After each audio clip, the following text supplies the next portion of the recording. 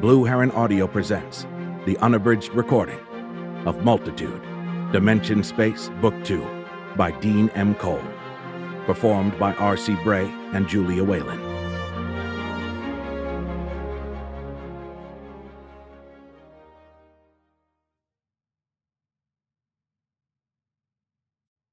Part 1.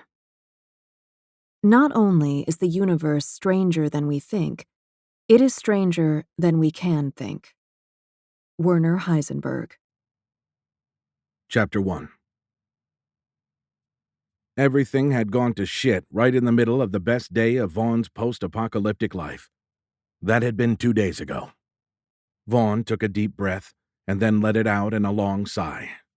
My, how time flies. Shaking his head, he gazed through the forward window of the yacht's expansive, well-appointed bridge. Blue waves disappeared beneath the prow of the gently heaving ship. On his left, to the yacht's port, a long line of limestone cliffs paralleled Vaughn's course. That fateful best day had been a few weeks after he'd rescued Angela from the International Space Station. Vaughn had introduced her to his yacht. Having renamed it as the Angela's Dream, he'd had visions of plying the world's oceans with her at his side. They would winter in places like Aruba or Barbados and spend the rest of the year exploring the world's far corners. All of that had been before they'd made love, an event that had put the cherry on top of the icing of that best day. Then it had all gone south. After making love to Vaughn, Angela had dropped the news on him, had told him of the weird goings-on that she'd seen each time the space station had flown over Central Europe. In the months after the disappearance, odd lines had begun to radiate out from Geneva, Switzerland. Those lines had spread across the continent in a pattern that she'd referred to as a gravity flower. Gravity because not only had she seen it from orbit, but the flower-shaped pattern had also appeared on the gravity wave detector that she'd been running aboard the space station. And one fact tied it all together. The super collider sat at the center of that gravity flower, and that damned collider had also been at the center of the disappearance, the event that had wiped all animal life, including the entire human race, from the surface of the planet. Just as Angela finished telling him about the gravity flower, all of the steel structures around them had suddenly lifted into the air and started streaming toward Europe, right on freaking cue. Movement in his peripheral vision snapped Vaughn out of his thoughts. He looked away from the slowly scrolling line of cliffs, and then frowned as a large steel building finished gliding into view overhead. It was just one in a levitating line of thousands of steel structures, the same line that had lured them north, and the same one that had painted a petal across her gravity sensors. Of course, Angela had wanted to follow the line to its final destination at, you guessed it, CERN's Super Collider. Now, instead of heading west into his dream of a sunset, they were sailing straight across the Mediterranean into a nightmare of apocalyptic proportions. Vaughn shook his head again. Perfect. He flinched as a pair of hands snaked under his arms and then wrapped around him. Angela pressed the side of her face to his back as she hugged him tightly. What's perfect? Oh, nothing. Just finished reviewing the ship's systems. Everything looks perfect. He felt her head nod against his back. If you say so. Vaughn smiled in spite of himself. He'd grown very fond of that sleepy voice. Forgetting his frustrations for the moment, he hugged her arms to his chest. With her left cheek still pressed to his back, Angela sighed. On my way up, I noticed we haven't lost the line. Vaughn ground his teeth together, but managed to keep the frustration from his words. Yep, still there. Angela turned her face and pressed her right cheek against his back. She pulled a hand free and pointed west. By the way, what's that? Vaughn tapped a knuckle against the surface of the moving map display. According to the charts, that's Sardinia. She snuggled into him and then sighed. I know it's not the Caribbean, but at least these cliffs are beautiful. Vaughn felt his cheeks warm with instant guilt. Inwardly, he shook his head. How long before she saw through him, saw the asshole that everyone else had seen him as? What's the matter? You just got all tense. No, nothing. Vaughn willed his shoulders to relax. Then he nodded toward the coastline. You're right. They are beautiful. His eyes swept northward as he continued to study the cliffs. He paused when he spotted an out-of-place, human-made structure. It sat crumpled where the emerald sea met the thin, white beach at the base of the cliff. Waves crashed into the thing, launching geysers of spray. Angela leaned back as she apparently saw the same object. Is that an airliner? Vaughn nodded. Yeah. The structure had resolved as the burned-out and broken hull of a wide-bodied passenger jet.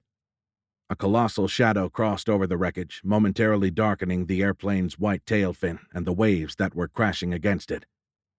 Releasing each other, they stepped haltingly to the bridge's side window and stared up into the sky.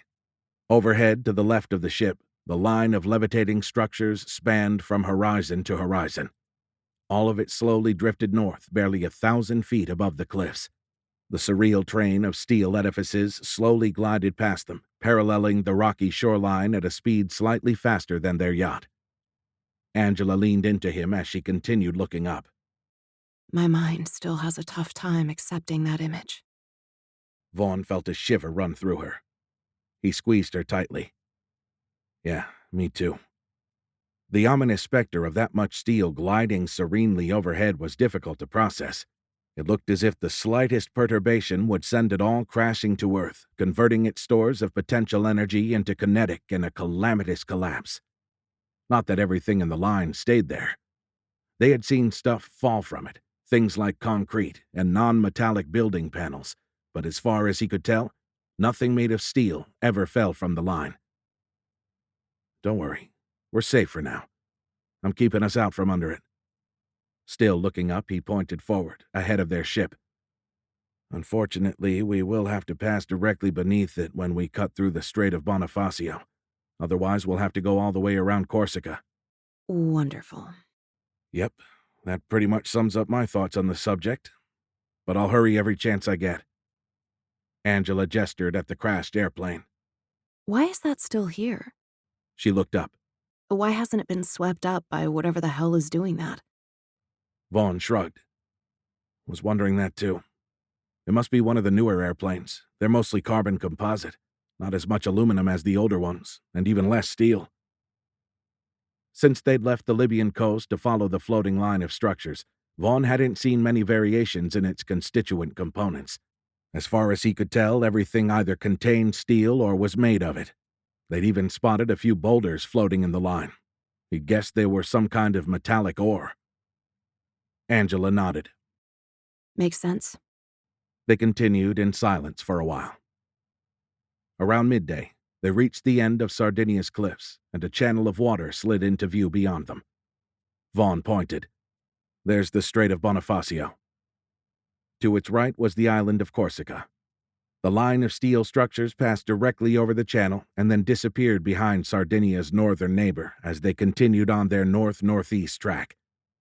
He eyed the line again. I haven't seen anything fall in a while. Vaughn grabbed the helm and turned the yacht toward the strait. Looks like about as good a time as any. Angela chewed her lip for a moment, but then she nodded. Over the next several minutes, they both watched with nervous anticipation as they passed beneath a line of levitating structures. Now that they were crossing under it, the line's relative motion appeared faster than it had when they were riding parallel to it. Its individual components now raced overhead like the fast-moving clouds of a storm front. It was a storm, all right, Vaughn thought wryly. And now they were sailing right into it. Another hunk of the metallic ore drew his eye. Vaughn shook his head and looked down at the large compass that sat in front of the helm's wood and brass wheel. I don't understand why all of this hasn't affected the compass. What do you mean? Vaughn pointed overhead again. All these vessels and that ore, it's all metallic. It must take one hell of a magnetic field to levitate all of it, but it's having no effect on the compass. It still shows magnetic north. Angela shook her head. No, it's not magnetism. I already told you that it's focused gravity manipulation. Vaughn looked at her incredulously. How can you know that? Angela raised an eyebrow and then pointed a thumb at herself. Gravity wave astronomer here. She looked up and nodded toward the floating structures.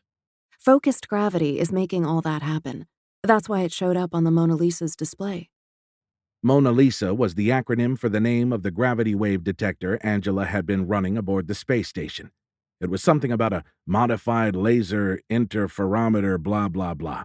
As far as Vaughn was concerned, they may as well have called it the goddamn dream shitter. He shook his head. What in the hell did your friends at CERN do? Angela tensed and pulled back from him. She bristled and thrust an extended finger toward the line of levitating ships. I've told you, there's nothing they could have done to cause this. She pursed her lips as she considered her next words. Vaughn knew what was coming. They'd already had this discussion several times. It never ended well. It has to be somebody else. Vaughn shook his head. What? Please, not the aliens thing again. Angela crossed her arms. Well, do you have a better idea? Yeah, Vaughn said, sounding more confident than he felt. I think your friends tore a hole in space. And what? Angela scoffed. They opened some kind of portal? Vaughn nodded. Yeah, maybe they did open a portal, and maybe there's one of those magneto-stars on the other end of it. Angela blinked her surprise. You mean a magnetar? Vaughn nodded. He had read an article about magnetars a few months ago before the world had ended. As he recalled, it was a neutron star with an extremely powerful magnetic field. Doubt suddenly twisted Angela's face, but then she shook her head. No, it can't be magnetism. You said it yourself. Look at your compass. Normal. Well, if it's gravity manipulation, why did water fall from the ships? Why didn't the liquid just hang in globs around the vessels? I told you it's focused gravity manipulation, as in selective. We're directly beneath it and we don't feel a thing. She jabbed a finger toward the sky. Someone or something is shielding those ships from Earth's gravity. There has to be intelligence behind it. Vaughn rolled his eyes. Then he heard a distant thrumming. Angela glared at him. Don't do that. Don't write me off, Vaughn. He crossed his arms. If there's intelligence behind this, why haven't they done anything about us? As he spoke, the low-frequency vibration he'd heard grew louder. They both stepped back and looked at the floor of the yacht. Was something going wrong with its engines? Suddenly, the deck heaved beneath their feet, and a roaring crash echoed through the bridge. Vaughn's eyes widened. That came from outside. Together they ran through the rear exit and emerged onto the yacht's back deck, just as a huge geyser of water jetted into the sky directly behind their ship. Vaughn looked up and then took an involuntary backward step. There's something you don't see every day. Beside him, Angela nodded mutely. A massive mile-long suspension bridge was passing overhead. Its cables hummed as it sailed through the atmosphere, generating the low-frequency vibrations they'd heard inside the ship.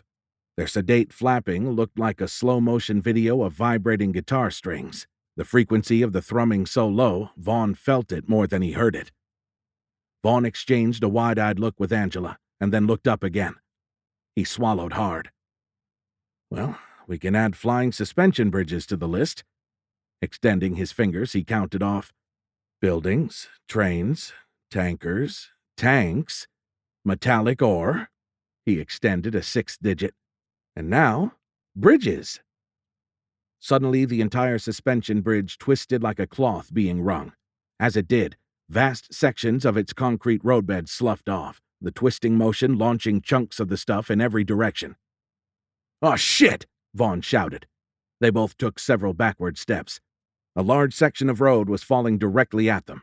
Before they could react, it plunged into the strait, narrowly missing the back of the yacht. Vaughn yanked the tablet computer from his leg pocket. Using the bridge remote, he tried to increase the ship's speed. It wouldn't respond. The engines were already generating max power. He looked frantically left and right. Small rocky islands blocked him from turning the yacht. Dead ahead was his only option. The ship's current course would soon take them out from under the line, if they survived that long. They were now on a northwesterly heading, but the steel structures were drifting on a line just left of due north. Considering the length of the suspension bridge and its ability to throw concrete in wide arcs, they were going to be in trouble for some time. Angela glared at him. You just had to say it. What? What did I say? She mimicked his voice and made air quotes. If there's intelligence behind this, why haven't they done anything about us? She jabbed a finger at the sky again. Looks like they... Her eyes widened, and she screamed as another chunk of roadbed arced toward the yacht. It crashed into the ocean mere yards from the ship's port side. Turning back to Vaughn, she glowered at him. Looks like they're doing something about us now. Vaughn opened his mouth to protest, but then the whistling death song of multiple chunks of plummeting roadbed drowned out his words. Water geysered up from the ocean in dozens of places as a shotgun pattern of concrete slabs peppered its surface. Vaughn pointed at the wide distribution of the falling rocks. "Look!" he shouted, again trying to sound more certain than he felt. "We're not even at the center of the impacts. It's not aimed at us." He looked up. "There's nothing intelligent behind—" "Oh, shit!" Another section of pavement was flying directly toward them. This one looked to be 100 yards long, easily the largest one yet. Vaughn grabbed Angela's arm, intent on pulling her to safety, but there was nowhere to go. Frozen in place, they watched the implement of their death as it raced earthward. Then the massive length of road passed overhead. Vaughn hugged Angela to him as they braced for impact, but somehow it missed the yacht and slammed into the ocean just ahead of it. The ship's bow heaved into the air as the impact launched a wave of water over the boat and rained spray down on Angela and Vaughn. A moment later, the last of the small islands passed off to their left. Vaughn tapped the fortunately waterproof tablet computer, commanding the ship to turn toward the open ocean, and it finally pulled entirely out from under the line of levitating structures. Dripping wet and panting, they stared at the still twisting suspension bridge. Vaughn pointed. "See? It's still heading northwest. It's not following us. No one is trying to take us out." Angela's eyes narrowed. The muscles in her jaw worked. You can be a real asshole, Captain. Then she turned and stormed away, shouting over her shoulder as she did. Just tell me when we get to Monte Carlo. Vaughn looked down and saw his face reflected in the tablet screen. "Well, Captain Asshole, that didn't take long." Chapter 2. The bedroom doors slowly slid open as Angela stormed down the hallway. Impatient, she grabbed the panels and shoved them apart as she walked into the room. She growled angrily. Who the hell did he think he was? Exhausted, Angela collapsed into the cozy embrace of the room's expansive circular bed. She could still feel the effects of her extended stay aboard the station. The 2 weeks that they had spent in Tripoli had helped, but she still tired easily. During her months trapped aboard the station, Angela had tried to stay in shape, exercising regularly. However, as her food supplies had dwindled, she had abandoned those efforts. No sense in being physically fit if it would only lead to starving to death, leaving behind an emaciated but nicely toned cadaver. By the time Vaughn had discovered her existence and then made his way to the space station, she had been near death. The descent back to Earth had nearly killed them both.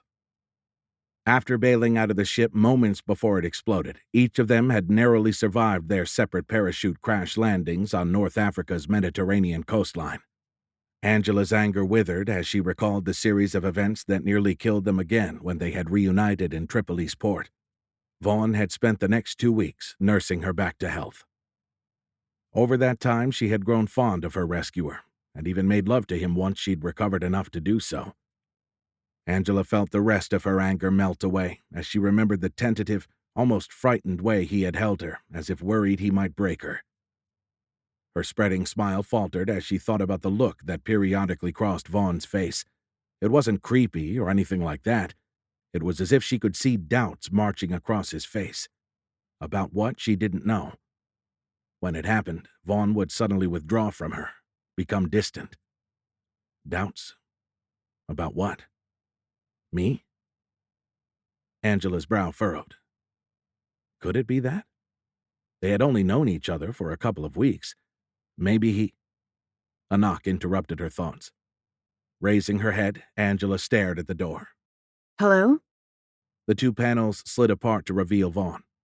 He stood silently, a sheepish grin on his face. Then he produced something from behind his back and Angela burst into laughter. He shook the yellow bag of Funyuns. Are you hangry? A look of mock horror crossed his face. Sorry, I meant, are you hungry? He sat on the edge of the bed. Angela smirked, giving Vaughn the stink eye as she snatched the Funyuns. He shook his head, eyebrows raised with exaggerated innocence. "No, not hangry," he scoffed. "I have no idea where that even came from." Angela rolled over to Vaughn's side of the bed. Smiling devilishly, she tore the bag open with her teeth and then dug out a ring and crunched it theatrically. Crumbs fell, tumbling off her lap and onto his portion of the sheets. Oops. Vaughn stared at her silently for a moment. Then he laughed and lunged across the bed. Throwing his arms around her, he rolled over, pulling her on top of him. He kissed Angela and then looked into her eyes. "Sorry for..." She pressed a finger to his lips. You had me at Funyuns. Now, less talking, more kissing. Chapter 3. Vaughn hoisted heavy lids. Trying to blink the sleep from his eyes, he stared up at the mahogany ceiling of the yacht's spacious quarters. Angela was lying on his left shoulder. She murmured and then fell back into sleep, resuming the cadence of her soft breathing. Running a finger along the curve of her chin, Vaughn shook his head. Angela was starting to see him for the jackass that he was. He might be the last man on Earth, but considering his history, it wasn't like he was going to let a little thing like that stop him from screwing it up. Angela flinched as an alarm next to the bed began to blare. Vaughn had set the yacht's autopilot for Monte Carlo. Before falling asleep, he'd also set the alarm to wake him before they got too close to the coastal city. Because he was still in no rush to get to Geneva and he figured they needed a good night's rest, he'd set the yacht's speed at just above idle, making an overnight affair out of the relatively short trip from the Strait to Monte Carlo. He mashed a button on its top, and the blaring ceased. Still lying on his shoulder, Angela began to stir. Her eyes flickered and then opened. He smiled self-consciously. "It's time." After a moment, her eyes focused, and then she nodded. Okay. They climbed from the bed and dressed in silence. Then Angela grabbed the remains of the Funyuns bag and held it up. I know who will love the rest of this. She walked into the closet that he had converted into a habitat for her little white mice. Seeing Angela approach, Nate Jr. and his family scampered to the yellow habitat's near side. She lifted the lid, and the little guys stood on their hind legs, squeaking in anticipation. She gave each a golden ring. With their ridiculously large snacks clutched firmly in their tiny mouths, they ran off in different directions, bouncing clumsily off corners and tubes as they sought a place to eat in privacy. After exchanging amused glances, Vaughn and Angela left the bedroom and headed to the bridge. Earlier, they had plotted the levitating line of steel on the map and determined that it would cross Europe's Mediterranean coast a few miles east of Monte Carlo. Intent on using the city-state's harbor, they had set it as their destination. "We should be in sight of the city now," Vaughn said.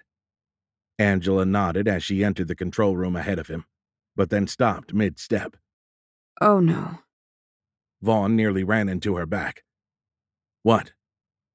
When she didn't respond, he gently placed his hands on her shoulders and guided her the rest of the way onto the bridge. Then he too froze. Oh shit. They were inside of it all right, but what he saw didn't look very inviting. The port and the entire hillside city beyond it was nothing but a charred remnant of its former glory. In the bay's royal blue water, a few metal-hulled yachts stood tall above row upon row of ruined ship remnants. Most of the boats in the harbor had burned to the waterline, leaving nothing but the jagged outlines where their hulls barely protruded from the surreally tranquil water. Vaughn tore his eyes from the catastrophic scene and looked right. Over to the east, the line of steel structures that they'd followed across the Mediterranean crossed the beach right where they had estimated. From there, it continued north by northwest, its far end blocked from sight by the mountains that it crossed. Vaughn looked left and then pointed. "Look." In the distance to their west, barely discernible through the midday haze, a second line of levitating structures was now visible as it slowly scrolled over the coastline. It was the adjacent petal of the gravity flower. Judging by its angle, Vaughn estimated that it would indeed converge with their line over Geneva. Vaughn stepped up to the helm. He had programmed the autopilot to bring the ship to a stop at this location. Now he guided the yacht closer to the harbor so they could get a better look. Several minutes later, he stopped the ship again. It looked as if the fire had started in the port area and then climbed up Monte Carlo's steep, rocky slopes. Giving the entire image a surreal highlight, a cascading waterfall had cut through the city, turning the remnants of its many switchback roads into a multi-tiered waterfall. Where the torrent splashed down into the bay, the late morning sun cast a wide, arcing rainbow over the tragic scene. Vaughn closed his eyes and gnashed his teeth. Why had he ever agreed to this fool's errand? Against all reason, he had hoped that they could at least have a mini-vacation here in Monte Carlo, that they could relax and recuperate for a few more days before continuing inland. But this version of the city-state left them with only two real choices. Either they continued via helicopter, using the one stored in the yacht's hangar, or they turned this bus around and headed toward some tropical paradise. Vaughn knew what would ensue if he suggested that second option. However, Angela only needed one look at his face to know that it was on his mind again. Vaughn, whoever... She paused and then shook her head. Sorry, whatever caused this? She gestured toward the shoreline with a broad sweep of her arm. This and everything else, it may not be finished. Vaughn nodded. Exactly. That is why we need to get as far away as we can, get to safety before something reaches out and snatches us as well. Angela continued shaking her head. I know you don't think there is an external force at work, but whatever caused this, it didn't stop until it swept across the entire planet. I saw it with my own eyes. If something like that happens again, it won't matter if we're in the Caribbean or even Tahiti. We won't be able to get far enough away. He shook his head, but before he could speak, she continued. If it is a rift, as you say, maybe we can do something about it. Maybe we can shut it down.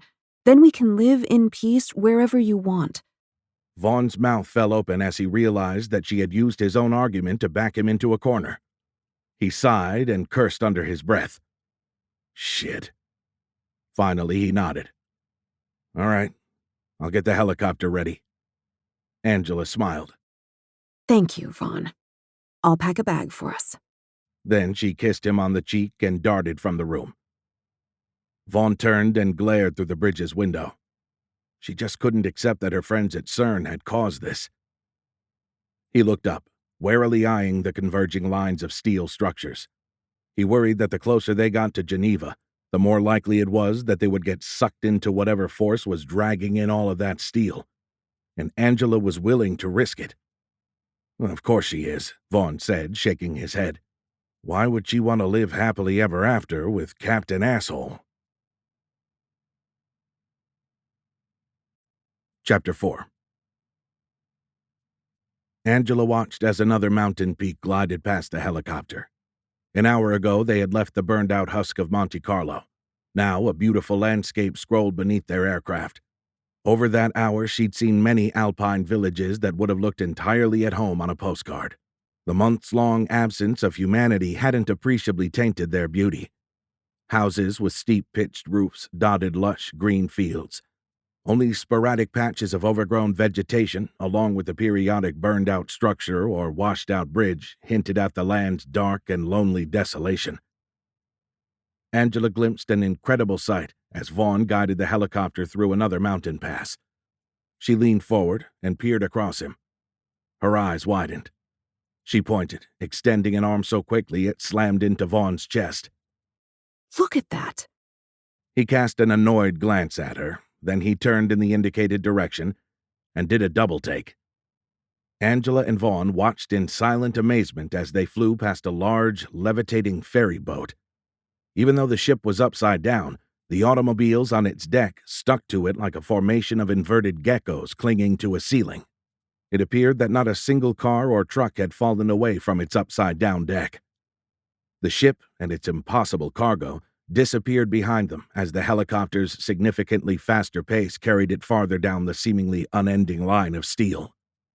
Vaughn had held the aircraft at a respectable distance from the parade of levitating structures.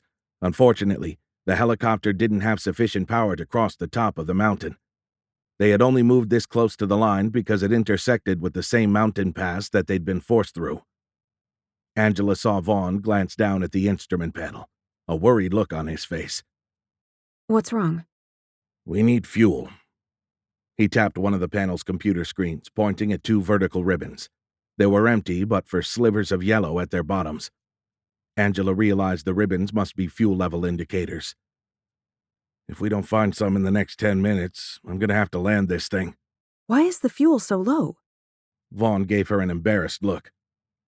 I wanted to get more in Tripoli, had planned to top off the helicopter's fuel there. He smiled self-consciously. But after all those 100-foot-wide steel fuel tanks started ripping out of their mounts and flying into the sky, it no longer seemed like such a good idea. The helicopter flew out of the mouth of the pass and emerged over another valley. Vaughn peeled the chopper away from the steel structures. Ahead, the line of them tilted downhill and began to descend toward a point where it passed just above the lower ridgeline ahead of them on the far side of the valley. As Angela peered through a cut in that lower line of hills, she saw a flicker of light. Squinting her eyes, she pointed ahead at the reflective surface. Do you see that? Vaughn continued to scan the valley floor beneath them. See what? I see something through that cut in the next ridge. She tapped his shoulder and then jabbed her finger ahead. Is that Lake Geneva? Vaughn looked up and suddenly tensed. After a long moment, he gave her a sideward glance but didn't comment. What? Angela looked from him and furrowed her brow as she tried to resolve the distant, fuzzy reflection. What's wrong? Still, Vaughn didn't respond, but the uneasy look on his face had Angela concerned. Through slitted eyes, he continued to silently stare ahead. Angela couldn't stand it any longer. What? Vaughn glanced at her again and then shook his head. He shifted his gaze to the valley floor.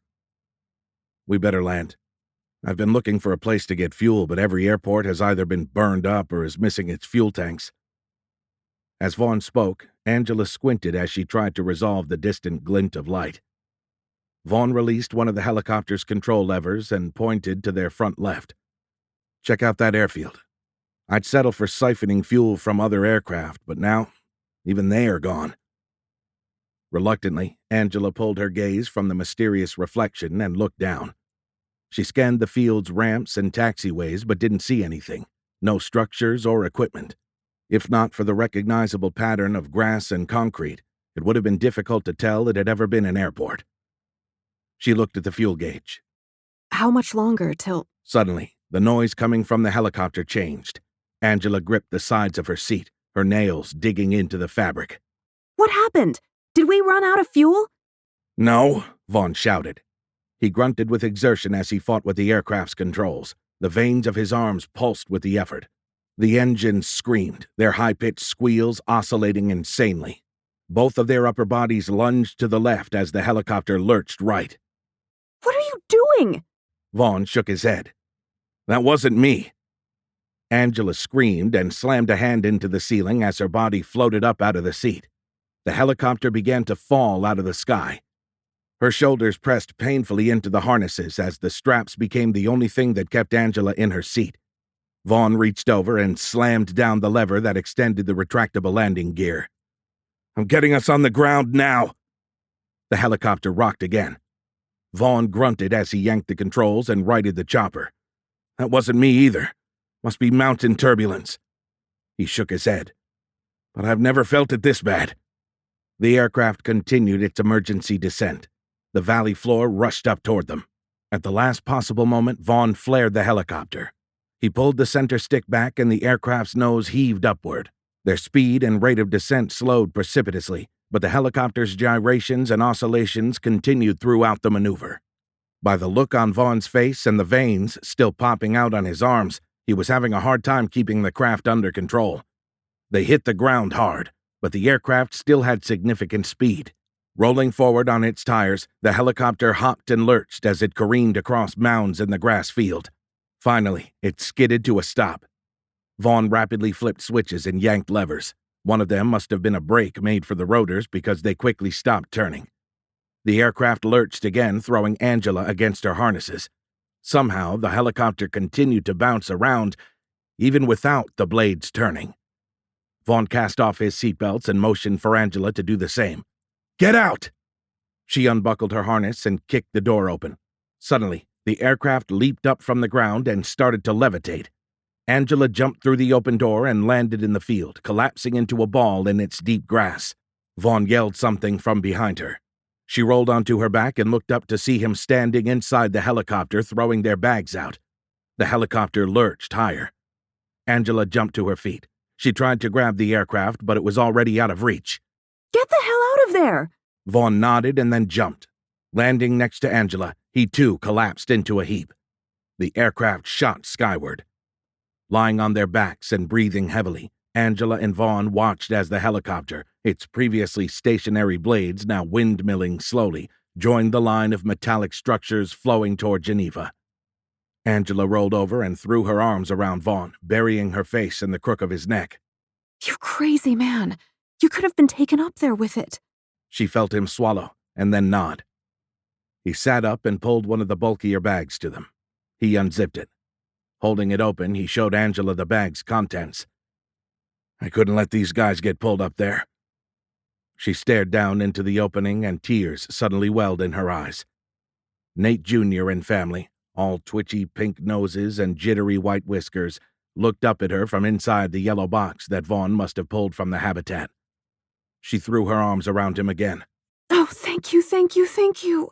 She pulled his face to hers and kissed him deeply. She pulled back and stared into his eyes. I thought you said we should leave them since we'd be back in a few days. I even left out a bunch of food and water. I know. Brought that too. But why? He shrugged.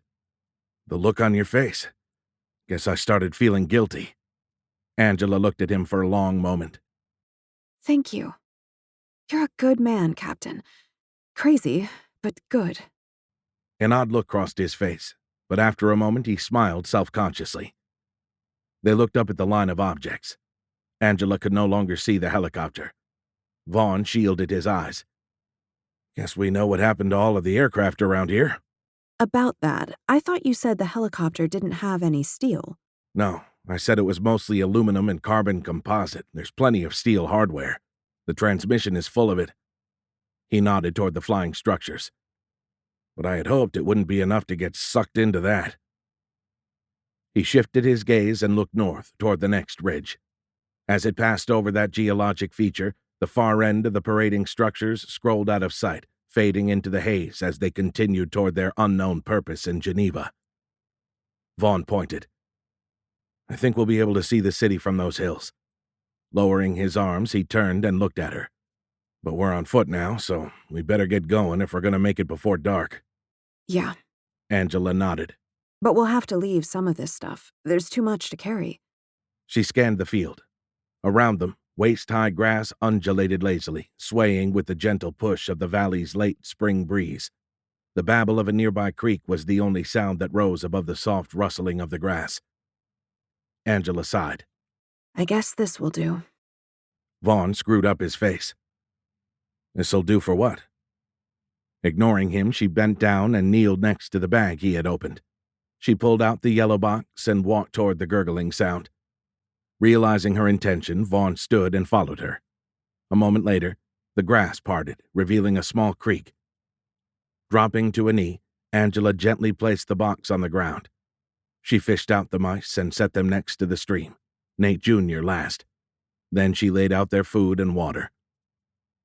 For a moment they went back and forth, from her to the water and then back. Peering through their whiskers, the mice looked at Angela. Then one of them started to chew on a long blade of the tall, green grass. The mouse squeaked, and the others scurried over for a taste of their own. Only Nate lingered. He looked at Angela. Then the squeaks of his family proved too great a lure, and he also ventured into the vegetation. Stepping carefully, Vaughn joined her. Are you sure about this? Angela wiped away a tear and then nodded. She looked around the valley. It's beautiful here. She smiled weakly. And they'll have the whole place to themselves. Vaughn studied her face for a moment. Then he nodded as well. He handed her a backpack.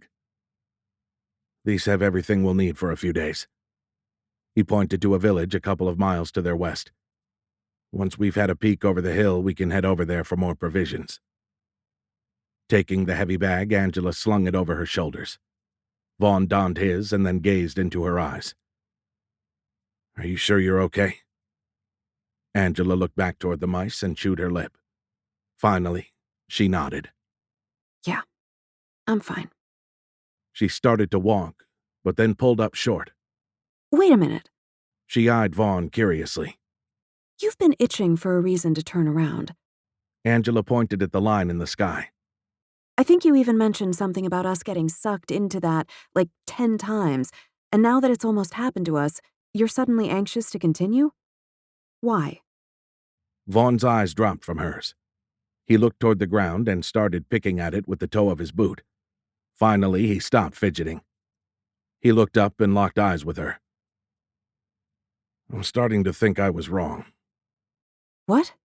Why? What's changed? Vaughn turned and pointed toward the next pass. That was no lake you saw. Didn't you notice something odd about it? Angela shook her head. No. Just saw a flicker of light, a shimmer, really. Figured it was sunlight reflecting off the lake. You didn't see it then. It was a statement, not a question. See what? All the angles. Angela continued shaking her head. Angles? No, I didn't see anything but the lake. It was a little fuzzy. My eyes haven't quite recovered from all that time spent in zero-G. Distance vision has been a little sketchy ever since. She gave a short, ironic laugh. Probably should see an optometrist. Vaughn didn't laugh. Instead, he cast another nervous glance toward the low ridgeline. Her smile faltered. What did you see? Did you get a glimpse of the city? Of Geneva? Vaughn shook his head. I'm not sure what I saw, but it definitely wasn't Geneva. It was too big. Too organized. He appeared to consider his words for a moment. Then he frowned. I think you were right. Your friends didn't cause this. It was someone else. And we need to find out who. Angela tilted her head quizzically. I thought that's what we were doing. Vaughn's head lowered, and he stared at the ground. She felt her face flush. You never intended to go through with it, did you? He shrugged. I don't know. Didn't really have a plan. Guess I was just hoping that you'd change your mind once we got close enough to see whatever the hell was drawing all of this toward the collider. Then we'd head back to the yacht. He gestured to the airfield around them and its absence of aircraft. Unfortunately, I never anticipated this. Then he pointed toward the pass. Nor what I saw through there. Angela gnashed her teeth and shook her head angrily. She pointed at Vaughn. Don't patronize me. I know what I'm talking about, Captain, and I don't need you second-guessing me just because you think I'm too young. Confusion twisted his face. Angela was reminded of how little they actually knew about each other. Vaughn shook his head. It wasn't that, He sighed. Never mind. The look on his face drained the anger from her. Angela stepped to Vaughn and touched his cheek. When he looked up, she gazed into his eyes. Just talk to me, Vaughn. We have all the time in the world. He nodded. Okay, I will. He raised an eyebrow as he looked overhead at the parading structures. Although I'm afraid that all the time in the world ain't what it used to be. Chapter 5. Angela kicked at a hardened puddle of melted plastic. It skittered across the intersection's scorched pavement. This trip would have been much easier if we could have at least found a bicycle. Vaughn nodded. They had passed through a small village and were now walking up its last road. It led in the general direction of the pass. Looking ahead, he could see that they'd soon have to leave the paved surface and finish the trip walking cross-country, most of it up steep hillsides and across rocky ledges. When they had entered the village, the two of them had searched several houses. They hadn't expected to find any cars. However, they couldn't even find a bicycle. Many of the Swiss-style dwellings had been damaged. You could see where metal items had punched through walls as they broke their way out of the structures that had tried to contain them. Most of the buildings in the village were made of wood and concrete. However, in a few places, empty foundations sat where steel structures had once resided. It looked as if a tornado had swept those buildings completely from the planet. Vaughn gazed into the sky. Yeah, like a tornado, all right, sucked right up into the air. Only those structures wouldn't come crashing down here or even in Toto's, Kansas. The next blob of melted plastic that Angela kicked didn't budge. It had fused with the scorched pavement. She regarded Vaughn with a hoisted eyebrow and pointed at the burn mark. What do you think caused all this? Vaughn shrugged. Probably a barbecue. A what? He gestured at the intersection. Barbecued cars. After the disappearance, they clogged a lot of intersections. Don't you remember seeing them in Tripoli? Angela smiled self-consciously. I only drove through the town twice. The first time is kind of a blur. I barely remember it. And the second time, someone had a blindfold on me. Sorry. He gave her a crooked grin. Wouldn't have done that if I'd known it was going to be our last trip. He canted his head toward the scorched pavement. Anyway, burned-out cars still clogged a lot of the intersections back home. He pointed at the line of levitating ships.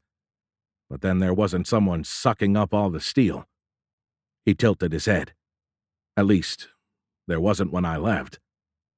Angela looked up into the sky. What do you think they're doing with all of it? All that metal? Vaughn followed her gaze.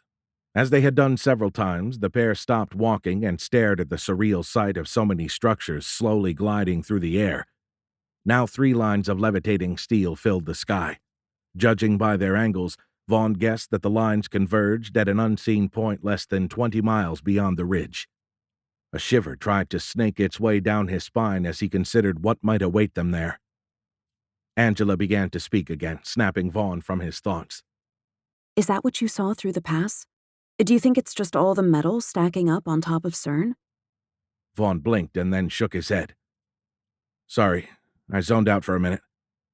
You said you saw angled structures through the pass. She gestured at the sky. Could it be all these metal objects stacking up on top of the collider? He pulled up the mental image of what he'd glimpsed through the haze. It had seemed more organized than that, but considering the distance and amount of haze that still clung to the region, he really couldn't be sure. I don't know. He rocked his head equivocally. Maybe, but even for me it was a little blurry. Seems to be more haze here than what we've been seeing. As they resumed their hike, Vaughn stared at the rising terrain. Ahead of them, the road started to bend, veering off to the left. Beyond it, the land began to rise in earnest. Fortunately, this ridge was significantly smaller than the alpine peaks they'd flown over to get this far. The ridge was more foothill than mountain, but the hike up it was going to be strenuous nonetheless. Suddenly, Angela grabbed his arm and yanked him sideways. Watch out! Vaughn looked at her and then down. Oh, shit. Side by side, they stared into the shadowed depths of a jagged hole in the middle of the street. You almost stepped right in that thing. He arched his brows. That would have messed up my whole weekend. Thanks for stopping me. Angela laughed and then shook her head. Anyway, what do you think made the hole? Vaughn bent over. Shielding his eyes, he peered deeper into the opening. Looks like a sewer access. Then he realized what had happened. He pointed down. There used to be a manhole cover there. Glancing overhead, he added, You can guess where it went. Angela looked up and then frowned. Vaughn knew how she felt. The sight of the lines converging overhead sent his pulse rate into overdrive every time he looked up. Those lines served as a stark reminder of the scale and weirdness of the mystery that lay ahead of them, and each step took them ever closer to a revelation of apocalyptic magnitude. It was too big, too extreme to wrap his mind around, so he kept himself occupied with the journey. He tried to focus on the ground ahead and the steps required to traverse it, but invariably the lines of levitating structures drew his eyes and his thoughts. Then his steps would falter while his heart raced. Finally, he forced his gaze back to the ground and waved. Come on, Angela. Burning daylight. After a moment, she nodded and fixed her gaze on the pavement ahead of them. Giving the jagged edge of the deep hole a wide berth, they walked to the outer side of the road's curve. Stepping onto the overgrown grass, they left the last of the town and its streets behind. An hour later, with the mid-afternoon sun beginning to cast long shadows, they were halfway up the slope. Vaughn reached back and helped Angela over a rocky ledge. So, When did you get into theoretical physics? Clearing the rock, she released his hand and then shrugged. Guess I've been fascinated by the subject since I was a kid. Oh, Vaughn smiled wryly. So, for a whole year now? He winced inwardly as a hurt feeling briefly crossed Angela's face. She smiled and slugged him hard in the shoulder. Watch it, Captain. Vaughn raised hands in surrender. Yes, ma'am. They continued up the remnants of the old trail they'd been following. The vegetation had grown over much of it, but enough remained for them to discern its path. Angela negotiated one of its cutbacks. Then she continued speaking. When I was 12, I told my mom I wanted to go to MIT. Her eyes took on a far-off look. She smiled. My mom jumped online and started searching for preparatory schools that had a high conversion rate for funneling their students into MIT. She found a really good one. I was so excited when she told me about it. She paused. Her face darkened, and she looked at the ground. Go ahead, Vaughn prompted. I'm listening. She gave a quick, curt nod. When she began speaking again, her words were choked. What she didn't tell me was how expensive it was. She started working 2 jobs. Said it was because the landlord had raised the rent. Angela shook her head. I was clueless. Unsure of what to say, Vaughn simply nodded. Angela stepped over another rock and then continued speaking. Anyway, a few months later, I received a letter from the preparatory school. I had been accepted. Wow, that's awesome. Angela nodded and smiled weakly. How did it go? I'm guessing pretty well. Vaughn gave her a crooked smile. I mean, you did go to MIT after all. I bet your mom was very proud of you. Angela's smile faltered. One corner of her mouth quivered. Then she gave a barely perceptible nod. She would have been. Vaughn stopped walking and turned toward her. Oh, Angela. I'm so sorry. He stepped toward her, but Angela pushed him away. I'm okay. That was a long time ago. After an awkward silence, they started walking again. Finally, Angela raised her eyes to Vaughn. You've never spoken of your parents. Were they still, when it happened? It was Vaughn's turn to look down. My mom was. I'm sorry, Vaughn. I shouldn't have asked. He waved a hand. Nah, it's okay. I've come to terms with it. Guess there's no easy way to go through that. He gave her an understanding look. Regardless of how it happens. Teetering on the verge of another awkward silence, Vaughn gave Angela a self-deprecating smile. How about them Yankees? She guffawed. I know, right? Those guys. For the next several minutes, the steep, traversing climb provided a welcome diversion, occupying their otherwise wandering thoughts.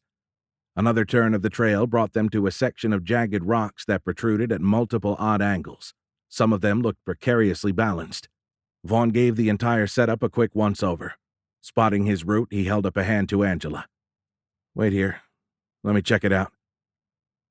Without pausing for a response, he hopped onto the first ledge and then onto one of the large boulders. It rocked beneath his feet, so Vaughn let his inertia carry him onto the next rock. 2 additional loping jumps brought him to the top of the ledge.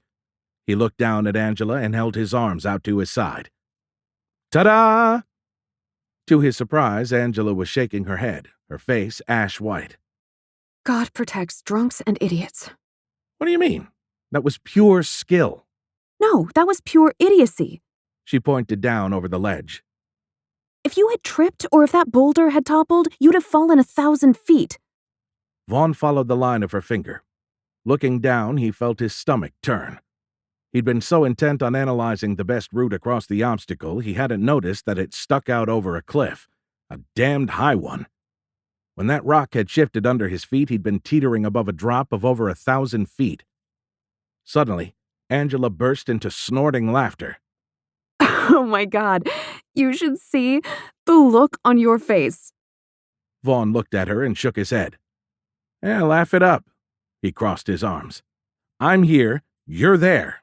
How are you going to get up? After a few more snorts, she stopped laughing finally. A serious look took over her face. He watched as she studied the hillside. As she'd done innumerable times during that long climb, she overanalyzed every option, a trait that was starting to drive him crazy. Any day now. Angela nodded.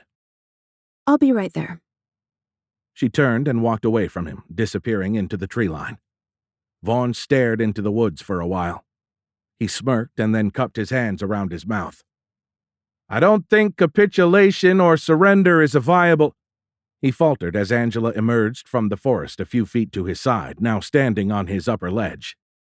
Close your mouth, Captain. You'll attract flies. She smiled whimsically and shook her head. I can't believe you survived long enough to actually rescue me. She arched her eyebrows and grinned. Although, in the end, I guess it was me that rescued you, wasn't it? She walked past Vaughn, not waiting for him. Left in her wake, he could only shake his head. Guess I had that coming, he said under his breath. Speaking over her shoulder, Angela continued up the steep slope. Yep, you sure did. Vaughn thought they must be nearing the top. The levitating line of steel looked closer than ever. However, when he reached the next rise, it proved to be just another false pass. They had encountered several of them. Each time they crested one ledge, they found another waiting above them. Angela reached the top of the next one and then froze mid-step. What is it? She didn't respond. Having lagged a few dozen feet behind her, Vaughn sprinted the rest of the way up the hill. As he reached Angela, he grabbed her elbow. What's the matter? His hand fell, as did his jaw. Staring in shocked silence, Vaughn and Angela stood fixed in place for a long moment. He felt his mind lock up as he tried and failed to process the image. This was no false pass. Angela and Vaughn had indeed reached the top of the hill. Now they stood at the southern end of the long V-shaped ravine that cut a notch across the small ridge. It was the same narrow cut that they'd seen from the helicopter. Vaughn could only see a sliver of Geneva through the far end of the ravine, but a sliver was all he needed. The image painted across the triangular canvas of horizon visible through the ravine's opposite end said significantly more than 1,000 words. It spoke of a fallen society, a lost people, and now, Vaughn realized, a lost war as well. The narrow sliver of city visible through the distant end of the pass revealed an entirely new city where Geneva had once stood. There was no doubting this assertion. The structures eclipsed anything man had ever built. Enormous silver edifices now towered above the floor of the valley that once housed Geneva. Where the city used to sit, now countless structures of varying sizes and shapes blotted out the land. Instead of facades of stone and wood, everything in this surreal metropolis sported a skin of shiny, polished metal. On his left, Angela was slowly shaking her head. It was a war. Through a suddenly dry throat, Vaughn said, Yeah, it was. He shook his head.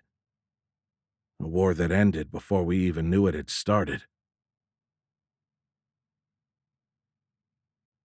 Chapter 6. Angela breathed heavily as she crawled along on her belly. Tall grass cocooned her. The late afternoon sun beat down on her back. A trickle of sweat ran down the line of her nose. They had dropped off their backpacks at the mouth of the ravine. Not wanting to be silhouetted in the V-shaped pass, they were crawling on their bellies, or low-crawling, as Vaughn had called it. Angela looked up, warily studying the bottom of another ship as it floated silently past them, gliding only 100 feet above their heads.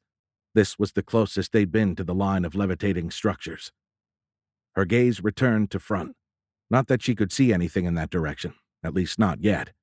The tall grass obscured all but the sky and its steel cargo. Her knees churned, one after the other, as she slowly inched toward the Geneva side of the cut. You're too high, Vaughn whispered harshly. Get your butt down. Pretend like you're crawling under barbed wire, just like in the movies. Angela nodded and dropped flat. Crawling through the tall grass at the bottom of the draw reminded her of her childhood and playing in the parks. It even smelled the same. The sweet aroma of the pines and grasses seemed crazily disjointed when taken in with the scenery that waited ahead. That, and the sky full of floating ships and buildings. There was another aspect that she hadn't noticed during their climb. It was the utter silence. Aside from the periodic rustle of the breeze, there were no other sounds, no chirping crickets or birds. Angela stopped moving and held her breath. Beside her, Vaughn also stopped. Tilting her head, Angela listened. The world suddenly felt like a movie minus its soundtrack. The sound of her racing heart rose to fill the void. "What are you doing?" Angela looked at Vaughn and released the held breath. Panting again, she shook her head. Nothing. He gave her an odd look, but then nodded. They began crawling again. "Not like that," Vaughn whispered urgently. "Keep your knees off to the side, like this." Angela looked over to him and then dropped her belly, displacing her knees to the side like Vaughn. Whispering seemed ridiculous. They were still miles from the city, but she couldn't help it. She supposed it was for the same reason that they were crawling up for a better view. As they neared the far end of the ravine, Angela began to glimpse silvery glints through the tall grass. The nervous feeling in her stomach grew as each subsequent shuffling crawl brought more and more of the alien city into view. She still couldn't see the ground, just the huge structures rising from it. Obviously, Vaughn had more experience with this whole low-crawly thing. As they neared the edge, his faster pace had him half a body length ahead of her. Angela could barely see his arms through the grass. Suddenly, his whole body flinched and then froze. She heard Vaughn swearing under his breath as he began to breathe harder. Angela stopped crawling. What is it? He motioned for her to move up. "Come on up, but be careful, there's a drop-off." Angela verged on hyperventilating as she nosed her way through the weeds. A foot later, the vegetation disappeared altogether, as did the land. Oh my... Angela's panting breath hitched in her throat. Vaughn swallowed and then nodded. "I know." The scale of the panorama painted across what had been Geneva Valley shocked Angela's system. It was too much, too big. Her mind balked at the unreal reality. She suddenly felt lightheaded and dizzy. They had emerged from the top of the grass, their heads now peering out over a 1,000-foot-high cliff. Usually, the sight of that much empty air between her and the fallow farmland below the rocky precipice would have been enough to make her blood run cold, but that incredible sight paled in comparison to the disjointed alien vista that spanned the horizon. A metropolis populated by colossal silver buildings stretched out as far as she could see left and right. It's huge. I mean... She swallowed hard, fighting to rein in her breathing. Those buildings... She paused, struggling for the right words. They're as tall as mountains. Vaughn nodded. "I can't wrap my head around it, the scale of it all." Angela's mind reeled. Questions bounced through her thoughts like careening pinballs. What did it all mean? Why would someone wipe out a world only to build a city of steel? Who were they? And why here? How did it all tie into Geneva's supercollider? In the hazy distance, the three lines of structures that were passing overhead and to Angela's left and right appeared to terminate just before reaching the outer limit of the alien metropolis. After crossing over the ridgeline, the ships, buildings, and bridges that made up the levitating rows of steel soared 1,000 or more feet above the land, but even their lofty altitude paled in comparison to the massive buildings that towered over their far ends. Through the smog, Angela could just make out an enormous cruise ship near the front of the levitating line. Even though several hundred feet lay beneath its hull and the ground beneath, the top of the huge ship reached less than a quarter way up the nearest building. Vaughn's voice broke through her trance. "I don't see anything moving." He pointed up. "Other than this stuff." Angela nodded. Then her eyes narrowed as a flicker of orange drew her gaze to a place on the ground near the outer edge of the city.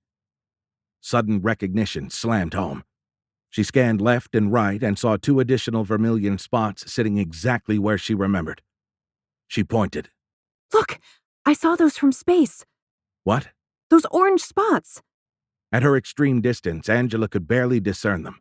From above, they had looked round, but her current oblique viewing angle gave them a squat oval shape. As she'd seen from the space station, each line appeared to terminate at its own spot of orange. Still pointing, she swept her arm left and right. It looks like there's one for each line. Can you tell what they are? Vaughn shook his head.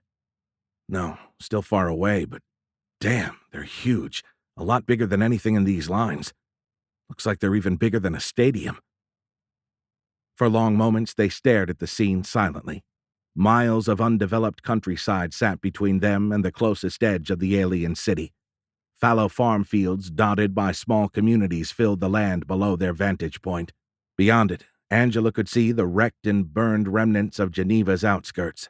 The periphery of the original city protruded from beneath the outer edge of the massive alien metropolis like the ejected entrails of squashed roadkill. The analogy turned her stomach, but Angela realized it was all too accurate. Humanity had become roadkill, crushed under the invading wheel of uncaring aliens. Flickering light drew her gaze east toward Lake Geneva. Then she saw why the body of water had appeared to have spilled out of its banks.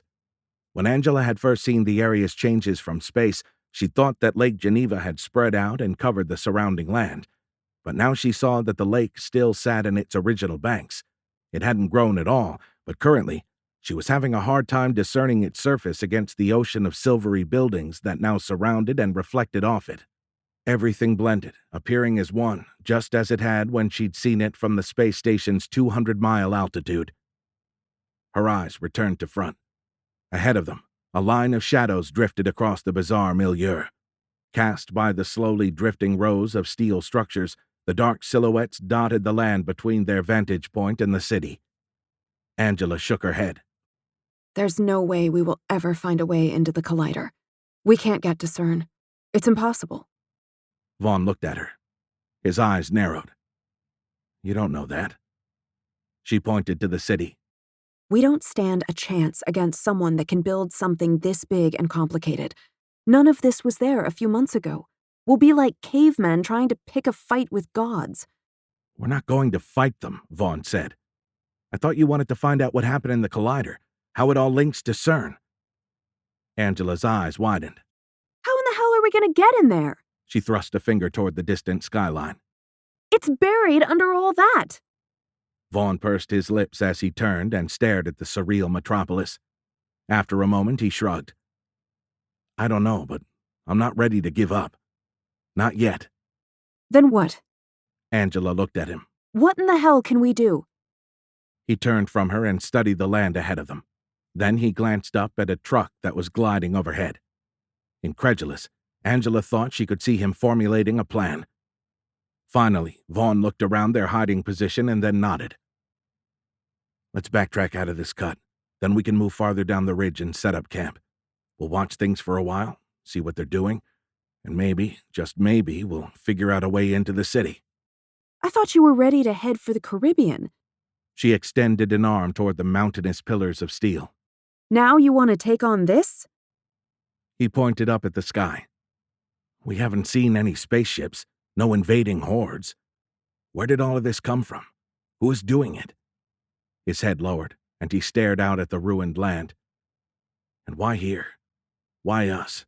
Why in the hell did they erase humanity? Angela stared at the thin sliver of Geneva's ruined remnants and chewed her lip as Vaughn listed the same questions that were racing through her own thoughts. Come on, he said softly. Rolling onto her side, Angela looked at Vaughn. He smiled self-consciously. Let's scout it out for a day or two, he winked. Then we can decide whether or not to retreat to that island paradise. Angela chewed her lip for a moment longer. Finally, she nodded. Okay, you're right. She scanned their surroundings and then looked back to Vaughn. Let's go see if we can find a spot under the trees, somewhere that's not this exposed. Vaughn's head bobbed slowly. Okay. Angela rolled onto her belly and looked out over the city. She heard a rustling sound and turned to see Vaughn backing away from the precipice. The tall grass soon hid him from sight. She glanced at the city again and swallowed. Then she too began to back away from the ledge, crawling backward on her belly. Suddenly the ground shook beneath her as a thunderous noise split the air. Angela froze. Had something fallen from the levitating line? The image of concrete roadbed falling from that suspension bridge flooded into her mind's eye. Was it happening again? She rolled onto her back and stared up into the sky. Nothing. Then the ground began to roll beneath her. The screech of renting metal split the air. It seemed to come from everywhere. But then Angela heard the sound of falling rocks. She sat up, looking back toward the far end of the cut where they had first entered the ravine. Oh no. A giant ship, a supertanker by the looks of it, was grinding its way through the pass.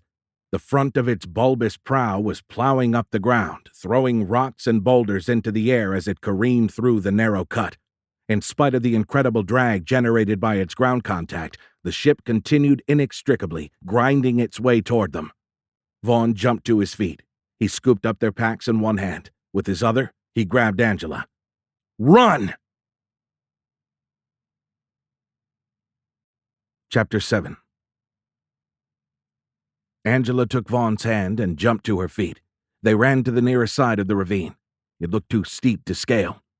Out of options, Angela threw herself at it, but only managed to climb a few feet before the steep slope sent her sliding back to the bottom. She glanced at the slowly approaching ship and then at the opposite end of the ravine. The 1,000-foot drop and its alien overlook sat a mere 10 feet away. She turned to see Vaughn trying to climb the opposite side of the cut, but he had the same result, sliding back into the ravine in a cloud of dust. Angela ran over and joined him. Together, they tried twice more, but still couldn't scale the side of the ravine. Vaughn even got behind Angela and tried to push her up. It was no good. The sides were too steep and the soil too loose. As she slid back to the bottom, Angela turned and saw Vaughn frantically scanning the ravine. The quaking of the ground amplified as the inexorable ship closed on their dwindling edge of space. Painfully loud, high-pitched squeals of scraping metal punctuated the low, rumbling roar of the supertanker's grinding passage. Angela looked from the approaching wall of steel and desperately scanned every surface of the ravine, seeking some avenue out of the ever-shrinking pass. Suddenly, Vaughn ran past her, straight at the ship. What are you doing? He pointed to the front left. "We can hide there." Close on Vaughn's heels, Angela looked around his bobbing shoulder, and then nodded. He was heading for a hollow in the ravine's wall. The notch was small, not bigger than a phone booth, but it should be large enough to hold the two of them until the ship passed. A moment later, they skidded to a stop in the concavity. Breathing heavily, Angela and Vaughn pressed themselves into the depression and watched with wide eyes as the narrow, bulbous prow of the ship crossed in front of them. The ground heaved beneath them. After the narrow nose of the ship slid past, the hull began to widen as its wedge-shaped bottom pushed into their end of the ravine. Angela clawed her fingers into the earthen wall at her back as she watched the near surface of the ever-widening hull draw closer. As the gap narrowed, the heaving ground threatened to knock her from her feet. Something moved to their side. Angela leaned forward and glanced across Vaughn on her left. Oh no. Vaughn looked at her. "What?" He started to lean out too, but Angela yanked him back just as another boulder tumbled down and slammed into the ground at his feet. The widening side of the colossal ship was launching an avalanche of dirt and boulders from the ravine's walls. Looking at the coming landslide, Angela realized that the rock that had almost crushed Vaughn had been the first salvo of what would soon be a deadly cascade. She grabbed his arm. Come on! They burst from cover just as the slope began to collapse above them. Angela didn't look back, but the dirt that kicked at their heels and the dust that flew up from behind them told her that they'd narrowly missed being crushed by the landslide. Side by side, Vaughn and Angela ran alongside the bulbous nose of the advancing ship's hull. Fortunately, a slow jog was enough to match its laggardly pace. But even at that speed, the two of them were quickly running out of options. They were trapped in a narrow strip of land that was shrinking in both length and width. The slowly advancing hull formed a wall of steel on their left. The ravine's steep slope towered over their right. The surreal alien skyline waited ahead at the strip's far end, at the base of a 1,000-foot cliff. Capping off the whole thing was the running avalanche of rocks that was chasing them toward the drop like lemmings to the fall. They searched everywhere, scanning every surface, desperately seeking a way out of their shrinking universe. Angela screamed in frustration. There was nothing, not one goddamned way out. They were either going to be crushed between the ship and the side of the ravine or knocked over the cliff. She hazarded a glance over her shoulder and saw the unending rockfall nipping at their heels. Great. Add being crushed by falling rocks to the list of screwed-up ways the afternoon could end. Suddenly, a gently undulating length of an enormous levitating chain drew up alongside Angela. Still jogging, she blinked and then stared at the horizontal span of thick, floating links. Its untethered end flapped as if in slow motion. Each link was the size of her torso. Seeing where it protruded from the side of the supertanker, she realized that it was the ship's anchor chain, sans the anchor. Angela batted at Vaughn's shoulder. Look! He turned wide, terrified eyes toward Angela, and then looked past her. With only 15 yards left between them and the rapidly approaching cliff, Angela had no time to describe her plan. She threw her body onto the gently writhing chain and wrapped her arms around it. The massive links didn't budge. They held fast beneath her, continuing to leisurely float alongside the relentlessly advancing supertanker. A wave of vertigo washed over Angela as gravity's direction seemed to shift. She shook off the sensation and extended a hand toward Vaughn. Jump on! A large chunk of ravine wall sloughed off behind him. As it fell toward Vaughn, he yelled and jumped ahead a few feet, narrowly avoiding the crushing collapse, but now even closer to the cliff's precipice. Angela thrust her hand toward him again. Jump now, damn it! They were out of time. Vaughn reached the end of the ravine. Still running, he planted his foot on the last piece of solid ground and launched himself over the cliff. At the top of his leap, he grabbed her extended arm with one hand and jabbed his other into the loop of one of the massive links. His lower body swung out into space, nothing but 1,000 feet of air between the bottom of his hiking boots and the French countryside. The veins in both of their arms throbbed as they struggled to rein in the inertia of his swing. Vaughn threw a leg over one of the links. A moment later, he climbed all the way onto the chain, straddling it just ahead of Angela. "Thank you," he managed between pants. They both looked down on the fallow farmland that now hung several hundred feet beneath them. Clutching the chain with renewed desperation, Angela dragged her eyes from the horrifying sight. She looked fixedly at Vaughn ahead of her. Eyes round, he stared at the distant ground. Vaughn. No response. Vaughn! He flinched and then looked at her. Not wanting to release her grip on the chains, Angela tilted her head, nodding toward the point ahead of Vaughn where the chain entered the side of the ship. We need to climb through there. Vaughn suddenly looked nauseous. "Do you feel that?" Angela nodded. Yes, gravity is all wrong here. Up doesn't quite feel like up anymore. She pointed toward the hole in the ship. Up, down, whatever, just go. Hurry! Vaughn swallowed and then nodded. He began to shimmy up the chain. Angela tried not to look down. Instead, she hazarded a backward glance. The bulk of the ship was still in the ravine. They needed to get up onto the deck and then run back toward the land. They might be able to jump off the side and onto the ridgeline before the whole ship was hanging in space and taking them God knows where. She followed Vaughn into the hole. It turned out to be a long pipe. As Angela traversed its length, she felt gravity fluctuate radically. For several feet, it even felt as if she were crawling across a horizontal surface, even though the pipe was vertical. However, by the time Angela reached the end of the tube, it again felt as if she were climbing upward. The normal sense of up and down reasserted itself. Using the links like a ladder, Angela and Vaughn crawled out of the pipe and stepped onto the tanker's main deck near the forward point of its bow. The ship trembled beneath their feet. Judging by the changing pitch of the noise and the lowering frequency of the vibrations, Angela thought the tanker might be slowing as it continued to grind roughly against the ravine's walls. She shouted, waving for Vaughn to follow. Come on! Angela started running toward the back of the ship. A moment later, she felt the deck begin to tilt beneath her feet. Not looking up, Angela continued running aft. She kept her eyes glued to the deck and shouted to Vaughn. Hurry! It's tilting! Right behind you! Still concentrating on the surface immediately in front of her boots, Angela sprinted rearward, leaning toward the left railing to stay on her feet. Suddenly, Vaughn's panic-filled voice rang out from behind her. Angela! What? She looked up. Oh, shit! Angela stopped running and clutched desperately at the nearest handrail. Not wanting to trip or fall, she had been focusing on the deck immediately in front of her feet, completely unaware that the world had somehow fallen onto its side. When she had looked up, the sight of an insanely tilted horizon had filled her vision. Slamming into her backpack, Vaughn wrapped an arm around her and grabbed the railing with his free hand. Panting in raspy breaths, he looked over her shoulder. How's this happening? Staring at an impossibly skewed horizon, Angela shook her head. I don't know. Not only was the ship listing, but it also looked as if the entire Earth had tilted. The previously horizontal ridgeline now looked as if it ran uphill from right to left. The supertanker still appeared to be running straight through the ravine, its deck square to the top of the ridge. Gravity-wise, it looked and felt as if straight down no longer pointed anywhere close to the center of the earth. Understanding washed over Angela. The ship hadn't tilted. It wasn't listing. It was gravity that had shifted. This was another manifestation of what they had felt while crawling through the anchor chain's guide pipe. Somehow, Angela's reference for straight down on this portion of the supertanker was about 40 degrees off from what it would be on the ground. It was as if the planet's gravitational center had suddenly shifted to the middle of the ship.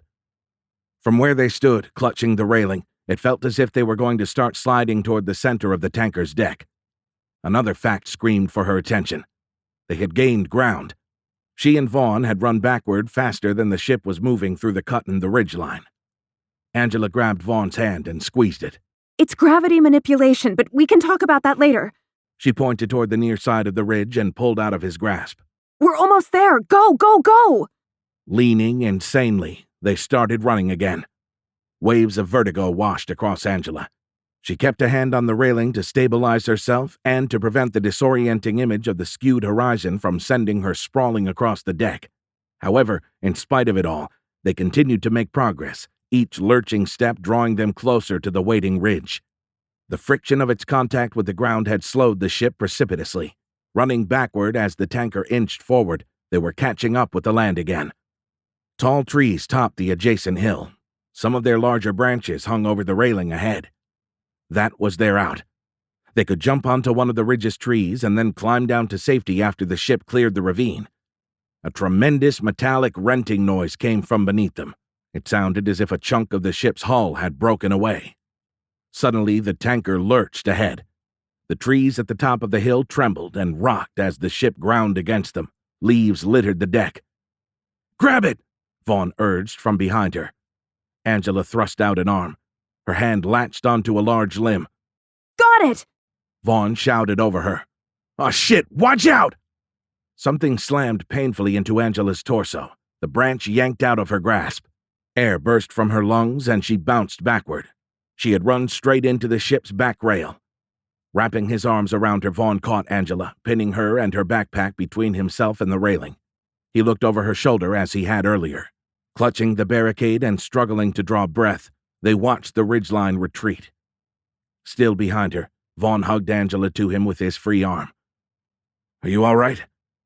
Finally catching her breath, she swallowed hard and then gave a short nod. Yeah, I'll live. With mounting dread, she watched the receding land. But I'm not sure how long that'll last. They continued to grip the back rail tightly. Because of its perceived list, the top bar appeared to stand taller on their left.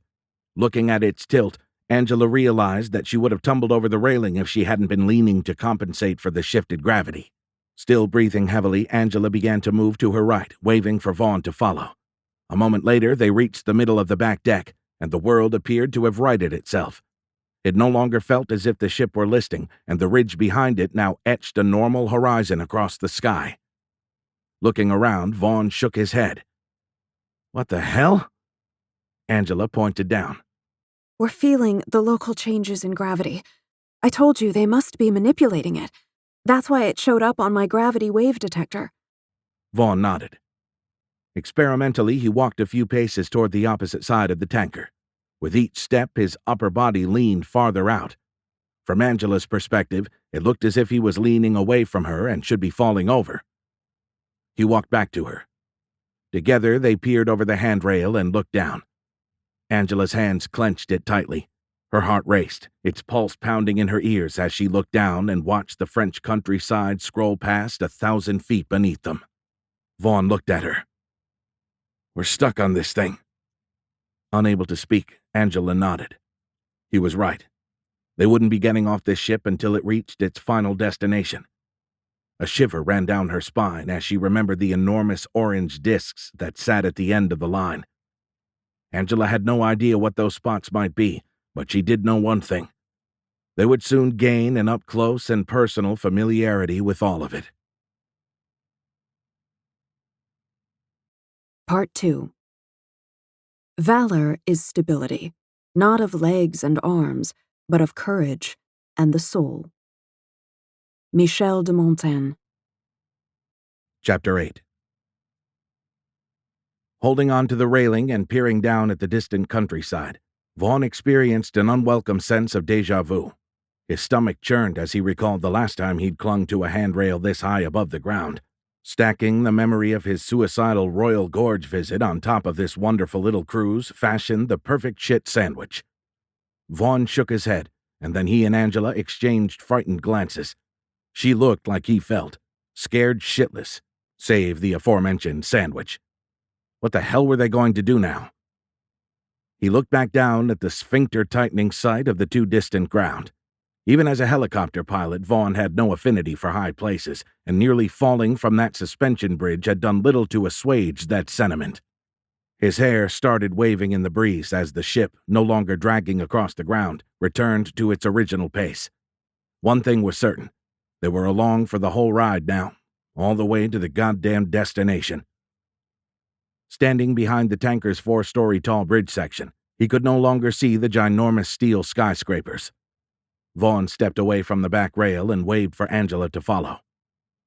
Come on, we're about to have a bird's-eye view of the city. May as well take advantage of it. She hesitated. Vaughn stopped and gently took her shaky hand in his own unsteady one. Angela yanked hers free. I'm fine.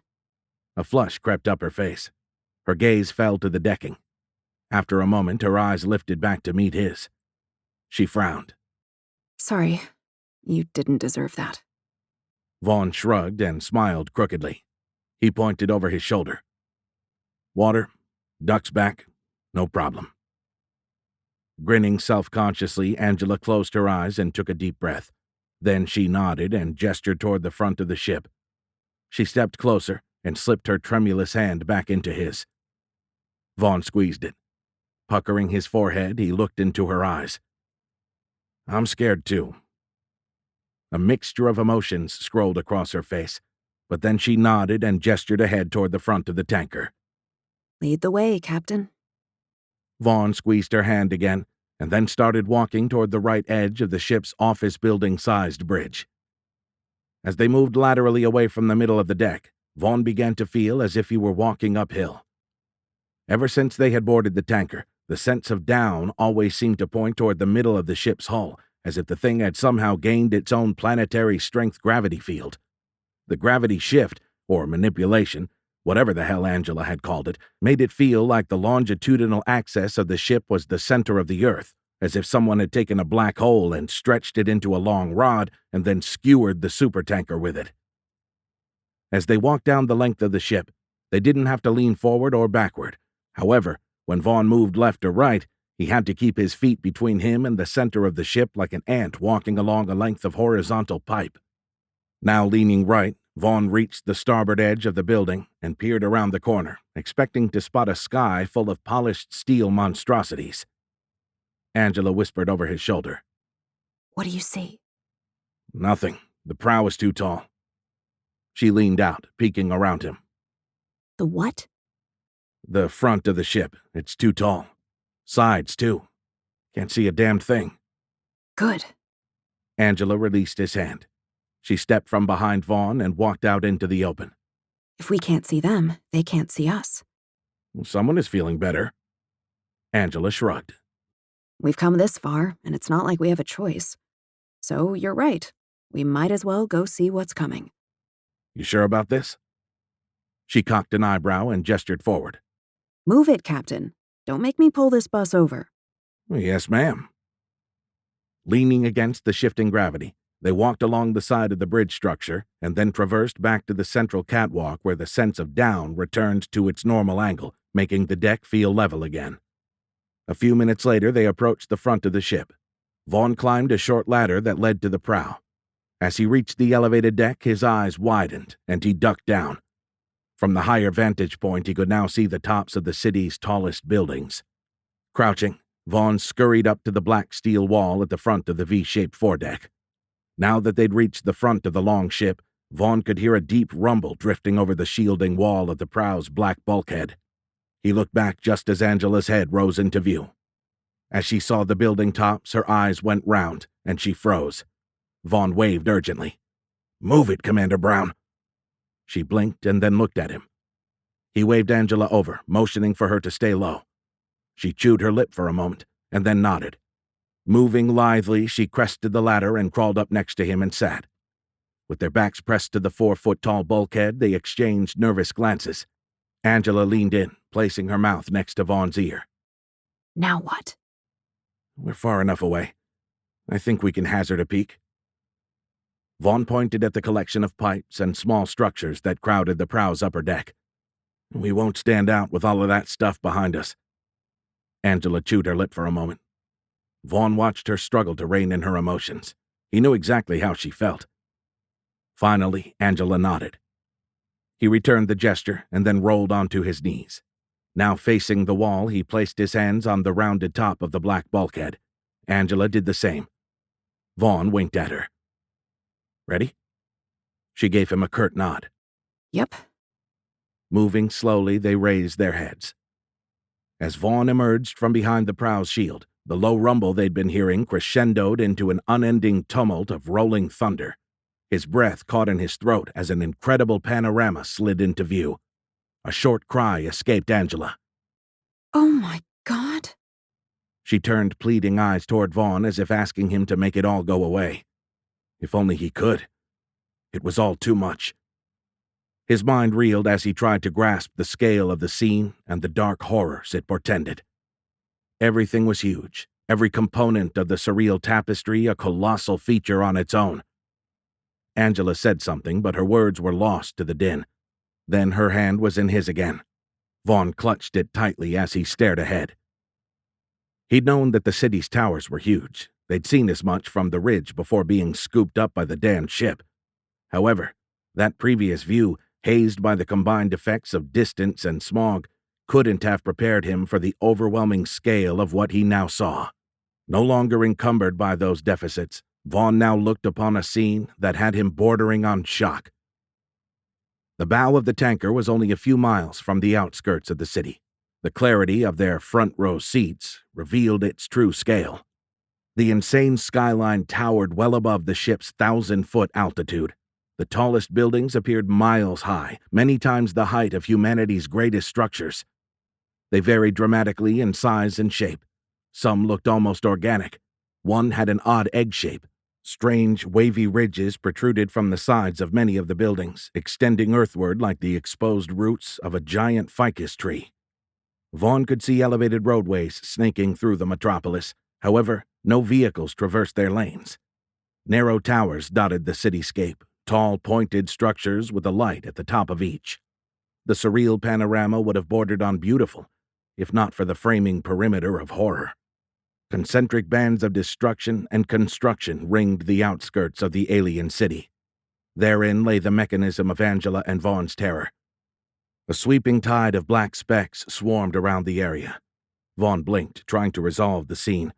Swarming like ants, lines of black dots streamed inward from the city's perimeter and flowed up the sides of the outermost structures. There they congregated atop each building.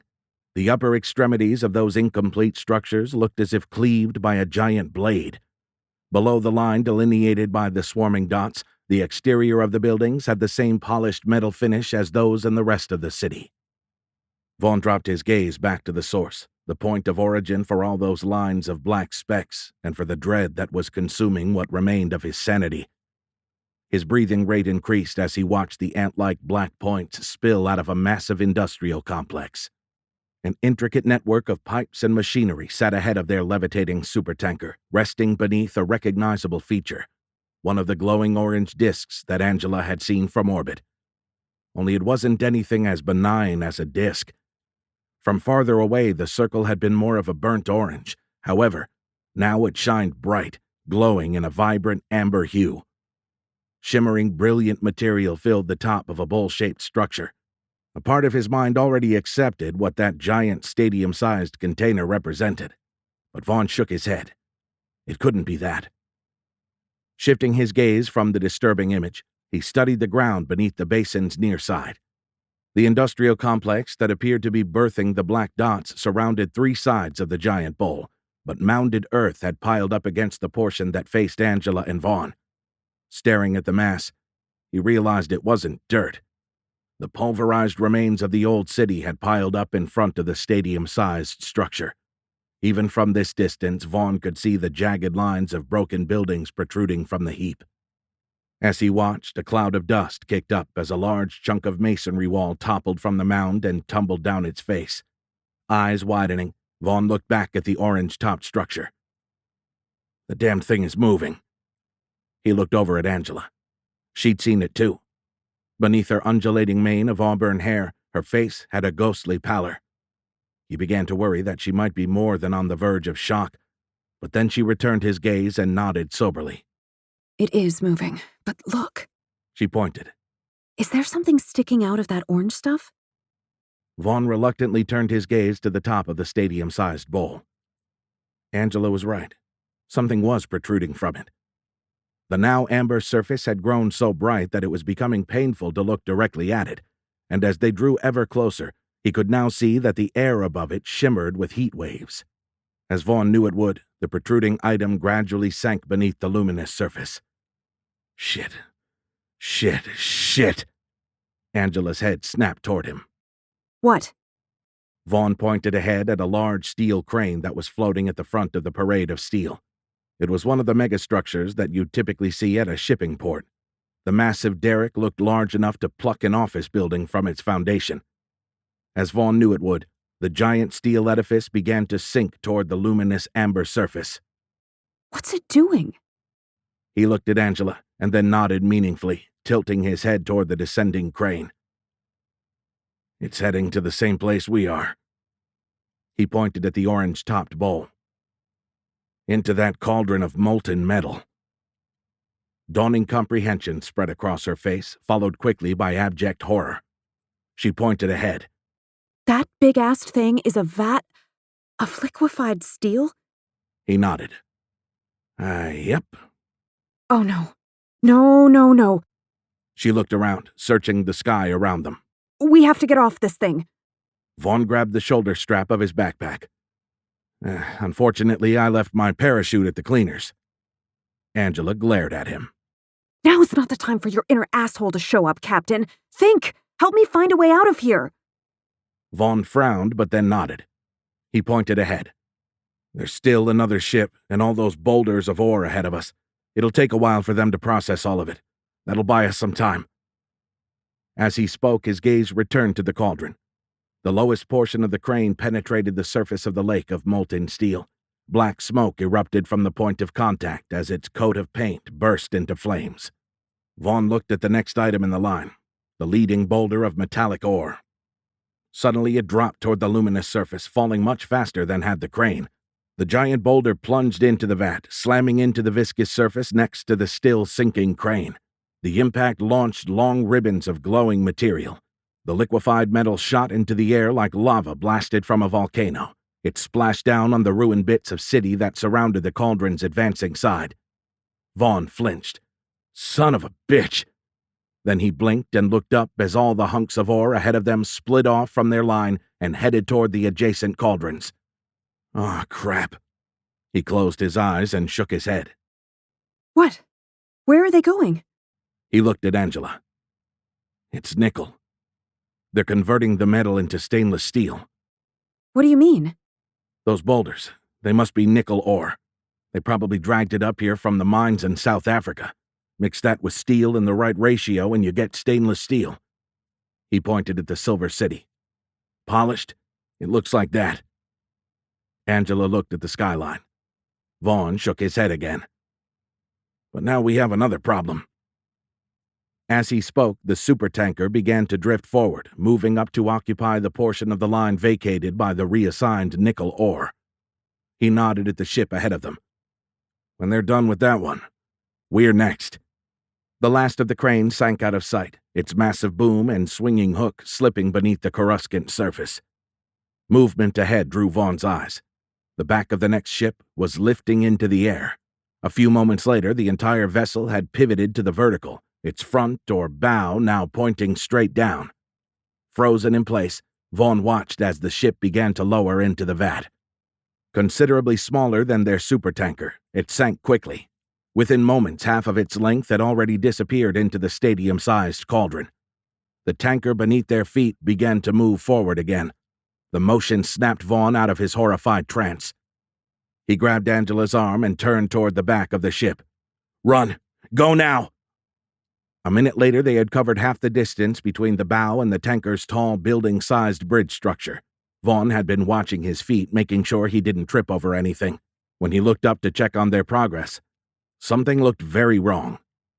It appeared as if the entire world had rolled on its side, but this wasn't like last time. The elevated catwalk that they were running on spanned the length of the deck's center. They hadn't veered from it. Straight down still felt as if it passed through the middle of the ship beneath his feet, but while his brain and his inner ear told him that the vessel was still perfectly upright, his eyes said that the tanker and its bridge had fallen on its side. Their supertanker had rolled over, but because of the artificial gravity, he hadn't felt it. Vaughn grabbed the railing to stabilize himself as the visual disconnect between what he was seeing and feeling sent another wave of vertigo washing over him. Angela ran into his back, nearly knocking him to his knees. Panting, she shouted, "Why did you—" Then seeing the vertical line of the horizon, she grabbed the railing too. She was right. It hadn't fallen over. It was rolling. The ship no longer looked as if it were lying on its side. Its bridge section was starting to point toward the ground. Then it flipped completely inverted, finishing its slow-motion capsize. Now gripping both rails with white-knuckled death grips, Vaughn looked straight up. The ruined remnants of Geneva hung 1,000 feet above his head. He stood there for a long moment, frozen in place, unable to move as he stared at the surreal sight. "Come on!" Angela screamed from somewhere below, above him. "Get under here!" Vaughn looked down toward his feet. Angela was climbing into the 3-foot-tall crawl space beneath the elevated catwalk and the deck. "We need to get under here!" She pointed up toward the ground. "In case normal gravity—" Vaughn's head spun, and the traditional sense of up and down suddenly reasserted itself with a vengeance. The tanker lost its gravitational pull, and instantaneously Earth reasserted its dominance. His feet fell from the catwalk, and then Vaughn was hanging from the handrail, nothing but his death grip preventing him from plummeting into old Geneva. Angela screamed. "Vaughn!" He couldn't pull his eyes away from the ground. He tried to speak, but his suddenly dry throat only managed a weak croak. All he could do was stare down past his swinging hiking boots at the distant, crumbled remains of the old city. He kept expecting the ground to rush up and squash the two of them like bugs. But somehow the ship held its lofty elevation despite the return of normal gravity. "Vaughn!" He flinched, Angela's words yanking him out of his shocked trance. Finally able to wrench his gaze from the ground, he looked up and saw her now lying prone on the backside of the catwalk. From Vaughn's radically revised perspective, the catwalk's metal grating now looked like a shelf suspended from a steel ceiling. Angela extended her arm, reaching for Vaughn. She growled in frustration. "I can't reach you!" Vaughn glanced at his white knuckles. Again, they reminded him of his aborted suicide at the Royal. His hands had almost failed him then. He sure as hell hoped they held him this time. "Hold on, Vaughn!" Angela climbed out from her perch. She placed a foot on the middle bar of the inverted handrail. The flipped perspective made it appear that she had moved from her suspended shelf to a split-level pull-up bar. Hanging onto one of the vertical members, she laced her leg around the bar and hooked her calf over one of the mid-span pipes. Vaughn looked down and then looked back up at her with wide eyes. "No, Angela, you'll fall." "Just give me your hand!" Vaughn shook his head. "No, I'll end up pulling you down." "Damn it, Captain! Give me your goddamned hand!" He shook his head. Then he started swinging back and forth, intent on throwing a leg over the handrail-turned monkey bar. "What are you doing? You'll fall!" He heard tears in Angela's voice. "Vaughn, please!" The muscles in his hands and forearms burned as if on fire. Gnashing his teeth, he thrust his right leg upward, trying to hook his heel over the bar. However, it bounced off ineffectually and accelerated his backswing. The inertia threatened to rip the railing out of his hands. He could feel his fingers prying apart. Suddenly, Angela's hands were on both of his wrists. She was now standing on the railing with her back pressed to the deck-turned ceiling. She wasn't holding his entire weight, but her assistance allowed his hands to win their battle. He re-established his grip, and then they both screamed with exertion as he swung his legs up and finally hooked a calf over the rail. A moment later, and breathing heavily, they both crawled onto the backside of the inverted catwalk. Vaughn rolled onto his back and massaged the blood back into his hands. He looked at Angela. "Thank you. You saved my life." She shook her head. You stubborn man. She peered down. Now what? Vaughn scoffed. "No clue." Me neither. She glanced at the deck over their heads. I don't understand why the gravity failed, why we almost fell even though the ship is still in the air. Vaughn frowned. "I think it's kind of obvious. They must have seen us and decided to drop us off in the old city." Shaking her head, Angela looked into his eyes. I don't think that's it. She pointed toward the front of the ship. Why bother? We're already heading toward... They both flinched as the entire ship shuddered. A tremendous metallic screech pierced the atmosphere. With wide eyes, Angela and Vaughn watched as large portions of the deck to either side of them suddenly wrenched open as if cut with a giant can opener. Thick torrents of black liquid burst through the openings and plunged earthward. An acrid stench filled the air, burning Vaughn's eyes and sinuses. The two of them began to cough. Angela held a sleeve over her lower face. What is that? He coughed again and then spat. "Crude oil!"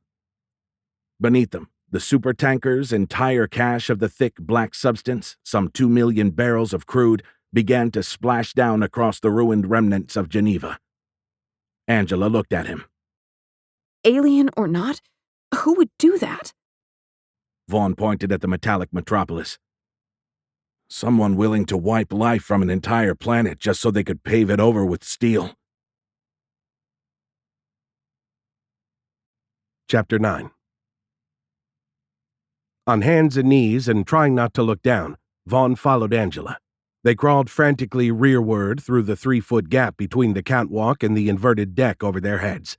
A moment later, they rounded a bend and came to a steel plate. A dead end. It blocked their passage completely. Angela slammed her clenched fist into the grating. Damn it. Hazarding a downward glance, Vaughn saw a hatchway just beneath the inverted walkway. He recognized it as the door into the bridge structure. A latched, long-handled lever held it closed. During their 2 previous treks down the length of the ship, they had gone around the bridge. That wasn't an option now. Angela and Vaughn had to find a way through it to get to the back of the ship. Vaughn knew that either way they were likely dead, but he'd just as soon put that off as long as physically possible. He was funny that way. The ground below them appeared to have slipped farther away. Looking right, he identified the problem. His fingers clutched anxiously at the steel grating. "Oh, shit." Ahead of him, Angela nodded. I see it too. The back of the ship had already begun to rise as the whole thing tilted earthward in preparation for its death dive. Vaughn resisted the urge to look back. He really didn't need a closer look at that giant cauldron of molten metal. Ahead of him, Angela began to shimmy sideways. I'm going to open the hatch. Before he could stop her, she had swung her legs out over the edge of the catwalk and then scooted off it. Vaughn felt his bowels loosen as he watched her hang suspended, nothing but hundreds of feet of empty air between her and the ground. On hands and knees, he lunged forward and grabbed Angela's wrists. He held her hands to the edge of the grating. "I got you." Angela looked up at him and nodded. Vaughn glanced sideways and spotted the handrail that Angela had used when she'd helped him earlier. Inexplicably, it stopped several feet short of the building's entrance. It sat too far away to help them this time. Hanging from her hands, Angela batted at the latched lever with the toes of her hiking boots. Vaughn felt the tendons and muscles in her arms strain and flex under his grasp.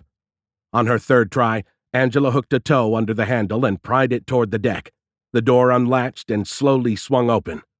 Watching it, Vaughn realized that the change in the gravity field hadn't affected the steel.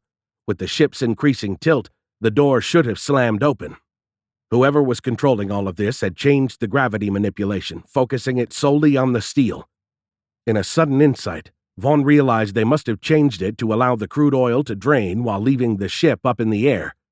The gravity shift that had nearly launched them from the ship hadn't necessarily been aimed at them. The powers that be might not know about the two of them yet. With a little urging from Angela's boots, the door finally swung out of the way.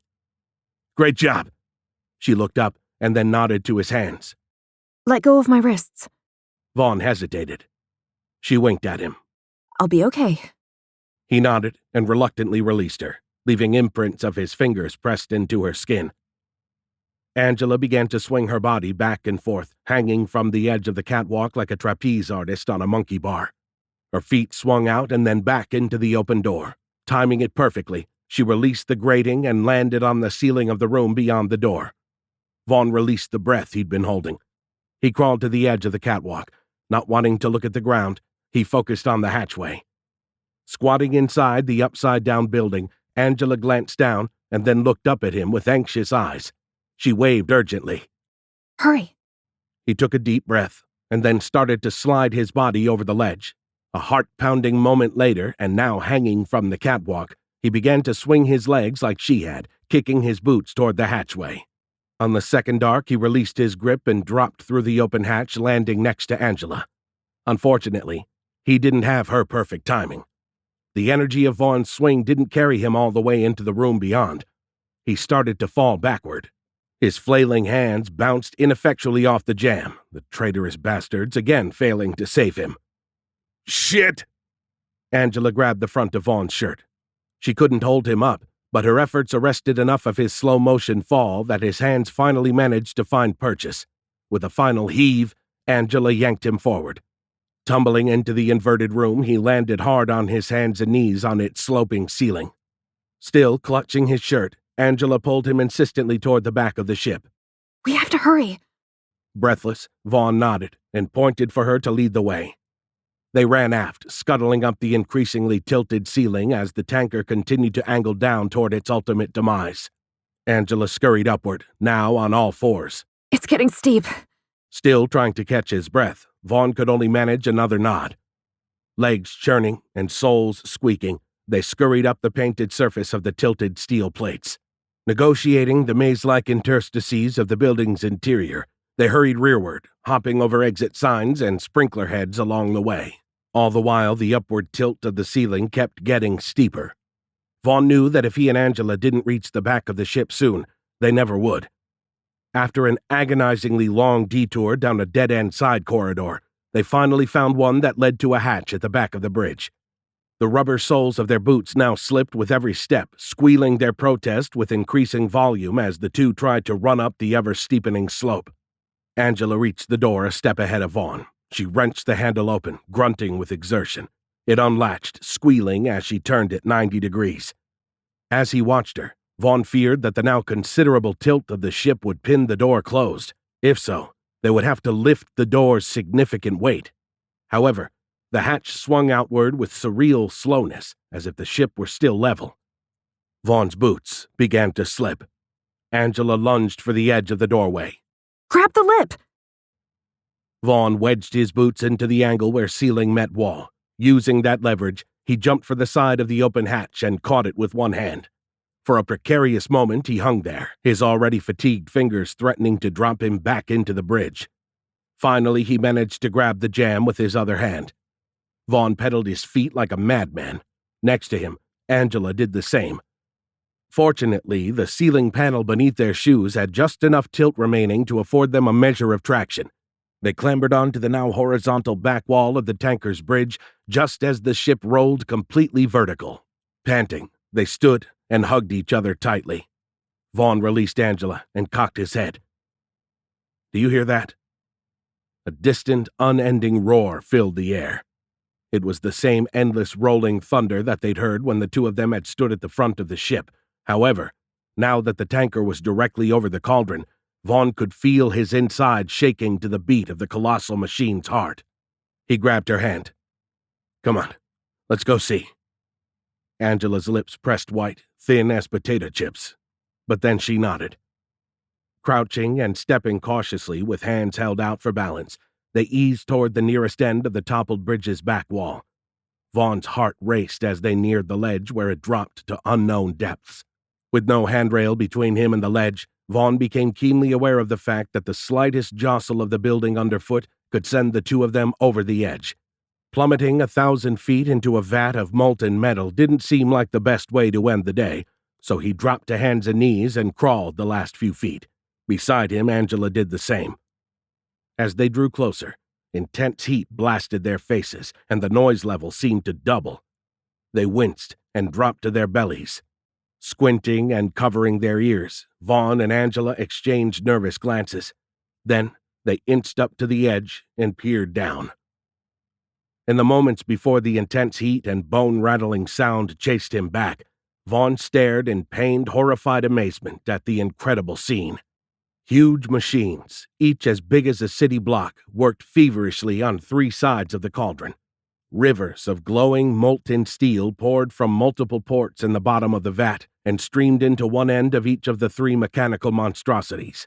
Vaughn could see multitudinous arms and manipulators moving about the exposed innards of the giant mechanisms. Glowing embers arced into the air as thousands of skittering appendages shaped and processed the steel with insectile dexterity. At their far ends, the giant robots spat out steady streams of formed and polished stainless steel parts in myriad sizes and shapes. It appeared that the entire process was draining the cauldron as quickly as the incoming parade of steel structures filled it. The black dots they'd seen streaming from the area now resolved as an army of black-bodied worker bots. Multiple lines of them coursed past the ends of the giant robots. As they crossed the area, each one of them received a unique, freshly minted stainless steel part. Without so much as a hiccup in their step, they then streamed out of the facility and coursed up the sides of the nearest of the buildings. Vaughn couldn't see the tops of those mountainous structures, but he could envision what was happening at the far end of those lines. The bots would install their assigned part and then return to the base to get their next allotment. His attention returned to the industrial complex, and he saw that giant metal links formed tracks that lined the left and right side of the cauldron and its collection of machinery. They looked like the tracks you would see on a military tank or a bulldozer, but these were each as wide as an interstate highway. Seeing the twinned lines of colossal links, Vaughn realized that they'd been right. The whole thing was moving. The damned cauldron was the centerpiece of a self-propelled, city-sized construction robot, an industrial facility that wouldn't stop moving. It would continue across the land, depositing buildings in its wake until it ran out of planetary surface or raw materials. Vaughn gave a final forlorn glance at the all-too-close cauldron of molten steel, and then slid back from the edge. The sound dropped precipitously. Pulling his hands from his ears, he shook his head. "Son of a bitch!" He looked at Angela. "Out of the freaking frying pan and into the damned fire!" Angela had pulled back as well. She rolled onto her side and looked at him. Now splotched with red, her face had reacquired its ghostly pallor. She shouted above the din. "What are we going to do, Vaughn?" He almost scoffed. What the hell could they do? But then Vaughn realized Captain Asshole was the last person Angela needed to hear from right now. He placed a hand on her arm and lied. "We'll figure out something." They both flinched as suddenly it felt like they were in a descending elevator. They exchanged frightened glances and then peered over the edge again. The ship had started to descend in earnest. The prow, where they'd gotten their first close look of the alien city, was drawing near to the glowing surface. Smoky fumes were already beginning to rise from its thick coat of black paint. Vaughn glimpsed an item descending in formation with the supertanker. Looking around, he realized that the ship was not the only vessel heading toward that luminous pool. Hundreds of smaller steel structures were descending with them. Again, the scorched air chased him back from the edge. As soon as he passed out of the cauldron's direct line of sight, the heat again dropped, as did the noise level. Beside him, Angela did the same. She rolled toward him and nodded. Then she began to shout, her words now barely audible over the growing cacophony. "We're going to have to jump!" Vaughn's eyes widened. "Jump? Are you in a hurry to end it all?" He glanced back over the edge and then hoisted an eyebrow as he regarded her. "I'm pretty sure that would do the job, although being barbecued on the way down might not be the quick, painless death you're envisioning." Angela shook her head and then pointed over his shoulder. "We can jump onto that!" Turning to follow her gesture, he spotted an old subcompact automobile of uncertain origin flying in formation with the supertanker.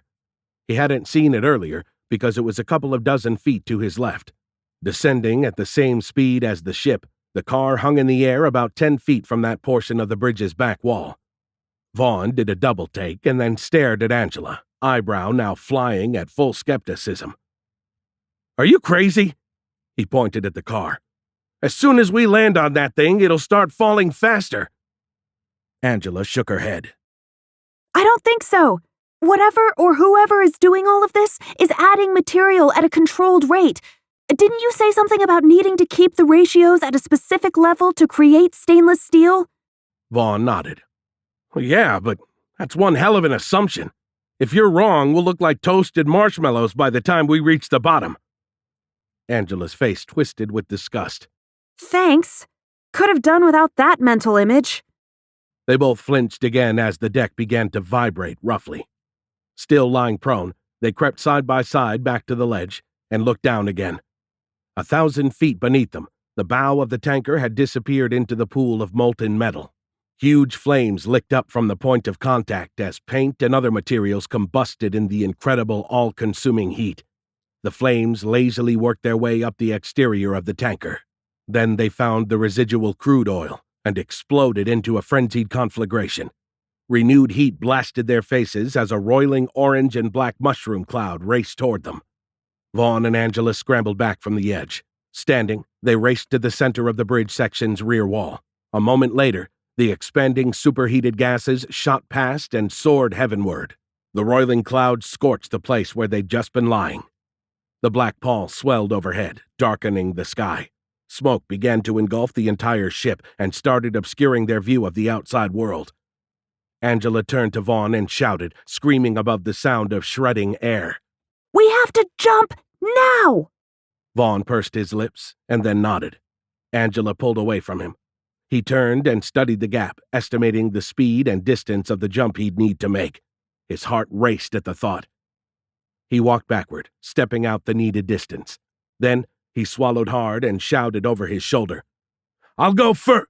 Suddenly, Angela zipped past him and then, reaching the scorched edge of the back wall, leaped into the air. "Angela!" She flew through the smoke and then disappeared. "Oh, shit!" Vaughn stumbled forward as he tried to spot her through the churning black wall.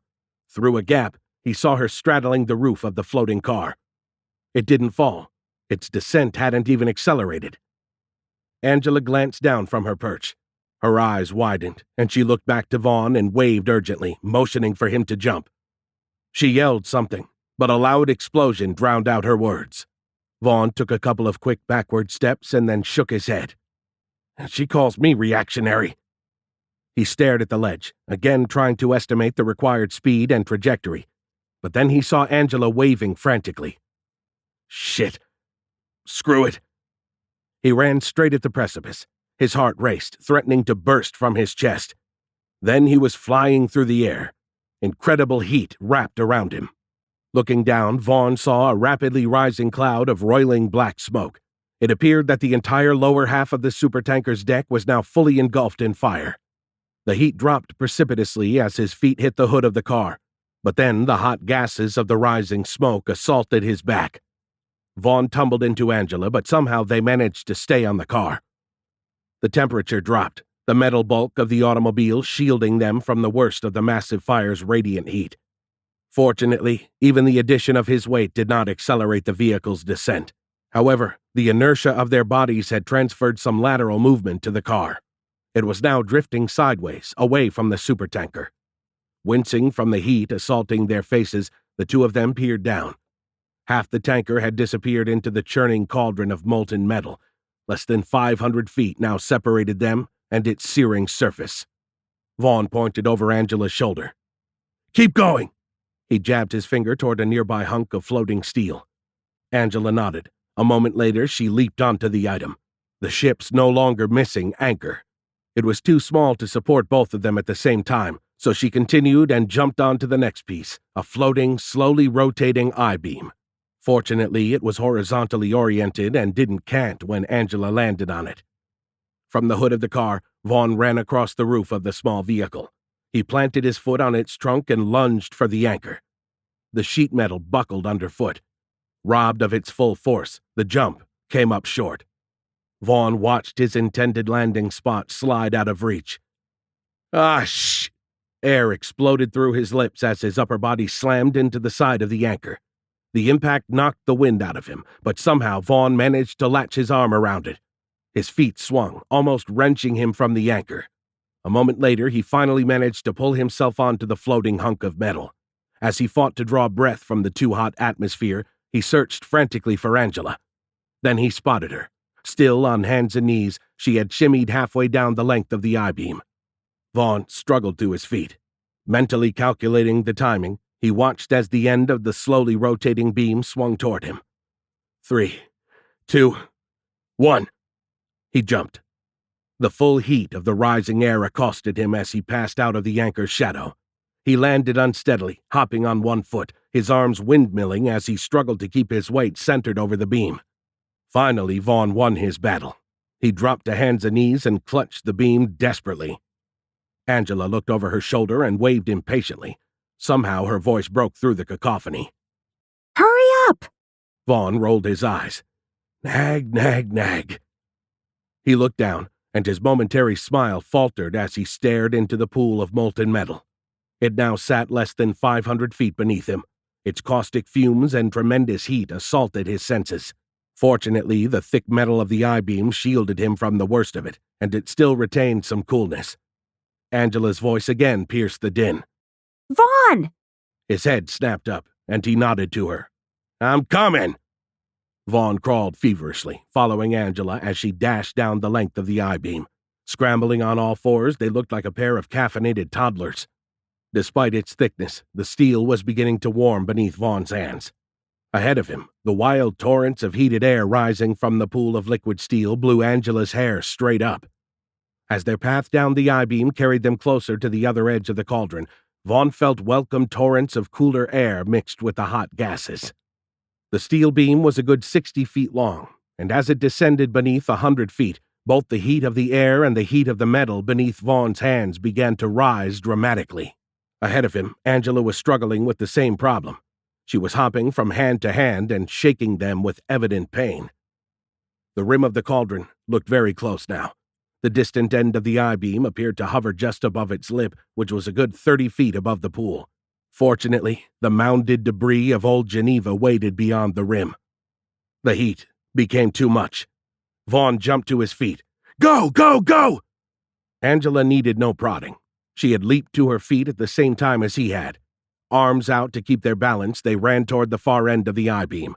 Angela jumped into the air and disappeared over the rim of the cauldron. A cloud of dust rose up, marking the spot where she'd landed on the debris field. Then Vaughn was flying through the air as well. He only had a moment to enjoy the sudden drop in temperature before he landed painfully on the mounded detritus that ringed that portion of the cauldron. A couple of tumbles later, he came to a halt, lying next to Angela. They looked at each other for a shocked moment. Then they threw arms around each other, laughing and crying at the same time. Angela squeezed him tightly as she rained kisses onto the side of his head. She laughed manically. I can't believe we made it. Vaughn returned the hug and nodded. A moment later, he released Angela and rolled onto his back. Staring up at the machine city, he raised both hands and extended his middle fingers. We're still here, assholes! Chapter 10. Angela mentally inventoried her body as she watched Vaughn flip off the alien city. No single part of her hurt any worse than the others, although the rolling impact had left her feeling as if electrical jolts were coursing through her. Pulverized bits of brick and concrete had partially cushioned her landing, leaving her with nothing worse than a few small cuts and scrapes. Thankfully, she hadn't been impaled on anything, and judging by his reaction, neither had Vaughn. Angela didn't see metal protruding from any of the debris. She guessed the aliens or whoever had already stripped out all of the steel. In spite of the pain caused by the tumbling impact, she was relieved that it had carried her into a depression in the piled debris. The only thing she could see in the direction of the city was its nearest incomplete buildings. The massive towers appeared to have no windows, and so far, nothing here had seemed to take notice of her and Vaughn, despite his current tirade. Angela rolled toward him. Her breath launched a cloud of dust from the shattered masonry between them. Are you hurt? He ran hands along his body and then shook his head. No, a little singed, but Nothing's broken. What about you? Same. Good. Vaughn looked up at the towering buildings. I've had about enough of this goddamn city. We need to get the hell out of here. Still breathing heavily, he glanced at the low spot they'd landed in. But I think we should lie low. Stay out of sight until dark. Angela cocked an eyebrow and held up her hands. I'm not the one screaming and flipping off our alien overlords. Vaughn smiled sheepishly. Yeah, kinda got caught up in the moment there. A sudden realization slammed home. Angela's eyes widened, and she stared up into the sky as she remembered how the big rocks had dropped into the molten metal. The impacts had launched ribbons of the glowing stuff into the air. Afterward, it had rained down onto the debris pile, landing not far from where they were now lying. Dragging her gaze from the sky, Angela turned her rounded eyes to Vaughn. We have to go now. He glanced at the sky and then knitted his brows. Now, Vaughn, before we get burned up. Comprehension dawned on his face. No, I think they only dropped the boulders of ore like that, probably to break it up, make it mix better. She cast a doubtful glance at the cauldron. Vaughn smiled reassuringly. It only takes a little nickel to make stainless, and I don't see any ore in the line right now. We're okay for the moment. Smirking, he gestured at the tanker that was still sinking behind them. Well, as safe as we can be after that super-duper shit bus dropped us off in the middle of freaking alien Grand Central Station. Angela nodded and then tilted her head. We still don't know that no one saw us. If someone is coming to investigate, I'd feel a lot better if we could see them before they were right on top of us. After chewing on her words for a moment, Vaughn nodded. You're right. Let's crawl up to the edge of this hole. Might be able to see down the slope without exposing ourselves too much. Angela smiled. She leaned over and kissed him. Then she rolled onto her belly, launching more dust into the late afternoon air. Low crawling like Vaughn had taught her, she headed for the downhill-facing side of the depression. She regarded Vaughn over her shoulder. He hadn't moved. He was just lying there with a silly puppy dog grin. Angela smiled inwardly, would have laughed if their situation weren't so dire. Even in the middle of the apocalypse, a simple kiss was enough to jam a stick into Vaughn's mental spokes. She cocked an eyebrow. Any day now, Captain. Vaughn coughed, and the goofy look fell from his face. He rolled onto his stomach and crawled up to Angela. Side by side again, they continued up to the edge. A few dusty moments later, they eased up to it and peeked through gaps in the piled material. Black smoke from the tanker's still-burning oil residue had filled the sky, blocking much of the setting sun's light. Beneath those dark clouds, the fire's orange luminescence and the glow emitted by the cauldron of molten metal was casting everything in dark earthen shades. From their new position, Angela could see a portion of the slope that faced the stainless steel towers, but ridges blocked their views to left and right. She couldn't see the industrial complex or the remnants of the original city that she'd spotted earlier. Ahead, a hillock several hundred yards beneath their perch obscured the bases of the enormous skyscrapers. In the wan light, Angela didn't see anything moving on the visible portion of the hill. It appeared that nothing was coming for them. Not yet, anyway. She looked up and watched the columns of black assembly bots march up and down the side of the nearest building. A shudder ran through her as she remembered the lines of them that snaked around the perimeter of the alien city. She pointed up. The last thing I want is a run-in with an army of those things. Vaughn gazed up at them and then nodded. About the only thing we've got going for us is our size. What do you mean? The corner of his mouth curled. We're gnats compared to the scale of this place. I think that's why they haven't noticed us. Angela glanced up uncomfortably. Maybe, but I'd rather not test that assumption any longer than absolutely necessary. She scanned their surroundings. We need to find cover. After a short chuckle, Vaughn nodded toward the alien city ahead. Not going that way. I already told you my thoughts on that matter. I'm done with this place. Craning her neck, Angela looked right and pointed. I can't see it from here, but what's left of the old city should be that way. Vaughn looked around and then nodded. Yeah, it is, but I can't see shit from here. He started to crawl in that direction. Come on. Angela followed. Her eyes watered from the combination of gritty dust and acrid fumes. The mixture seemed to permeate everything, filling her sinuses and burning her eyes. The dust worsened as they crawled toward higher ground. A moment later, they topped a rise and finally had an unobscured view of the no man's land that lay between the two industrial complexes. Ahead of Angela, a mile of ruined city lay between this cauldron's piled detritus and that of the next giant vat. The landscape between the two looked like an image straight out of a World War II photograph of post-war Berlin. A grid of rubble-strewn streets filled the land, most of it no more than a few feet tall.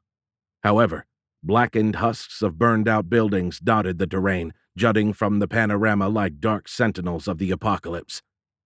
All of it looked similar to what they'd seen in Monte Carlo, but somehow worse. To Angela's left, closer to the alien city, lines of machines were flattening the rubble.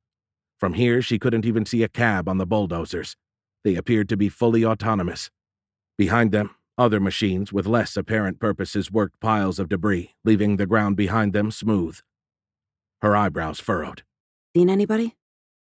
Slowly shaking his head, Vaughn continued to stare at the machines. No, I haven't. Not a single living thing. It looks like the whole damned lot is running on autopilot. He pointed at the dozers working the leading edge of rubble. I don't even see supervisor bots.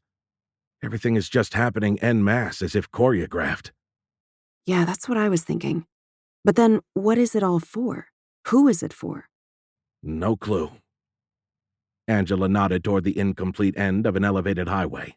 It protruded from between the bases of two of the unfinished towers. I don't think those roads were made for the bots. It must be for someone else. Maybe. But where are they then? It's already a big city. There could be millions of whatever they are, hiding in the middle of it. Vaughn rocked his head equivocally. Suddenly, the ground shook beneath them. The shock wave of a tremendous crash started Angela's ears ringing. At the same time, debris geysered into the sky to her right. Angela pressed her face into the gravelly surface and threw arms over her head. Had the aliens seen them? Gravel rained down, pelting her back. Angela tilted her head toward Vaughn. What the hell was that? She paused, coughing dust. Are they shooting at us? I don't know. Having covered his head as well, Vaughn lifted an elbow and glanced upward. Then his eyes went round. Oh, shit! He reached over and grabbed Angela. What are you doing? Vaughn yanked her sideways. Dragging her bodily, he pulled her across himself and then dropped her onto the ground on his far side. Then he rolled over on top of her. Something slammed into the hillside right next to them with a tremendous crash. The ground lurched, tossing Angela and Vaughn across the slope. They scrambled to their feet. Angela looked around, frantically searching for their attacker. Vaughn shook his head and pointed overhead at a large truck that was levitating near the front of the line of advancing steel structures. It's shit falling from that thing! Proving his assertion, something suddenly burst through the skin of the floating 18-wheeler's trailer. Angela stared, frozen in place as it fell straight toward her. Vaughn yanked her backward as cases of cargo slammed into the ground at their feet. Dust and debris sprayed her painfully as it shot out from the point of impact. Now gazing heavenward, Angela squeezed Vaughn's hand. Thank you. Oh, that? He said with a scoff. I was trying to use you as a shield, but your big ass pulled me right over. He gave her a quick sideways glance and winked. Anyway, we need to get out from under this shitstorm. Watching the sky again, he pointed down the hill. You find us a place to hide, I'll keep an eye out. Angela nodded and then reluctantly tore her gaze from the levitating truck. She scanned Geneva's ruined cityscape but didn't see any structures that might work. What little still stood looked like Swiss cheese. They wouldn't provide much in the way of cover, and even less as protection. How was anything in that desolate remnant of old Geneva going to help them? Next to her, Vaughn rolled his index finger impatiently. Any time now. I'm looking. Several desperate moments later, she spotted a small, recognizable structure. Suddenly, Angela knew what they needed to do. I have an idea. She paused, pulling her eyes from the small building and looking overhead. I think we can... Oh, shit! Angela screamed as another box of cargo launched from the slowly tumbling 18-wheeler. Run! Vaughn shouted. This time, Angela needed neither prompting nor assistance. She was already 2 loping strides down the slope of broken debris. The hillside shook beneath her as the cargo slammed into the ground behind her. Angela's eyes went wide. Vaughn! She spun around and stared at the dust cloud.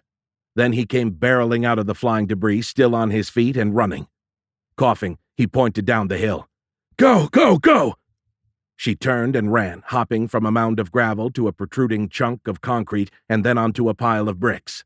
To her right, Vaughn jumped and leaped as they worked their way down the hill toward Old Geneva. Angela hazarded a look over her shoulder. Behind them, black smoke billowed from the top of the conical mountain of broken masonry. The whole thing could have been mistaken for a volcano, if not for the back of the supertanker protruding from its center. Smoke had blotted out much of the sky, casting a pall over everything, but an eerie glow radiated from the fires and the underlying lake of molten steel. It illuminated the sides of the still protruding portion of the ship's vertical hull and its enigmatically rotating prop. Staring at the incredible, surreal sight, Angela tripped and nearly sprawled headlong down the debris field. She returned her attention to front. A few precarious minutes later, they finally reached street level and slowed to a walk. Under the mantle of black smoke, flickering light cast by the burning residue of the supertanker's oily cargo painted the dead city in shades of umber. As they worked their way down the rubble-strewn streets, the tremendous roar of the cauldron and its rushing air subsided behind them. However, the din of giant machinery still echoed from the ruined buildings. Reaching a corner, Angela looked left and right, trying to spot her quarry. She pointed right and then turned and walked in that direction. What are you looking for? Angela spoke over her shoulder as she continued scanning the sides of the road. A street that I saw from the hill. She shook her head. But now that we're down here, they all look the same. They emerged into a wide intersection, and Angela smiled as she started down the long, straight thoroughfare she'd spotted from the hill. Blackened, limbless tree trunks backed by ruined storefronts lined each side of the once majestic street. Angela spotted her quarry a block down on the right and started running toward it. As she neared the spot, Vaughn ran up behind her. Where the hell are you going? A 10-foot-tall concrete archway stood on the walkway ahead. Angela could already see a dark patch behind it. She pointed at the arch. Right there. The metal signs and handrails are gone, but I think that's it. That's what? As she stepped up to the opening, Angela nodded toward the embossed words that lined the top of the masonry arch. Marche Station. The subway, Vaughn said doubtfully. He glanced toward the alien city. Why in the hell would we go down there? We made it. We're out. He pointed toward the distant ridgeline. We need to keep heading south. Get the hell out of here before the machines overrun us. I thought we came here to find out what happened. Vaughn's eyes widened. He turned and held his arms out toward the alien skyline. This happened, Angela. And thank you very much. I've already had as close of a gander as I intend to get. What more do you need to see to know that we are in way above our heads? Angela placed a hand on his dusty sleeve and stared into his eyes. We need to get to the collider. She glanced at the sky. Something here doesn't add up. Seeing the look on Vaughn's face, Angela held up a hand. Something other than the obvious. Why haven't we seen anybody? Any spaceships? She pointed toward the alien city. Where are all the people for that? You think we'll find answers at CERN, Vaughn said. It wasn't a question. Angela nodded. Yes, I do. She released his arm and pointed into the dark recess beyond the stone archway. And I think we may be able to reach it through there. The subways are new. There are only a few lines, and I know one of them leads to the collider. Vaughn looked doubtful. I thought you wanted to find out what happened. He nodded. I did, and I've seen enough to know we can't do anything about it. We need to get the hell out of here while we still can. She shook her head vigorously. What would we be running to, Vaughn? The planet is dead. She jabbed a finger toward the alien city. Those bastards killed everybody, every human, every animal. We owe it to them to find out why and maybe do something about it. Do something about it, Vaughn scoffed. Like what? Angela dropped her arm and lowered her voice. I don't know for sure, but if this is somehow connected to the collider, then we might be able to break it. I know CERN's computer systems. I think my account access was still active when... You know, anyway, I'll crash the whole damned thing if I have to. Vaughn gazed into the subway entrance and then turned back to Angela, a mixture of emotions clouding his face. Angela thought she saw doubt. About what? Her? She bristled and was about to dig in her heels, but then his eyes cleared and he nodded. Okay, but I'm leading the way. Momentarily taken aback by his sudden reversal, Angela blinked. Finally, she nodded and pointed toward the subway entrance. Be my guest. He stepped past her and descended the steps, disappearing into the darkness. Angela looked toward the mounded debris in time to see the tanker's rudder and stern disappear into the volcano-like cauldron. She swallowed hard and then tilted her head and spoke under her breath. Careful what you wish for, Angela. Chapter 11. Angela bumped into something, and a stifled scream escaped her lips. Then she heard Vaughn stumble forward. In the dark, she frowned and shook her head. Sorry. Only a few steps into the tunnel, and its now complete darkness had her spooked. She felt silly. It's not like there would be people or animals down here, although she knew that much worse likely lay ahead. Suddenly, a light blossomed, illuminating Vaughn's dust and soot-covered face. He had pulled off his backpack and fished a headlamp from it. He slipped it over his forehead and then threw the pack over his shoulder. Then he handed her a water bottle and an energy bar. Angela took a sip of the water and then guzzled the entire bottle. She hadn't realized how thirsty she was until the water touched her lips. She peeled open the protein bar. The chocolate inside had melted due to the heat given off by the cauldron. However, Angela devoured this as well. Then she pulled the headlamp out of her backpack and slipped it on. The circle of light cast by Vaughn's lamp scrolled across dusty wall tiles. Then it fell on Angela. He leaned in and spoke softly, his words barely audible above the noise still pouring in through the subway entrance. Where do we go from here? CERN. Yeah, got that. How? The subway connects all the way through to it. Doubt twisted her face. Or at least it used to. In the light of Angela's headlamp, Vaughn considered her words. He shrugged. Only one way to find out. Then he turned and continued walking down the dark passageway. Angela started after him, but then stopped as her light fell across a dust-covered briefcase. Panning her lamp farther down the corridor, she bit back a sob as she spotted a taller item standing amongst the articles. Vaughn's light turned toward Angela. What's wrong? Swallowing against the lump that was trying to form in her throat, she raised a hand and pointed. Turning toward the item, Vaughn added his light to it. He stopped walking. Oh, man. A poignant reminder of the massive tragedy that had unfolded here stood near the center of the corridor. As if in silent vigil, the two of them stared at the lonely and long-emptied stroller. After a long moment, she felt Vaughn's hand on her elbow. He spoke softly. I'm sorry, Angela. Wish I could tell you it gets easier, but... He paused and then nodded ahead. Anyway, we need to keep going. Angela pursed her lips and gave a short nod. She squeezed the hand he'd placed on her elbow. Let's go. A few steps later, they stopped at the top of a steep flight of stairs. Their lamps only revealed the first few steps. Beyond that, the descending treads disappeared into the darkness. Huge, gaping holes lined both sides of the steps. Angela couldn't see where they ended. Then she realized what they represented. She pointed at the ragged edge of the twinned openings. That must be where the escalators had been. Yeah. Looks like they ripped all of it right out of the concrete. He started down the central stairway and gestured off to the side. Handrails are gone too. Be careful.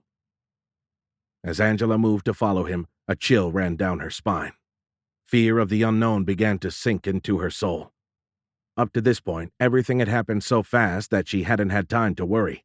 It had been a race to survive, but now her stomach began to churn as she contemplated what might lie ahead. The cacophonous outside world faded with each step deeper into the dark abyss. Then it was gone altogether, as was the odor of the surface. Dank, stale air had replaced the acrid stench of burned metal and tortured masonry. Their raspy breaths and periodic coughs echoed loudly in the tunnel's claustrophobic, catacomb-like depths. The sound of her pulse raced in Angela's ears. She flinched as Vaughn's voice broke her trance. "I hope we brought enough batteries." What? She blinked and then nodded. Oh, yeah. Me too. "How far is this station from the collider?" Angela turned toward Vaughn as she considered his question. Crap. You're right. She paused and tried to remember the layout of the original city. From what I remember on the map, we have a few miles to go. Vaughn squinted as the spot from her headlamp fell on his face.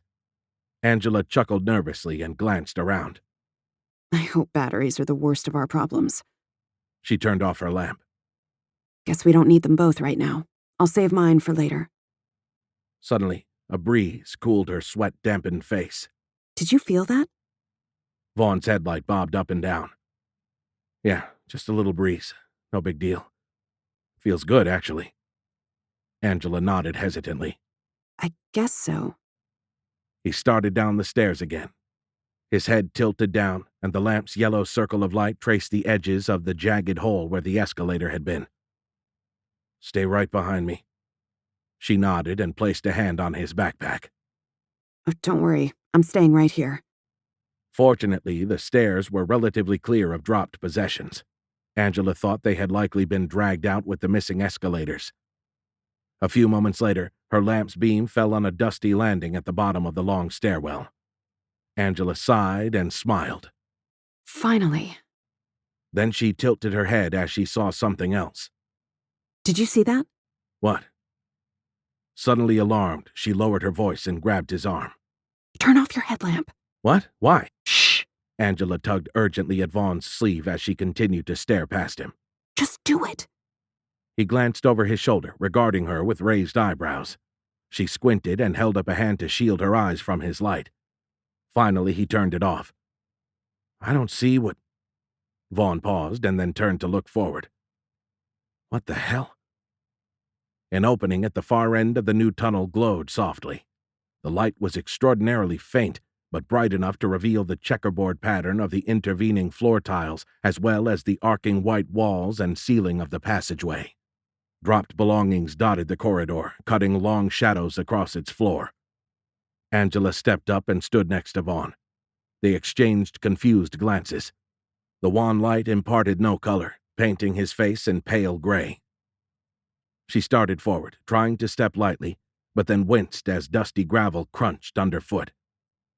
A few moments later, they reached the opening. The hallway beyond bent sharply right. She leaned tentatively into it and peered in that direction. Its far end glowed brightly under two illuminated fluorescent light fixtures. Leaning back, Angela turned to look at Vaughn and spoke softly.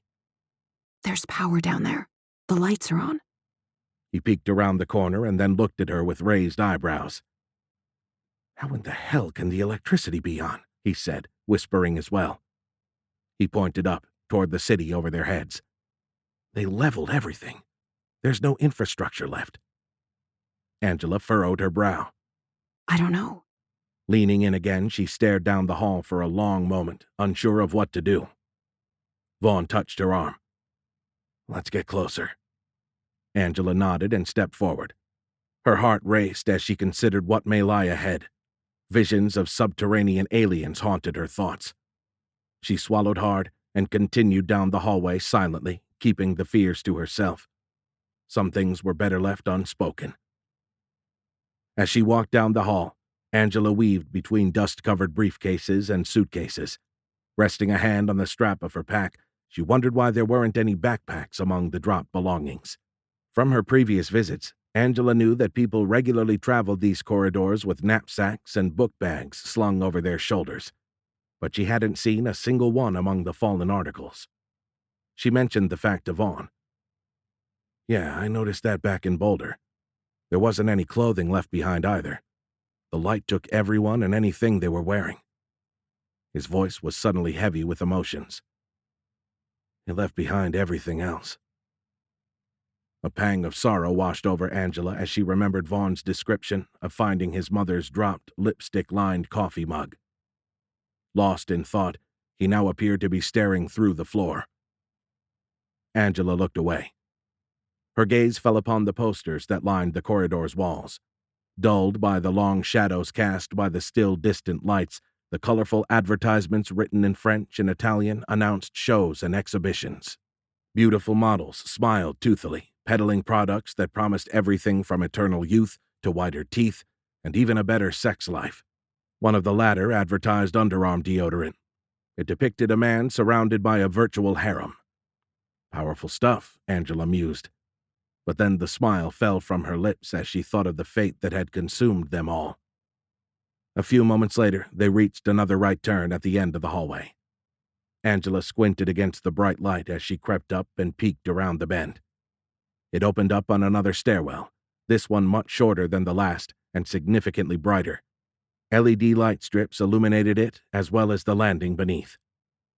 After exchanging nervous glances, she and Vaughn eased around the corner and walked tentatively down the steps. In the subterranean silence, even the floor's light coating of dust seemed to crunch beneath their boots. Nearing the bottom and feeling exposed, they crouched and hugged the wall. As they continued to creep forward, a platform began to inch into sight. Each downward step revealed more of the subway station. If not for the smattering of dropped goods, it would have looked like a normal platform. Reaching the landing, they stood glued to the right wall for a long moment, listening for anything out of place. No sounds rose above those of their rhythmic breaths and the buzz of multitudinous lights. Angela leaned toward Vaughn. Maybe the subway is on its own grid. She turned to see him shaking his head. I think they left it powered up on purpose. They? Who? Vaughn pointed upward. The aliens. What makes you think that? He gestured into the station. Look at the tracks. Angela leaned out and studied the near end of the ledge where the platform dropped off. She shrugged. They look normal to me. Exactly. So... He gave her a meaningful look. Angela, they're made of steel.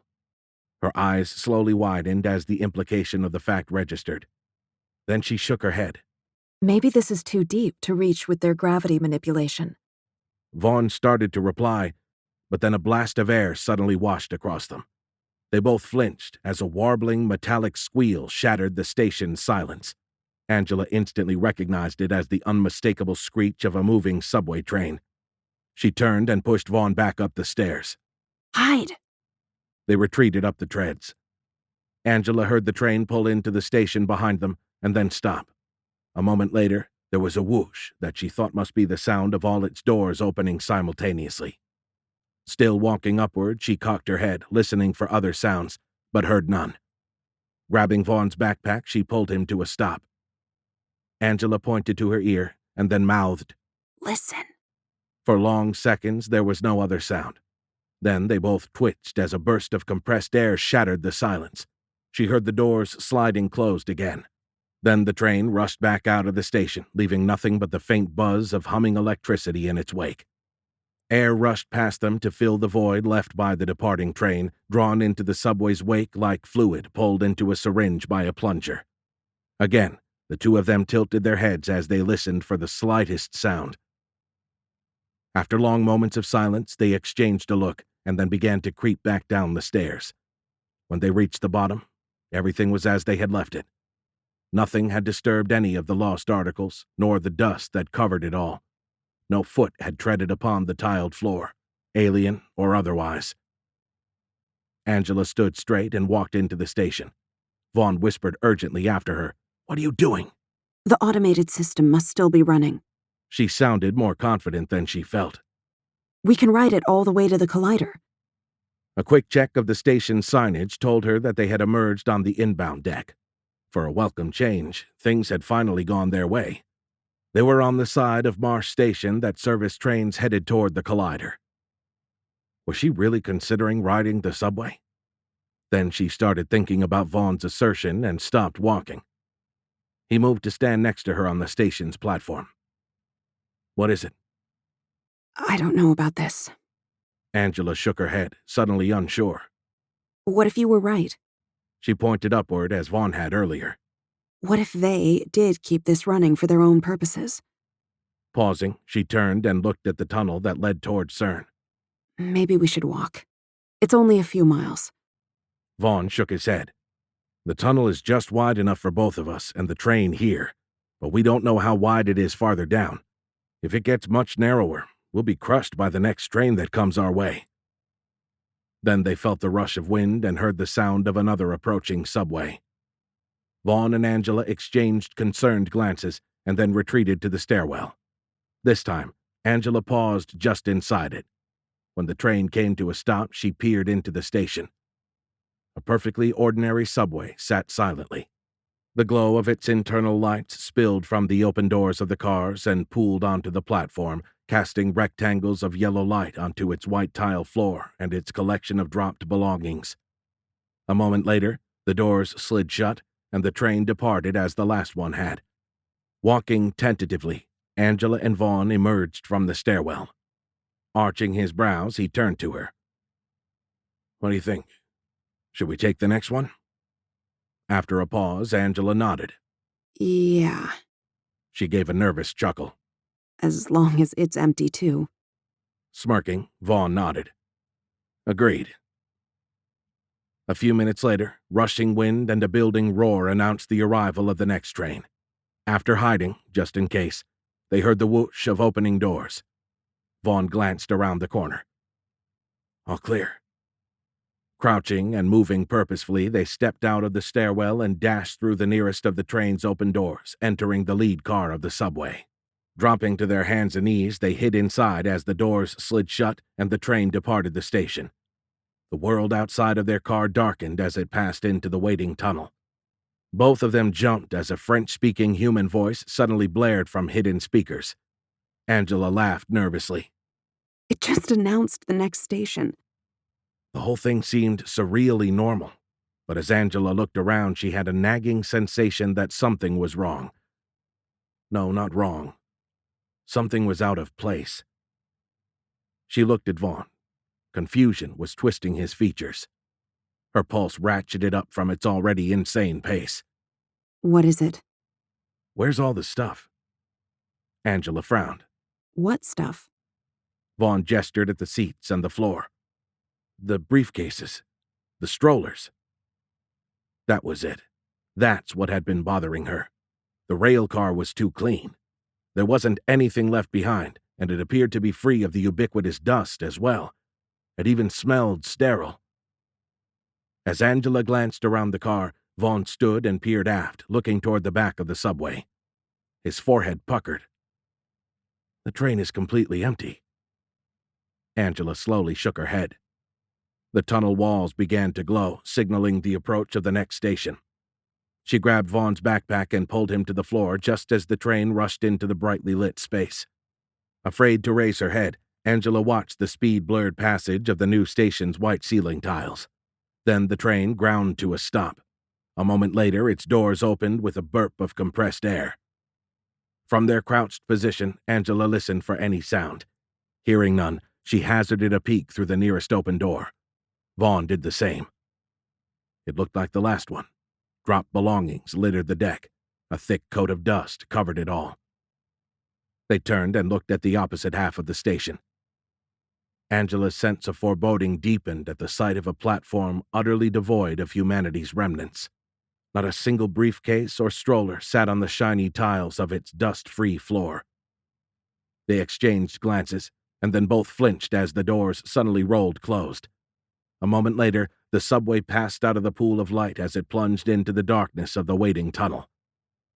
Uncomfortable on the hard floor, Angela climbed up and dropped into one of the train's seats. Vaughn sat next to her. She looked at him. The other half of the station is empty now. Yeah, it even smells cleaner, less musty. Nodding, Angela turned and studied her reflection in the dark window. I noticed that too. Then she looked at Vaughn. What does it all mean? He scoffed. Hell if I know. I'm just glad. Suddenly, light streamed into the car as the subway emerged into the next station. It had been a much shorter passage than the previous ones. Vaughn looked forward. That was quick. They both froze as another train pulled into its far end. Angela's eyes widened. Oh, shit. Something was moving inside the other subway. They both slid out of their seats and ducked out of sight, dropping to their hands and knees on the floor. She looked at Vaughn. What was that? Breathing heavily and cursing, he shook his head. Shit if I know. Didn't get a good look. Squeals echoed through the station as both trains slowed and then stopped. The doors of their subway opened, and Angela heard those of the opposite train do the same. Then her heart threatened to leap through the wall of her chest as a riotous din suddenly filled the tiled chamber. She and Vaughn exchanged frightened glances. It sounded as if an army of excited soldiers had entered the station. Angela slowly raised her head. The roof of the other subway slid into sight. What are you doing? She stared at the top of the other train, her pulse pounding in her ears. I have to see them. Damn it, woman. You're going to be the death of me. In spite of his protestations, Vaughn started raising his head as well. What do you see? Nothing yet. Just the roof of the next train. What are you waiting for? He continued to rise slowly, but then froze. Oh, shit. Angela glanced at Vaughn. His eyes looked like saucers on a whitening cloth. She touched his arm. What do you see? His Adam's apple bobbed. Then he reached over and pulled her up. Angela slowly rose. The bottom of the train and the platform beyond it slid into view. She gasped. Oh my God. She tried to swallow, but her suddenly dry throat refused to work. Staring in frozen horror, she watched a swarm of multi-armed, headless beings pour out of the other subway. Her heart now pounded so hard she was sure the things on the opposite platform could hear it. She closed her eyes for a moment, struggling to rein in her emotions. Vaughn pulled her back down. We're too exposed here. She opened her eyes and looked at him. Did you get a good look at them? Not really. Just what I could see through the other train's windows. She saw him shake off a shudder. Looked like a bunch of flailing white arms. Chewing her lip, Angela glanced in the direction of the beings. The wall of the train blocked them from view. We need a better look. Vaughn's head shook. I don't know. I'd rather not jump out and say, here we are, come eat us. Angela glared at him. Not helping. Vaughn shrugged. She turned and looked through the open doors of their own subway. Dust and lost belongings covered the floor of this side of the station just as it had on the last one. She tapped Vaughn's arm and then pointed. Nobody's been over here yet. They both flinched as the public address system activated again, announcing the next destination. Then the doors slid shut. Vaughn started to peek above the bottom of the window. Angela saw his hair shining under the train's overhead lights. She pulled him down. You're right. They'll see us. We're too lit up, too exposed. As the train entered the tunnel, Vaughn looked at her with raised eyebrows. We came here to see who did this, didn't we? Angela shook her head. No. I mean, yes, but the primary reason was CERN. I want to know why here. She pointed at the ground to emphasize her words. I want to know why the collider is at the geometric center of this entire mess. But if we get captured or killed before we get there, we'll never know. The subway train rocked and squeaked as it rounded a bend in the tracks. Feeling the turn, Angela pointed up. We are under the city now. Vaughn nodded. Yeah, we have been since shortly after we left the second station.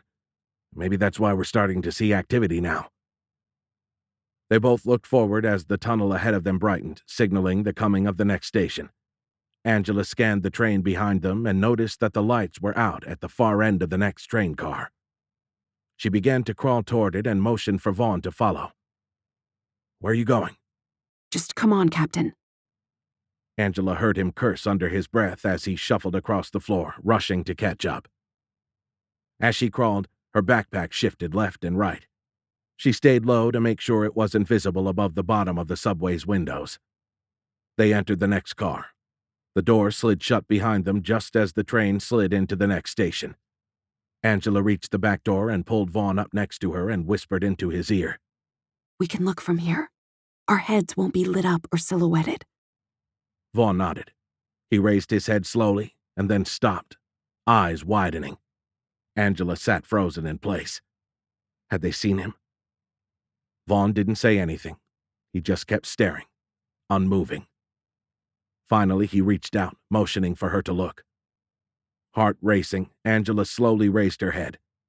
As the opposite platform slid into sight, she too seized, motionlessly staring over the window's lower frame. Her throat hitched. What she saw was like something out of a science fiction movie. No train occupied the far side of the station this time. She now had an unobscured view of the beings. Hundreds of them were milling about on the far platform. The things stood in groups, appearing to chat amongst one another. If not for their body form, it would have looked like an ordinary gathering of humans. But these things were far from human. They had hips that angled rearward to a point where they attached to the tops of long white legs, legs with knees that bent in the wrong direction. To Angela, their hips and legs looked like those on the two-legged walking tanks from the Star Wars movies. However, that was where the similarities ended. Their upper bodies sported 2 pairs of arms for a total of 4, each tipped with 3-fingered hands. They had no visible head. It was impossible to tell from here for sure, but Angela thought she saw a low-profile disc sitting atop the torso. Beneath their chest, a narrow black abdomen tapered to only a few inches wide where it attached to the rearward angled hips. Seen from the side, the line of their body, hips, and legs formed an elongated S shape. Angela watched them mix and mingle. The way they stood in small groups made it appear as if they were chatting. She could even hear them. Vaughn tilted his head. Are they talking? She nodded. I think so. Heard from her remote observation point, their mid-range, monotone voices blended together, the individual words of their conversations indistinguishable above the riotous din. Their actions looked almost human, but something about the way they moved screamed machine. However, instead of hard, angular lines, their limbs appeared sleek, almost organic. Angela finally found her voice. Are they robots? Beside her, Vaughn shook his head. I don't know. Maybe. They heard the rush of another arriving train. Then the doors of their subway closed and it started to exit the station. Just before their car slid into the tunnel, Angela glimpsed the next train and its cargo. It brimmed with robotic aliens. Chapter 12. The dark tunnel whizzed by unseen as Angela gazed through the black windows. In their reflections, she saw Vaughn staring at her, an odd look on his face. You do know. He paused, his forehead furrowed, and he sighed. You do know this is a one-way trip, right? Angela shook her head and spoke sharply. No, I don't know that, and neither should you. Vaughn blinked. He pointed toward the front of the train. We're stuck. We were trapped the minute we passed a station full of robots. There's no way back out, and the deeper we go, the worse it gets. Angela considered his words for a moment, and then shook her head again. I refuse to accept that. She thrust an arm toward the opposite window and pointed outside. There are side tunnels, other subways that lead to different parts of the city. Maybe the robots aren't in them. She turned to face him and saw doubt clouding his face. Vaughn. She palmed his cheek, turning him to face her. We'll get into CERN, find out what the hell happened there, change anything that we can. I'll break it if I can, and then we'll get the hell out of there. How are we going to do any of that?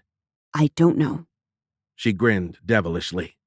But I think the man that flew a rocket with a nose cone made from Home Depot garage sale signs can figure it out. Vaughn guffawed and then shook his head, a crooked smile on his face. Angela kissed him and then leaned back. Staring at his reflection again, she winked. Afterward, we'll make our way back to the yacht and head for those islands you've been talking about. He stared at her. After a moment, he gave her a forlorn smile and then nodded. Yes, ma'am. Angela knew Vaughn wasn't entirely on board with her optimistic outlook. To be honest, neither was she. However, all those months stranded alone on the space station had taught her the value of hope. They needed it right now. They needed to believe that if they tried hard enough, they could find a way through or around any obstacle. Otherwise, they might give up, packing it in before they exhaust all possibilities. Lord knows she'd been tempted to do just that on numerous occasions while stranded aboard the ISS. But the idea of Vaughn, of potential rescue, had seen her through the darkest of those times. She squeezed his hand and then stared through the dark window again. "I think they are robots," Vaughn said. Angela nodded. She had come to the same conclusion 5 stations earlier. Yeah, I think so too. She twisted her face. But are they the masters or the servants? Huh? Turning toward Vaughn, she held out her hands, palms up. Did they invade on their own, or are they just here to pave the way for someone else? Vaughn shook his head. No way to know. Shrugging, she continued. And if there is someone else, are they here yet? Not that I've seen. Vaughn pointed outside. So far, all these things look identical to one another. If anything, I think the bots that are building the city are working for these robots. Tilting her head, Angela considered his suggestion. Then she looked at Vaughn. Maybe these are the manager bots you were looking for outside. Vaughn scrunched up his face. I don't think so. There are too many of them. You typically have more workers than managers, not the other way around, especially in a system as automated as this one. Flinching, Angela looked up as the recorded French voice ruptured the silence again. This time she was relieved to hear the male voice announce, Conseil européen pour la recherche nucléaire. CERN. Did he just say what I think he did? Angela nodded. Vaughn tilted his head back and closed his eyes. Oh, thank you. The announcement had elicited the same response from Angela. The stress of waiting for discovery or capture over these last several stops had been grueling. At each station, she had expected the doors to open on a platform full of the alien beings. However, several stations later, they still hadn't seen any of them on their side of the rail system. The robots appeared to be heading in only one direction, away from CERN. Angela looked at Vaughn and shook her head. It's like they're spreading out to fill in the city that the bots built for them, but I don't understand where they can be coming from. It's been an unending outbound migration. We've seen thousands of them. Where in the hell are they coming from? I don't know. Vaughn pointed ahead.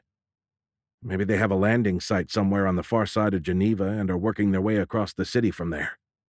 Then where are the transports? Angela gestured overhead.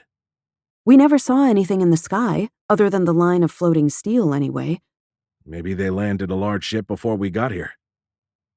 Angela nodded thoughtfully, chewing her lip while she considered the idea. Maybe. Then she shook her head. But I don't know.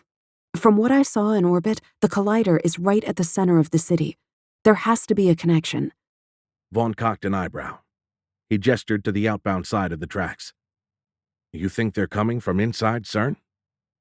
Angela shrugged. No idea. Strictly speaking, that was not 100% true. She was beginning to form a hypothesis, but she was reluctant to utter the words lest they speak the possibility into existence. The tunnel ahead began to glow as they neared CERN station. Then their train emerged fully into the light. From their shadowed corner, Angela and Vaughn gazed across the station. Another subway sat on its opposite side. A zigzagging line of the beings, hundreds long, stood waiting to enter the rail cars. They looked like amusement park visitors waiting their turn to ride the roller coaster. Angela agreed with Vaughn. These were almost certainly robots, but they didn't act like machines. She could see them fidgeting and turning their bodies as if looking around. In places, groups of them conversed, their arms flailing about, gesticulating as a human would. However, their body parts looked too mechanical. Metallic, softball-sized joints connected their 2 legs to the outside of their reverse-angled hips.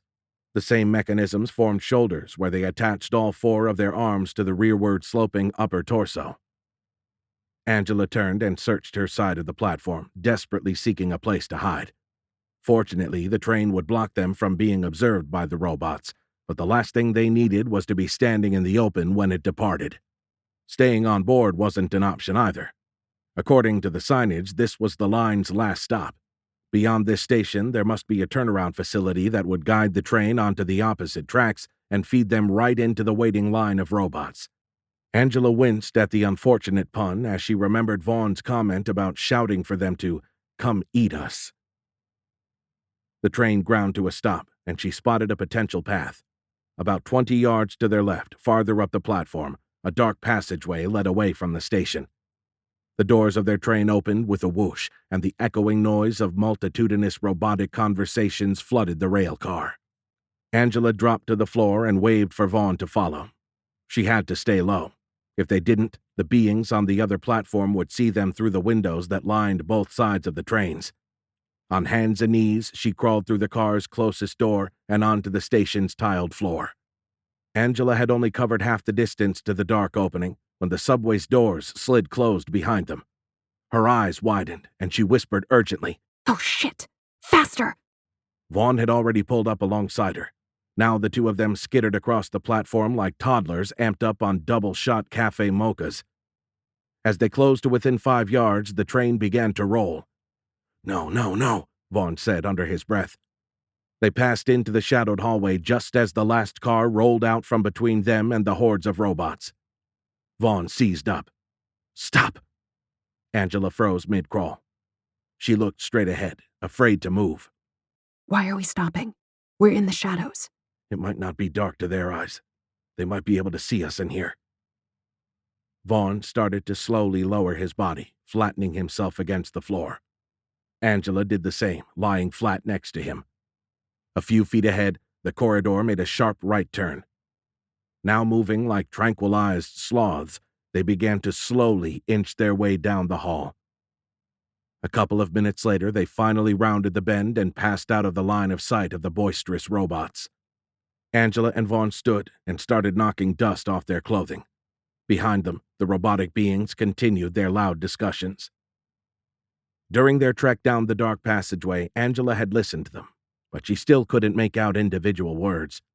The first time she had heard the robots, their voices had sounded monotone, but occasionally, one raised, the speaker becoming more animated, as if in argument. It almost seemed as if they were yelling and shouting. Tilting her head in the direction of the din, Angela looked at Vaughn and raised her eyebrows. Kind of odd behavior for robots. "I know. If you close your eyes, they almost sound like a crowd of people heading into a football game." Angela nodded. She finished knocking off the dust and then stood upright and gestured ahead. "We have to get into CERN." She hitched a thumb toward the unseen robots behind them. "But the entrance is over there." "How in the hell are we going to get through all of them?" "We're not. I know a way around." She pointed overhead. "A tunnel connects the two sides. It's off the beaten path. Hopefully these alien robot thingies haven't found it. On the far side of the footpath, there's an employee access point." She left out the part about the lock on the access door requiring a code that may no longer work. Vaughn stepped back and extended an arm. "Lead the way, Commander." They spent the next several minutes inching down long hallways, constantly worried that someone or something would suddenly poke its head out. Not that these things appeared to have heads. Angela finally found the stairs and guided Vaughn up 2 flights. They led to the long corridor that crossed over the subway station. When she got to the stairs at the far end, she grabbed Vaughn's arm and pulled him close. "This leads to the employee entrance." He looked around nervously. There were no other exits, no way to go, but down. They could already hear the tumultuous voices of the gathered robots. The noise of their cacophonous conversations had risen with each step down the long hallway. Vaughn turned back to her and inclined his head toward the stairs. "Sounds like it also leads down to that robot-infested platform." Angela shrugged. "We'll just have to make sure they don't see or hear us." Vaughn gave her his eyebrow of skepticism. "How in the hell are we going to do that?" "I'm pretty sure that the employee entrance is only 1 flight down from here." "Pretty sure?" "Yep. We should find it before we stumble into our friends." She looked down the stairs. "Anywho, I just hope they haven't changed the security code since last time I was here." Vaughn did a double take. "Wait, what?" Looking up and to the left, Angela smiled self-consciously. "Well, the lock requires a code, and I'm pretty sure mine was still active when it happened." And you're just now telling me this?" Angela turned her smile to Vaughn and shrugged. Ready, Captain? He frowned, and the eyebrow hoisted another notch, but then he sighed and pointed ahead. "Come on, Princess. Let's do this." They descended the stairs. The volume of robotic conversations rose with each downward tread. Soon they reached a landing where the stairs cut back in the opposite direction. It sounded as if the main body of the robots might be just around the corner. Perched on the landing, Angela slowly peered around the smooth white wall. None of the quad-armed machines waited. She leaned farther out, and the door for the employee entrance slid into view on the next landing. Angela said a silent thank you.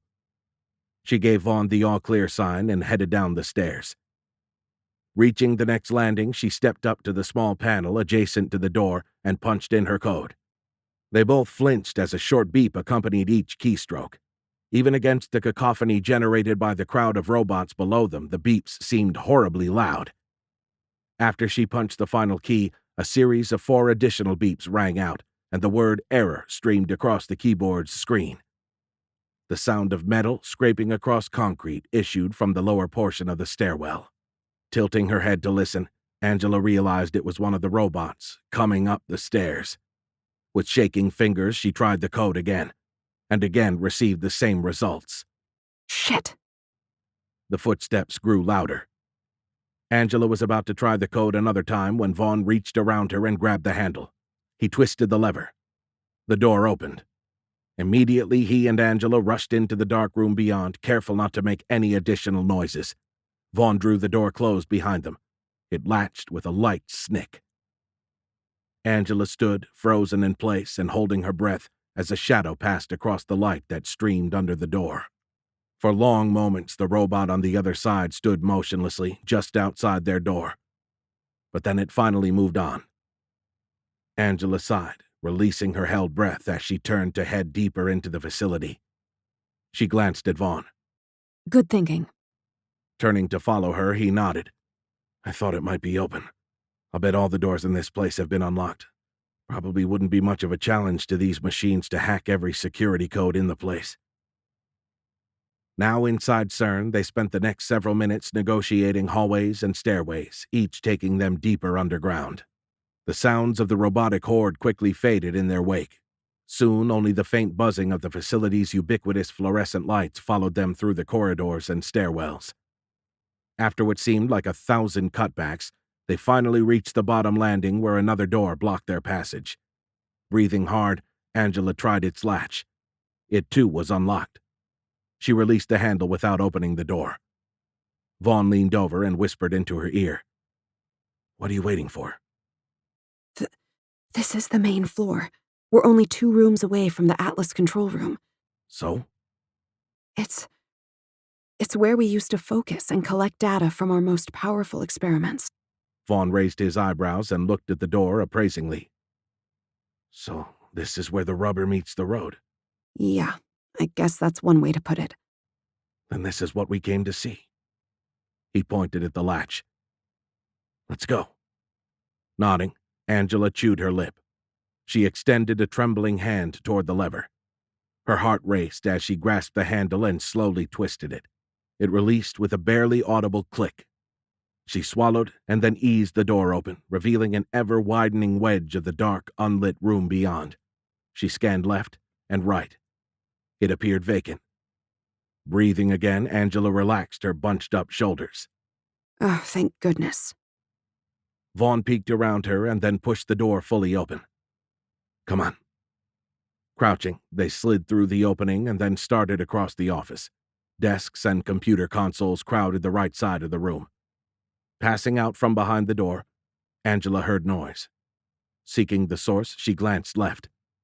Suddenly, a momentary flash of blindingly bright light washed out the scene and then vanished. Blinking in the dark, Angela tried to clear the blue spots from her vision. Where did that light come from? Vaughn shook his head. Angela heard the noise again.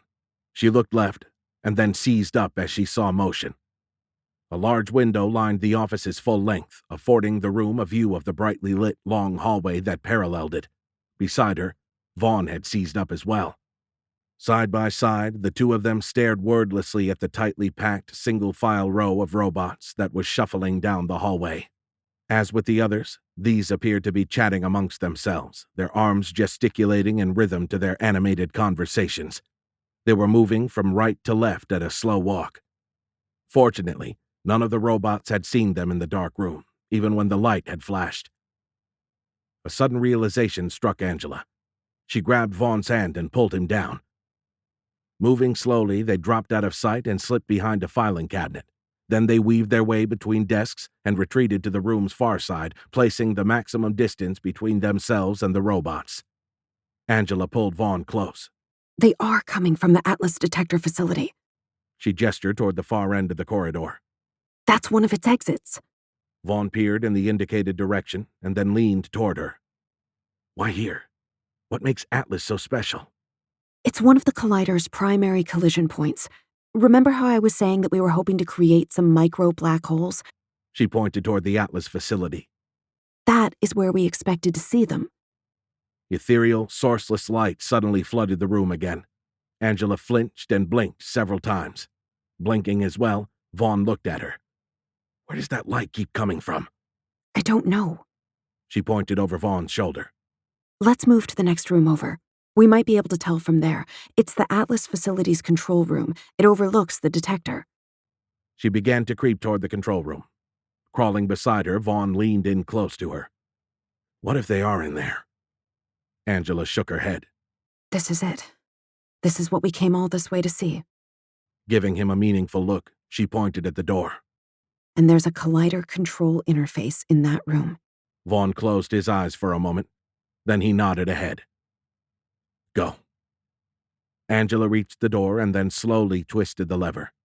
Fortunately, as Vaughn had theorized, it was unlocked. It opened easily. Bright light washed out the scene again. As it did, Angela squinted. In the afterglow, she glimpsed two beings at the far end of the control room. They appeared to be looking right at her. Barely containing a scream, she quickly shut the door. Fortunately, it closed silently. They both peered over their shoulders. Apparently not seeing or hearing them, the chatty Cathy robots continued to shuffle down the hallway. Beside her, Vaughn whispered urgently. What is it? Did you see where the light came from? Angela turned to look at Vaughn. I saw two people on the far side of the room. He looked at her for a long moment, and then released a short laugh. What? Vaughn shook his head. Thought you'd seen something else. He reached up and slid the door back open. Then he grinned as he pointed at a glass door that sat on the room's opposite wall. You're jumping at your own reflection. Angela felt her face flush as she spoke defensively. It looked like more than a reflection. It's all right. I'm spooked too. She extended a palm toward him. Whatever. Come on. Still on hands and knees, she pushed through the open door. Angela glanced around and then waved Vaughn in. It's clear. Fortunately, this room was dark as well. She knew that a metallic film coated the detector side of the control room's wide windows. It presented a mirrored finish to anyone on the other side and stopped errant radiation from entering the room. From her position on the floor, Angela couldn't see the center of the detector yet, although the top third of its 80-foot-tall ringed complex of radiating pipes and conduits filled the massive panorama visible through the wide window. The scale of the super collider had always amazed her, and this was its largest single feature. Atlas was so big that by itself it weighed as much as the Eiffel Tower. Angela craned her neck but still couldn't quite see the central point of the giant starburst-shaped complex of pipes and conduits. Its midsection sat just below her line of sight. Vaughn nodded toward Atlas. What's causing that noise? It's the collider. It's still running. Angela had noticed the sound as soon as they'd opened the door at the bottom of the stairwell. The low-frequency hum had grown in volume as they'd approached this room. Now she could feel it pulsing through her very bones. Staring through the large window, she continued to study Atlas, looking for and finding no changes in its architecture. She couldn't see any of the robots either, but the floor of the facility lay some 40 feet beneath the control room's window. Angela motioned for Vaughn to raise himself up. The other side of the glass is mirrored. They won't be able to see us. He looked at her dubiously. Willing to bet our lives on that? Regarding him with a cocked eyebrow, she pulled a desk chair from one of the consoles and sat in it. We are way past that. Angela stopped mid-word as she turned to look through the window. The focal point of the Atlas facility was now visible. Everything looked as she remembered, save one incredible detail. A metallic sphere now floated at the geometric center of the detector complex. Slowly shaking her head, Angela felt her gut wrench as she stared at the horrifying confirmation of her worst fear. It happened. Next to her, Vaughn slowly raised himself to her eye level. What happened? Then he froze.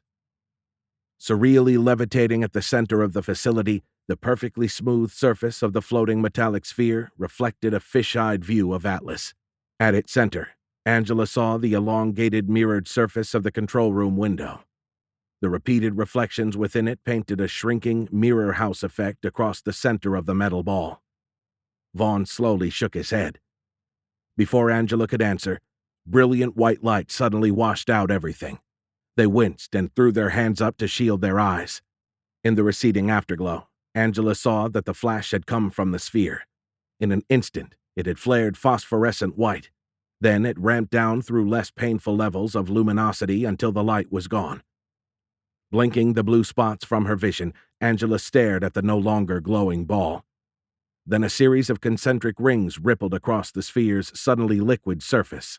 The whole thing quivered like a rung bell. Angela and Vaughn exchanged confused glances. Then new movement drew their eyes back to front. The mercurial sphere's near side began to bulge outward. Vaughn stood from the desk and walked closer to the glass wall. Unable to stop herself, Angela did the same. She moved up to stand next to him in front of the large window. Side by side, they stared at the growing protuberance with rapt awe. With an incredible crack, the silvery surface split like a popping bubble. Angela and Vaughn lurched, each taking an involuntary backward step as the upper torso of one of the robots suddenly popped out of the 3-foot-wide orb. Its arms slid from the mass, all four of them extended forward as if reaching for her. Vaughn stepped back again. Son of a bitch! Angela placed a hand on his arm. It's okay. It can't see us. She saw him nod in her peripheral vision. In a couple of seconds, the robot's entire body slid from the metallic ball. Getting her first close look, Angela saw that the thing did have a head after all, but the way the necklace thing blended with the torso had made them appear to be headless. Now completely clear of the sphere, it levitated in the air in front of the control room. Then it rotated 90 degrees and began to descend toward the floor. A moment later, it disappeared out of sight. Vaughn stepped closer again, gazing intently at the undulating metallic surface of the sphere. Was it some kind of 3D printer? Are they making the robots from that material? Angela shook her head. I don't think so. No, she didn't believe that for a second.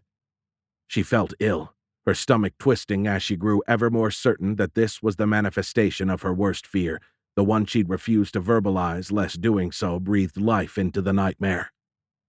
Over the next couple of minutes, they watched as 3 more flashes announced the upcoming arrival. Each time, a robot emerged in the same manner. As the sphere flashed a 4th time, Angela looked at Vaughn, shaking her head again. No way there's enough material in that ball to create these robots. She pointed toward the orb. That's a doorway. A doorway? Vaughn looked at her dubiously. A doorway to where? I think it's the end of a wormhole.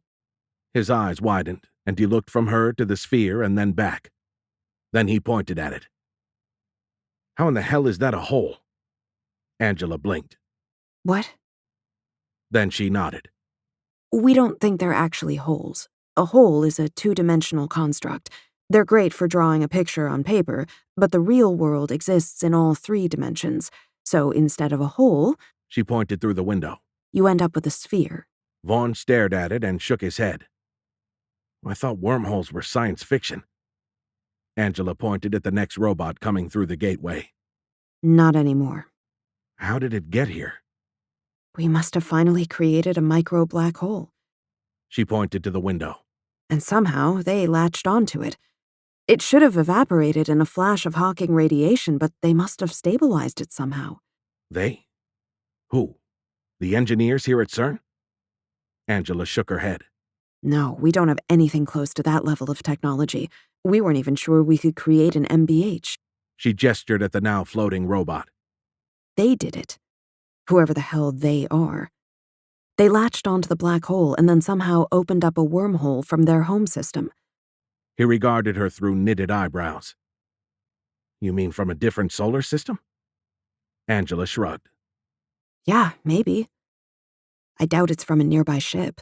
If you could fly one all the way here, why open a wormhole for the last portion? But how would they detect a black hole from that far away? I don't know. Angela shook her head again. The energy signature of a black hole's creation would radiate out from that point at the speed of light. Even its gravity would be restricted to that speed, so I don't know how they could remotely detect it. Vaughn looked as if he was about to ask another question. Angela held up a hand. Listen, right now, I feel like a pig staring at a wristwatch. I might not know how to make it work, but just like that pig, I can break it. How? Angela tilted her head. Without CERN, I don't think they could have reached Earth. And if we can take the collider away, these robots will be marooned. We can close down this end of the wormhole. I'll pump in a bunch of power, not so much to overload the coils, that would cause an explosion and kill us. I'll add just enough to distort and disrupt this end of the wormhole. Then, I'll crash the system so that they can't reopen it. What good will that do? They're machines. They can probably fix other machines and computers. Angela nodded thoughtfully. We'll sneak back out of the city and then come up with something big enough to kill them before they do. How are we going to do that? I don't know. You're the military man. Vaughn shook his head. No, I mean, how in the hell can we sneak out of here? Angela pursed her lips and stared at him for a moment. That was a good question. She looked at the computer screen. The displayed power reading drew her eye again. It was an incredibly high number. She wouldn't have thought the system could handle that much power. It sure as hell wasn't coming from this side. The electricity's frequency and phase were shifted, not quite the normal values.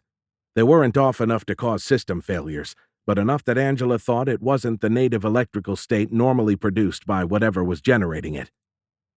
She pulled up the electrical phase and frequency for the facility's grid and compared it to that of the Atlas grid. Angela looked up with raised eyebrows. What? She pointed at the screen. The power they're pumping through the wormhole, I think it's powering everything. What do you mean, everything? I mean everything on this side. The facility for sure, and probably a lot of the subway system. Maybe all of it. Vaughn began to nod slowly. Okay, so what does that mean for us? Angela canted her head. Well, when I crash the system, the wormhole should collapse. Understanding blossomed on Vaughn's face. Nodding, he finished the thought for her. And cut the electricity. Yeah, like you said before, they've wrecked the old city's infrastructure. As soon as the wormhole closes, this side should go dark. What if it doesn't? Angela stared at the display and chewed on her lip. Finally, she shrugged. We'll cross that bridge when we come to it. Just have that flashlight of yours ready. Hopefully, we're going to need it. She glanced toward the unseen line of machines. Although, unless you want to be chased by a horde of pissed-off alien robots, I wouldn't turn it on until we're back in the stairwell. Chapter 13. Vaughn watched as Angela punched commands into the computer interface. She looked at him and tilted her head toward Atlas. Going to time the surge to happen between robot arrivals when there's not one coming through the wormhole. Can't chance their mass changing the variables. Multiple prompts popped up on the screen. Angela looked at them and cursed under her breath. This had happened several times. What's wrong? She finished clearing the messages and then shook her head. Nothing. Actually, it's going a lot easier than I expected. Thought I'd have to override a lot more safeties than this. She gave Vaughn a sideward glance and then tilted her head toward the Atlas detector again. It looks like our friends out there already bypassed most of them. A brilliant flash announced the arrival of the next robot. A moment later, Angela's fingers stopped their keyboard dance. Her index finger hovered over the enter key. As she watched the next bot begin to slip through the wormhole, she spoke over her shoulder. Are you ready? Vaughn glanced at the exit door and again memorized its distance and angle from their current position. He had already done this several times.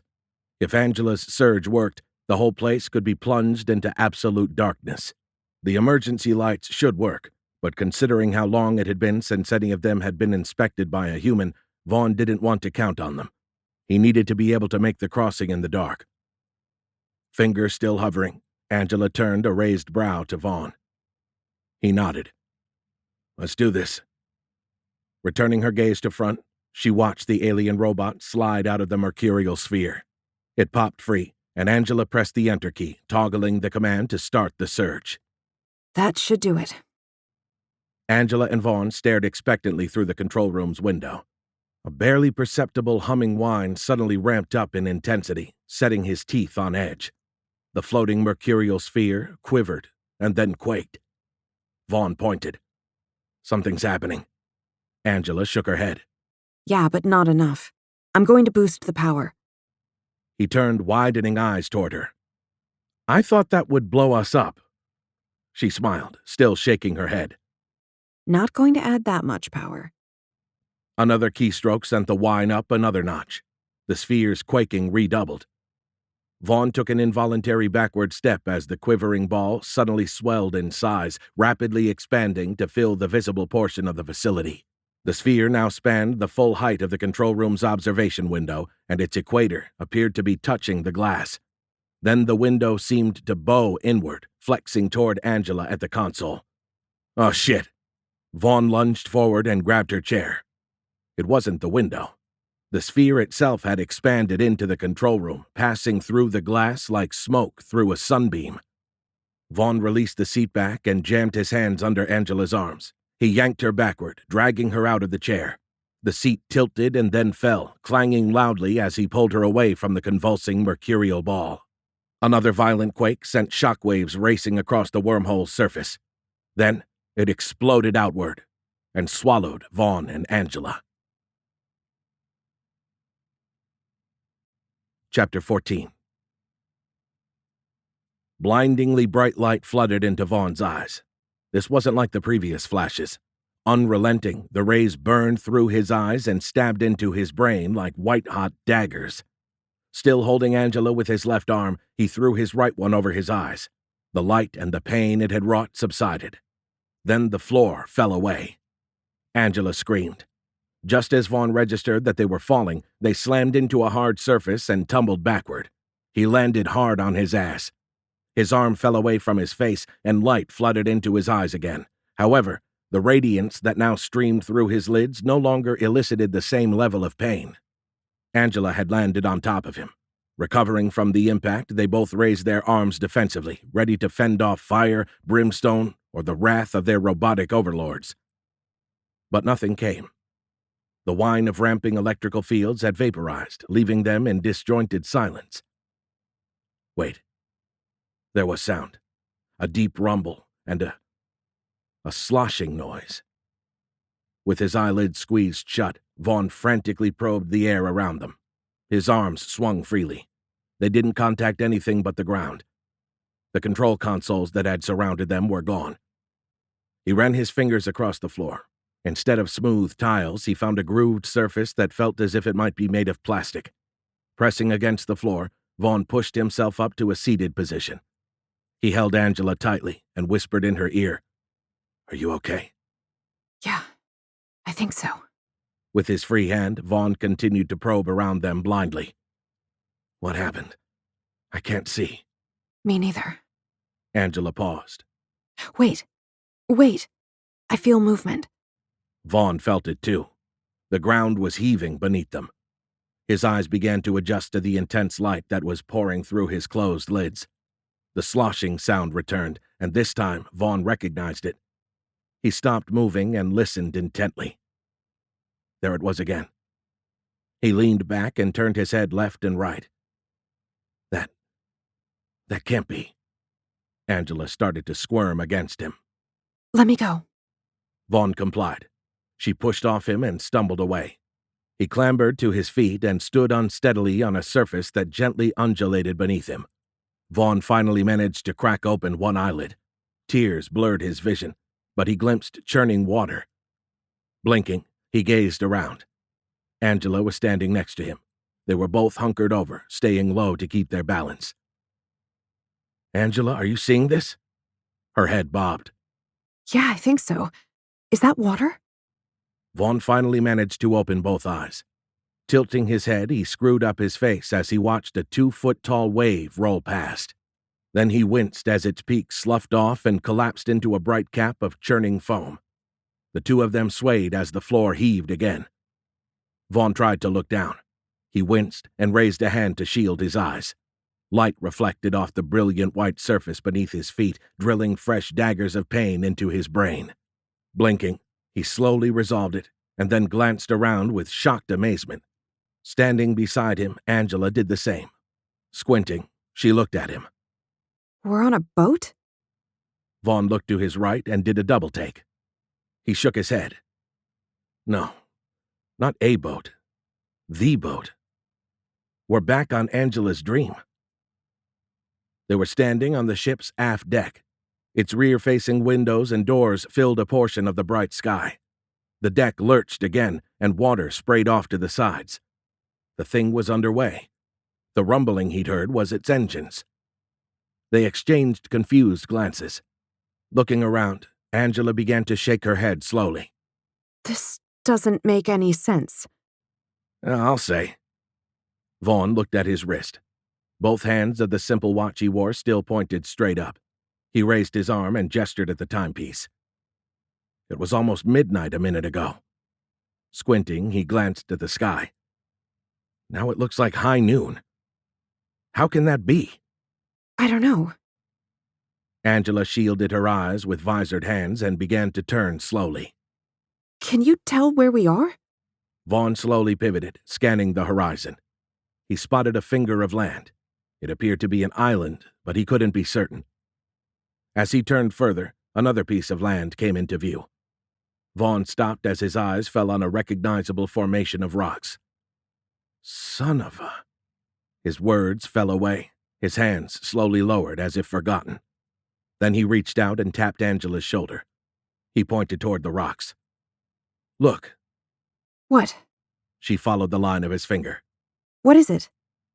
We're back in the strait. The Strait by Corsica? Vaughn nodded. Yeah. He dug for the name. Then it came to him. The Strait of Bonifacio. His still watering eyes widened. Oh, crap. This was where falling concrete had almost crushed them. Full of trepidation, Vaughn looked up and stared into the sky. Beside him, Angela did the same. Blocking the sun with their hands, they scanned the azure atmosphere for the line of levitating buildings and ships. Angela shook her head. They're gone. Are you sure we're in the same strait? Vaughn tore his gaze from the empty sky and scanned the islands. Yeah, positive. He looked up again. Nothing hung in the sky. Not even the faintest wisp of a cloud adulterated the dome of blue sky above the Angela's dream. Vaughn looked at Angela. What does it mean? She shook her head and looked down, studying the deck. Then she turned her attention to the surrounding island. Finally, she nodded, a smile spreading across her face. What is it? Vaughn looked at the land, trying to see what had made her smile. I think She paused and turned her widening smile to Vaughn. we reset the timeline. He blinked and dragged his gaze from the island. What? Angela turned and stared across the water, and she suddenly looked lost in thought. She started to nod slowly. That was a wormhole, right? Vaughn raised his eyebrows. You're asking me? Angela looked at him as if she'd forgotten he was there. Shut it, mister. She hitched a thumb at herself. Scientists trying to think here. Vaughn held up his hands. Don't let us idiots slow you down. She turned her gaze out to the sea again. Yes, it was a wormhole, and a wormhole is a rift in spacetime. She paused, and then nodded slowly. So, when my energy surge closed the hole, it must have also reset the wormhole's effect.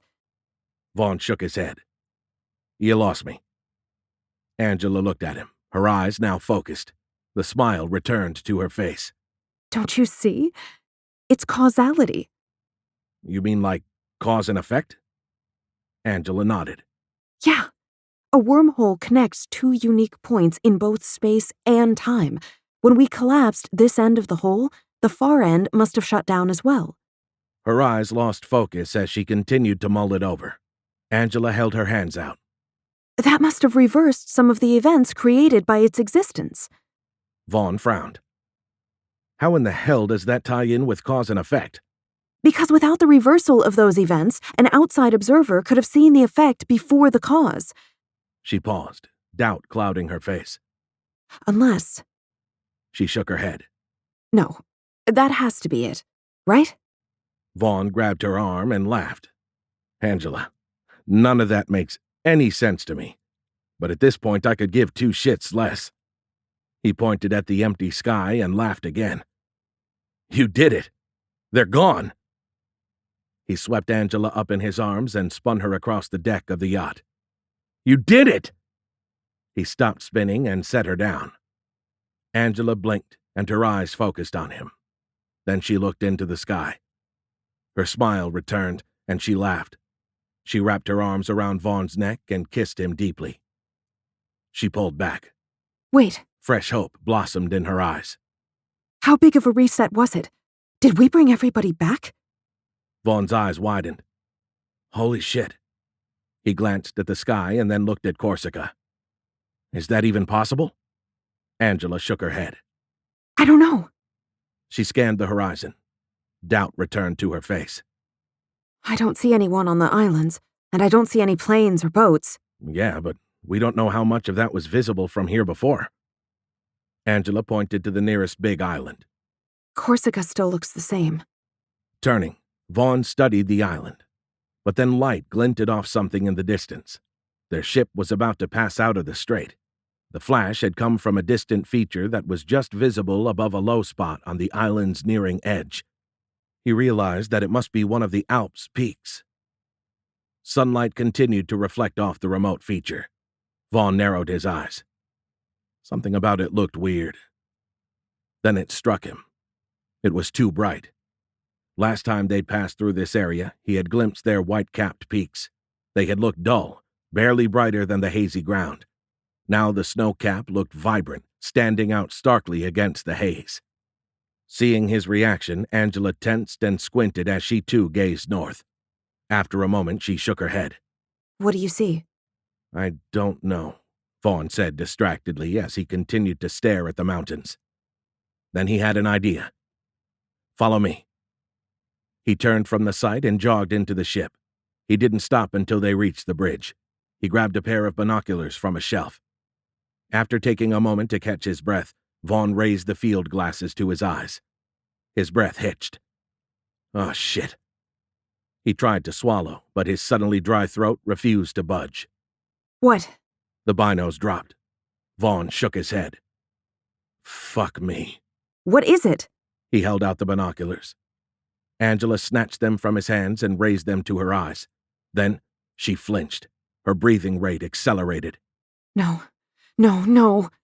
The ship pulled clear of the strait's narrow confines. No longer blocked from view, a thin strip of silver stood above the distant northern horizon. Last time they had plied these waters, they hadn't been able to see the European mainland from here. But now it glistened under a bright sky. Vaughn retrieved the binoculars from Angela. He had to pry them from her suddenly paralyzed hands. Hesitantly, he raised them to his eyes. Already knowing what he would see, he slowly scanned the horizon, panning from west to east. Distorted by the atmosphere, silvery buildings shimmered and wavered in the distance, covering the land from horizon to horizon and from shoreline to mountain peak. Finally, his too dry throat relented.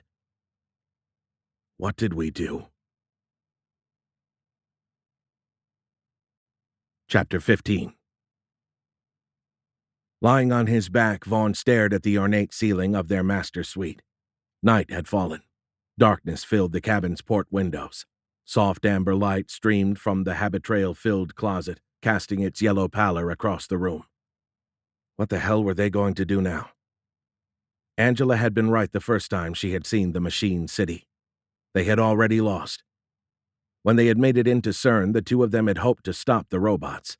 Then, for an elated moment, they thought they'd reverse the robotic invasion. But instead, it now appeared that the bastards had already paved over the rest of Europe, if not the world. Now what were they going to do? How do you undo something this big? Undo it? Shit, how in the hell were they going to survive? They'd be lucky to last another day. After seeing that the machine city now appeared to cover the entire European continent, they had decided to take refuge in a Corsican port. Vaughn had worried that a dash across the Mediterranean would leave them too exposed. Fortunately, it looked like the robots had elected not to occupy Corsica. It was free of the mainland's steel structures, so they'd headed toward one of its harbors, looking for a place to hide and regroup. He had tried to use the GPS, but now the unit couldn't find any satellites, so Vaughn had plotted their position and navigated to the harbor using the unit's built-in map. He had a difficult time of it. The island's shoreline looked subtly different from that depicted on the GPS's detailed map. Then the mystery had deepened. As they'd neared the land, Vaughn and Angela hadn't seen any evidence of humanity's previous existence. All of the buildings were gone. Even their foundations had vanished. The land looked raw, as if it had never been developed. Vaughn had no idea how far into the future Angela's reset had thrown them, but for things to have changed this much, it must have been pretty damn far. They had agreed that it had to be time travel. That's the only thing that made sense. Could they have jumped millennia into the future? And if they had traveled ahead in time, why had the boat still been here? Vaughn closed his eyes and massaged his temples. The unending circle of questions was giving him a headache, eroding the little bit of rest he'd managed. After guiding the yacht into the protection of the cove, they had dropped anchor. Exhausted, mentally and physically, out of energy and ideas, Vaughn and Angela had stumbled into their quarters.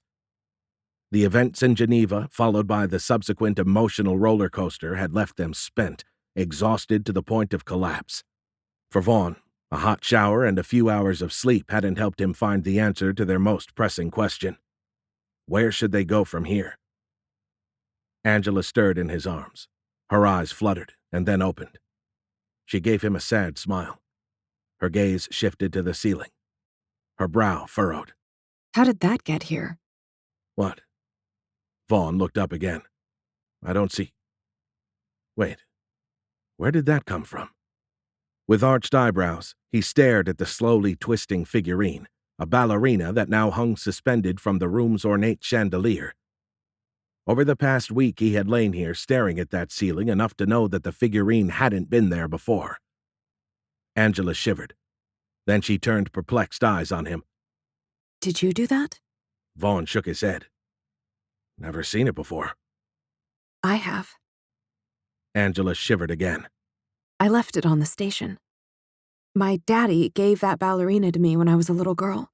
I meant to bring it down with me, but between being sick and in a hurry to get the hell out of there, I forgot. I've been regretting it ever since. She shook her head. A tear rolled down her cheek. She looked at him and smiled. How did you know to grab it? Angela. Vaughn stared at the slowly pirouetting figurine and shook his head. I didn't. I mean, I would have if I'd known, but I didn't. And I didn't see it. He paused and looked back at the slowly spinning ballerina. I've never seen it before now. For a long moment, Angela looked at him incredulously. Finally, she nodded. Okay, sure. Vaughn blinked in surprise. She didn't believe him. Angela pointed to one of the room's expansive closets. I suppose next you'll tell me you had nothing to do with the changes in there, either. What changes? You rearranged the habit trail. What? She rolled her eyes. I saw it just before I crashed in here. Went in there to check on Nate Jr. and the gang, to make sure that they'd been reset too. Was worried that they might still be in that field. Anyway, they were sleeping way in the back, so I didn't disturb them. She paused and looked toward their closet. I bet they're awake now. She pulled the covers off and rose from the bed. I'm gonna go say hello. Check their food and water. Vaughn shook his head again and climbed out of bed. I don't know what you're talking about. Ahead of him, Angela stopped and extended a hand, gesturing toward the inside of the closet. How long did that take you? I didn't change any. The words died in his mouth as the closet's interior slid into view. Dumbfounded, he stared at the completely rearranged complex of yellow habit-trail tubes. He frowned and cast a concerned look at Angela. Had she snapped? The figurine? And now this? All things considered, it seemed like an odd time for her to start pulling practical jokes. Had all of this been too much for her? Vaughn supposed he could relate. He moved to stand between her and the complex of plastic pipes. Arching his brows, he took her hands in his. What's going on, Angela? Are you okay? Confusion twisted her features. Then her eyes flared angrily. Damn it, Vaughn, I'm not the one. Her head tilted, and she peered over his shoulder. There they are. Her face morphed into a mask of horror. What? Vaughn spun around, raising his arms defensively. Then he relaxed. It was just the mice coming to greet them. He smiled. Nate, how's it? What the hell? It wasn't Nate or any of his family members. Shit, they weren't even mice. 4 small reptiles scurried excitedly toward them. The pudgy animals looked wrong. Wrong? Hell, they looked alien. The things were on 6 legs, each tipped by 2 finger-like claws and 1 smaller opposable appendage, like a clawed thumb. The small reptiles moved like tiny monkeys, but their scaly tails wagged like those of excited dogs. Speechless, Vaughn and Angela exchanged confused glances and then gaped at the chubby reptilian monkeys. Having reached the nearest portion of their habitat, each one of the 3-inch-tall animals looked up at them and smiled toothily. Vaughn swallowed. His throat clicked. He pointed at the closest reptilian monkey and its wagging tail. That ain't Toto, and we sure the hell aren't in Kansas anymore. Part 3. Nonsense is that which does not fit into the prearranged patterns which we have superimposed on reality. Nonsense is nonsense only when we have not yet found that point of view from which it makes sense. Gary Zukav. Chapter 16. Hanging her arm over the edge of the small boat, Angela watched her fingers slice through the smooth water as the dinghy's silent motor pushed it across the bay's glassy surface. Goosebumps raised on her arm as the boat passed into a pocket of cool, early morning air. She shook off the chill and looked at Vaughn. I don't understand any of this. The mice, how could that happen? She gestured north. And the robots? I mean, it looks like we've jumped years into the future. She shook her head. But that makes no sense. Standing at the skiff's helm and still appearing perplexed, Vaughn looked from the map to the shoreline. I don't know, Angela.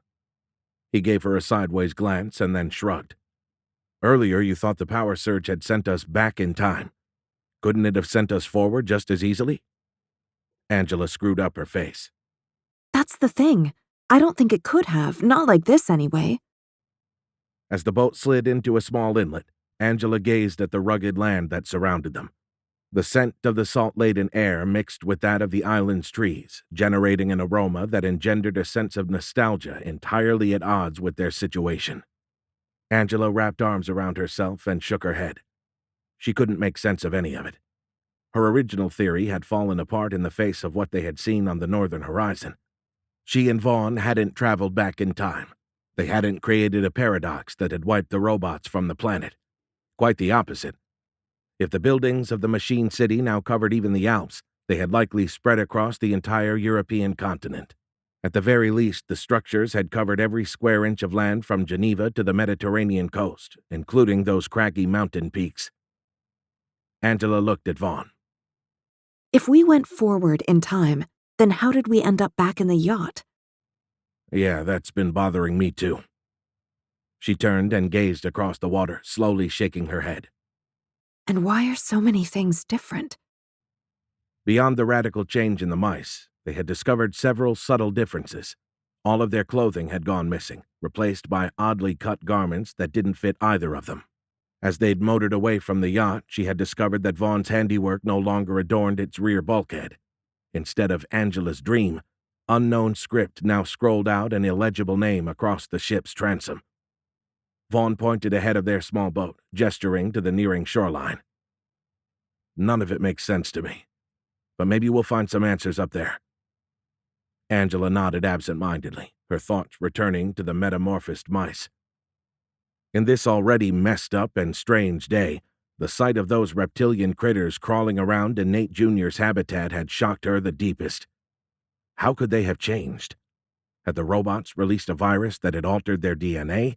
Were she and Vaughn going to change into reptiles? Angela knew that didn't fit the evidence, but that didn't stop her from checking the back of her hand. No scales had sprouted from her skin. Yet.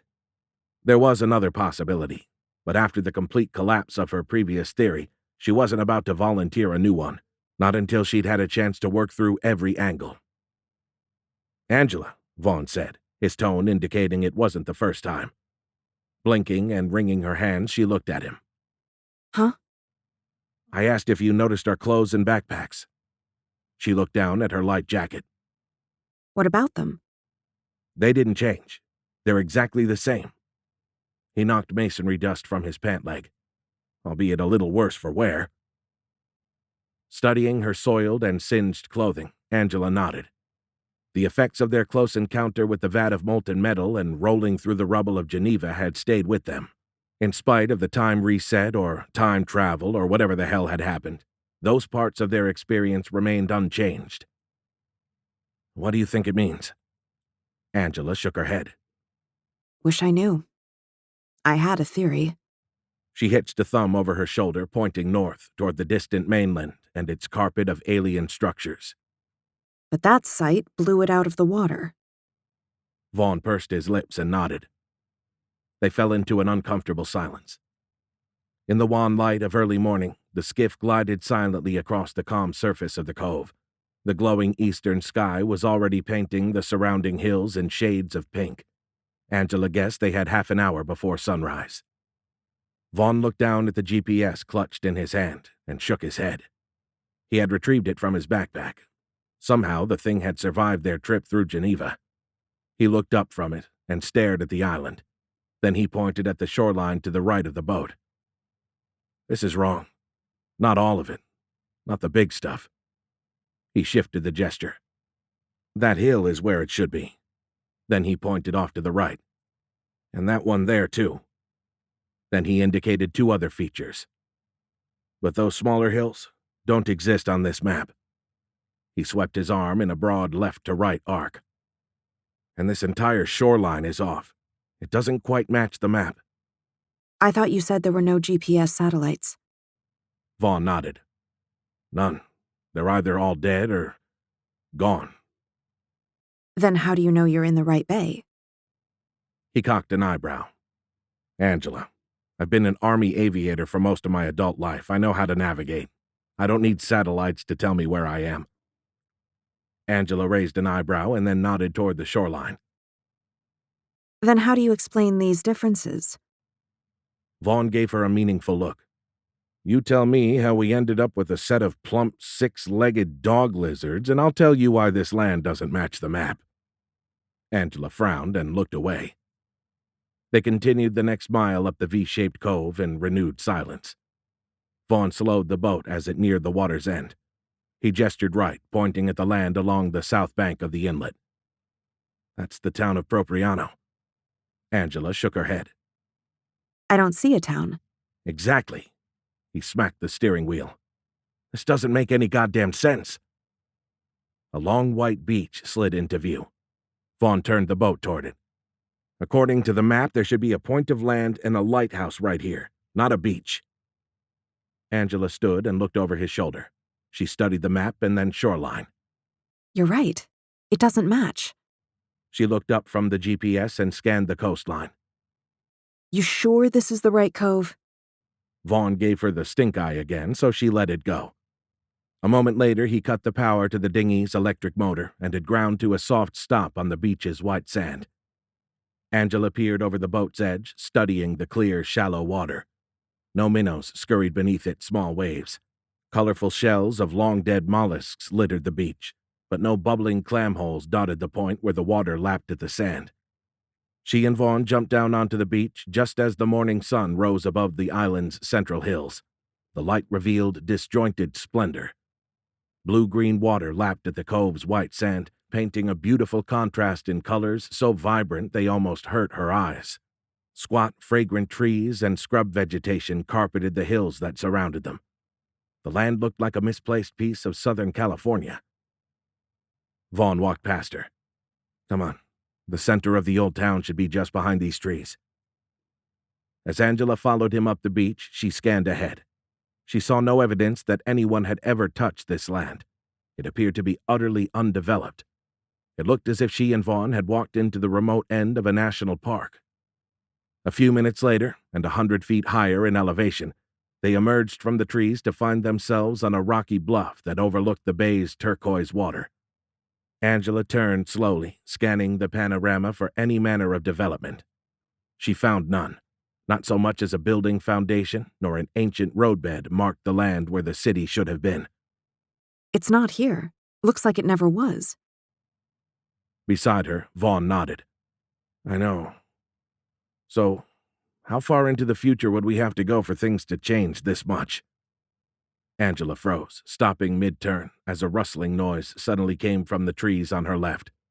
Vaughn seized up as well, his hand clamping down on hers like a vice. A moment later, 2 robots stepped onto the bluff.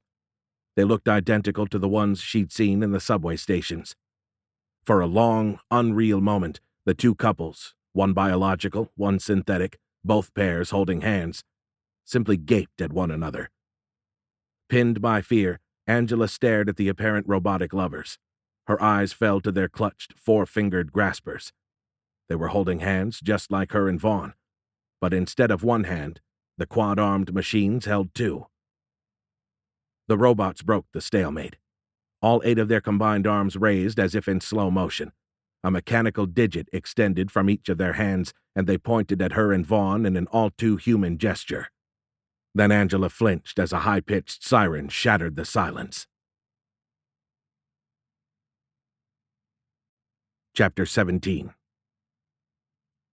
Vaughn darted between 2 trees, dragging Angela behind him. The screech of the robotic screams filled the air, the sound chasing them down the tree-covered hillside. Angela tried and failed to pull free of his grasp.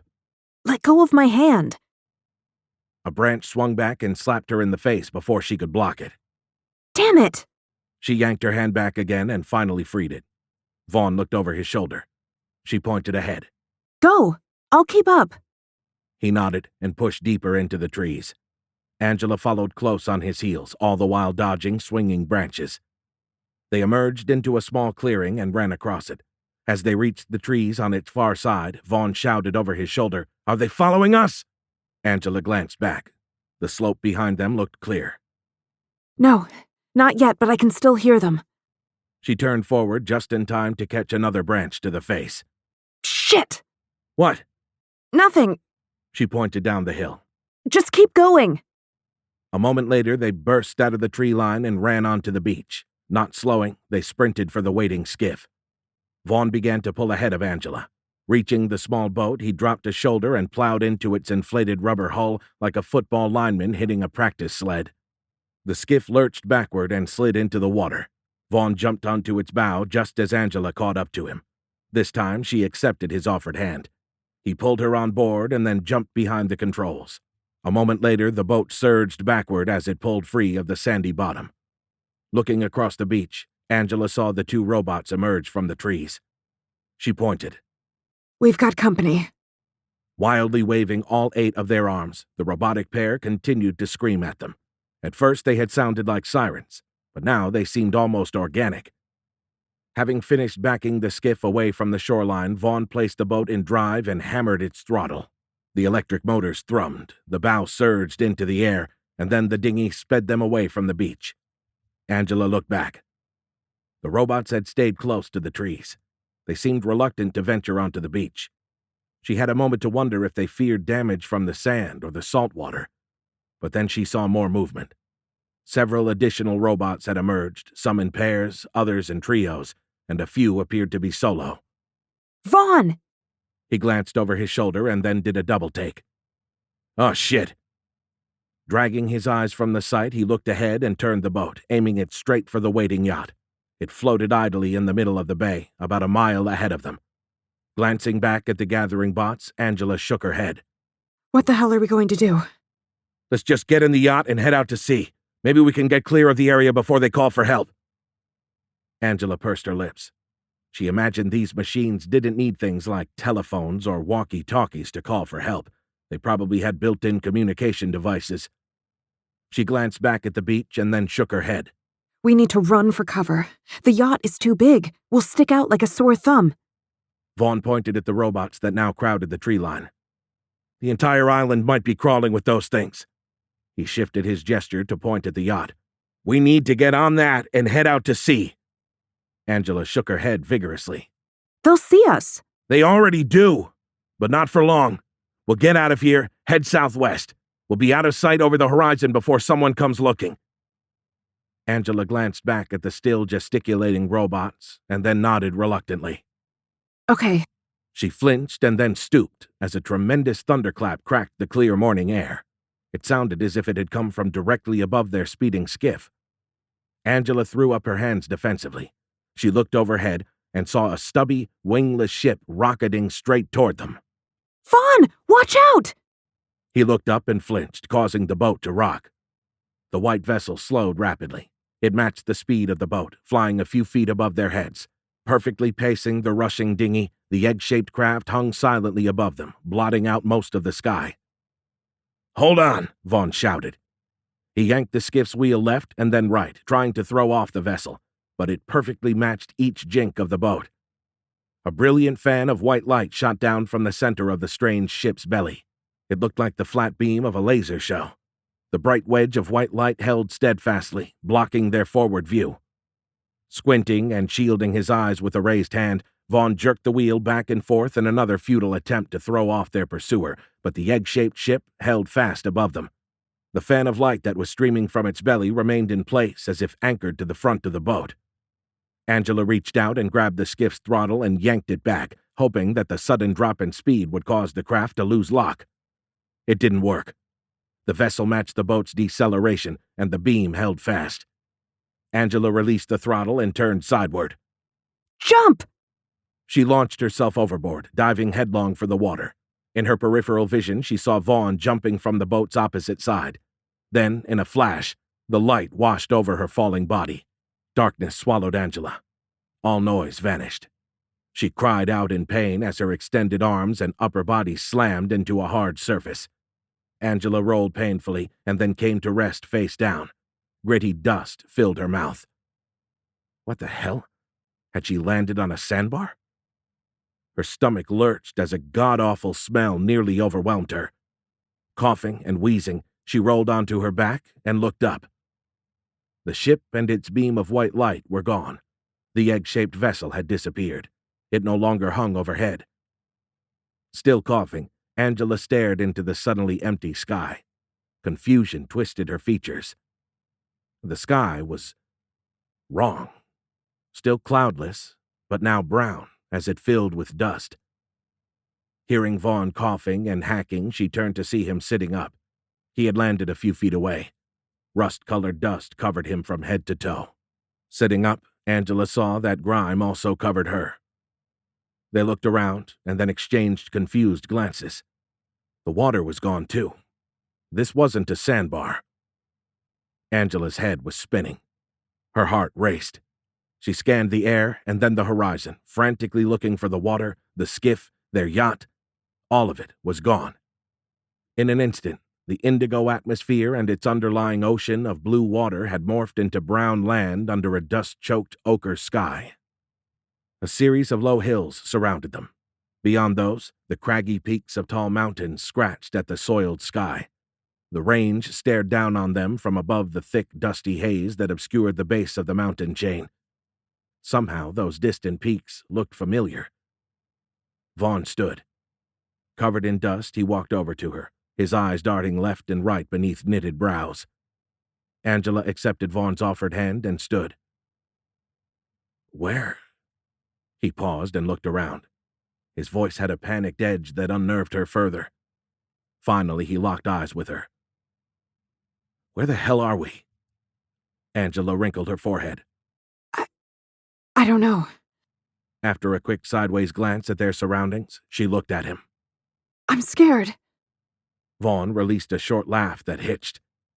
Don't feel like the Lone Ranger. Another wave of nausea washed over Angela. That smell. It's horrible. Nodding, Vaughn leaned over and spat. Smells like death. He pointed over her shoulder. Let's head to the top of this hill. Maybe we'll see more from there. Angela spat as well, then she nodded. Okay. As she began to walk, something crunched under her foot. She stopped and glanced down. Splinters of broken white twigs protruded from under her hiking boot. Scanning the ground, she saw several more of the small, desiccated branches sticking out of the dust around them. They appeared to cover the entire hillside. The brittle twigs only protruded a couple of inches above the sandy soil, but their coat of dust made them difficult to discern. Are you okay? Angela looked up and nodded. Yeah. Vaughn was standing farther up the hill. He waved her on. Let's see what we can see. She caught up with him, and they continued up the hill. With each step, more of the weathered branches crunched underfoot. Her eyes returned to the distant mountain peaks. They still looked naggingly familiar. Could those be? Angela shook her head, refusing to complete the thought. It was too crazy. Halfway up the hill, she began breathing heavily. She felt short of breath. Panting beside her, Vaughn appeared to be having the same problem. A few moments later, they finally crested the rise. Its far slope had significantly more of the brown scrub brushes. The short, scraggly branches of the withered plants protruded everywhere. Softball-sized rocks dotted the ground on this side of the hill. In her peripheral vision, Angela saw Vaughn scanning the horizon. Then his body tensed. Oh shit. We're back. Angela looked up from the field of dead plants, and then her breath hitched. Oh no. She shook her head. No. This can't be. Wide-eyed and now panting, she stared at the all-too-familiar range of mountains. I'm afraid it is. Vaughn pointed. Those are definitely the Alps. Angela slowly nodded. Somehow they had teleported back to the Geneva area, or at least some hellish version of the Franco-Swiss border town. However, unlike that verdant, forested region, the land here offered nothing green. It appeared dead in every sense of the word. Considering the smell and their respiratory difficulties, Angela was also starting to think that the air was dead as well, its oxygen level too low. A tan disk slowly rose from behind the easternmost mountains. She watched it rise for a moment. Then recognition struck. Is that the sun? Vaughn nodded. Yep. Angela stared at the dim orb. The atmospheric dust was so thick she could look directly at the sun. The loose soil shifted beneath Angela. Something cracked loudly under her hiking boots. She looked down, and her whole body tensed. Wide-eyed, Angela pulled her gaze from the exposed item and slowly scanned the slope beyond it. A soft cry escaped her lips. Finally, she managed to speak. Vaughn. What? He said, still staring at the dirty skyline. She pulled weakly at his sleeve. Finally, Vaughn looked at her. Fresh concern took over his features. What is it? Choking back tears, Angela pointed at the ground. Vaughn followed her gesture. His eyes went round, and he stepped back. Oh, shit. When the soil had shifted beneath them, it had exposed a skeletal human arm and a grinning skull. As Angela and Vaughn stood transfixed, the skull's hollow eye sockets seemed to glare back at them accusingly. How did that get there? Vaughn said, his voice now reedy. That's not the only one. Angela gestured ahead, and her voice cracked. They're covering the whole hillside. Vaughn looked down the slope. His jaw quivered, and his throat bobbed. Then he spoke, his words barely audible. Stone the fucking crows. A field of dust-covered bones blanketed the slope, and what she had initially mistaken as small rocks now proved to be hundreds of skulls. Angela took a couple of trembling backward steps. Then her legs buckled and she collapsed to her knees. Vaughn stood beside her, confusion twisting his face. "Who are they?" It's them. A short sob escaped her. All of them. Vaughn shook his head. "Who?" Every... The word caught in her throat. She swallowed and then swept an arm across the scene. Everybody. The rise and fall of the ones that surrounded it weren't hills at all. Angela and Vaughn were standing on the piled bones of millions, no, billions of dead. Earth's entire human population. She swallowed again, and then looked up at Vaughn.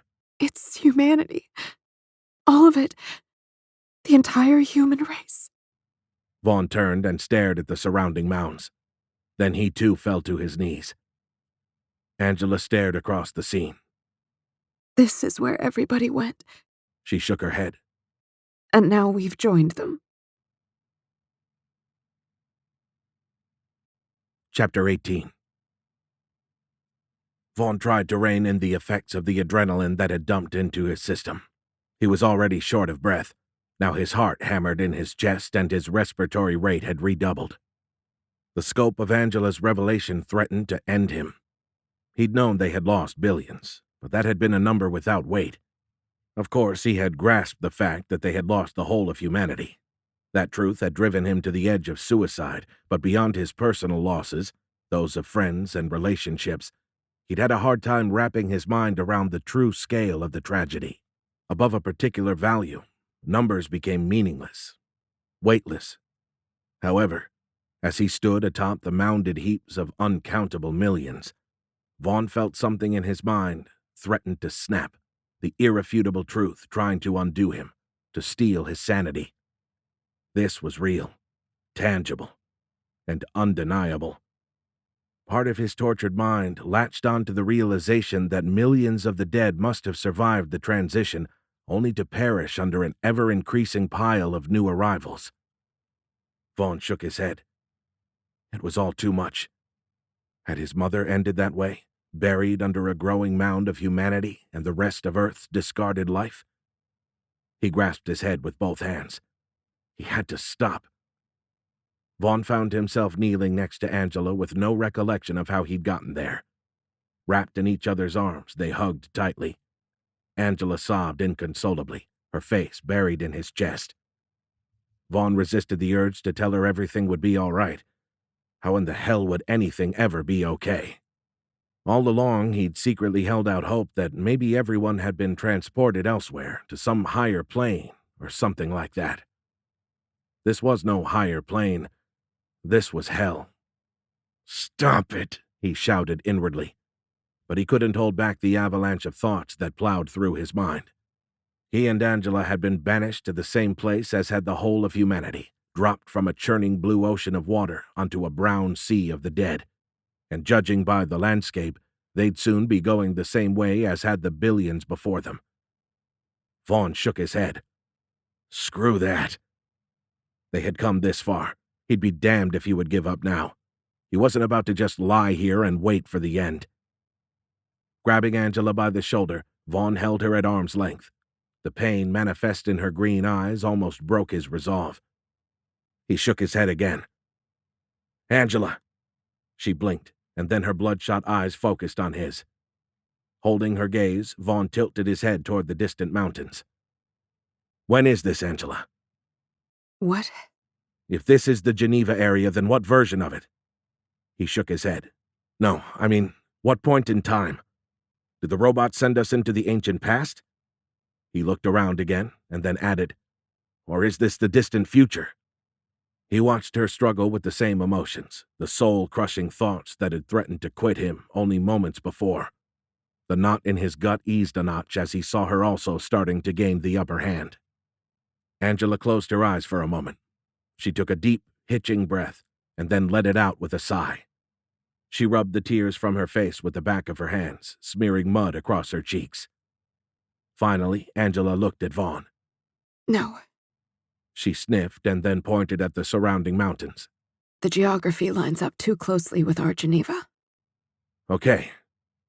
Vaughn was glad to see her focus on something other than their immediate surroundings. He prodded her to continue. What's that have to do with the timeline? She took a hitching breath and then drove on. We'd have to go back 1 billion years to find Earth this lifeless. If you went even a few million years back, the mountains here would have a different shape if they existed at all. Vaughn nodded slowly. He held her gaze, afraid that not doing so would open a door for one or both of them to slip back into the abyss. That's because of plate tectonics? Angela nodded. Yes. Even a change of a few million years would alter the shape and location of the mountains. She paused and looked around. We'd have to go back a hell of a lot farther to see Earth this lifeless. She sighed again and then turned back to Vaughn. The barely contained desperation hovering behind her eyes threatened to push him back over the edge. He focused on her words, pushing out the doubts before they could take root. What about the distant future? Could they have, beamed us 1 million years forward? Angela shook her head again. Same problem. She pointed at the mountains. Things would have moved. Besides, why would they do that to us? Their city looked pretty permanent to me. Why would they send us into their own future? And if they did send us forward, where are all the buildings? Those stainless steel monstrosities would take eons to revert to rock and dust. Vaughn chewed on that for a minute. As he thought, he looked up at the sky. He could stare directly at the sun. The filtering effect of the atmospheric dust rendered it as nothing more than a bright, sharply defined disk. The murky atmosphere reminded him of photos of the Martian sky taken by NASA's Opportunity rover. Angela's voice snapped him out of his reverie. She was pointing at a nearby line of hills. That's the ridge that the supertanker swept us off of. She looked to their left. So the city center should be over there. Let's head that way. Maybe we'll find some answers. Vaughn nodded. It was good to see Angela participating, evaluating their options. Even if it was all busy work, doing something, anything, was better than waiting here to die. They stood. Vaughn took a step, and then they both flinched as a bone cracked under his boot. Angela shook her head and then muttered under her breath, saying something about it being nothing but scrub plants. Looking up and seeing him watching her, she pointed down the hill. Just go. Echoing his internal thoughts, she added, We can't sit here waiting for the end. An hour later, and a mile farther down the slope, they still hadn't seen evidence of previous structures, nor had they reached the ground. They were still traversing the mountain of dead. Along the way, they had spotted the bones of thousands of animals protruding from the dust.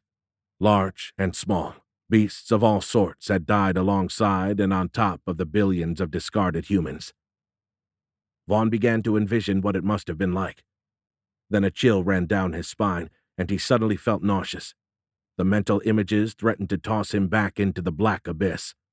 He shook the thoughts from his head. Beside him, Angela jumped with a start as an unusually large bone snapped beneath her feet. Its report sounded like a shotgun blast. Stepping back, she closed her eyes and released a long sigh. Vaughn moved to stand in front of her. Angela? She nodded. Don't worry. I'm okay. For now. Angela opened her eyes and gave him a wan smile. Then she canted her head and looked over his shoulder. What is that? Vaughn turned and looked down the hill. I don't see any. He paused as a glint of muted light pierced the haze. It appeared to be sunlight reflecting off a distant, shiny surface. Up until now, the only metallic objects they had seen had been belt buckles and capped teeth, and most of those items had been so dust-covered as to be all but unrecognizable. However, this reflection was too big to be a tooth or a buckle. Angela turned raised brows toward Vaughn. Could that be one of their buildings? You mean from the Machine City? She nodded. Vaughn shrugged. Only one way to find out. What if someone is down there waiting for us? Shaking his head, he gestured to their surroundings. Don't think we're going to find anyone lying in wait. Not in these dead lands. He gave her a crooked grin. But if we do, I'm going to give them a piece of my mind. Angela snorted and started down the hill again. Careful, Captain. You don't have a lot of that to give away. Vaughn followed her. I'm serious. I have complaints to lodge. This place stinks. Angela guffawed. Then she flinched as another bone crunched underfoot. Short-lived, the levity died, withering as had everything else in that desiccated land. A torturous half-hour later, they finally approached the edge of the piled remnants of Earth's lost life. Near the bottom of the macabre mountain of bones and tattered clothing, wind-blown dust covered all but the highest protrusions. As Vaughn approached the foot of the hill, he stepped onto a stone outcropping that appeared to be native rock. The steep-sided protuberance extended from the massed dead like a dark monument. Breathing heavily, he rubbed his temples. The atmosphere's low oxygen content already had his head throbbing. Looking up, he searched the land ahead for the glint that had lured them in this direction. Gazing across the small dunes that dotted the lifeless rocky surface around the mounded dead, Vaughn could now see that the reflected light was coming from multiple points. Angela walked past him quickly. Several crunchy steps later, she finally reached solid ground and stopped. Panting, bent at the waist with hands on her knees, she whispered, "Thank you," over and over. After a moment, she stood and began rubbing her temples as Vaughn had. She glanced down at a small dust dune. Then her shoulders slumped. A small cry escaped her lips. She slowly looked up and scanned the surrounding dunes. "No. Oh, no. Dread filled her voice. This is too much." What? Vaughn leaped down from the rocky ledge and ran toward Angela.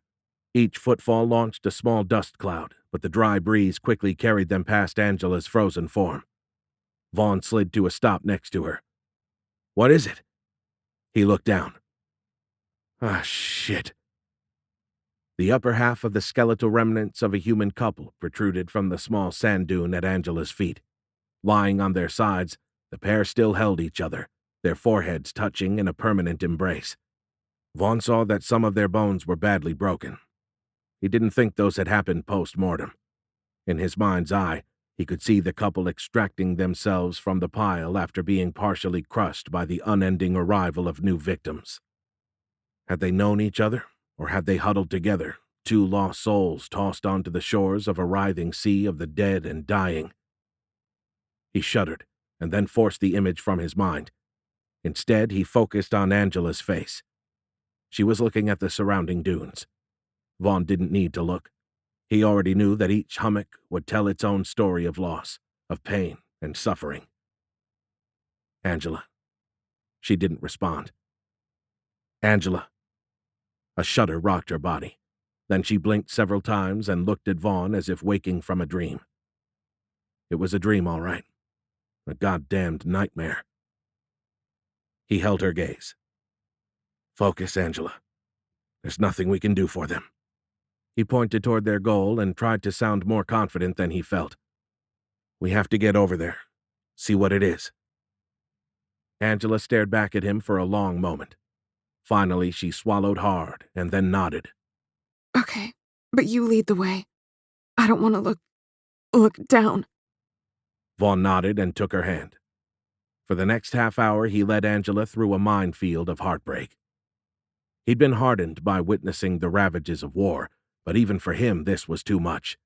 At times, it was all he could do to continue, not to break down and collapse as they weaved around entire families, parents wrapped protectively around their children, all of them partially buried in the dunes. Vaughn's imagination all too easily added expressions of pain and agony to their grinning visages. Along the way, he had seen all manner of animal carcasses, many of their bones scattered in a way that made it evident that they'd become food for someone or something. On more than one occasion, he heard a choked sob escape Angela's lips. Gradually, the field of ravaged bodies thinned. The reflective objects still stood several hundred yards away, but no skeleton-filled dunes cluttered the land ahead. A full-blown migraine now chewed its way through Vaughn's head. He'd also began to feel nauseous. Angela's look and periodic winces told him that she was experiencing the same sensations. He squeezed her hand. We're out of it. No more bodies here. She nodded curtly and pointed ahead. I'm sure there are plenty more out there somewhere. Hitching a thumb over her shoulder, she gestured behind them. Anyone who wasn't too injured to walk would have gotten as far away from that as they could. Do you think there might be some still alive? Breathing heavily, Angela released his hand and started rubbing her temples. She shook her head. No, I don't think anyone can live long here. She gave him a sad, resigned look. And we won't either. The oxygen level is too low. Suddenly she bent over and retched. The food she'd eaten that morning splashed across the ground. Vaughn moved up to help, but Angela waved him off.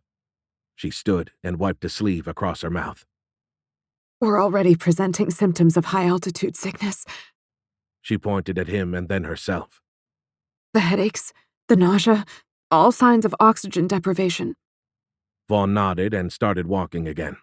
He'd felt on the verge of throwing up for the last 20 minutes. I was wondering why we haven't seen any evidence of long-term survival. It doesn't even look like anybody made fires for cooking. Angela shook her head and took another deep breath. Not enough oxygen. Wouldn't be able to keep a fire going. She looked ahead. There might be someone out there, people from higher elevations. If they survived their initial arrival, they might have made it a little farther than most, but I think even they would have succumbed eventually. She kicked at the ground with the toe of her boot. Back home, this was a lush valley. There would be lakes, ponds, and rivers all over the place. These mountains should be snow-capped.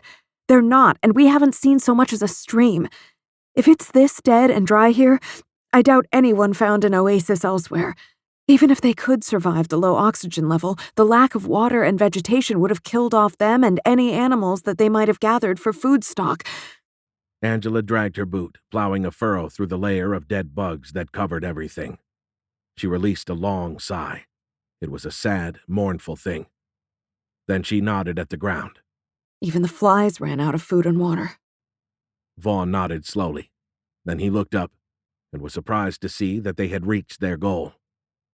He stopped and touched her arm. Angela. She stutter-stepped, almost losing her balance. What? She looked up. Oh my.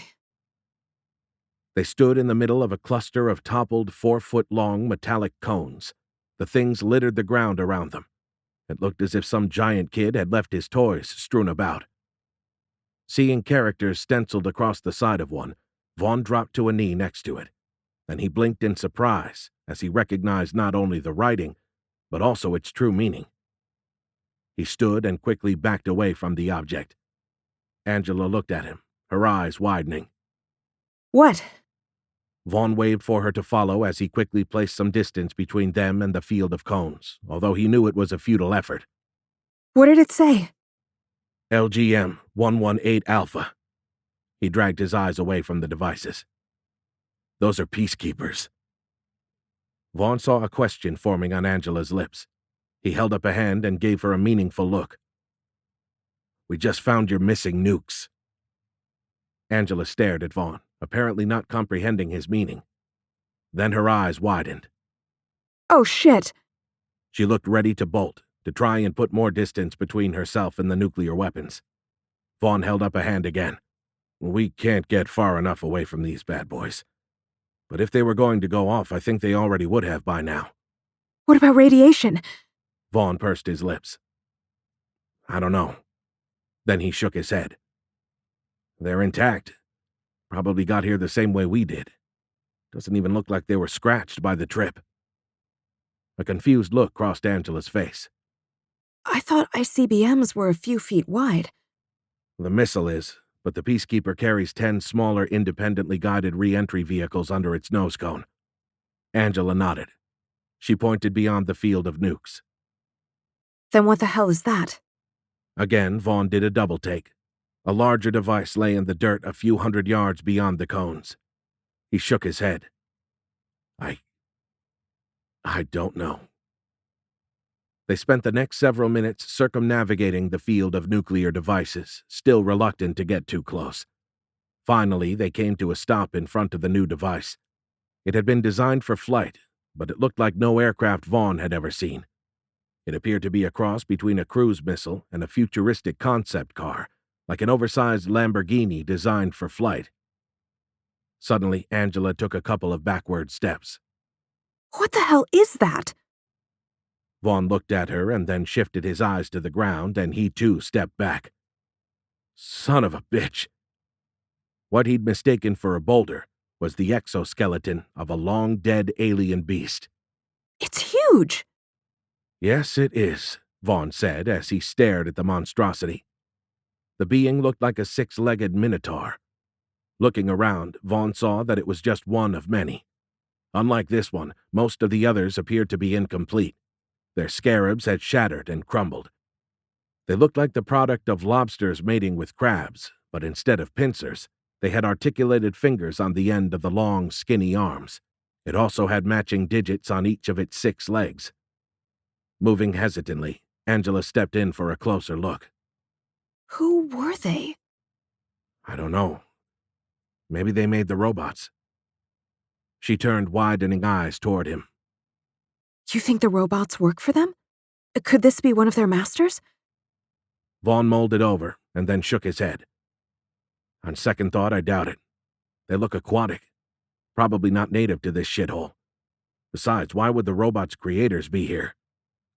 Angela looked from Vaughn to the dead alien and then nodded. I think you're right. She suddenly swayed. Her hand went to her stomach. Vaughn reached out to stabilize her. Are you okay? Just another wave of nausea. He looked at the sun. It now hung low in the western sky. In their weakened state, it had taken them the better part of a day to traverse the mountains of dead and the land beyond. It's going to be dark soon. We should find somewhere to hole up for the night. Discomfort blossomed anew on Angela's face, but then she nodded. She pointed to the backside of the alien device. That's higher than anything within a few miles. Maybe we can shelter behind it. If the winds get any stronger, it should protect us. Vaughn nodded. They walked to the leeward side of the alien ship and set up camp. A few hours later, the moon rose. Aside from the muted lunar disk, only the light from the brightest stars and a couple of planets penetrated the hazy atmosphere. Angela had pointed out that the moon was in the same phase here as it had been when they'd left Tripoli. Vaughn could tell that Angela was working on a new theory, but when he pushed her on the subject, Angela would only shake her head. Either she didn't think it was worth discussing, or there was something else going on. At this point, Vaughn was too tired to think about it. The temperature had fallen precipitously when the sun had set. They had joined their sleeping bags so that they could share body heat. Lying next to Angela in the warm confines of their combined bags, Vaughn rolled onto his side and looked at her. She was staring into the sky. In the wan light cast by the dust-filtered moon, he saw a muddy track left in the wake of a slowly rolling tear. Vaughn pulled Angela close and gently kissed her cheek. Then he cupped her chin and turned her to face him. He stared into her eyes. Angela, I don't know how, but we'll get through this. She sighed. After turning to gaze into the sky again, she shook her head. Don't make promises you can't keep, Flyboy. Deep sorrow washed over Vaughn. He didn't know what to do next. The only thing they'd accomplished was to find out what was reflecting the light. They were still no closer to understanding when or where the robots had sent them. Where would they go from here? How much time did they have left? Angela was right. He couldn't know anything right now except that they were just as screwed as the billions who had come before them. Vaughn flinched as something touched his cheek. He blinked. His eyes cleared and he saw Angela staring at him. Cradling his face in her hands, she smiled weakly. Thank you for all you've done, Vaughn. She kissed him. I needed a hero, and you showed up larger than life. She nuzzled into his neck and began to sing, her breath warm on his neck. Her voice rose and fell as she breathily rendered the lyrics of the 80s tune she'd sung to him over the radio back when she was still stranded aboard the space station. Vaughn swallowed and hugged her tightly. You still make that old song sound so beautiful. Angela started another stanza, but her words soon faltered. A moment later, her rhythmic breathing told Vaughn she'd fallen asleep. Exhausted beyond words and lying in the darkness with Angela held in his arms, Vaughn felt himself drifting toward slumber as well. A moment later, he too surrendered to the cold, dark sanctuary of sleep. Vaughn flinched as a blindingly bright light jolted him awake. Then the ground fell away. Before Vaughn could process this information, he and Angela plunged into warm water. Angela screamed. Her shriek devolved into a gurgling wail as they dropped below the surface. They started sinking. Vaughn tried to extend his arms to paddle, but he couldn't free them from the enveloping sleeping bag. Craning his neck, he stretched for the water's too bright surface. Its churning waves may as well have been 100 feet away. He couldn't reach them, couldn't draw the breath he so badly needed. Angela flailed against him as she too tried to free herself from the sinking bag. Then she was out. Her boot grazed his cheek as she shot upward. Now that Vaughn had more space, he wormed his arms out of the sleeping bag and pulled it down. Then he too swam for the surface. A moment later, Vaughn broke through the waves. Throwing his head back, he tried to inhale, but only gasped and coughed. Painful moments later, he finally managed to draw in dry air. Treading water next to Angela, he raised a hand to shield his eyes from the bright blue sky. But the loss of that hand's paddling threatened to send him back beneath the waves. Spitting and coughing, he tried to look around, but couldn't resolve much through his slitted eyes. "What the—" he coughed again. "What happened?" Water sprayed his face as Angela shook her head. You're asking me? Weren't you awake? He tried to shield his eyes again, but with his boots on, he couldn't keep his head above water without using both hands to paddle. He spit out salt water. "Think I was out too." Still squinting, he tried to look around. Luckily, the choppy waves were less than a foot high. His eyes were starting to adjust to the light. Vaughn could just make out a blue sky above the water. Part of it was blue anyway. It appeared that a white cloud was obscuring half of the sky, but everything was too bright. He couldn't see any of it clearly. Angela bumped into him. Dark rivulets of brown mud streamed from her hair and ran down her face. She rubbed her eyes and tried to look around. Can you see anything? Vaughn nodded. "Yeah, a little bit. Looks like it's midday." He paused to spit out another mouthful of salt water. "There's a blue sky." He pointed behind her. "But it looks like clouds are blocking half of it." He winced as he tried to resolve the white mass. It was too bright. Angela turned to look. Then she screamed and started backpedaling. Oh no! No, no, no, no! She scrambled backward. The back of her head slammed painfully into Vaughn's nose. In panicked flight, Angela ran over him, her boot kicking him one final time as she swam away, her flailing arms churning the water into a white froth. Staring after her, Vaughn shook his head. "Where are you going?" Clumsily, he tried to rub his sore nose and head, but quickly sank. Another mouthful of water was the only reward for his efforts. Spitting it out, he turned toward the cloud. Finally, his eyes adjusted enough that he could stand to look at it for more than a second. The white mass started to resolve. He tilted his head. "What is that?" Vaughn's entire body tensed as recognition slammed home. Open-mouthed, he stared at the curtain of white energy. It looked like an all-too-straight aurora borealis. The wall of light stretched skyward from the surface of the water. It extended left and right to the limit of Vaughn's field of view, blocking out half of the sky. Vaughn shook his head. "Ah, son of a bitch! Really?" Chapter 19. Vaughn turned from the light. "Angela! Come back!" As he swam after her, he kept glancing backward, watching the towering wave of energy. Looking at the thing, Vaughn realized that they must have returned to the beginning of it all, back to when the invaders had first cast their life-stealing ray of light across the planet.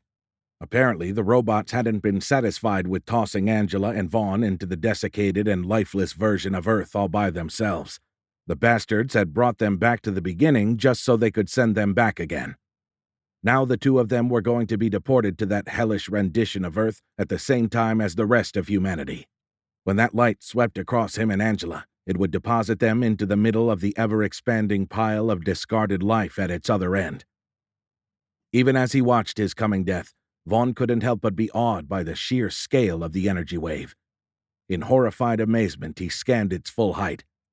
Bisecting the midday sun, the wall of light blocked out half the sky, looking as if another planetary body had merged with Earth's surface at a 90-degree angle.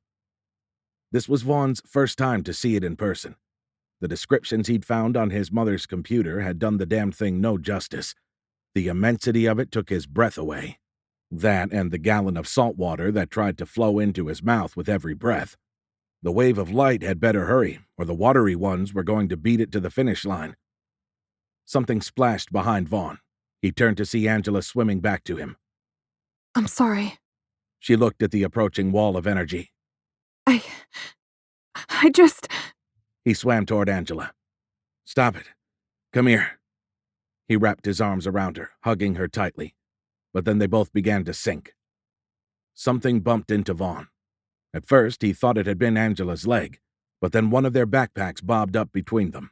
A moment later, the other one surfaced a few feet away. They released each other and grabbed their packs. Using the buoyancy of the bags, they floated hand in hand and turned to watch the coming wall of light. Squinting, Angela took a hitching breath. Her lower lip quivered as she spoke. You know, we'll be inside the pile this time. Vaughn gave Angela a sideways glance and then nodded. What could he say? That they wouldn't be crushed? Maybe they would end up on top of the pile or on its edge? Were those possibilities any better than the faster end Angela was envisioning? Likely not. Those were probably just slower means to the same end. The outcome wouldn't change either way. Angela looked at him expectantly. He squeezed her hand. Whatever comes, we'll face it together. She pursed her lips and gave a curt nod. They turned and watched the wall of light, continuing their silent vigil. No longer in a frenetic battle to keep his head above water, Vaughn got his first clear look at the base of the thing. The curtain of energy still obscured half the sky, but he couldn't see where it touched the water. Vaughn released Angela's hand. What is it? Hang on a second. Trying to get a higher vantage point, he propped himself up on the backpack. Kicking his feet and craning his neck, he could finally see more than a few feet. Vaughn tilted his head. There was still a lot of ocean surface between them and the base of the light wave. Miles and miles of it. He couldn't see the point where the two met. It was too far away. Based on Angela's description of the light wave's speed, he thought it should have already swept over them. But it didn't look any closer. In fact, it was starting to shrink. Vaughn's eyes widened. It's moving away. What? Angela scrambled onto her bag and craned her neck. You're right. She closed her eyes and released a long sigh. Oh, thank you. Vaughn watched the light as it continued to retreat. Then, a black outline emerged from the energetic white curtain. It was a long island to their front left. Blinking, Vaughn studied its craggy peaks. I recognize those mountains. Pausing, he kicked his booted feet and turned. Another island sat right where he thought it would. The island wasn't very far away. He would have seen it earlier if he hadn't been struggling to stay afloat. Vaughn tilted his head. We're back? Angela turned to face him. Back where? He pointed at the land that had been revealed by the receding light wave. That's Sardinia. How can you know that? Vaughn grabbed her shoulders and gently turned her toward the new island he'd spotted. Because that's Corsica. We're back in the Strait of Bonifacio. He watched Angela process the information. Then her eyes flew open. Oh, shit! She looked up at the sky. We have to warn them! Following her gaze, Vaughn stared up into the sky. Warn who? Me! You! What? That doesn't make... Then it struck Vaughn. His eyes went round. Oh, crap.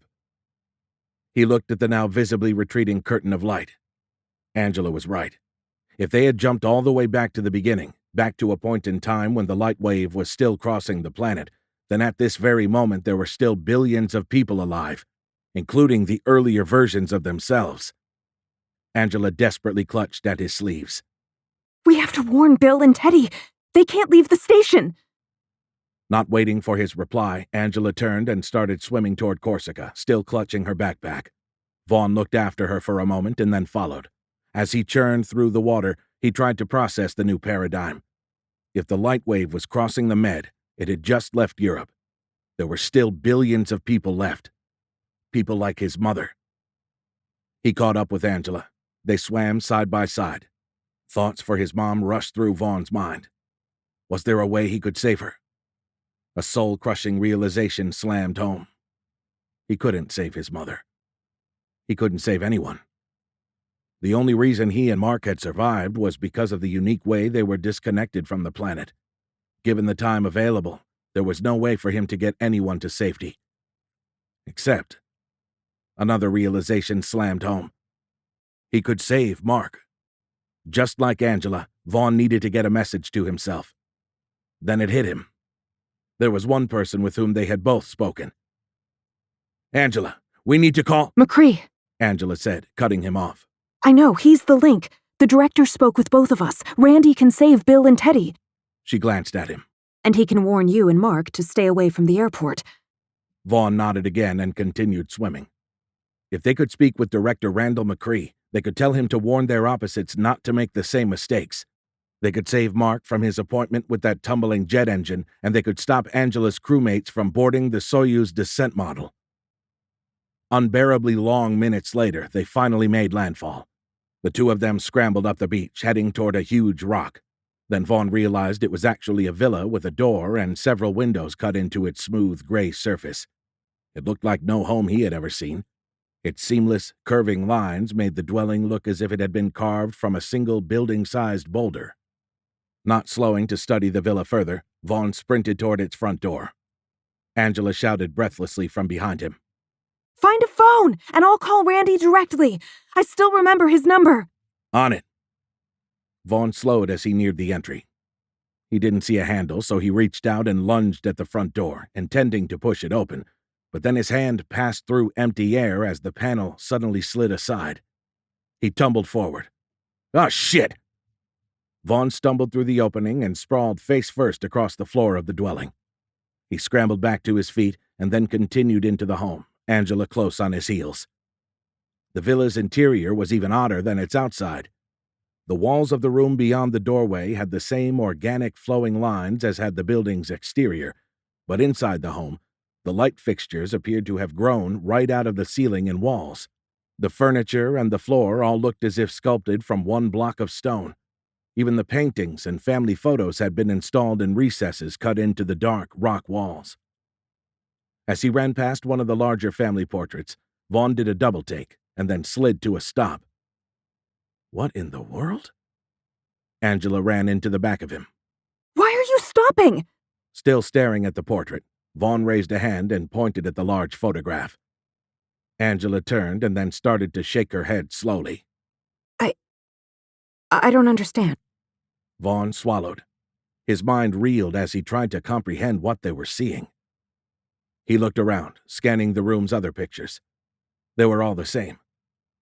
Angela's voice dropped to a whisper. Those aren't people? Scanning the room, Vaughn nodded. You got that right. He turned back to the large portrait and stared at the family of clothed, fish-headed beings. Amphibians, he guessed. These weren't doctored photos either. There were too many details, stuff in the background that looked all too real. Then there was the shape of the room's furnishings, both in the photo and in the house around Angela and Vaughn. None of it looked like anything a human would use. It was all tailored to the shape of those beings. Impersonating the amphibian rebel commander from Star Wars, Vaughn said, "It's a trap!" Neither of them laughed. Chapter 20. Vaughn looked around the room. He couldn't process the information streaming through his eyes. It made no sense. Beside him, Angela stared at the surreal family portrait and slowly shook her head. I don't understand this. She looked at him. What's going on? I'm just as confused as you. Vaughn turned and walked around the room. A vaguely fishy smell permeated the space, and the air was oppressively humid. The outside atmosphere had been dry. Inside the house, it felt artificially elevated, as if someone had left a humidifier on high. Angela spoke up from behind him. This can't be real, can it? Looks pretty genuine to me. Maybe we stumbled into an amusement park. Vaughn raised an eyebrow. You see any roller coasters when we swam up to the beach?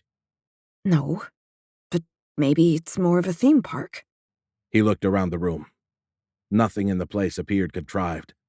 Details like those he'd seen in the photo lay strewn about the dwelling. It had the look of everyday use, not that of a display or a sideshow attraction. Glancing at Angela, Vaughn puckered his forehead. He didn't want to shit on her hopes, but she was grasping at straws. Turning from her, he rocked his head equivocally and then stepped up to an elevated portion of the floor.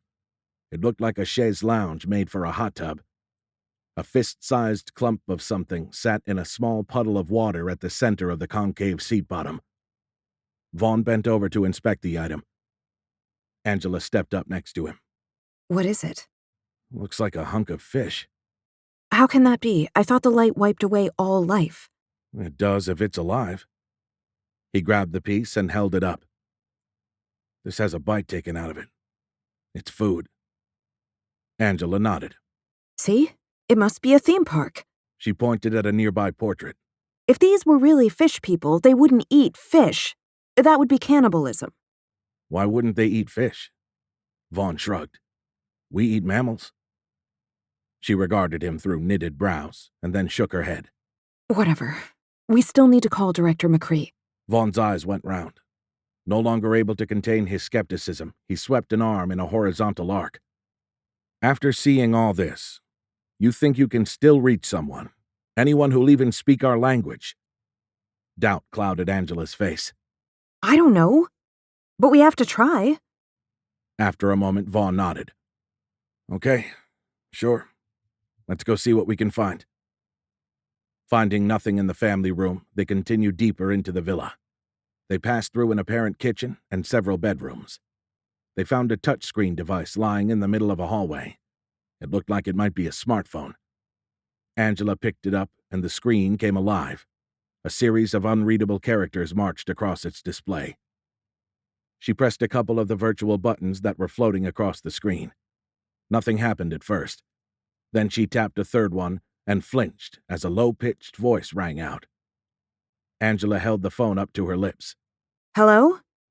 The voice continued to drone on. Vaughn suppressed a grin. The deep voice had a gravelly, wet quality, just like that of Admiral Akbar in Star Wars. Angela shook her head. It's a recorded voice. Pointing at the device, Vaughn gave her a meaningful look. I've been all over the world, and I've never heard a language that sounded like that. Angela glowered at him. You don't know everything, Vaughn. Vaughn bit his tongue. There was quite a lot he didn't know, but he figured that if it walked and talked like a fish-headed alien, and if it smelled like a fish, it was probably a goddamn fish-headed alien. Angela turned her sneer toward the communication device. The recorded voice was still streaming through its speakers. She started jabbing virtual buttons.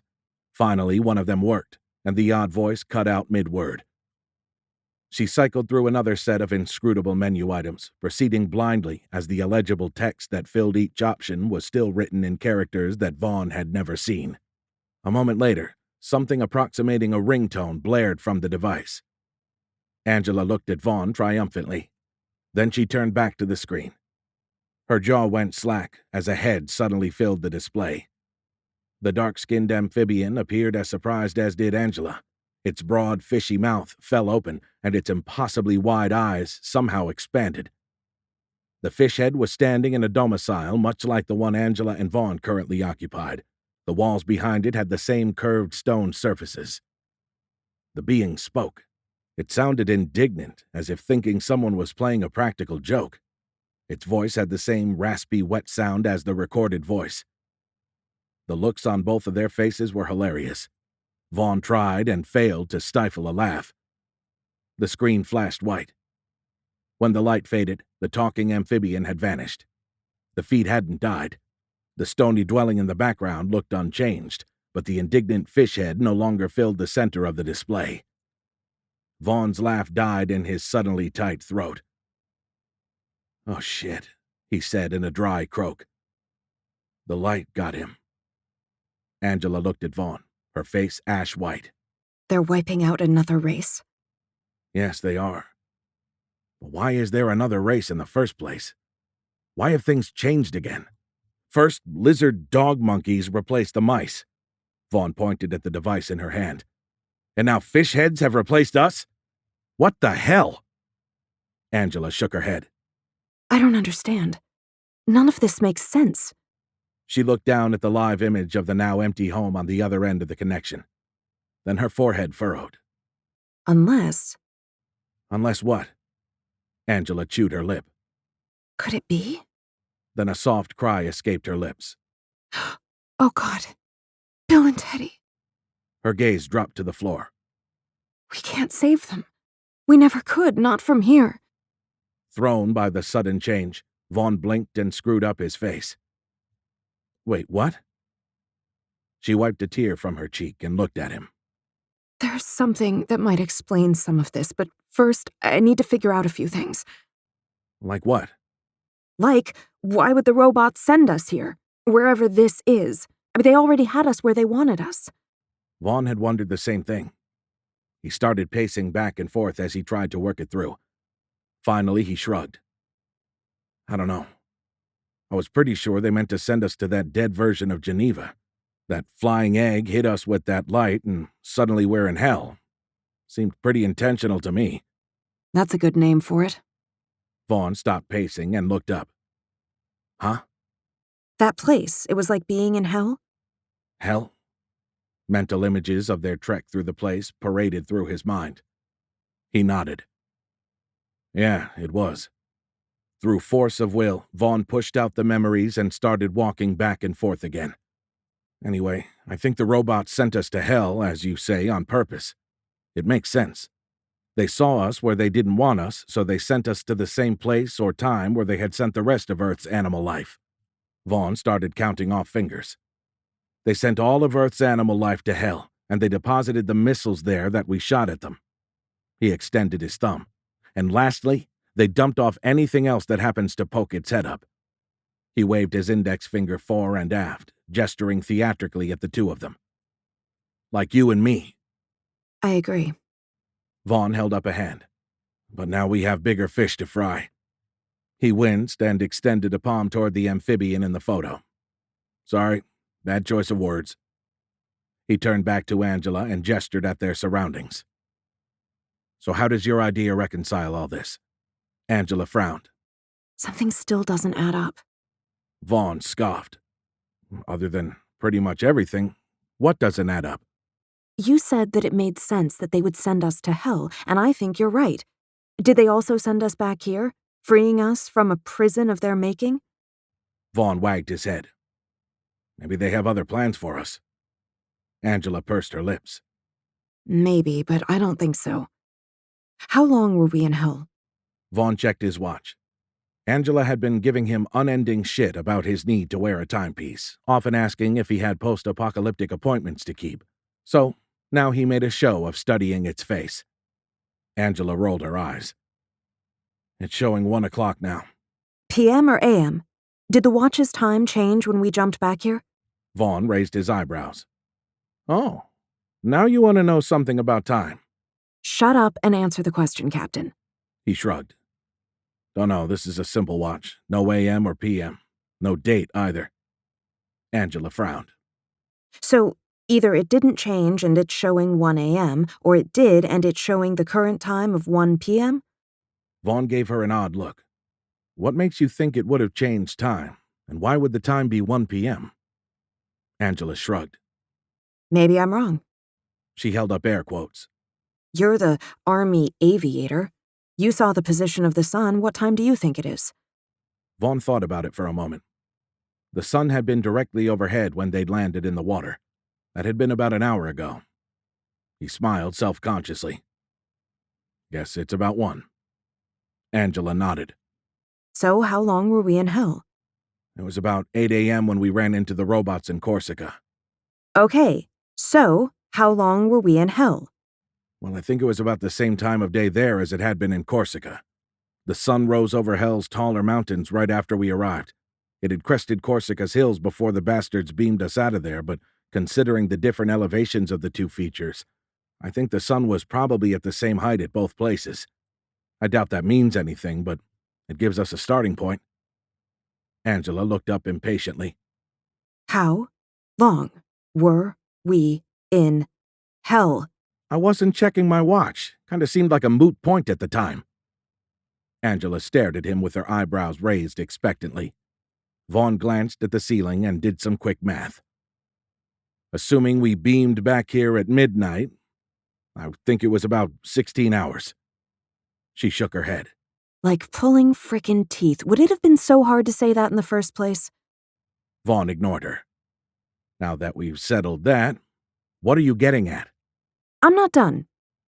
Angela crossed her arms. First, tell me how much time passed between the wormhole power surge and our arrival in hell. Vaughn opened his mouth, but Angela held up a hand. The short answer, please. He closed his mouth and then checked his watch. They had beamed to the alternate version of the yacht at high noon and had arrived in hell around 8 the next morning. After some quick mental math, he said, 20 hours, give or take. Angela nodded. So about 36 hours between them. Between what? Our two arrivals in the strait. 36 hours after we were dropped onto the deck of the yacht that wasn't ours, we splashed down into the same geographic location, sans the boat. Angela paused. Then her eyes widened. Wait! How long did it take us to get to CERN? From where? Angela rolled her eyes. From the first time we passed through the strait, of course. What? She sighed and spoke slowly. How long, from the first time we passed through this strait until we overpowered the wormhole? Vaughn thought back to that first time through the area. It seemed like an eternity ago. It had been around noon when they crossed the strait, but they hadn't flown out of Monte Carlo until the next day. By the time they'd gone down into the tunnels, the sun had been setting. Considering how long it took them to find and catch a train, it must have been close to midnight when they tried to overload the wormhole. Vaughn looked at Angela. 36 hours again. It was a day and a half both times. She nodded. Yep. 36 hours from our first pass through the strait until I overloaded the wormhole, and then another 36 hours after that, we get sucked out of hell and end up in the same place. I don't see how that's relevant. It must be a coincidence. We certainly didn't go back a day and a half. All 3 trips through this damn strait had to have been at different points in time. Angela gave him an unreadable expression. I'm not so sure about that. Vaughn nodded toward a picture of what looked to be amphibian toddlers playing in a park. I never visited Corsica before the disappearance, but I'm pretty sure I would have heard about a settlement of Admiral Akbar wannabes walking its streets. There's no way we only jumped 36 hours this time. Tilting her head, Angela shrugged. Actually, there might be a way. She set the communication device on a shelf and walked toward the front room. Vaughn narrowed his eyes.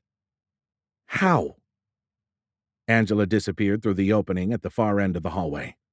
Shaking his head, Vaughn walked after her. He stepped into the apparent living room. Angela was standing in front of the largest of the amphibian family portraits. She looked lost in thought. Vaughn held out his hands. Come on already, what's your theory? You think your little trick back in CERN had something to do with these changes? Angela looked at him appraisingly. Then she nodded. Yeah, but calling it a trick might be giving me too much credit. I was only trying to break the thing. This was the first time I or any other human ever messed with a wormhole. It's uncharted territory. She paused and then nodded. But yes, what we're seeing fits my theory. Let's hear it then. Angela chewed her lower lip and then gave a short nod. 36 hours, right? Yeah, 36 hours. Twice. Angela shook her head. No, I think it was 4 times. 4? How in the hell do you get that many? The first 36-hour period began here and ended when we overloaded the wormhole. Nodding, Vaughn held up 2 fingers. Yeah, and the second one was the 36 hours it took us to travel through Corsica and hell. Angela shook her head. That wasn't the second. It was the third. Vaughn screwed up his face. What? I don't think so. Pretty sure I'd remember an extra day and a half. We didn't experience it. We traveled through it. Twice. What are you talking about? We've been dropped into the strait twice, once onto the back of a boat and once into the water. It was noon both times. Angela extended 2 fingers. Same place, same time of day. Giving Vaughn a meaningful look, she extended a 3rd finger. And the same exact day. I was with you right up until that last part. Vaughn shook his head. What on earth would make you think it's the same day? You're thinking that the timeline is the variable in this equation, but it's not. I think Earth is the variable. Come again? The land is the same, and the location is too, but Angela paused. She tilted her head.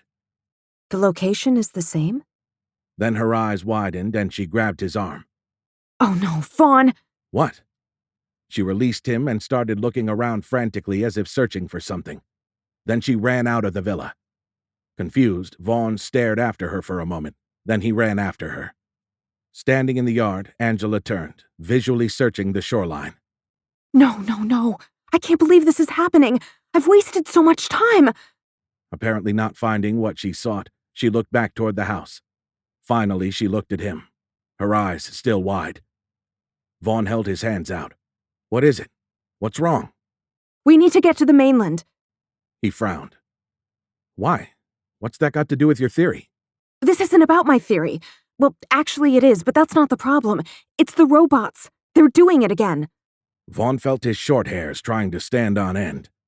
He looked up, expecting to see another egg-shaped ship bearing down on them, but all he saw was an empty sky.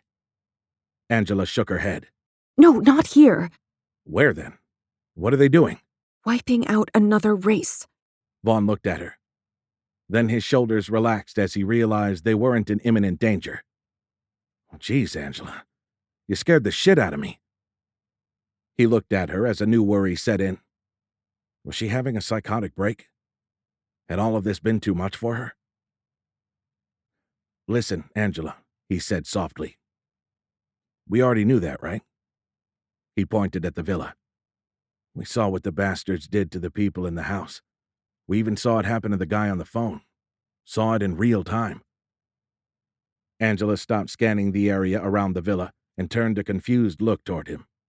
Then her eyes cleared and she shook her head. No, Vaughn. It's not past tense. They're still doing it. He thought about their close call with the light wave and then shook his head. No, we thought we were back home in our own time, so we thought that light wave had come from Geneva. He gestured toward the alien villa. Now we have no idea where the light came from. As far as we know, we saw the last bit of the wave's action. Her eyes flared with anger. Damn it, Vaughn, don't you see? See what? Angela growled and shook her head. It's coming from Geneva again. We have to get there. Vaughn stared at her for a moment. Finally, he said, How can you know that? I mean, we don't even know when this is. He shook his head and pointed at the villa. But judging by what we saw in there, it must be one hell of a long way into the future. Besides, why on earth would you want to go back to that machine city? She shook her head impatiently. I don't think it's there anymore. Seeing Vaughn open his mouth, she held up a hand. Every moment we stand here, there could be 1,000,000 more dying. She turned away from him and started across the yard, walking quickly toward the left side of the villa. She yelled over her shoulder. I'll explain it later. Just help me find a way out of here. Vaughn ran after her. Angela, what about the robot city? He gestured north toward the mainland. It's covering everything up there. I told you, I don't think it is. Angela shook her head. Not here anyway. Can you at least tell me what you meant about Earth being the variable? Not now. She continued to scan their surroundings.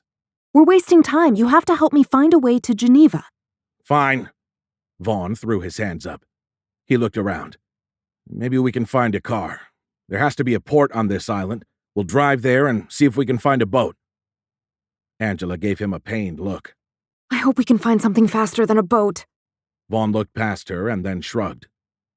Not sure how we're going to do any of that, though.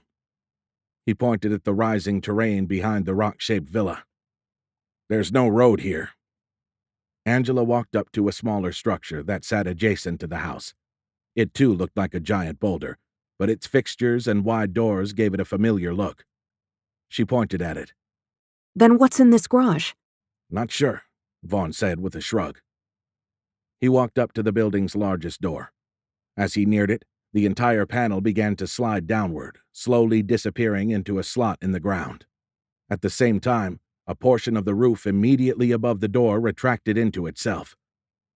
Vaughn stared at the large, organic-looking sphere that sat in the center of the garage's floor. Finally, he found his voice. "That's not a car." Angela stepped up next to him. No, it's not. Vaughn finally broke his paralysis and walked up to the 10-foot-wide orb. It appeared to be a mix of stone and large, curved sections of glass.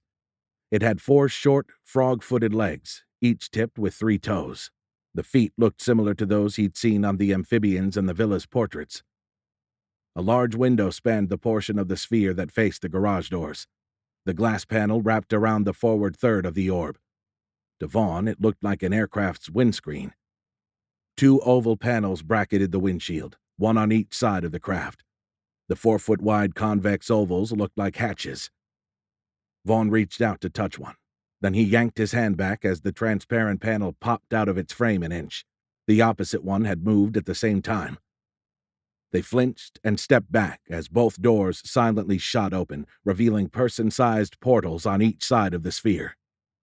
After exchanging glances, he and Angela cautiously stepped up and peered through the nearest hatch.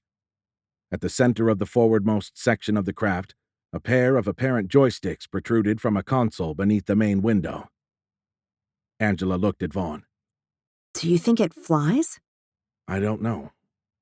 He knocked on the exterior skin. "This looks and feels like stone." Then he pointed at the joysticks. "But those look like controls. Maybe it walks, or it could be a boat. We are by the water." Angela gave the ship's undercarriage a skeptical glance. The legs look too short and rigid for that. Vaughn shrugged. "Must be a boat then. But I don't see a trailer or any way to get it to the water." We don't have time to fart around. Angela gestured impatiently toward the interior of the sphere. Let's go already. Give it a shot. He did a double take. "Are you sure?" Angela waved him forward. Move it, Captain. Vaughn held his hands up. "Yes, ma'am." He stepped through the hatch and then stood in front of the controls. Holding his breath, Vaughn reached tentatively for the joysticks. He paused as he remembered his previous failure in the Aurora. What are you doing? "Are you sure about this? We don't even know what this thing does." Angela held out her hands and shook them. Come on, Vaughn. What happened to I'm a pilot, it's what I do? Vaughn didn't reply. He just continued to look at her, unsure of what to think or say. Finally, he found his voice. "You call me impetuous? Who are you and what have you done with Angela?" A look of desperation broke through her impatient visage. Vaughn, every moment we delay means thousands more might die. We have to hurry. Shaking his head, Vaughn pointed north toward the mainland. "What is it you think we'll find up there, and how does it all tie into this theory of yours?" If this thing can get us moving, I promise I'll tell you once we're on our way. She raised an eyebrow and then jabbed a finger toward the controls. Now hurry it up, mister. You can do this. Vaughn looked at her for a long moment. Then he nodded. Stepping forward again, he tentatively touched the controls and then clutched one stick in each hand. Feeling them give a bit, he slowly applied pressure in various directions, trying to get a feel for how the sticks moved. Angela stepped up next to him. What the hell are you doing? "I need to see what these do." They both turned with a start as the doors suddenly slid shut. Before Vaughn could consider whether they were locked in, a loud hum came up from the floor. Even as he registered the sound, he saw the outside world shift as the vehicle lifted to a 1-foot hover. Angela grasped his upper arm. You're doing it! Vaughn held his hands up. "I'm not doing anything." He smiled wryly. Well, not yet anyway. Testing its reaction and purpose, Vaughn moved the left control, incrementally displacing the joystick fore and aft. The spherical ship responded by moving in the indicated directions while holding its 1-foot altitude. Angela's grip on his arm tightened. Vaughn nodded. Then he experimented with the right stick. As he'd already discovered, it didn't move laterally. It only moved up and down, like the handle of a butter churn. He applied slight upward pressure on the control. The craft responded by moving up a foot. He released the stick, and the sphere stopped. Then he pressed it down, and the thing lowered to its original altitude. He regarded Angela with a cocked eyebrow. "I got this. The controls are backward, but that won't be a problem." What do you mean? "Their positions are reversed from what you'd find in a helicopter." You think you can fly it? He looked at Angela and smirked. "You asked for it."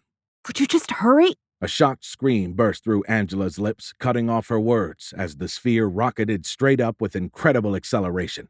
Vaughn had yanked up on the right stick. The resulting vertical G-forces had almost buckled his knees. Angela clutched him desperately. What the hell are you doing? Glancing over his shoulder, Vaughn grinned again. "I'm a pilot." He shrugged. "It's what I do." He relaxed the upward pressure on the stick, and the craft slowed, making them both nearly weightless for a moment. A short chuckle escaped Angela's lips, but when Vaughn looked, she only glared at him. He released the controls, and the sphere came to a stationary hover a few hundred feet above the shoreline. Vaughn looked down through the glass floor. The garage was still directly below them. Angela's fingers were 2 knuckles deep into Vaughn's upper arm, but she nodded. Okay, although I thought you'd settled for a few feet above the surface. Why did you have to go all the way up here? When this thing popped up to a 1-foot hover, I realized 2 things. Vaughn held up his thumb. First, these people have either perfected something like our Q drive, or they've figured out how to manipulate gravity. He extended his index finger. Anybody who can do either of those things would make this thing idiot-proof. He held up a hand. And, before you ask, yes, that means it's even Vaughn-proof. Your Q drive ship wasn't Vaughn-proof. Hey, that wasn't my fault. That thing was a one-off. He pointed ahead, at the land beyond the seaside villa. From their higher vantage, they could now see more of the mountainous island. Look, they don't have any roads. That means pretty much everyone on this island has one of these things or something like it. They're likely mass-produced and standardized. Angela gestured at the instrument panel.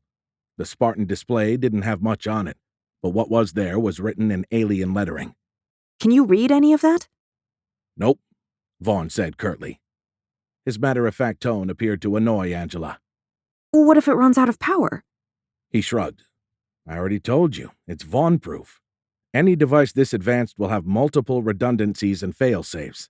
If it loses power, the ship will auto-land or deploy an alternate means of descent like a parachute."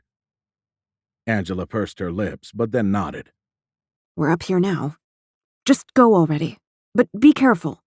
Vaughn started to tell her that was up to the machine, but thought better of it. He grabbed the 2 joysticks. The sphere accelerated northward. It tilted forward like a helicopter. The vehicle's angle perfectly matched its acceleration, keeping them from being thrown backward in the seatless craft. The land beneath them looked utterly undeveloped. Aside from several boulders that might have been of the same construction as the villa, Vaughn saw nothing that looked like a town or even a small village. He guided the sphere higher. It climbed above the island's small, craggy mountains. Then the mainland's highest peaks slid into view above the watery northern horizon. Vaughn narrowed his eyes. He didn't have binoculars this time, but he could already see a difference in the tops of the mountains. They no longer sported a stainless steel glint. He glanced at Angela. She was squinting as she stared ahead. Vaughn remembered the lingering problems with her vision. "You were right. The buildings are gone." Angela only nodded. As the sphere accelerated toward the mainland, the full height of the snow-capped Alps and the land beneath them slid into view above the Mediterranean's blue waters. Vaughn still didn't see any sign of the buildings. Beside him, Angela continued her mute survey of the scene. He pointed at the land and repeated himself. "They're gone. How did you know?" I'll tell you my theory soon, but I need a closer look at the mainland first. Can this thing go any faster? Vaughn pushed harder on the stick in his left hand, but the portion of the craft's display that appeared to indicate speed remained unchanged. That's all I can get out of it, but it won't be long. We're hauling ass. Again, Angela didn't respond. She merely stared ahead, studying the land through slitted eyes. Several minutes later, they approached the rocky shoreline of what should have been Monte Carlo. The lay of the land looked similar. It had many of the same twists and curves, but this time it looked undeveloped. Only scrub trees and large boulders covered the ground. Vaughn started to slow the sphere. Angela looked at him. What are you doing? Thought you wanted a closer look. I told you we need to get to Geneva. Fly lower, but keep your speed up. Vaughn shook his head, but did as she asked. As he watched the land rush toward them, he half worried that this was all an illusion. He kept expecting the image of the undeveloped land to waver and then vanish like a massive mirage, revealing the hidden machine city in all its horror. Angela pointed down. Is that another villa? Vaughn blinked and followed her gesture. I think so. He guided the craft lower. The structure appeared to be made from the same material as the villa. Its smooth, rocky features looked as if grown into its purposeful shape. As they zipped past it, Vaughn glimpsed the same type of windows cut into the villa's curved surface. Angela tapped his arm and pointed to another rocky structure that featured the same design. Vaughn looked around and realized that thousands of them covered the terrain. Many of the structures were tucked under trees. They blended perfectly with their surroundings. An entire city sat hidden in plain sight. It looked like a version of Monte Carlo created in near-perfect harmony with its environment. Beside him, Angela suddenly tensed. Following her gaze, Vaughn saw light reflecting off debris in the center of a patch of damaged vegetation. It took him a moment to realize what he was seeing. Then he blinked in recognition. A shattered ship, similar to the one in which they now flew, had spread itself across the ground in an incredibly violent impact. A moment later, the scene passed out of sight as the blazing speed of the flying sphere carried the two of them farther inland. Looking around, Vaughn spotted several additional ships dotting the area. Most were still intact. It appeared that the few shattered ones had flown into the area's cliffs. They must have been flying directly at the rocky inclines when their occupants had vanished, too close for their automated systems to intervene and prevent a collision. He cast a wary glance at the interior of their ship. He sincerely hoped that was what had caused the crashes anyway. The scene reminded Vaughn of the piled cars that had littered many intersections after the robots had stripped them of their drivers. However, in this case, it appeared that the fail-safe features of the ships had saved all but a few, not that it had mattered to their missing occupants. He shook his head. This still doesn't make sense. What's going on, Angela? She didn't respond, but a look of consternation took over her features. Angela looked as perplexed as he felt. What's up? She shook her head slowly. You're right. Her eyes cleared and looked into his. It doesn't make sense. Maybe it will in Geneva. Why Geneva? He pointed at the alien structures. Why would anything there be different from this? I doubt these people even developed the area. This isn't anywhere close to our timeline. I think it is, but I need to see the Geneva area to know for sure. Vaughn ground his teeth. This was going nowhere. Angela was talking in circles. He jabbed a finger toward the surrounding city. Why in the hell would Geneva matter? He held his hands out. This doesn't even look like our version of Earth. Angela gave him a double take. Then she shook her head. Just humor me, please. Vaughn glared at her for a long moment. Finally, he looked forward and turned the sphere toward the Alps. I sure as hell hope they have beer up there. Chapter 21. Angela watched Vaughn fly the craft across the Alpine foothills north of Monte Carlo. He looked frustrated. She knew he wasn't happy with her putting off the sharing of her theory, but she wasn't sure about it herself. Angela needed to work her way through her thesis before she could defend it, had to think through all of its potential holes. Turning from Vaughn, she looked down and scanned the craft's instruments. Its numbers and characters were completely alien. However, all of the digits glowed green. In spite of his assurances about the aircraft being Vaughn-proof, Angela couldn't help but worry that green for good might not be universal. You sure everything is okay with this thing? We're not going to run out of gas or electricity? Vaughn shrugged. Everything is green. Angela frowned and cocked an eyebrow. After a moment, she sighed and gave him a curt nod. The vessel began to climb in earnest as they flew up the tree-lined slopes of the Alps. Angela spotted a few more of the rocky domiciles. There weren't as many here, but the tragedy represented by all those empty homes threatened to undo her. However, there was one thing that kept her going. She knew that it was still happening at this very moment, that millions of these amphibians, along with the rest of this world's animal life, were even now falling to that damned light. The sphere banked left as Vaughn steered it through a cut in the mountains.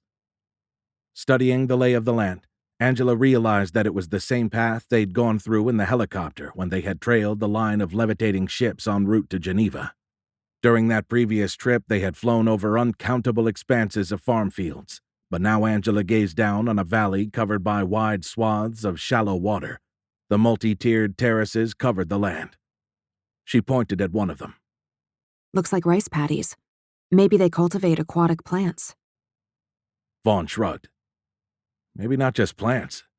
Those look like the crawfish paddies we had in southeast Texas and Louisiana. Multiple mountain ridges crossed the land ahead of the ship. Layered one over the other, each subsequent ridgeline painted a lighter shade across the sphere's windshield. The farthest peaks were barely perceptible in the hazy distance. Angela wondered what they would find beyond it. She felt Vaughn staring at her. Stop changing the subject, Angela. Huh? Vaughn pointed ahead. Geneva. You know, the city you wanted to see? It's time you share this theory of yours. Angela looked down and then back at Vaughn. I think we might find the collider. What makes you think there's a collider anywhere in this timeline? Because of the light wave we saw here? I think that's how the robots linked to our world. They used our collider against us. They might have done the same thing to these people. Nodding slowly, Vaughn looked at her with brightening eyes. Okay, that makes sense. The fish heads must have found our old one and somehow reactivated it. Angela shook her head. No, not the same collider. It wasn't ours. It was one made by these people. Why wouldn't it be our old collider? Vaughn gestured at the surrounding land. To me, it's starting to look like we've fallen into a misguided re-envisioning of the goddamn Planet of the Apes. You know, the one where giant fish-headed salamanders learned to talk. Then they kicked Woody Harrelson's ass and eventually went on to knock us off the top of the food chain. Angela opened her mouth, but Vaughn held up a hand. Bald Woody aside, who's to say these fish heads didn't find our now ancient collider and bring it back online? As he spoke, Vaughn guided the sphere through a broad, arcing circle around a particularly tall mountain. The path took them over a small lake. A sparse collection of stone huts dotted its shoreline, blending perfectly with their surroundings in a manner that had its own beauty.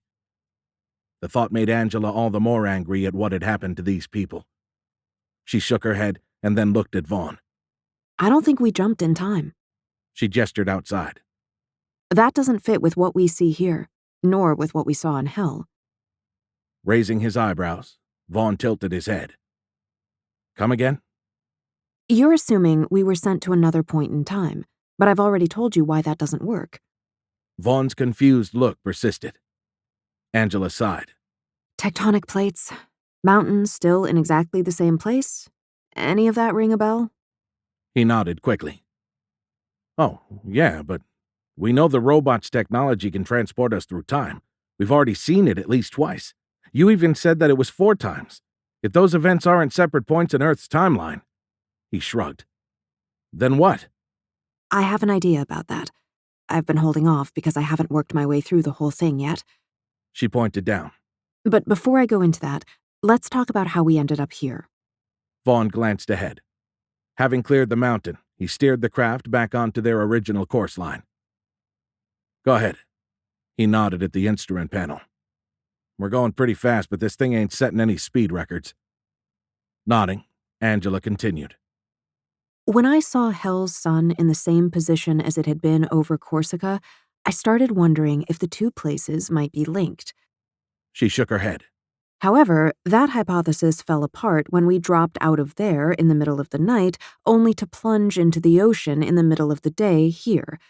How could they be linked if the time of day was different from one place to the next? Another ridge slid beneath the craft. Vaughn glanced at her and shrugged. That doesn't mean we couldn't have jumped farther into the past or the future. Watching two mountain peaks slip past the flyer, Angela held up a hand. Bear with me. I'm going somewhere with this. Vaughn looked at her and then nodded. Go ahead. When you realized that we had jumped back to the Strait of Bonifacio— Strait of Bonifacio, he corrected. Whatever. When we realized that we had ended up back at the same place as we had after I tried to break the wormhole, I realized that there might be another explanation, a single fact that would resolve almost all of these mysteries. Vaughn had been watching the terrain around them, but then he looked at her with expectant eyes. Go on. Angela nodded. Each time we've jumped, or whatever you want to call it, some things have been different, but the location and time of day weren't. He shook his head. No, the time of day was different when we jumped here. No, Angela said.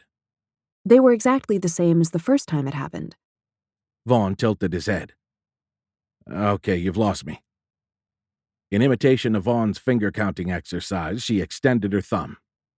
First, 36 hours after we passed through the Strait of whatever, we jumped back 36 hours and ended up back in the Strait. She extended her index finger. Then, 36 hours later, we're back there again. He shook his head. I think you caused the first one, not the robots. The ones we ran into in Corsica weren't looking for us. Hell, they had no idea we were there. We practically stumbled into them. But when they did see us, they intentionally sent us to hell. Exactly. Exactly what? We caused the first one, and they didn't know we were there. And you're right, they did send us to hell. She paused and tapped the floor of the flyer. But I don't think they know we're here this time, any more than they did last time. She gestured behind them. If the robots had sent us here intentionally, they would have dropped us on the other side of that energy wave. Vaughn nodded slowly. So, what does that mean? We already figured out that we jumped back 36 hours when I overloaded the wormhole. Yeah, and we ended up back in the Strait after another 36 hours passed. Vaughn shook his head. But that's where the cycle ended. He nodded toward a passing alien village. We jumped a lot farther than 36 hours this time. Angela grinned. I don't think we did. What the hell are you talking about? Vaughn shook his head. That makes no sense. He waved his hands in front of him, palms out. Not that any of this shit does, but there's no way this is the same timeline. Actually, there is one way, and if you'd shut the hell up for more than a second or two, I'll tell you what it is. He opened his mouth, but appeared to reconsider. Then he nodded and held his hands out. Please. Dimensions. Dimensions? Confused, he looked around. What's the size of this place have to do with anything? Vaughn, listen with your ears, not your mouth. Sorry. He looked outside and guided the craft toward another pass. Go ahead. Angela sighed and then nodded. I'm not talking about dimensions of size or scale. This is about dimensions of space. He stopped scanning outside and slowly turned to look at her again. Angela gave him a wan smile and continued. You touched on it earlier when you said this doesn't look like our version of Earth. It's not. We're not traveling between different time periods of the planet, Vaughn. We're traveling between different versions of Earth. Vaughn raised a hand like a student requesting permission to speak. Angela rolled her eyes. Go ahead. Dimensions of space? I thought we only had 4 dimensions, 3 spatial and 1 time. Angela nodded appreciatively, glad that Vaughn wasn't completely clueless on the subject. Yes, those are the dimensions that we can directly observe, but scientists have long theorized about the possibility that there may be additional dimensions that exist outside of our perceptions. Vaughn looked skeptical. Couldn't these machines, these robots, just be a bunch of asshole time travelers? Glancing outside, Angela nodded. Well, they're definitely assholes. But like I said, if the robots sent us forward in time, if hell was just a place in Earth's future, The amount of time change required to explain the disappearance of their very permanent structures would have changed the lay of the land. Doubt continued to cloud Vaughn's face. So you're saying we're hopping to other versions of Earth? To other dimensions? Yep. How? Angela held her hands out. You've heard of dark matter, right? Vaughn blinked at the apparent non sequitur, but then he nodded. Yeah, it's supposed to make up the majority of the universe. You scientists use it to explain why galaxies don't fly apart. Angela smiled and nodded again. I'm glad you paid attention in your physics classes. Yes, galaxies rotate too fast to be held together by the combined gravity of their visible components. At the rates that galaxies rotate, all of the stars, planets, and dust that we can detect can only provide a small fraction of the gravity required to hold it all together. So we deduced that there must be a lot of matter that we can't see or perceive. Yeah, Vaughn said. Dark matter. He pointed outside. But what's that got to do with all of this? Angela raised her eyebrows. I'm starting to think we were wrong. Why? Because there was an alternate theory that fits perfectly with what we're seeing. Vaughn looked at her expectantly. The proponents of the theory postulated that the additional gravitational forces bled through from heavenly bodies that existed in multiple parallel dimensions. They hypothesized that all these layered versions of Earth and the Sun, along with every heavenly body in the universe, traveled through space, gravitationally locked in a perpetual dance that held each version in the same spatial position, regardless of which dimension it occupied. Wait. Vaughn paused as he guided the sphere around another peak. These scientists thought that there were multiple versions of Earth sitting on top of one another? Angela rocked her head from side to side. Not stacked, more like overlaid, but you have the idea. The theory says there are a bunch of Earths that each occupy the exact same point in space, but not just our planet. Every star, planet, and moon in the universe would exist in multiple dimensions. We mainly feel the gravity produced by our dimension, but they theorized that enough gravity leaked from each dimension to explain effects we've observed at the galactic level. I used to laugh at their idea. She glanced forlornly outside. But I'm not laughing anymore. They stared out silently for a moment. Then Vaughn nodded. I think you're right. He pointed to their surroundings. Kinda hard to call bullshit with all of this happening. Interdimensional travel starts sounding pretty plausible when you're magically hopping from one reality to another. He paused and then looked at her. How many of them? How many dimensions? He nodded. Angela shrugged. Depends on how much gravity leaks from each dimension. If the shared portion is minuscule, there could be thousands of worlds layered over one another. Son of a bitch, Vaughn said under his breath. Then he looked at her, comprehension dawning on his face. The robots didn't come from another star system, did they? Angela shook her head. No, they didn't. If I'm right, they didn't cross space at all. Not regular space, anyway. Vaughn's eyes narrowed. The bastards attacked us from another dimension. He looked outside. And this isn't our Earth at all. He began to nod slowly. That explains a lot.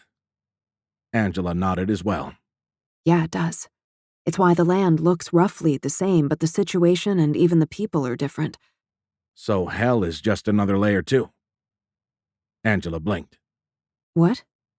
The land we've been calling hell. It's just another dimension of Earth. Yeah, it is. Vaughn shook his head angrily. The goddamned robots are using it like a trash can, dumping off anything that gets in their way. Yep. All of Earth's life. Angela paused and looked at Vaughn. And probably all of the life from the dimension that was home to those dead lobster crab aliens that we saw in hell. Pointing outside, Vaughn said, and now you can add these poor bastards to the list. Angela shuddered as she recalled their trek down that dimension's pile of dead humanity. She didn't even want to think about what that place must be like now that millions of this world's occupants were being deposited there. Wait, Vaughn said, suddenly looking confused. If they're all different, unique worlds, Why did things look almost exactly the same when the wormhole knocked us back to the strait? The yacht looked so similar that we didn't notice the differences until the next morning. Hell, for that matter, why was a boat there at all? Nodding, Angela held out her hands. That was one of the things that got me thinking about the dimension space theory. Its proponents believed that neighboring versions of the planet might be almost identical, but the farther you got from your own dimension, the more things would change. Vaughn frowned and raised his eyebrows. Considering that we're now on a planet populated by huge fish-headed salamanders, I'd say we've gone pretty damn far afield. Then he looked at her. But, despite that, you thought there was a collider here? Angela nodded. I still do. The robots linked to our dimension by latching onto a micro black hole created by CERN, and they probably got here by connecting to one made by these people. I was thinking the ability to latch on to that singularity depended on geographic proximity. She looked at the scattered rocky homes around them. But now I'm starting to think you're right. We've traveled so far from our home dimension, the collider might be anywhere on this planet. The sphere passed between two mountain peaks, and Lake Geneva slid into view. Angela's eyes widened, and she placed a hand on Vaughn's arm. But there's a chance I was right about the proximity thing. She pointed toward the west end of the city. If so, their collider should be in that area. So head that way. And hurry, please. Vaughn turned the ship. Okay, but this is as fast as it'll go. Angela felt her body tensing as she scanned the valley. There was one aspect of their approach to the city that she had kept to herself. The nuclear weapons they'd seen in Hell had gotten there because the robots had zapped them out just before they had impacted. She could only hope the same didn't happen to her and Vaughn. She reasoned that since the two of them had gotten all the way into the machine city without being detected, the robots must only look for threats that rise above a certain threshold. Hopefully, the approach of the two of them didn't rise to that level. Casting a wary glance at their flight pod, Angela resisted the urge to cross her fingers. Agonizingly long minutes later, and still inhabiting the same dimension, they finally approached the outskirts of the city of Geneva, or at least where it would have started in their homeworld. Over the next minute, Angela felt some of the tension leaving her body. If they were going to be zapped to hell, it should have happened by now. The missiles had disappeared the moment they had arrived. The surrounding mountains still sat in the same places. Even the nearer hills and the lake looked unchanged. However, as with everything else they'd seen since arriving, this land looked wild and untamed. No roads cut across the terrain. Aside from the ubiquitous stone habitats, no bridges or visible structures stood out either. The area contained significantly more homes than any place that they'd yet seen, but still, it looked undeveloped. Angela shook her head. I expected to see more than this. Where are all their roads? She pointed at yet another wrecked flight pod. Surely these things aren't the only way they get around. I don't know, Vaughn said, scanning the area. There are a lot of them. But I think you're right. Not enough to supply everything this many people would need. Vaughn looked around and then pointed ahead to their left. The Super Collider's main entrance was in that area, right? She looked at the indicated direction and then nodded sharply. Yes, hurry. Vaughn adjusted the controls. A few moments later, he dropped the craft to a lower altitude and began to slow. Angela pointed at a small rise. Over there. Nodding, he shifted the ship. From their elevated vantage point, Angela scanned the ground and the scattered stone structures, desperately looking for any sign of an entrance to an underground facility. She growled and shook her head. Damn it. Nothing but villas. Vaughn turned the ship to the north and pointed ahead. Let's do a wider search. Pursing her lips, Angela gave a short nod, but based on what she had seen so far, she doubted they would find anything. Outwardly, it appeared these people had shunned industry and science, but the technology of this ship and that of the communicator they'd found in that first stone hut indicated otherwise. As he flew the sphere across the ground, Vaughn started shaking his head. Angela gave him a sidelong glance. What? You know. I'm sure you're thinking the same thing I am. I am, but we have to try. There's so much on the line. Pressing his lips into a thin line, Vaughn nodded. He started flying the craft in a zigzagging pattern, doing a systematic search of the land around the rising terrain. A fruitless hour later, the setting sun began to cut long shadows across their path, painting the stony villas in amber hues. In the darkening day, an ethereal blue-green light began to radiate from many of the area's homes. Vaughn started shaking his head again. Angela ignored him. She shifted her gaze to the west. The sun was slipping below the horizon. Amber sky faded to umber. Around them, aqualight streamed from thousands of windows. The entire scene looked otherworldly. With every passing second, Angela could feel the lives of thousands passing through her fingers like grains of sand. On the verge of tears, she began to shake her head as well. I don't think we're going to find it. Not here anyway, and not in time to save anyone. Me neither. There's nothing that looks like an entrance. Vaughn paused and looked at her soberly. You did your best, Angela. It was a good idea. I'm sorry we didn't find anything. Unable to speak, she merely nodded. Vaughn brought the craft to a stationary hover and released the controls. He pointed at a shortened and now amber strip on the craft's instrument panel. I think that indicates our remaining power. He gestured at a nearby house. I'm going to land there. Angela felt the weight of the day's events pushing down on her. Looking at Vaughn, she could see her exhaustion, both physical and mental, reflected in his face. Okay. Thank you for trying. I know this has been hard on you too. Vaughn ran the back of his hand across his cheek, batting away a tear. Then he wrapped his arms around her. This time, Angela let him. They held each other tightly. Angela buried her face in Vaughn's chest. The stress flowed from her in hot tears. It was too much. No one should ever have to take on this responsibility. In that realization, she finally found a measure of solace. They had done their best, had done everything they could in the face of an incomprehensible chain of events. They hadn't created this. It wasn't their fault. After a moment, Vaughn kissed the top of her head. Then he released her and stepped back to the controls. He guided the sphere toward the illuminated yard. Apparently sensing Vaughn's intentions, the ship deployed a ring of lights to illuminate the landing zone further. As soon as the craft touched down, its doors slid open. Then the sphere's lights shifted to brighten their path to the villa. Exhausted beyond words, Angela and Vaughn walked on wobbly legs. A moment later, they stepped into the stone hut. Wordlessly, they walked into its kitchen. They found food similar to what they'd seen in the first one, and began to eat. Angela found a bread analog and another type of meat. They seemed to fit a craving that she hadn't realized she had. Deep in thought, she made a makeshift sandwich and was halfway through another before she noticed the way Vaughn was looking at her. What? He smiled. I was just thinking that it's a good thing my hand wasn't anywhere near that maw. Angela blinked and then looked down. Half the loaf was gone, along with a sizable portion of the fishy meat. She felt a blush reddening her cheeks. Guess I was hungry. Vaughn smiled and held out a hand. Enjoy.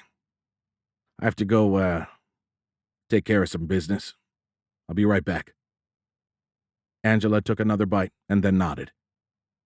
A few minutes later, while she was chewing on a taffy-like candy, Vaughn returned. Angela turned to see him smiling.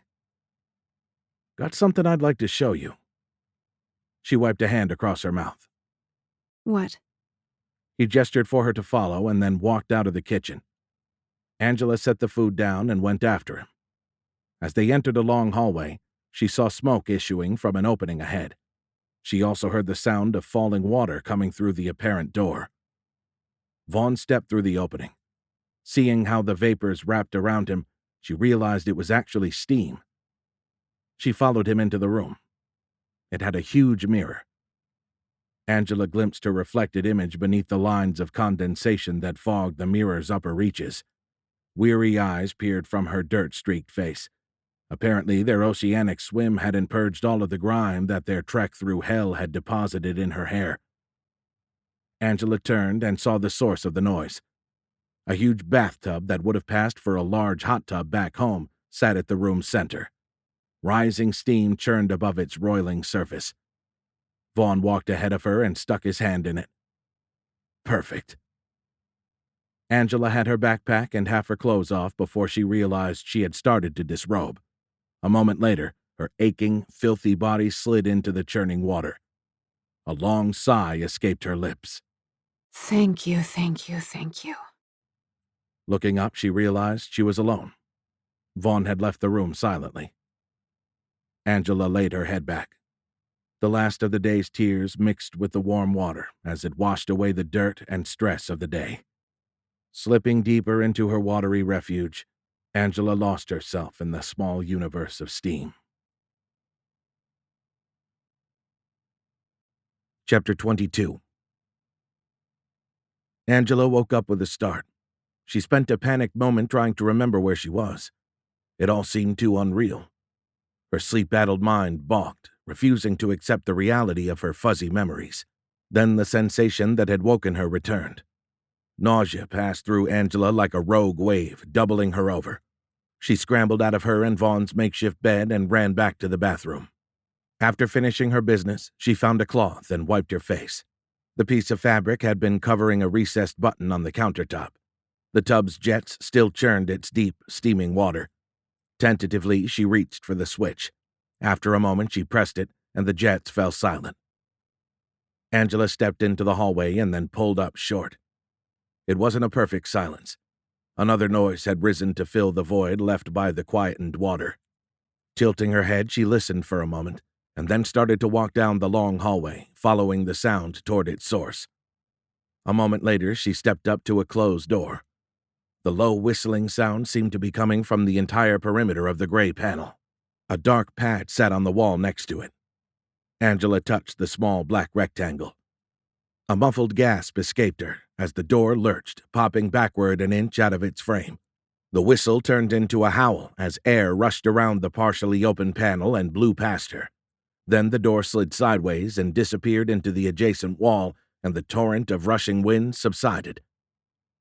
Aqua light from the hallway spilled into the gloomy corridor behind the open door. Her shadow cut a long void across its floor. Angela leaned through the opening. Craning her neck, she peered into the darkness. A gust whipped her auburn hair around her face as the suddenly reversed wind rushed in from behind Angela. Then, brilliant overhead lights flared to life, illuminating the hallway beyond the open door. The gust subsided.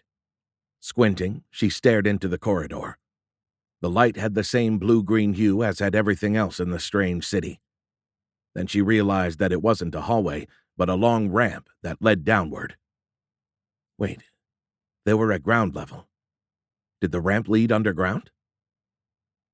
Turning to look toward the front of the villa, Angela tried to envision the exterior of the home. The land here had been relatively flat. Nodding, Angela looked down the descending corridor. It had to be going below ground level. They hadn't gone up any stairs since entering the house. Stepping cautiously through the opening, she started walking down the ramp. It looked like the passageway continued its downhill trek for at least 100 feet. Beyond that, it appeared to level off. Angela looked over her shoulder. She really should go and get Vaughn, but curiosity was driving her now. Initially, she stepped cautiously. The floor looked shiny, almost wet. If it proved to be as slippery as it appeared, she would probably slide to the bottom and then never be able to make her way back up. Worsening the situation, the passageway had no handrails. Fortunately, the floor proved very sticky. Beneath her bare feet, it felt almost rubbery.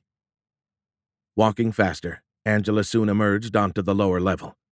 It opened up on a small room, perhaps 10 feet wide by 20 feet long. The ceiling of the rectangular space glowed softly. The long wall on her right appeared to be made from the same gray stone as had everything else.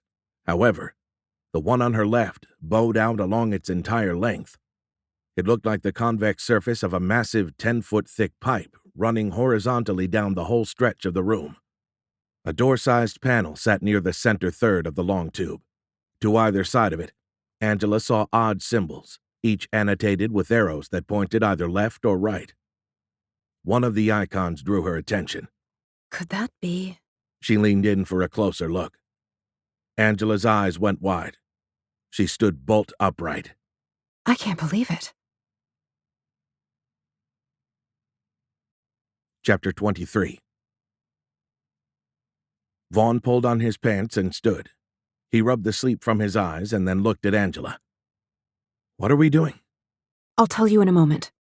She threw her backpack over her shoulder and then grabbed his and tossed it onto the bed next to Vaughn. Bring everything. We won't be coming back. He looked at the bag and then back at Angela, but she was already heading toward the door. On her way out, she glanced over her shoulder. Hurry! Vaughn scrambled to stuff the last of his belongings into the bag and then ran after her. Emerging into the dim hallway, he turned left and started to head toward the front of the villa. Then Angela's voice came from behind him. No, this way. He turned to see her standing at the opposite end of the hall, backlit by a rectangle of soft aqua light. It took him a moment to realize she was standing in an open doorway, one he hadn't seen earlier. He reversed course and stepped up to Angela. "What's that?" Angela turned and walked through the door. She waved for him to follow. Come on. You're not going to believe this. Vaughn stared at her for a moment. Then he did a double take as he realized she was descending. Oh shit, it's a ramp? Yeah, now move it, Captain. Vaughn followed her down the sloping corridor. When they reached the bottom, he pulled up short. That looks like a pipe. Angela shook her head. It's a tunnel. I think it's a hyperloop, kind of like the one SpaceX was building between Los Angeles and San Francisco. Vaughn cocked an eyebrow. He pointed at the curved black surface of the large horizontal tube. You get all that from this big sewer pipe. Angela frowned at him and shook her head. I don't think they would put an underground room next to a sewer. This has to be for transportation. She pointed at the ceiling. That's why there are no roads on the surface, no way to get around other than through the air. They have this underground system. I bet it's a network that links every home in the area.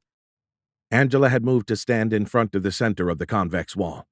Next to her, Vaughn saw the outline of a potential hatch etched across the middle of the long pipe. Directly opposite the possible door, a 2-foot-tall logo sat at the center of the long wall. Vaughn studied the large starburst symbol. Then he turned back to Angela and saw several additional icons adorning the curved surface to the left and right of the outlined hatch. Stepping closer, he studied the seam. I don't know. That's one hell of a leap in logic. Not really. Angela pointed at a rectangular pad adjacent to the hatch. That looks just like the ones that activate all the other doors in this place. She was right. The pad and door configuration was the same as those they had seen in both the Corsican villa and in the house above them. But still. Vaughn shook his head. I don't know. It could just as easily be a complex sewer system or trash disposal network. Angela frowned and then gestured to the icons that adored the curving wall to either side of the apparent door. Look at these. I think they're symbols for stations that the Hyperloop services. Then she stepped to the right and gave Vaughn a meaningful look. She pointed at an icon in the middle of the group. And check out that circular one. Vaughn looked at it quizzically. It was a ring with a few short lines crossing it at right angles. He shook his head. I don't think that's what you think it is. Sometimes a circle is just a circle. Angela frowned. No. See these segments? I think they represent the collider's detectors. The spacing is right. She leaned in and then pressed 2 fingers to the icon. It began to glow aqua green. Vaughn's eyes widened and he held out a hand. What are you doing? We don't know what that does. I'm proving you wrong. Vaughn cocked an eyebrow. I sure hope you're right. If that hatch pops open and I drown in a sea of alien fish shit, I'll be really pissed. Angela laughed and then shook her head. It's a personal transportation system. Has to be. Like I said, it probably links all of the homes. A low whistling sound began to fill the room. Vaughn leaned in close and realized it was coming from the paper-thin gap around the hatch. He reached out to touch the pad next to it. Angela threw out her hand. Wait. Vaughn yanked back his arm, but it was too late. His finger had already grazed the pad. Nothing happened. He looked at Angela and held up his hands. What? A loud clank rang out. Both of them twitched and then stepped back. The hatch popped an inch out of its jam. A howling blast of mist-filled air ringed the door. The wind shoved Vaughn and Angela around as it raced past them, but then it died as the panel slid aside and the curved surface of a shiny beige cylinder scrolled across the now open hatch. Vaughn stared at the apparent pod for a moment. Son of a bitch. You were right. Face flushed with anger, Angela spun toward him. Damn it, Vaughn! She took a deep breath and then shook her head. If this thing is like the Hyperloop, there could have been vacuum on the other side of that door. We could have been sucked right the hell in. He shrugged. Vaughn-proof. Besides, I thought you wanted to go to the Collider. He pointed through the now open inner door. Your coach awaits. Angela glared at him for another moment, and then finally relented. She turned to look in the pod. Vaughn stepped closer, and then poked his head into the vehicle. It looked like a short, stubby subway car with forward-facing seats lining both of its sides. Fortunately, the amphibians had been about the same size as a human. The two of them would have no problem fitting into the seats. Brushing past him, Angela entered the pod and walked up to its front. Stepping up next to her, Vaughn studied the console. Those look similar to the controls in the flight pod. Angela pointed excitedly at the panel's display. Look! There's the symbol again. It has to be their collider. Vaughn stared at it and twisted his face. Maybe. He reached out to touch it, but then hesitated. What are you waiting for? Angela waved her hands impatiently. You're the pilot. Push the damned button already. He regarded her with his eyebrows raised. Now who's the reactionary? He took off his backpack and sat down. Come on, Vaughn. We need to hurry. He gave her a crooked grin and then nodded toward the seat beside him. Unless you want to go keister over tea kettle and get real familiar with that back wall, you may want to sit down first. If this is like the Hyperloop, it'll probably accelerate pretty quickly. Oh, yeah. Angela's face flushed. She peeled off her pack and dropped into the seat. Vaughn toggled the control. The outer hatch slid silently shut, followed shortly by the inner one. Both of them lurched in their seats as a pair of white straps slid out from between Angela and Vaughn and then wrapped around them. To Vaughn, the soft, wide harnesses felt like reinforced neoprene as they snugged down, sucking the two of them into the seats. He heard a rush of air. His ears popped as the cabin pressurized. Then he was pressed back into his seat as the pod raced down the chute. Suddenly, the G-forces let off and then reversed, pressing Vaughn into his harness as the pod slowed just as quickly as it had accelerated. Everything fell silent. Angela looked at Vaughn. Did we break it? He tried to shrug, but the straps made it impossible. I don't know. The harnesses released them and snaked out of sight, disappearing into the seats. Vaughn and Angela exchanged confused glances. Then the pod's door slid open. Leaning back to see past Angela, Vaughn saw a room similar to the one they had left. They both stood and stepped tentatively toward the hatch. Stopping at the door, they eased their heads through the opening and scanned left and right. The room looked similar to the last one, except for the main symbol. Like the previous station, this one also had a large icon directly across from the pod exit. Angela pointed at the 3-foot-wide segmented circle. There it is. Yeah, Vaughn said, scoffing. Congratulations, you're the first human to successfully navigate an alien subway. He shrugged. We still don't know that there's a collider here. Maybe you just found the merry-go-round. Angela frowned and then stepped past him onto the platform.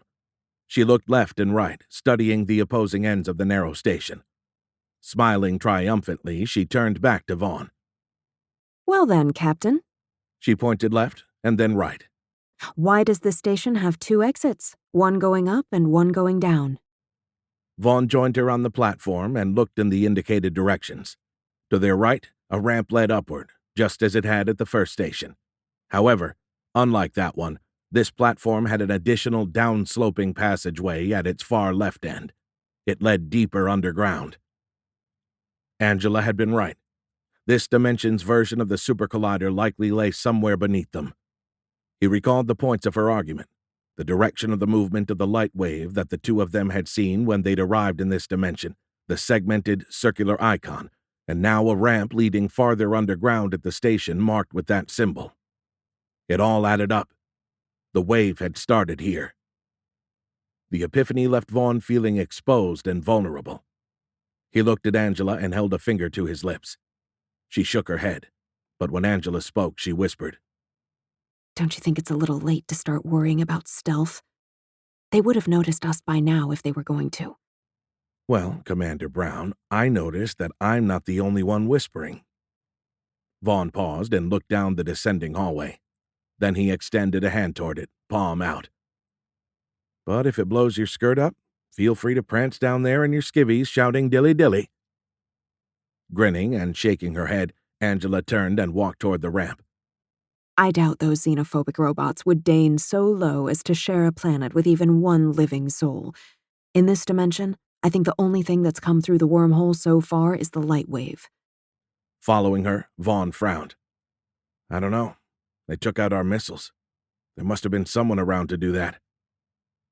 Angela stopped. She turned and stared at Vaughn with a perplexed look. Then her eyes cleared. No. They'd have to shut down the energy curtain before they could send physical items through the wormhole. As far as I know, the light never so much as flickered after it started to sweep across our dimension. Did you see any reports of it blinking or wavering? "No, but then how did they take out our missiles?" Angela held out her hands. I don't know for sure. Remote sensing, I guess. You should be able to send and receive multiple forms of energy through a wormhole simultaneously, but the passage of any kind of matter through it would distort or collapse the wave and alter any signals. "So you're saying we're alone in here?" She screwed up her face. Probably. But no, I'm not about to go running down there in my skivvies. She turned from him and continued walking toward the left ramp. Angela glanced over her shoulder and gave Vaughn a knowing look. And quit trying to picture it, Captain. He held his hands up. "Don't know what you're talking about." Angela scoffed and turned away from him. Just try not to look like an incoming missile, and we should be— She stopped abruptly. Vaughn narrowly avoided running over her. "Why are you—" Looking over her shoulder, he saw an all-too-familiar sight. Oh, crap. Beyond Angela, bags and personal belongings cluttered the floor. Judging by the dispersal patterns of the dropped items, it appeared that several of the amphibians had been running up the ramp in a mad dash to escape the facility. "Ah, shit." Vaughn shook his head. "They must have known something was happening." Angela nodded. Looks like a few of them did, anyway. Vaughn started to place an arm around her, but she shrugged it off. I'm fine. They both winced as Angela's words echoed loudly. They stood transfixed for a long moment, looking around expectantly. Vaughn tilted his head, listening for any signs that someone had heard Angela. No robots pounced. A wedge of white light didn't sweep them from the planet. Having not been beamed back to the trash can dimension or hell, Vaughn gestured for Angela to continue. "Come on, let's go see where this leads." Several minutes later, and multiple ramps deeper underground, they rounded yet another corner and then stopped, frozen in place, their conversation forgotten. Ahead of them, a rather stout-looking white panel blocked the entire passageway. To Vaughn, it looked like a blast door. A window at its center flared and strobed brilliantly as radiant white light from an unseen source flooded the space beyond it. Squinting, they both stared at the foot-wide window. The harsh white light that streamed through it had the same hue as that of the energy curtain. Angela started walking down the ramp. "Where are you going?" She didn't stop or look back. This is it. This is what we came to find. Vaughn took a deep breath and then sighed. He swallowed hard and then followed after her. "Penny, pound, in for the whole ball of 9 yards or whatever." They arrived at the small window and leaned in to peer through it. The floor immediately beyond the blast door looked normal, having the same seamless matte white finish they'd seen throughout the facility. However, a slanted curtain of white light obscured everything beyond 20 feet. It looked like a giant teepee formed by a fan of laser beams. The bright, inverted cone appeared to originate from a single point that sat above the window's line of sight. Stooping, Vaughn craned his neck, looking upward, but still couldn't see the light's origination point. Suddenly animated, Angela started pointing at something beyond the window. I think that's a control panel. Vaughn looked down, following the line of her finger. A pedestal with multiple icons and touchpads stood just a few feet to the right of the inverted light cone's base. He nodded. Yeah, it is. Backing up from the large door, Vaughn searched the walls to its left and right. He couldn't believe what he was contemplating. He spotted a touchpad. It looked just like the ones they had been using to open doors ever since they'd entered the first villa. He walked over to it and then looked back to Angela. She nodded and then whispered urgently. Push it. Are you sure? Angela nodded again. Hurry. In for a penny, my ass. This was the whole goddamn pension plan. Pressing his lips together, he placed 2 fingers and a thumb on the pad and pressed. Nothing happened. Then the floor started to vibrate. An ear-splitting squall pierced the silence as the massive blast door began to rise ponderously. The loud wail was coming from the room beyond. The door had only risen a couple of feet when Angela dashed under it. Shit, really? Vaughn did a quick scan of their 6. After verifying that no one was approaching from behind them, he too dove under the slowly rising door. As he slid to a stop, Vaughn jumped to his feet. The noise rose to painful levels. The scent of ozone mixed unpleasantly with the fishy odor left by the room's previous occupants. Vaughn looked around the cavernous room. It was as big as a concert hall. Massive pipes radiated out from a central point. It looked almost identical to the configuration of the Atlas detector back in CERN. Looking up, Vaughn could now see the source of the inverted cone of light. Unfortunately, this facility shared another similarity with CERN's collider. A mercurial sphere hung in midair, suspended at the geometric center of the arrangement of pipes and conduits. Anchored to the silvery globe, the fan of white light angled down from it, making the whole thing look like an ethereal 40-foot-tall Christmas tree topped by a 3-foot-wide ball of liquid metal. Vaughn looked down and saw that Angela had already crossed to the control pedestal. He jogged over and stood next to her. What are they doing? Why's the light shooting down at the floor? Desperately scanning the panel, Angela didn't look up. I told you, they're still sweeping them from this dimension. She jabbed a finger at the fan of light. That cone is going all the way through the planet. Somewhere on the far side of the world, probably around this dimension's version of Australia and New Zealand, there are still people inside that circle. The light hasn't swept across them yet. Vaughn looked down at the base of the cone. Studying the area where it touched the floor, he realized that it was slowly shrinking. The movement was barely perceptible, but Angela was right. The circumference of the circle was constricting. Vaughn envisioned its opposite end sweeping across the far side of the planet, drawing an ever-tightening noose around the countless millions of people trapped within it. He clutched at the side of the console. We have to save them. What can I do to help? Angela shook her head. I can't make heads or tails of this damned thing. Screw it, Vaughn said as he pointed at the screen. Start pushing buttons. We can't just stand here. Angela chewed her lip. Then she nodded and pressed a small red portion of the control panel's screen. It had no effect. Nothing happened. She started tapping other parts of the display. Still nothing changed. A frustrated growl shot from Angela. She looked around frantically. Then she dashed away from the pedestal, looking in every direction. Vaughn hurried after her. What are you looking for? Angela shouted over her shoulder, her words barely perceptible above the light wave's eerie wail. Find something we can use to hammer this thing. She jabbed a finger toward the control pedestal. Get an axe. Hell, anything to stop these bastards before they finish wiping out these people. Vaughn nodded and changed direction, heading toward a different part of the facility. Scanning the ground, he nodded. Impact engineering. He was completely on board with that. Vaughn spotted a massive tool propped against the far wall. It looked like a pipe wrench. I found something! He ran over to it. Grabbing the heavy steel tool, Vaughn slung it over his shoulder and then turned and ran back toward the pedestal. Angela's voice rang out from the far side of the facility. Me too!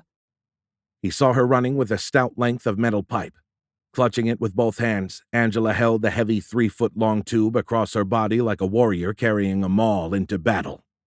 Approaching the pedestal from opposite sides, they were each about 20 feet from the control panel and running toward it at top speed, when two sections of the cone of light peeled away and swept toward them. The closest one engulfed Vaughn in an instant. The light vanished, plunging him into total darkness. At the same time, the ground lurched under his feet, sending Vaughn sprawling headfirst through the air. Chapter 24. In the sudden darkness, Vaughn smacked into the floor. The large wrench in his hands lurched, twisting his wrist painfully. The impact with the ground yanked the thing from his grasp. He heard a muffled ring, and Angela cried out. Then her metal pipe rang again as it too clattered from her hands. Vaughn slid to a stop face down. Dust filled his mouth and sinuses. He rolled onto his back, coughing and spitting. Something crunched beneath him. It sounded like snapping twigs. No, not twigs. Bones. Oh, shit. Not again. Blinking the dust from his eyes, Vaughn stared up into hell's muted star field. Like dark sentinels of the apocalypse, the regions surrounding mountain peaks peered down on him, their bases lost in the hazy atmosphere. Vaughn? Over. Vaughn coughed and spat out more dust. He sat up. Over here. Are you okay? Looking west, he glimpsed the moon, just as the last part of it dropped below the horizon. He saw Angela scramble to her feet, her silhouette barely discernible. He watched her profile as she looked around frantically. We're back? Vaughn spat again. Yeah. Guess we forgot not to look too much like a goddamn missile. Oh no. No, I can't do this again, Vaughn. Standing, he walked to her side. Vaughn placed a hand on Angela's shoulder. Come on, let's head for lower ground. Her silhouette nodded sharply. She took a step, and another bone crackled beneath her feet. A short cry escaped her lips. Vaughn urged her forward with his hand. Keep going. Angela began to walk again, but a few steps later, another bone snapped underfoot. This time, a sharp, keening burst from her. She bolted, running down the mountain of the dead. Angela cried out each time another bone snapped under her boots. An indeterminate amount of time later, they found themselves standing amongst the cadaver-seeded dunes that ringed the perimeter of the macabre mountain. Panting and coughing, Vaughn struggled to catch his breath, but hell's low oxygen level made it difficult. He looked over and studied Angela's face. Now that his eyes had adjusted to the lower light level, he could see more than just her profile. In the wan light, he saw that her eyes were glistening with tears. She shook her head. We couldn't save them. Vaughn stepped over to Angela and wrapped his arms around her. We did all we could. He left unsaid that they'd now pay the ultimate price for that effort. She nodded and leaned into him. In hell's timeless night, they stood transfixed, holding each other. At some point, they pulled apart and stared into the sky. Angela slowly shook her head. Where are they?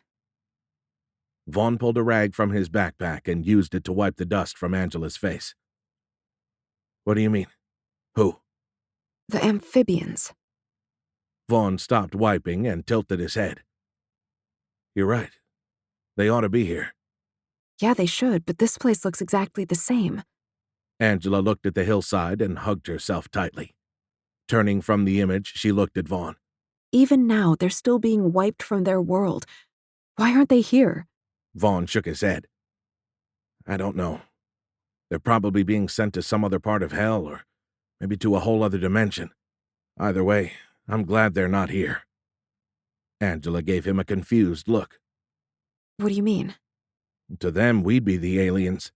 If we weren't buried under the pile, if we survived our arrival, the fish heads that had survived their own arrival would likely think we did this to them. Nodding, Angela stared across the land. Vaughn thought he saw something change in her. Her eyes cleared. Then she gave a short nod. She took the cloth and wiped the muddy tears from her cheeks. Vaughn looked away from Angela and pursed his lips. The threat of alien retaliation hadn't been his only reason for being thankful for the absence of the amphibs. His forehead furrowed as he gazed across the necrotic dunes. He thought the place smelled bad enough without adding a few million dead and dying fish heads, but he kept that part to himself. Now what? Canting his head, Vaughn shrugged. Good question. They were back in hell, permanently this time. They'd be here for the rest of their lives. Not that that was saying much. No, he couldn't think that way. They had to stay busy, had to have a goal. Vaughn pointed across the dusty plain. Want to see if we can find that alien ship? It's getting cold. We can shelter there again. Angela nodded and took his arm. Lead the way, Captain. Vaughn did a double-take. Why was she suddenly so calm? Aside from freaking out about being back on top of the mounded dead, Angela seemed almost tranquil now, especially in comparison to their last visit to the place. That time she'd been despondent. Hell, then as now it had been all he could do to keep his shit too. What is it? Blinking, Vaughn shook his head and looked away. Nothing. Stepping over the protruding finger of an elongated dune, he pointed ahead. I think the alien ship is this way. Chapter 25. Nearly a day later, and now lying within the confines of their conjoined sleeping bags, Vaughn held a slumbering Angela. Staring at the eastern horizon, he watched the moon's dust-muted disk reappear as it rose above this dimension's denuded Alps. It looked exactly the same as it had the first time they'd ended up in this desiccated, dead land. His migraine was back with a vengeance.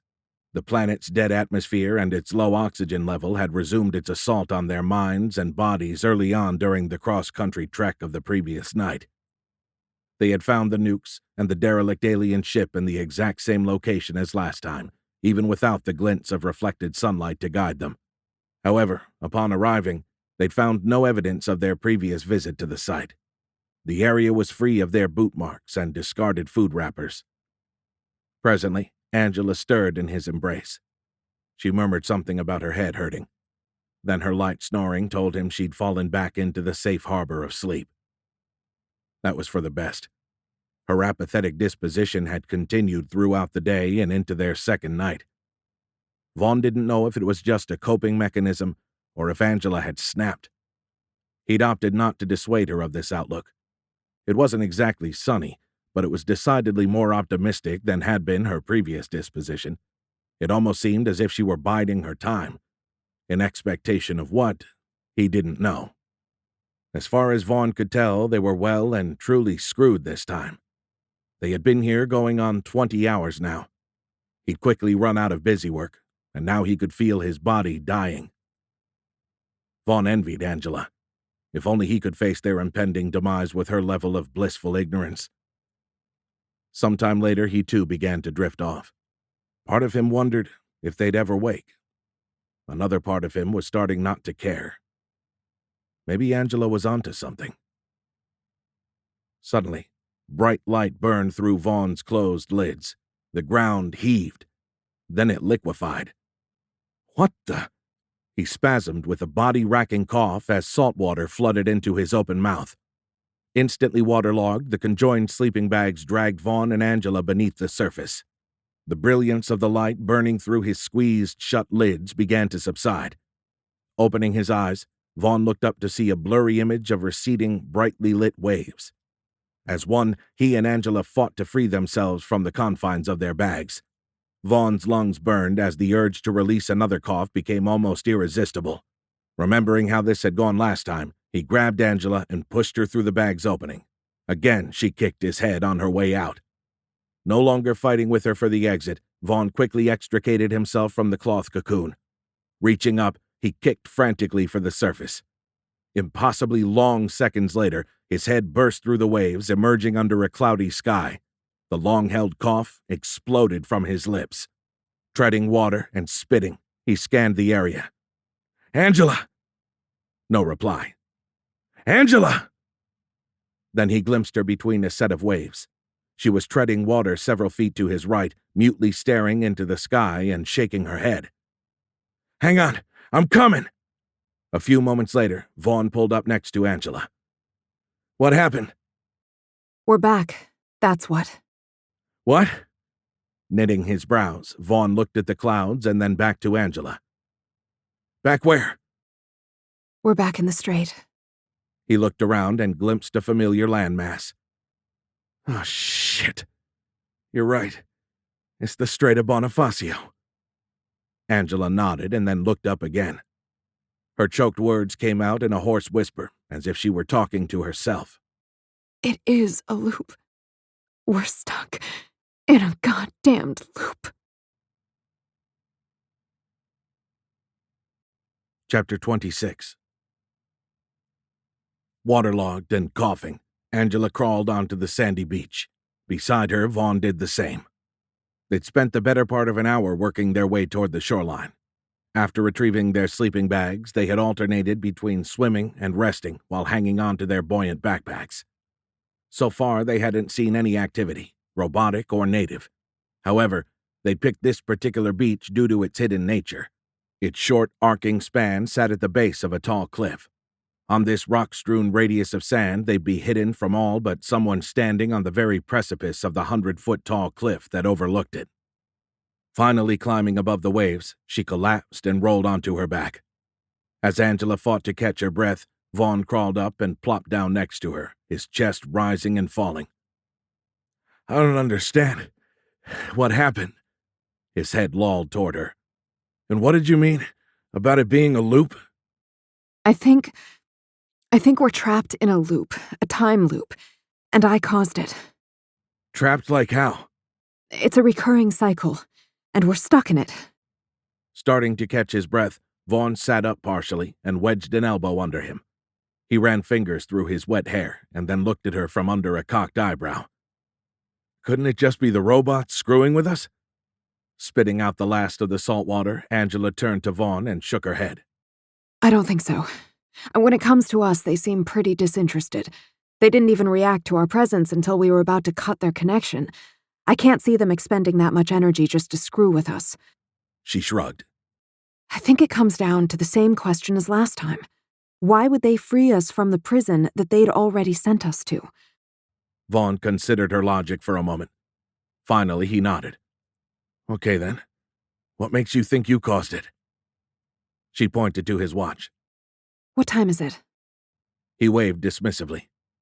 I don't need to look. It's been 36 hours again. We spent a little more than half a day in Fishhead Land and a little less than a whole day in Hell, but that still doesn't tell me why you think you caused it. Angela stood and looked around the small beach. She turned back to Vaughn. I think that when we tried to overload the wormhole in our Geneva, it somehow created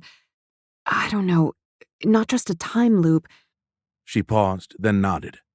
Not just a time loop, but an interdimensional or transdimensional loop. Whatever you want to call it, that's what is resetting us to other dimensions. She began to pace as she worked through the logic. Thinking out loud, she continued. It makes sense. I mean, we definitely created a loop. I don't think it's the robots doing this. I think that every time it resets, they no longer know we exist. Vaughn nodded. Makes sense. Guess that's why the robots don't know we're here. We're jumping 36 hours back in time, showing up in another dimension a day and a half before they ever knew we existed. Exactly. Vaughn glanced at his arm and then looked at her. It's not a full reset, though. He showed her a scratch on his forearm. I got this during our first trip through Hell. He pointed to a green stain on his pant leg. And I got that from a plant outside of that first villa on Corsica. Yeah, so? That means we're not in a true time loop. At least not like the one Bill Murray's character experienced in Groundhog Day. His injuries didn't follow him. Hell, he even died a few times, but when the day reset, so did he. He pointed at her and then at himself. We're not. Studying a cut on her arm, Angela nodded. She'd gotten it during one of their trips through Corsica. Shit, you're right. If we break a leg or die, it's all over. No reset, no get-out-of-jail-free card. Lowering her arm, she looked out over the waves. We have to find a way out of this, or eventually it will kill us. Through her peripheral vision, Angela saw Vaughn nod as he too shifted his gaze to stare across the water. He sat up and pointed toward the strait. Why do we keep coming back here? I've been working on a theory. I think it's tied to the amount of power we fed into the wormhole. Vaughn screwed up his face. How would that have anything to do with it? Wormholes connect 2 points in space, right? If you say so. You're the physicist. Angela waved a hand. Yes, I say so. They connect 2 points in space, but what a lot of people don't realize is that they also connect 2 points in time. Even when wormholes were just a theoretical construct, we believed they also bridged time itself. Why? It's really complex. The problem ties into relativity and how time is a variable portion of the universe's fabric. Break it down for me Barney style, then. Angela blinked. Huh? Vaughn's eyes gleamed, and he smiled. Nothing. Just give me the simple explanation. She looked up at the sky and tried to think of an example. Then she nodded. Say you were standing outside of a wormhole that connects to a point a couple of 100,000 miles away. On the far side of that hole, you have a telescope. You step through the wormhole, and instantly you move to its far end. If you then used the telescope to look back toward the start point, you'd see yourself stepping into the opposite end of the wormhole a little more than a second later, because that's how long it takes light to travel the distance. Isn't that just a speed of light restriction? Actually, it's a space-time thing. Bottom line, information in the form of you traveled faster than light, so effect preceded cause. Vaughn's eyes were glazing over. Angela shook her head. You're the one that wanted it Barnett style. Barney. Whatever. Anyway, in a greatly oversimplified way, effect preceding cause ties into the time travel aspect of wormholes. Okay, so what does all that have to do with how much power you pumped into the damn thing? I think that the wormhole somehow links to every point in time touched by its existence, just like it links to various dimensions. Angela's eyes widened as an incredible epiphany slammed home. That's it! Vaughn sat bolt upright and looked around. What's it? That's our out! She threw her hands up. That's how we fix this! Vaughn stopped searching the horizon and looked at her. How in the hell do we fix any of this, Angela? She started pacing up and down the rocky beach again. If I'm right about this, we might be able to reset everything. Her heart raced as if trying to keep pace with the possibilities that were running through her mind. She stopped walking and turned toward Vaughn. We could reset the entire timeline. He shook his head. Wait, what? We can reset it? We can break the loop? Angela began to shake her head, but then nodded. Yes, but much more than that. If I'm right, then the same mechanism that sent us back this far could be used to send us to any point in the lifespan of the wormhole. What mechanism? Angela sighed. Don't you see? It was the power.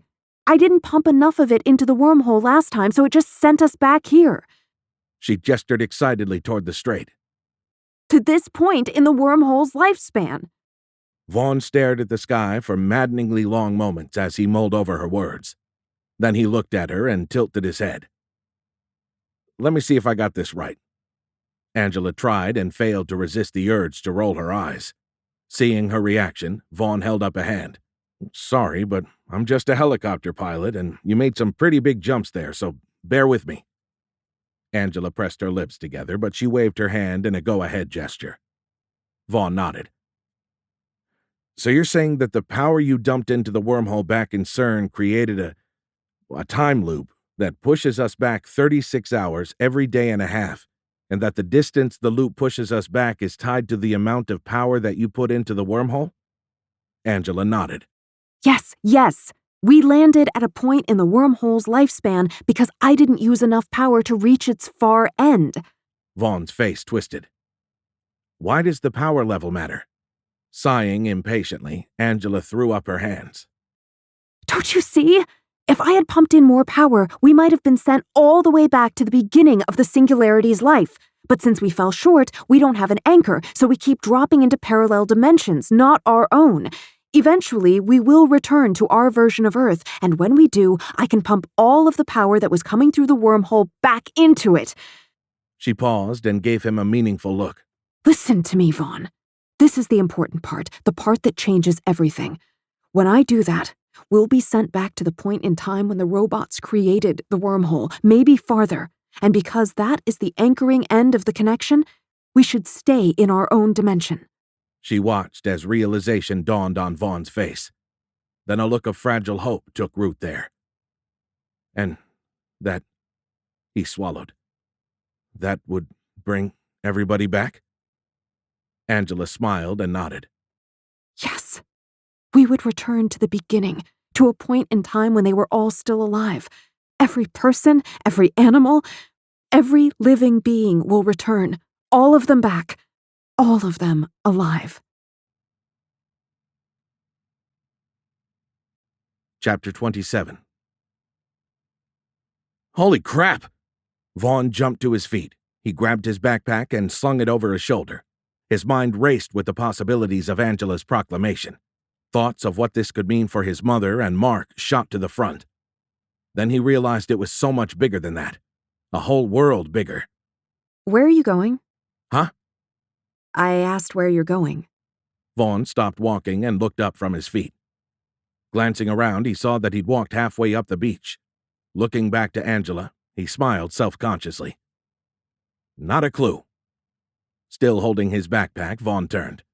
Facing the ocean, he stared across the waves. I can't believe it. He looked at Angela. Are you sure we can do it? Go back in time? Reset everything?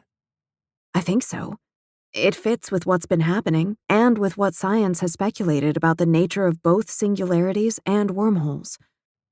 As Angela spoke, Vaughn started walking in a wide circle around her. His arcing path took him from the water's edge below Angela to the dry sand up the beach from her. This is... He searched for the right words and failed. Unable to stop his manic circling, he began to walk across his previous steps, cutting a circular groove in the sand with Angela at its center. We can save the whole world! Even as he said the words, Vaughn couldn't accept the weight of the statement. It seemed unreal, but still, his heart pounded in his ears, and he started breathing heavily. He dropped the bag and then stopped his circuitous pacing as he reached the water's edge again. Standing with his fingers laced across the top of his head, Vaughn stared out to sea. Inch-high waves lapped at his toes. Everything they'd lost, all that the world had lost, could be returned? He had never permitted himself that hope, hadn't even considered it. But now...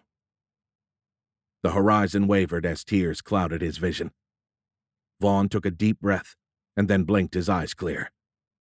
Not wanting Angela to see his face, he continued to look across the water as he spoke. Is there anything we can do to expedite things? No. Unfortunately, we'll have to wait until the loop takes us back to our home dimension. Vaughn's face darkened. Then he slowly shook his head. He should have known that her theory was too good to be true. Blinking the last of the moisture from his eyes, he dropped his arms and turned to face Angela. As he looked at her, he could feel a muscle twitching in his clenched jaw. Come on, Angela. What makes you think we will ever get back to our Earth?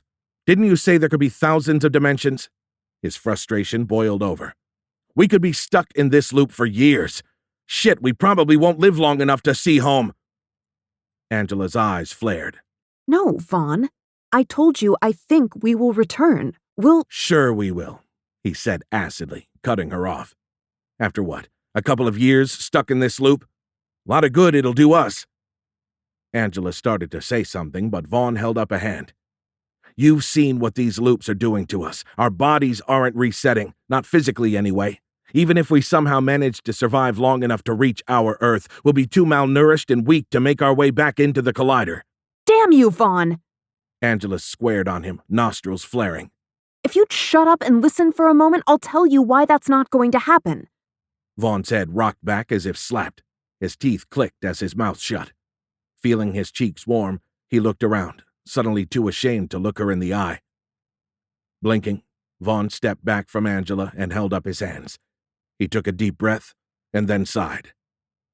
Sorry, She shook her head. Just listen.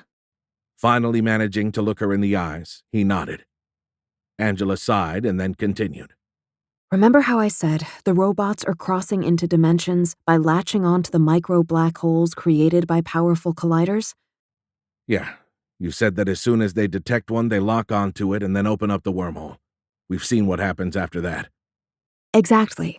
And because of that, I think these robots are limited to invading versions of Earth where the native inhabitants have advanced enough to create super collider technology. Vaughn frowned. We've been over that. Yes, but now we're trapped in a loop that's hopping between dimensions, and you were right. There probably are thousands of dimensions. Seeing his reaction, she held up a hand. But the vast majority of them won't be accessible to our loop. Vaughn tilted his head. Why not? We now know of 2 worlds that the robots have invaded in the span of a few months, ours and the amphibians. The first world, the one with the robot-infested Corsican nature park, must have been invaded long ago, but both our world and the amphibians were hit in the same year. Yeah, it sucks, but what's your point? Vaughn, don't you see? That's 2 worlds that reached the same level of collider technology within a few months of each other. Then Vaughn did see. His heart sank as he finally understood Angela's point. Considering the length of Earth's geologic timeline, the fact that 2 societies reached that level of technological advancement at virtually the same time pointed to thousands of dimensions. Probably a lot more than that. That's why I said you were right about the number of dimensions. He felt the muscle twitching in his jaw again. Angela, that's worse, not better. She nodded. Yes, that part is, but I still think we'll come full circle sooner rather than later. Vaughn looked up. In spite of the nagging doubts, he felt hope trying to take root again. He raised his eyebrows. How? Why? Angela pointed down. The loop is depositing us here because it's along the path we traveled, and this is as far back as the overload I generated could send us. Right, Vaughn nodded. Because the wormhole connects to all dimensions. But isn't that the problem? That's why we'll have to go through thousands of them to get back home. Angela shook her head. No, the wormhole doesn't connect to all dimensions, only to the ones that have been affected by it, and more importantly, only to versions where the collider is in roughly the same geographic area. Vaughn looked up from the sand, his eyes widening. You're saying we'll only cycle through dimensions they've already invaded? Angela nodded. And the only ones where the collider is close enough geographically for cross-dimensional interaction. That's why the collider has been in roughly the same position in each version. Oh. Vaughn nodded appreciably. And that's why you were so sure there had to be a collider in Fishhead, Geneva. Actually, I wasn't sure. I was just beginning to think we were stuck in a loop. My biggest fear was that I was wrong about the proximity thing. If so, we could have had many more dimensions standing between us and home. Vaughn smiled. Yeah, like a few thousand, but I think you're right. It all makes sense. Angela held a finger to the back of her ear. I'm sorry, what was that? You're right, I'm wrong. And yes, I've learned my lesson. She smiled back at him. Good. Just remember that next time. Vaughn smirked. Sorry I was such an ass. It's okay, Captain. She sighed and looked around. We've been through one hell of an emotional roller coaster. Vaughn glanced at the cliff and then tilted his head. Any idea how many dimensions we'll have to pass through to find ours? Angela blew a curly strand of damp hair from her eyes and then frowned. No, just that it'll be a lot less than it might have been. Vaughn felt the worry trying to return, but this time he managed to push out the thoughts. He nodded. Okay, what's the plan when we get back to our home dimension? Angela pointed toward the strait. We'll probably end up back here, so we'll have to get to the collider before the 36 hours end. Otherwise, We'll start it all over again, Vaughn finished for her. yeah, pretty much. Then there's the whole thing about sneaking back into a city of killer robots, all while dodging flying supertankers and not getting dumped into a stadium-sized vat of molten metal. Vaughn scoffed and then grinned. Can of corn. Easy peasy. They both laughed at that. As he started to mull over the possibilities, Vaughn resumed his circular pacing. He glanced at Angela and waved dismissively. When we've done all that easy stuff and you supercharge the wormhole, we'll be sent back to the beginning? Angela nodded. Vaughn gave her a meaningful look. Where do we end up? Will we still be together? He widened his arc, leaving the circular groove he'd cut into the sand. Then he heard a hollow echo reverberate from beneath him. Vaughn stopped and looked down. What the? Suddenly, the ground fell out from under him. It hadn't been 36 hours yet. Why was he falling? The thoughts had barely formed when Vaughn plunged into water. Waist-deep water. About a half-yard of loose sand dumped on top of his head, nearly pushing him below the shallow water. The onslaught of earth subsided, and Vaughn rose to a crouched position, an arm held overhead to ward off further sandy barrages. Blinking, he tried to scan the area around him. Instead of being assaulted by blindingly bright light, his eyes had a hard time making out his now dark surroundings. A contrast of dusty light and glistening shadows cut through the middle of his suddenly shrunken universe. One of the shadows reached out for him. Vaughn screamed and jumped about a foot off the ground. Sending up a frenetic spray, he backpedaled and then fell, landing hard on his ass in the shallow water. Vaughn? He looked up to see Angela peering down from an opening, her head cutting a notch into the mote-filled shaft of light that streamed through it. Angela shifted position, causing her shadow to move again. She peered down at him with wide eyes. Oh my goodness, are you okay? From the floor of his watery cell, Vaughn squinted and blinked against the combined assault of trickling sand and contrasting light. I think... A cough cut off his words, launching a spray of salty sand into the bright beam. He waved it away and then looked up again. I think so. Are you sure? Vaughn glanced down and then back up at Angela. He shrugged. Guess that depends on your definition of okay. I mean, none of my limbs are pointing in the wrong direction. Raising a hand, he shielded his eyes against the glare. His forehead furrowed, and he glanced heavenward. But then again, it looks like I've dropped into a large animal's lair. Placing the hand against his forehead, Vaughn craned his neck and peered nervously into the murky shadows of his subterranean prison. He lowered his voice. And it suddenly occurs to me, we don't know for sure that we're alone in this world. Chapter 28. Vaughn inched his way across the watery room, wincing as the noise of his movement echoed off the rock walls of the enclosure. As he passed out of the column of light streaming through the hole he'd fallen through, Vaughn found he could see much better. Reflected light glistened from every surface. Shiny, floor-to-ceiling tubes filled much of the space. Then he noticed gaps where the upper and lower halves didn't quite meet in the middle. Vaughn leaned in close to inspect the oddly shaped columns, and then nearly shit himself as Angela's voice cracked the silence. Where are you going? Jeez, woman, he whispered harshly. Why don't you just ring the goddamn dinner bell? Oh shit, sorry. Now she whispers, Vaughn grumbled as he shook his head. What do you see? He looked around. The space was an odd mix. 6 smooth walls surrounded him. Through the glistening stony columns, he could just make out the outline of a hatch on one wall of the hexagon.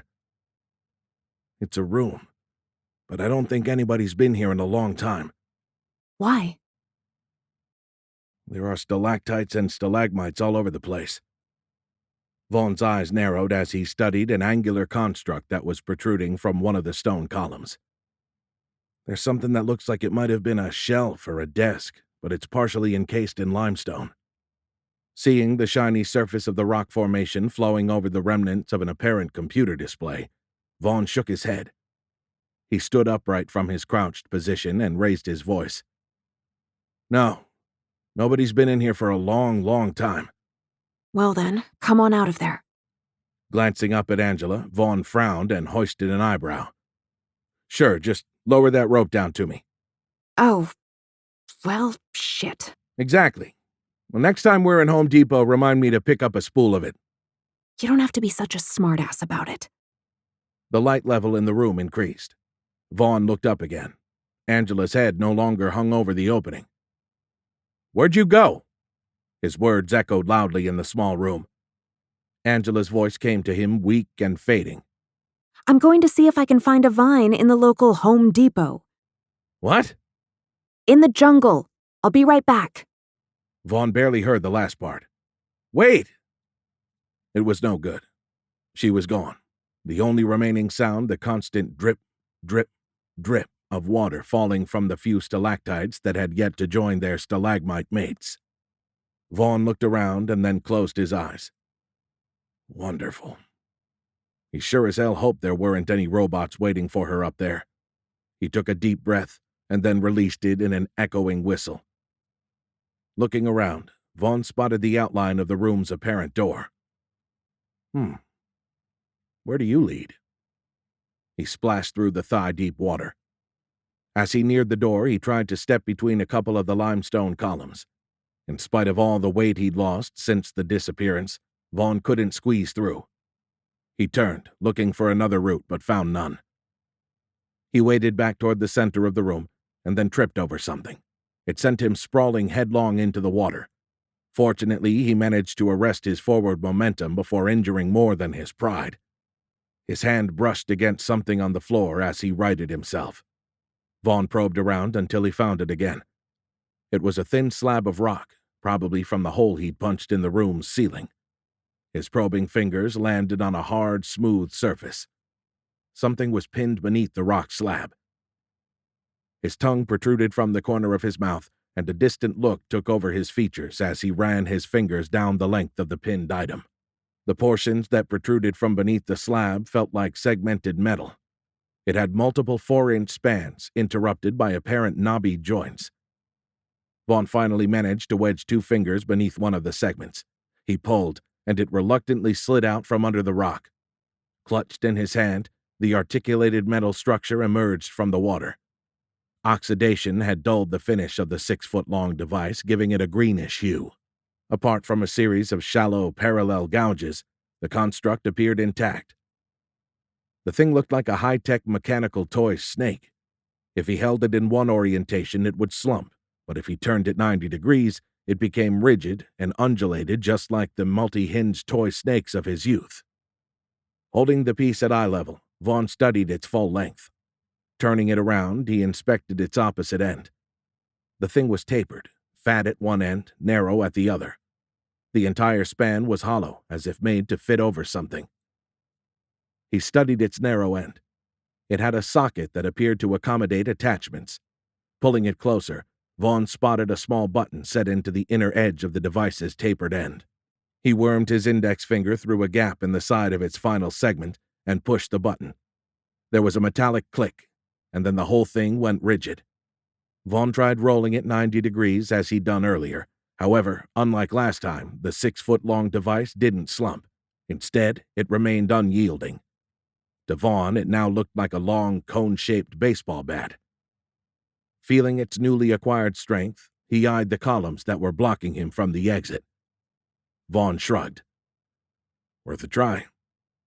He trudged through the water and then levered the narrow end of the device between 2 of the limestone pillars. The thinner of the 2 quickly surrendered to the leverage afforded by the mechanical snake's 6-foot length. A crack formed in its middle. Then the center third of the column's floor-to-ceiling span fell away, dropping into the water with a tremendous splash and striking the floor beneath with a loud thunk. Now Vaughn found he could squeeze between the remnants. He stepped up to the door, searching for a knob or a latch. He found none. The panel was recessed about an inch into the wall. Unlike those in the last world, this door had no touchpad next to it. Not that he expected any of the ancient electronics of this place to work still. Vaughn glanced back toward the opening in the ceiling. Angela! No reply. What was taking her so long? Setting his jaw, Vaughn shook his head and turned back to the door. Need to get the hell out of here. He knocked on the panel with the fat end of his makeshift club. A metallic ping rang out. The door sounded thin. He gave the long construct in his hands an appraising glance, and then shrugged. Screw it. He stepped back. Holding the narrow end of the device, Vaughn swung the thing like a 6-foot-long baseball bat. In the middle of the swing, the end of the club clipped a stalagmite. The device struck the door ineffectually. Shit! Vaughn repositioned himself. After verifying his clearance, he took another swing. This time he landed a blow that would have jacked a baseball out of the park. The end of the makeshift club struck the door with significantly more force. A satisfying bark rang out from the point of impact. Suddenly, a vertical crack zipped down the entire length of the panel, but before Vaughn could celebrate his success, water began to spew from the full span of the fissure. Then the door started to bow inward as it began to yield to the pressure of the water on its far side. Vaughn's eyes went round. Oh, crap. He lunged forward and jammed his hands against the door, one on each side of the vertical crack. He grunted as he leaned into it with all his weight. A loud groan issued from the door. Then it blew open. A massive wave of water blasted through the opening and washed Vaughn across the room, barreling him right through one of the limestone pillars. The stone column snapped and vanished beneath the rising torrent. The water washed over Vaughn's head, the torrential currents pulling him down. He flipped end over end like a rag doll caught in a clothes dryer. Light and shadow swirled around him. His lungs burned with the need for air. The swirling currents began to ebb.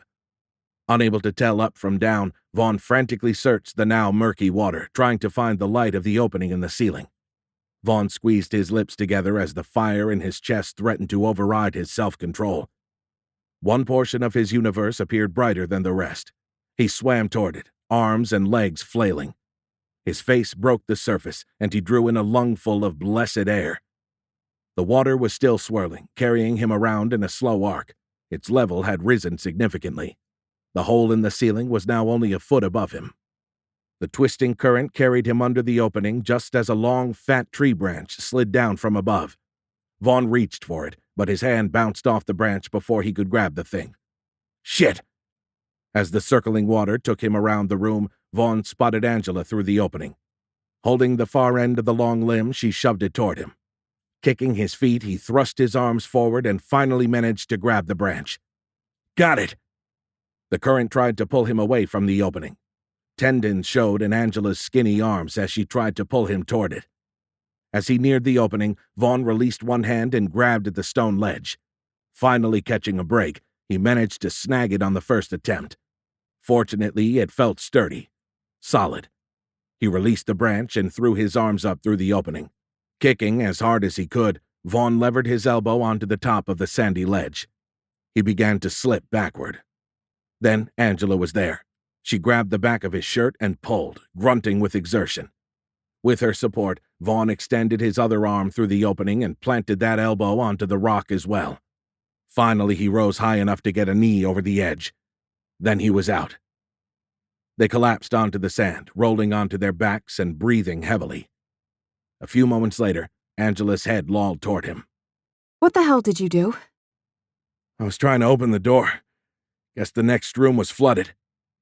Angela shook her head. You did a whole lot more than open a door.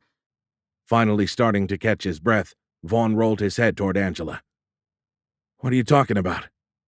Her forehead creased. You don't know. It was a statement, not a question. She sat up and pointed toward the water. Look. Vaughn raised himself to a seated position and then froze. 10 feet from them.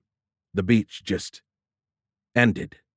They had been a good 50 feet from the water's edge.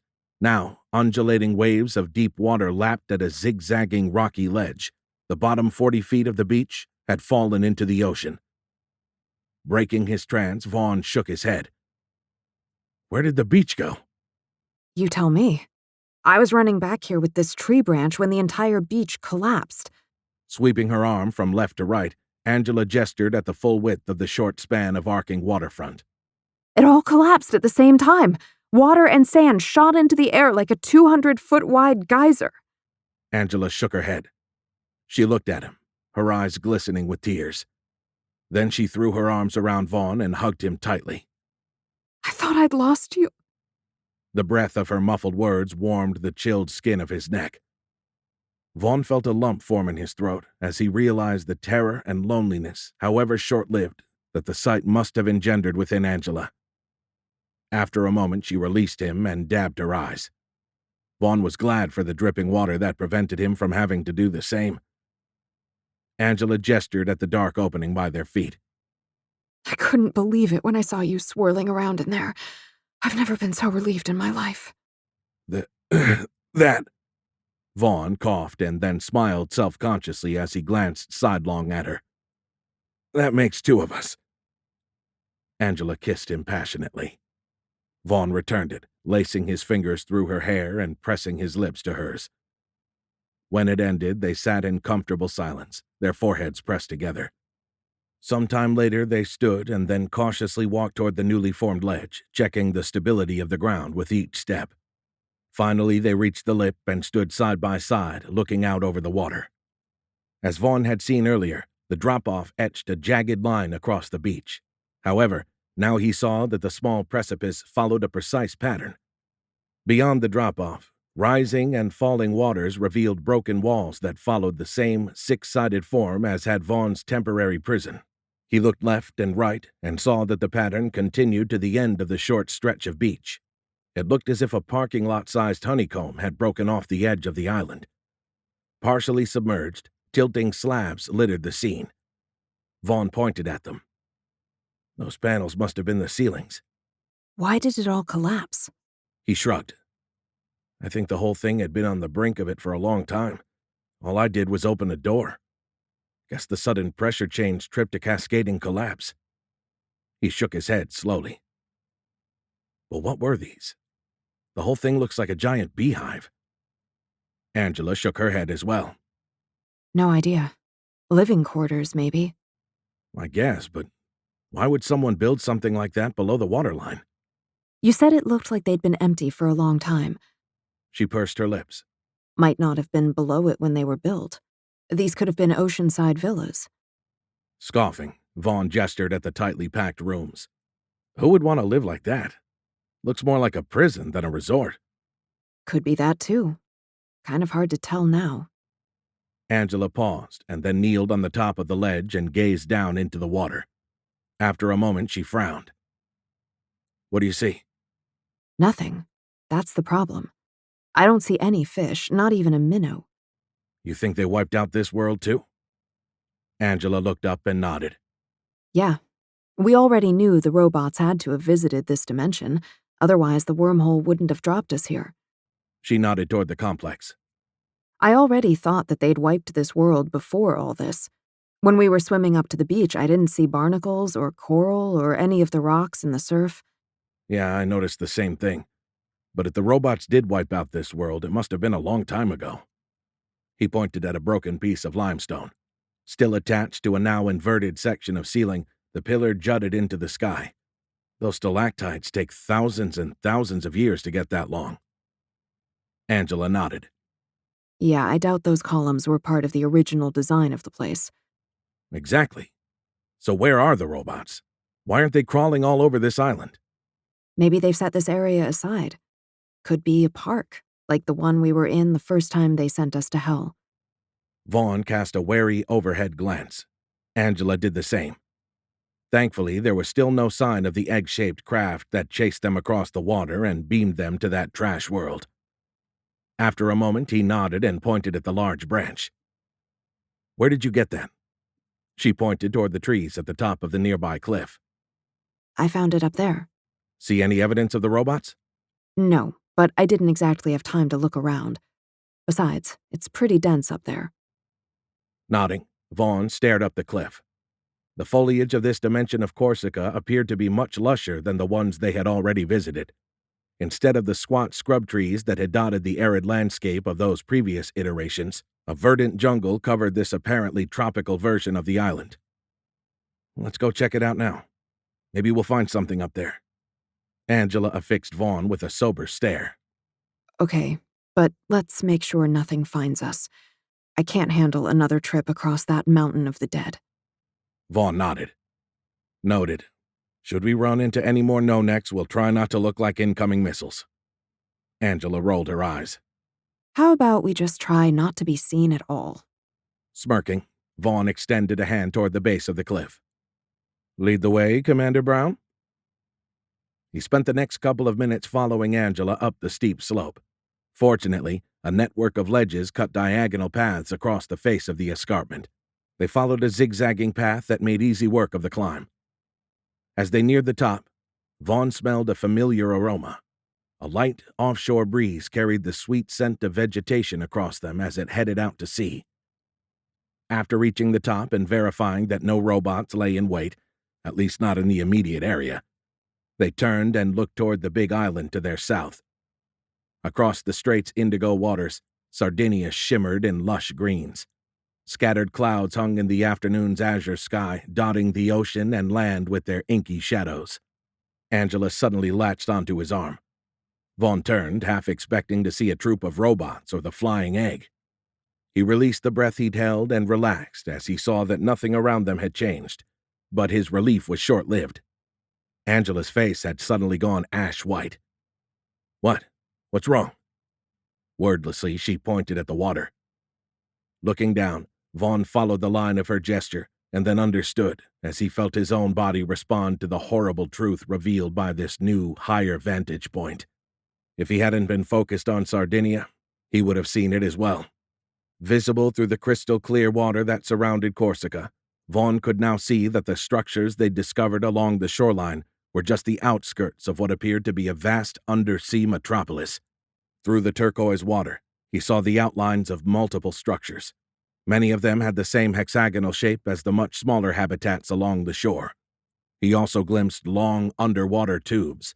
Sections of them appeared to have broken away, but enough of the tubes remained that he could still see the winding path they took through the city.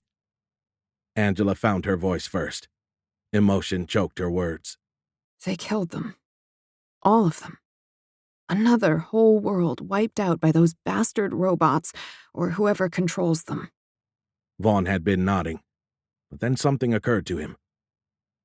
"I don't think there's anyone else controlling them." Why not? He pointed at the city. "Whatever these people were, I doubt they ever smelted iron." If the robots found them, they must have created a collider. Vaughn rocked his head. "Maybe, but they could have gone about it in a different way than we did. Might have found another way to mash atoms or whatever. My point is, there wasn't a ready supply of steel lying here for the robots to use. They didn't come here for that." He cast a hand toward the scene. "I think there's another reason that the Nex did this." If not for someone else, then why? "For the same reason the Cylons wanted to wipe out humanity." Cylons? Vaughn shook his head. "Battlestar Galactica." Never heard of it. Vaughn tried to think of another example. Then he nodded. "Skynet." Angela gave him a blank stare. "You know, the computer intelligence that tried to wipe out humanity in the Terminator movies." Never saw Terminator. Wait, movies? There was more than one? Vaughn's shoulders slumped. He stared at her, resisting the urge to roll his eyes. "You really led a sheltered life." Angela crossed her arms and then pointed a thumb at her chest. Multiple PhDs. What's your excuse? He took a deep breath and then sighed.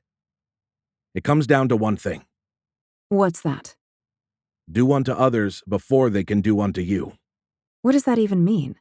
"I think it means that the effing no-neck-having robots see all animal life as potential competition." Competition for what? Steel? Vaughn shook his head. "No. For space.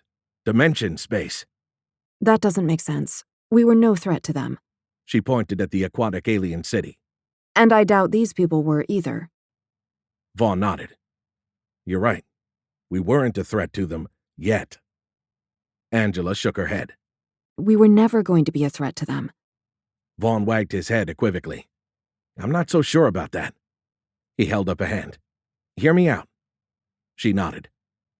"This ability to cross dimensions by latching onto micro-black holes, do you think we would have discovered it eventually?"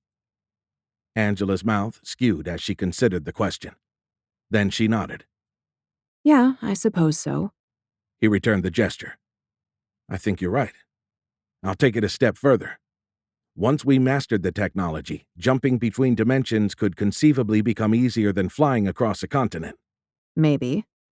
"Okay. So what do you think we would do when we eventually ran across a land-hungry race, robotic or not, that was spreading across every dimension like a virus, even if they weren't preemptively wiping out all animal life?" We would just avoid them. He tilted his head and knitted his eyebrows. "Really? we discover an all-consuming race of robots that can cross into our world easier than catching a flight across the pond, and you think we would settle with just avoiding them? Her eyes flared, but Vaughn also saw doubt clouding her face. Why do you always have to be such a condescending asshole? It wasn't the first time he'd heard that. Remembering his last conversation with Mark, Vaughn felt his face flush. Sorry. Angela nodded and held out a hand. I guess you're right, but why all animal life? Why do they wipe out everything that isn't plant-based? I've wondered about that too. Could be a limitation of their tech. He shrugged. Or maybe they just don't give a shit, but I think it goes deeper than that. He pointed at the aquatic city. If they did this to proactively wipe out a potential competitor, I think their xenophobia extends to all animal life. I don't understand. Why would they fear all of it? They even wiped out the insects. Taking the long view with an eye toward evolution, maybe they see all animal life as a potential future threat. We are their scourge. To them, life is the virus, something that simply needs to be cleared from each version of Earth. As Angela considered his words, she wrapped arms around herself. She looked out at the underwater structures, and then shuddered. I think you're right. She turned suddenly hardened eyes toward Vaughn. And we'd have been right to do it. To do what? To wipe the bastards out. She jabbed a finger at the alien city. Anyone that would do this to world upon world doesn't deserve to exist. Part 4. Physics is often stranger than science fiction, and I think science fiction takes its cues from physics. Higher dimensions, wormholes, the warping of space and time, stuff like that. Michio Kaku. For the wise man looks into space, and he knows there is no limited dimensions. Lao Tzu. Chapter 29. Vaughn glanced at his empty wrist, the force of habit driving the action. By now, even the missing watch's tan line had faded. He frowned and wiped an arm across his sweaty forehead. It came away caked with grimy mud. He looked up at the stars appraisingly.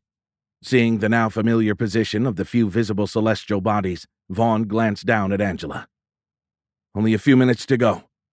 She nodded wearily and continued to massage her left temple. With her other hand, she aimed a silvery device at a nearby rock. The mechanism looked like a blaster right out of Star Wars. Angela pulled the trigger. This time, the thing didn't even give the high-pitched squeal generated by earlier attempts to fire it. Angela had spotted the apparent gun earlier that morning, almost a full day after their arrival. To preserve their withering sanity, they'd gotten in the habit of leaving the mounded dead as soon as they arrived in Hell. Unfortunately, they had been discovered shortly after the beginning of the latest loop cycle, so they'd had nearly the full 36 hours to burn in Hell. Vaughn smirked inwardly at the unintentional pun. Anyway, they had traveled farther than any of their previous visits to the trash world. The two of them had ventured well past the field of nukes when Angela had seen light from the dusty sun glinting off an exposed corner of the partially buried device. She had pulled it from the soil and wiped it down. It was plainly alien. All efforts to get it to fire had failed. The first couple of trigger pulls had generated nothing more than a short pop, followed by a high-pitched whine that lasted a second or two before it fell silent. Angela pulled the trigger again. Nothing happened. Vaughn shrugged. Guess it's all the way dead now. She frowned and then stuffed the device into her tattered backpack. As he watched her, Vaughn massaged his temples. The low oxygen content of this dimension's atmosphere had generated throbbing headaches and gut-wrenching nausea for both of them. He studied Angela's features. Her ghostly pallor concerned him. She now looked nearly as drawn and gaunt as she had when they'd first met aboard the space station.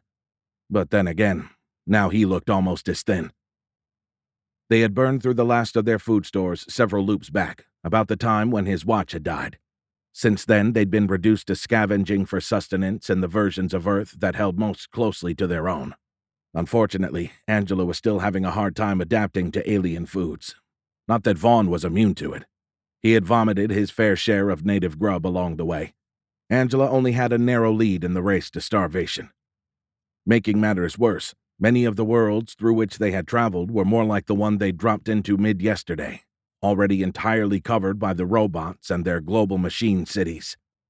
Each loop iteration still took them back to the strait between Sardinia and Corsica, but in many of the dimensions, those islands had been either covered with buildings or swarming with robots.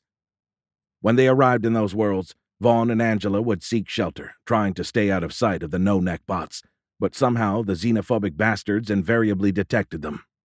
A couple of times they hadn't even made landfall before a tater, the windowless egg-shaped craft, had shown up and beamed them to the trash world for the first time. Again. Vaughn thought the ships looked like a giant egg, but Angela said they looked more like a skinned boiled potato. So now they just called them taters. Anyway, this trip to hell had been particularly hellish. The fact that a tater had found them so early after their arrival yesterday meant that this time they'd spent nearly the full 36 hours in the place. During their multiple visits to hell, they had never found any evidence that this world of refuse had ever had a collider. However, it may have just been covered up by all of the layers of shit deposited by the necks. Hell's history and how the robots had latched onto it remained a mystery. On the bright side, or on the not-quite-as-dark side, the fact that they were always looping back 36 hours meant that when they inevitably ended up back on this hellish version of Earth, it was always the same day. Vaughn stared up at the dust-hazed stars. Returning to the same place and time, over and over again, was like being Bill Murray in the movie Groundhog Day. However, he and Angela didn't have the comedic relief of waking every morning to the same Sonny and Cher song blaring from a clock radio. Realizing that he was still staring at the sky, Vaughn shook his head. He'd found his mind going off on these tangents more and more over the last several weeks. Where had he been? Oh yeah, the not-quite-as-dark side. Vaughn had come to see the loop's time resets as a blessing of sorts. Originally, he had worried about what would happen if they dropped into hell only to be greeted by millions of angry fish heads, but during their weeks and now months of time loop travels, they still hadn't seen any sign of the amphibians or any of the peoples from the multiple other eradicated cultures through which they had drifted. Survivors from those events likely would have seen Angela and Vaughn's alien features and thought them to be the progenitors of their demise. Pretty sad for a bright side, but it was all he had. Angela sighed, pulling Vaughn from his ruminations. Looking down, he saw that she had tried to wipe sweat from her brow. As it had with him earlier, the effort had only smeared gritty mud across her face. Stooping beside her, Vaughn used a slightly less dirty section of his shirt to wipe some of the grime from her face. I think this is our longest stay at Motel Hell. He paused and inspected her face, then he grinned wryly. I'm actually looking forward to the big plunge this time. Angela reflected his wry smile. Yeah, anything will be better than this. Tired hope blossomed in her eyes. Maybe this'll be the one. Vaughn tried to look optimistic, although he was anything but. During the first several loop iterations after they'd inferred the true nature and intentions of the robots, they had looked forward to each new jump, confident that their home dimension, their Earth, lay at the end of that next loop. However, after weeks and now months of passing through multiple iterations of the same soul-crushing scenery, Vaughn had long ago lost his optimism. Stifling his doubts, he nodded dutifully and raised his eyebrows. I hope so, too.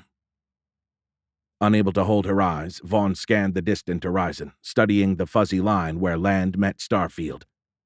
Then he looked at the sky again. Should be any second now. Brilliant light suddenly burned into his dark-adapted eyes. He squeezed them shut and braced for impact with the water. But then his knees buckled painfully as his feet struck a hard surface.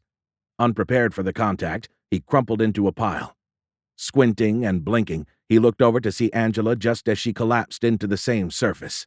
He barely had time to register the event before a thought blasted into his mind. Vaughn scrambled to his feet and tried to look around, but his burning eyes had a hard time differentiating anything through the tears flooding into them. From what little he could see, they were standing on a gently rolling boat deck surrounded by blue water. Could this be their Earth? Still squinting, Vaughn looked at Angela and pointed at the blurred horizon. Are we back? Blinking and holding up a hand to shield her eyes, Angela turned to scan their surroundings. Then her eyebrows rose hopefully. Could it be?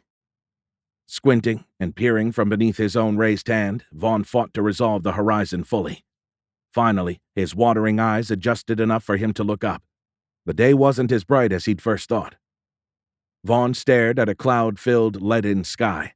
Then he flinched and took an involuntary step back.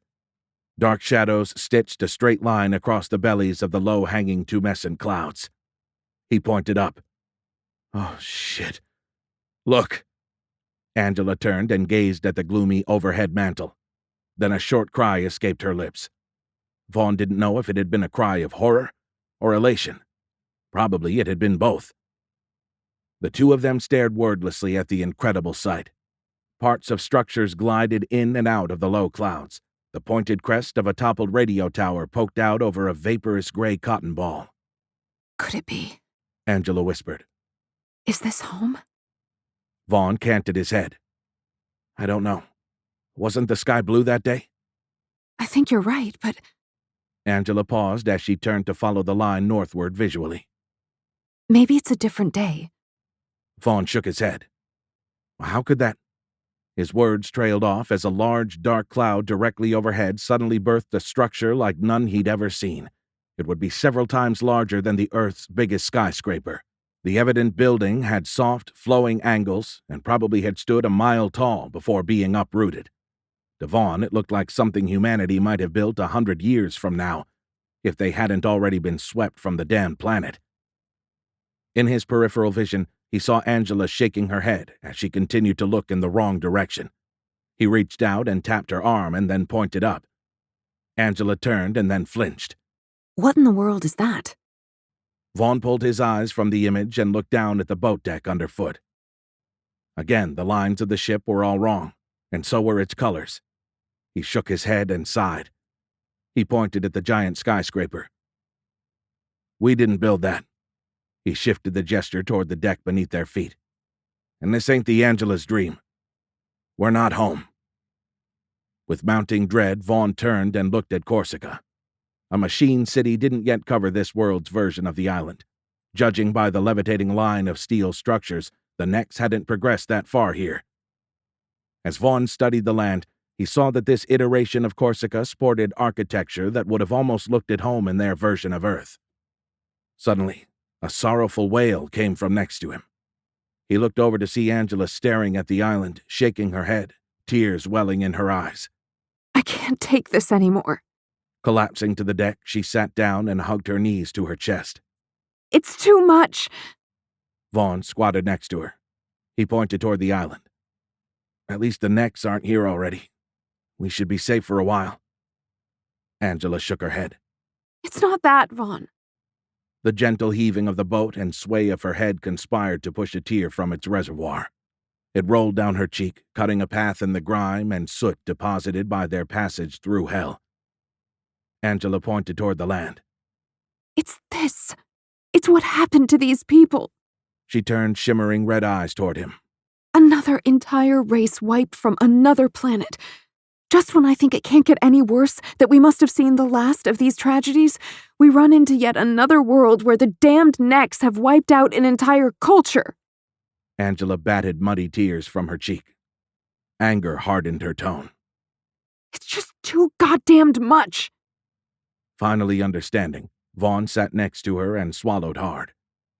Looking down at the deck, he nodded absently. Angela was right.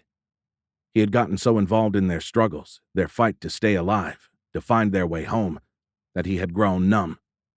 He'd stopped giving more than passing consideration to the weight of the loss suffered by the former inhabitants of each new world through which the time loop had dragged them. Vaughn tried to pull Angela to him, but she shrugged him away. I'm fine. She sounded anything but. A moment later, Angela shuddered and then turned back to him. She buried her face in his chest. Vaughn held her as she sobbed. It was all he could do not to join her. Sometime later, he placed 2 fingers under her chin. Angela's still muddy face tilted up, her red eyes staring into his. He smiled weakly and then kissed her. Afterward, they held each other tightly. As his adrenaline waned, Vaughn's utter exhaustion reasserted itself. Angela took a deep breath. Apparently feeling her own fatigue, she pulled away from him and leaned back. Practically collapsing onto the deck, she stared into the sky and released a long sigh. Surrendering to gravity, Vaughn dropped onto his back as well. Lying side by side, they stared at fat, steel-gray clouds that bulged with apocalyptic booty. Vaughn's head lolled to the side. His gaze shifted to Angela's prone body. Her emaciated form tore at his heart. Like memories, scrapes and bruises, even weight loss carried forward from one loop to the next. Over the weeks and now months since this loop had begun, each day had chipped away at Angela and Vaughn, grinding down the two of them. Soon there'd be nothing left to strip away. Angela saw him looking at her. Worry clouded her eyes. What are we going to do if we can't break the loop before? That's not going to happen, Vaughn said, cutting her off. What if it does? All of this will have been for nothing. He gently caressed her cheek. Then he stood and offered Angela his hands. Come on. We need to find you some edible food. Angela accepted his assistance and stood. Vaughn's legs almost buckled in spite of her light weight. She cocked an eyebrow at him. We need to find both of us some food. You can't keep giving all the good stuff to me.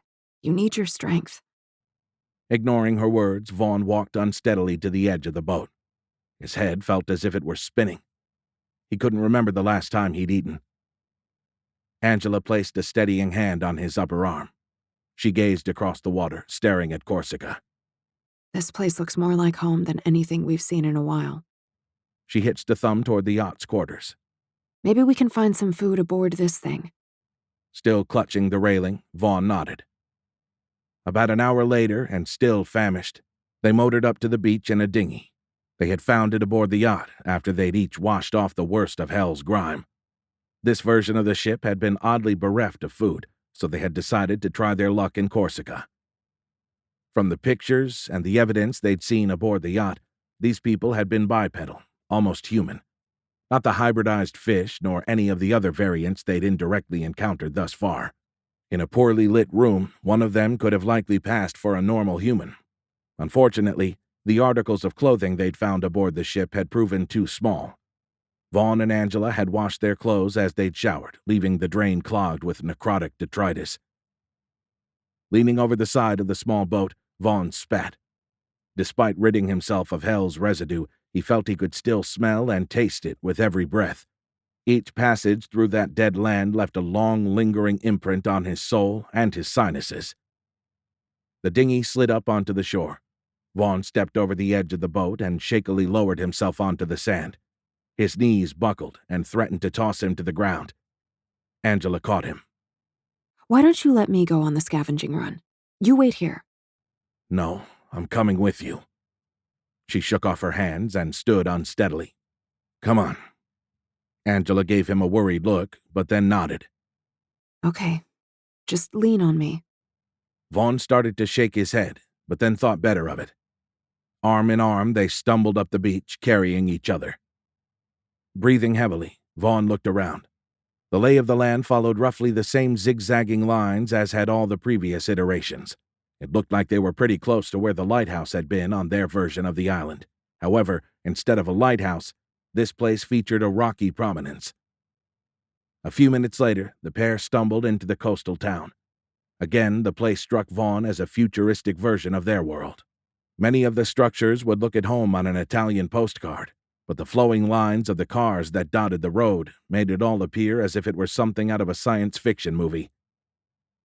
They walked hesitantly into an unmistakable restaurant. Vaughn guessed there were certain aspects of that type of business that wouldn't change even 100 years into the future. Angela deposited him into a cozy booth and then disappeared through a pair of doors at the back of the room. Vaughn soon found he was having a difficult time keeping his eyes open. They seemed to weigh 1,000 pounds, but he didn't want to fall. The most wonderful smell he'd ever encountered fluttered into him. Vaughn opened his eyes to see a steaming plate of spaghetti and meatballs on the table. Angela was standing off to the side, struggling to uncork a wine bottle. The sun now hung low in the sky.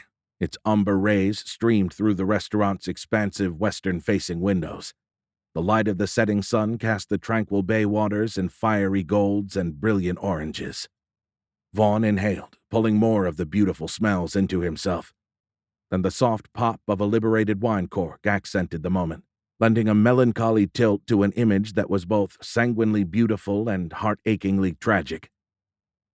He turned to see Angela looking at him. A wan smile curled one corner of her mouth. The trail of a solitary tear glistened on her cheek. She turned and gazed through the window. Beautiful, isn't it? Vaughn sighed. He nodded. Yes, it is. Then his eyes locked onto the spaghetti. His mouth had started to water. He licked his lips. That smells incredible. He returned Angela's smile. Have I died and gone to heaven? She looked out the window again and then chuckled wistfully. No, but at least it ain't hell. She filled their wine glasses and pushed one to Vaughn. He grabbed the vessel and held it up to Angela. I'll drink to that. They clinked glasses and then drank. Angela pointed at his steaming plate of spaghetti. Dig in. Vaughn didn't need to be told twice. He nodded and grabbed his fork. Pausing, he pointed the silvery utensil at Angela. What about you? She smiled sheepishly. Extending her pinky, she delicately dabbed the corner of her lips with a napkin. Sorry, couldn't wait. Then she dropped the cloth onto the table and took another swig of wine. As Angela lowered the glass, her eyes rolled back and then closed. She released a long, contented sigh. Then she saw him gawking at her. Eat already. Vaughn smiled. Guess he did need to be told twice. Sometime later, they finished and made their way to a local hostel. The place didn't have electricity, but somehow it still had hot and cold running water. Still feeling hell's residue, they bathed. Not a shower, a steaming hot bath. What a sensation. Vaughn hadn't felt anything that good since, well, suffice it to say that at the moment the sensation was a close runner-up to sex. Speaking of sex. Nope, didn't happen. Exhausted beyond all words and suffering from a severe case of calorie coma, the two of them found a bed and did nothing but collapse into it, passing out the moment their heads hit the pillow. The next morning, Vaughn woke to find Angela lying next to him, awake and staring at the ceiling. He rolled toward her. Penny for your thoughts. She slowly shook her head. We can't keep doing this, Vaughn. We have to stop them. He nodded. We will, just as soon as we get back to our dimension. Her head continued to rock side to side. No. I mean, we need to do it now. We have to stop them here. Now. Stop them, Vaughn scoffed. How in the hell are we going to do that here? The same way I plan to do it in our dimension. We'll work our way into this world's collider and overload it. Vaughn stared at Angela, unable to believe the words that were coming out of her mouth. He shook his head. Even if we manage to get inside this dimension's collider and overload it, he gestured at a nearby group photo, we'll just end up in their past. She looked at the ceiling again, an intense sadness clouding her eyes. We have to. Vaughn sat up. No, Angela. We have to get back to our home first. She raised herself to a seated position as well and shook her head. I think we should stop trying to get back to our world. We've been so worried about the destination that we've overlooked what the Necks are doing to all of these other dimensions. Vaughn spread his arms. You don't know how many people were lost on each of these worlds, but we know that a few billion were eradicated from ours. He clutched her hands. We need to get back there, reset our own timeline. That comes with a known quality, a known quantity. She stared at him for a long moment, then her brow furrowed. How many billions have died while we've been idly waiting for our turn to be home? Vaughn blinked at the question. That's not fair, Angela. We didn't do this. We didn't cause it. She raised her eyebrows. And we haven't done anything to stop it either. What can we do? He gestured toward their surroundings. Look around, Angela. These aren't our people. Even if we could reset the time loop here, what would we do? He placed a hand on her shoulder. If we did manage to reset it here, how would we warn them? We show up and tell the locals, what? That there's a race of robots about to eradicate them? As far as they'd be concerned, we would be the aliens. Angela shrugged his hand from her shoulder. What then? We just wait for the next loop reset and hope that it takes us home? What if it's just another freshly eradicated society? She shook her head.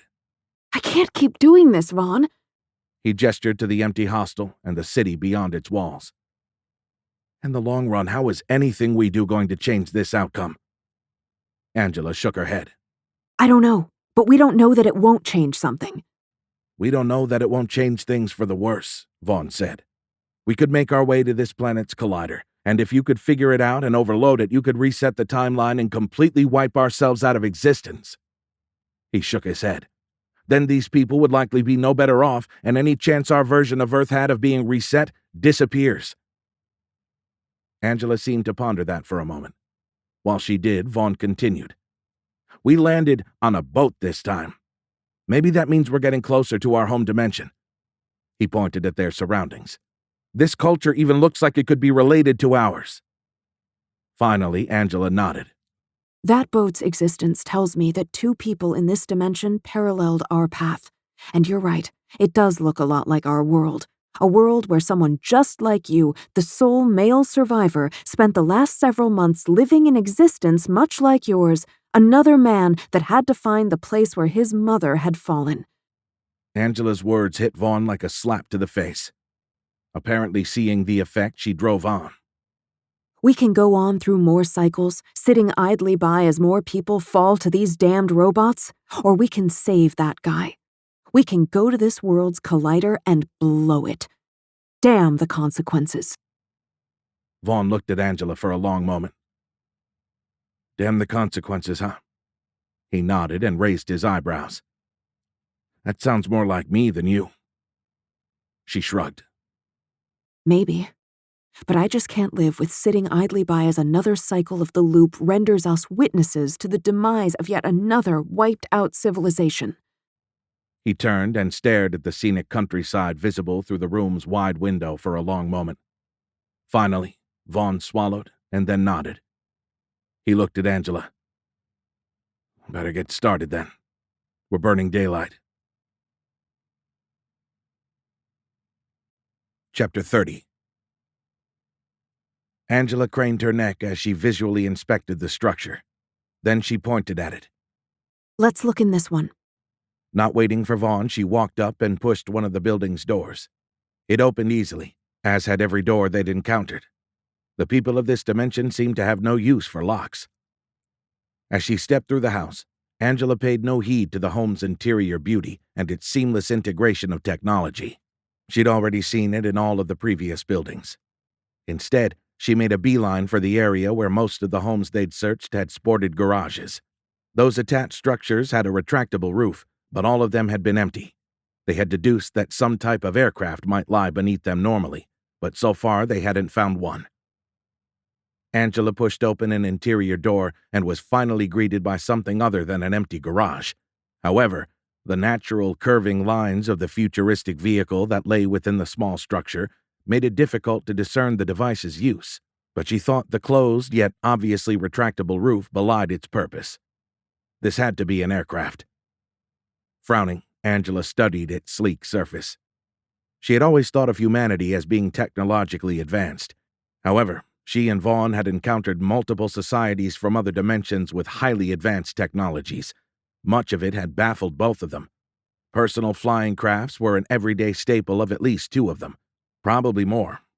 It was starting to make their version of Earth feel like a backwater world. Was humanity's home the dimension space equivalent of Amish country? She pointed at the craft and then looked at Vaughn. What do you think? Does it fly? He shrugged. Looks like it. The thing definitely has aerodynamic lines. I don't see wings or any other way of creating lift, but we already know that's not always required. Nodding, Angela stepped up to the machine's hatch. It slid open soundlessly. She entered the vehicle and studied its instrument panel. A domed 3-inch wide switch sat in the center of the console. It looked like a big, green easy button. After a furtive sideward glance, Angela reached out and pressed it. A whirring sound filled the cabin. She looked up to see the retractable roof opening. Angela raised her eyebrows and nodded appreciably. No keys required, no locks. Further signs that these people had lived in a seeming utopia, until the bastard robots had wiped them out anyway. She was feeling better and better about her decision to attempt the reset here. These people deserved a second chance. If she could overload their wormhole and reset their timeline to a point sometime before the Nex had invaded, then maybe they'd figure out a way to stop the event altogether. Of course, the big question was just how far back in time the reset would send them. If Angela and Vaughn only went back to the opening of the wormhole, they'd have little chance of stopping anything. Then they'd end up sharing the same fate as this dimension's people. Was she dooming herself and Vaughn to be dropped into hell with the inhabitants of this world? Angela shook her head. Regardless of the outcome, they had to do something while they still could. In spite of her original optimism, she now believed that the two of them would perish long before they could reach home if they continued on their previous path.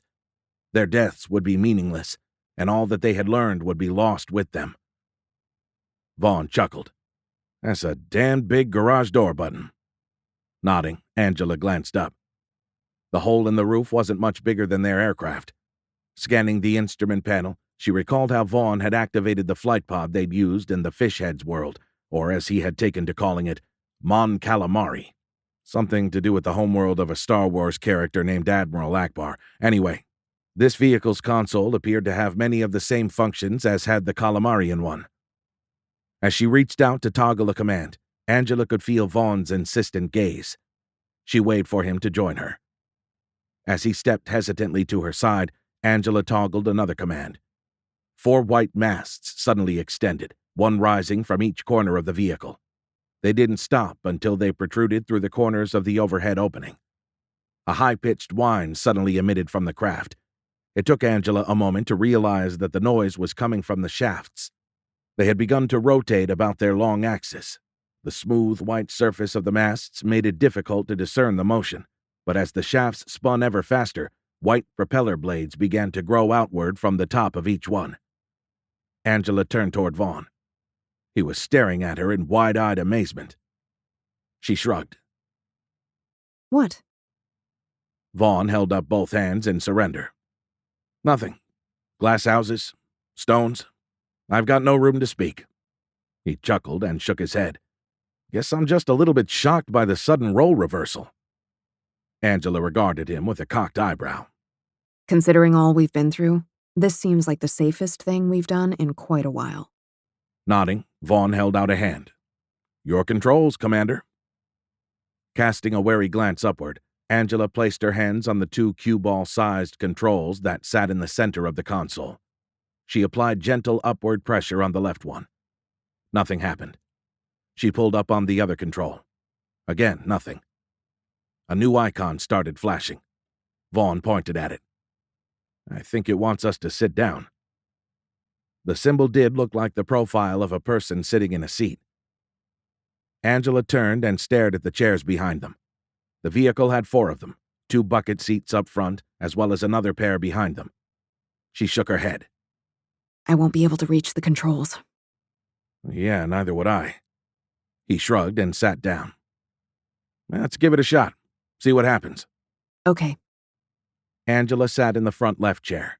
Then she flinched as something snaked out of the corners of the seat. Before she realized what it was, the apparent harness had wrapped itself around her and sucked Angela into the chair. The instrument panel that had been 2 feet in front of her split in half and moved to the seat's left and right armrests, a cue ball-shaped control on each.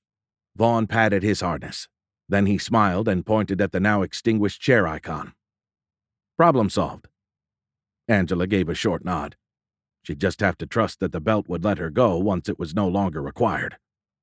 Chewing her lip, she glanced up again. With her elbows on the armrests, Angela grasped a control ball in each hand. She pulled up on the left one. It didn't move, but the craft lifted from the garage floor, rising steadily through the opening in spite of her shaky movements. As she had anticipated, it was stabilized. Vaughn grinned and winked at her. I guess they're Angela-proof, too. She scoffed and then blew a strand of auburn hair out of her eyes. Whatever. He was right, though. Just as he'd pointed out when they'd been on Mon Calamari, they wouldn't have had one of these things in every garage if they required highly specialized training to fly. Angela relaxed the pressure on the control. The craft came to a stop, hovering over the house. Vaughn leaned in as if to tell her what to do. Angela pressed him back with her elbow. I've got this. She cast a wary glance at the levitating steel structures parading overhead. As the day had warmed, the clouds had lifted to expose the entire line. After a calming breath, Angela moved the simple controls and guided the quadcopter to follow the line. The craft quickly accelerated and climbed. Soon they left this planet's version of Corsica behind. As they neared the mainland, she saw Vaughn shifting nervously. Angela looked at him askance. What? Vaughn shook his head. Something doesn't look right. Looking forward again, Angela scanned the horizon. What do you mean? I don't see anything. He pointed overhead. The angle. It's all wrong. This line is moving more northwest than north. Angela studied the line and slowly nodded. You're right. Then she saw another problem, and her heart sank. Shit. She raised an arm and pointed left and right. We're missing the other lines, too. If their collider was in this dimension's version of Geneva, then the converging lines of levitating steel structures should already be visible to the left and right of the line they were following. Vaughn scanned the horizon, slowly shaking his head. Crap, you're right. Their collider must be in a different place. Angela eyed the craft's instrument panel. The gauge that she assumed to be battery power showed all green. She nodded toward it. I hope that means we have enough power to get to the point where the lines do converge. Chapter 31.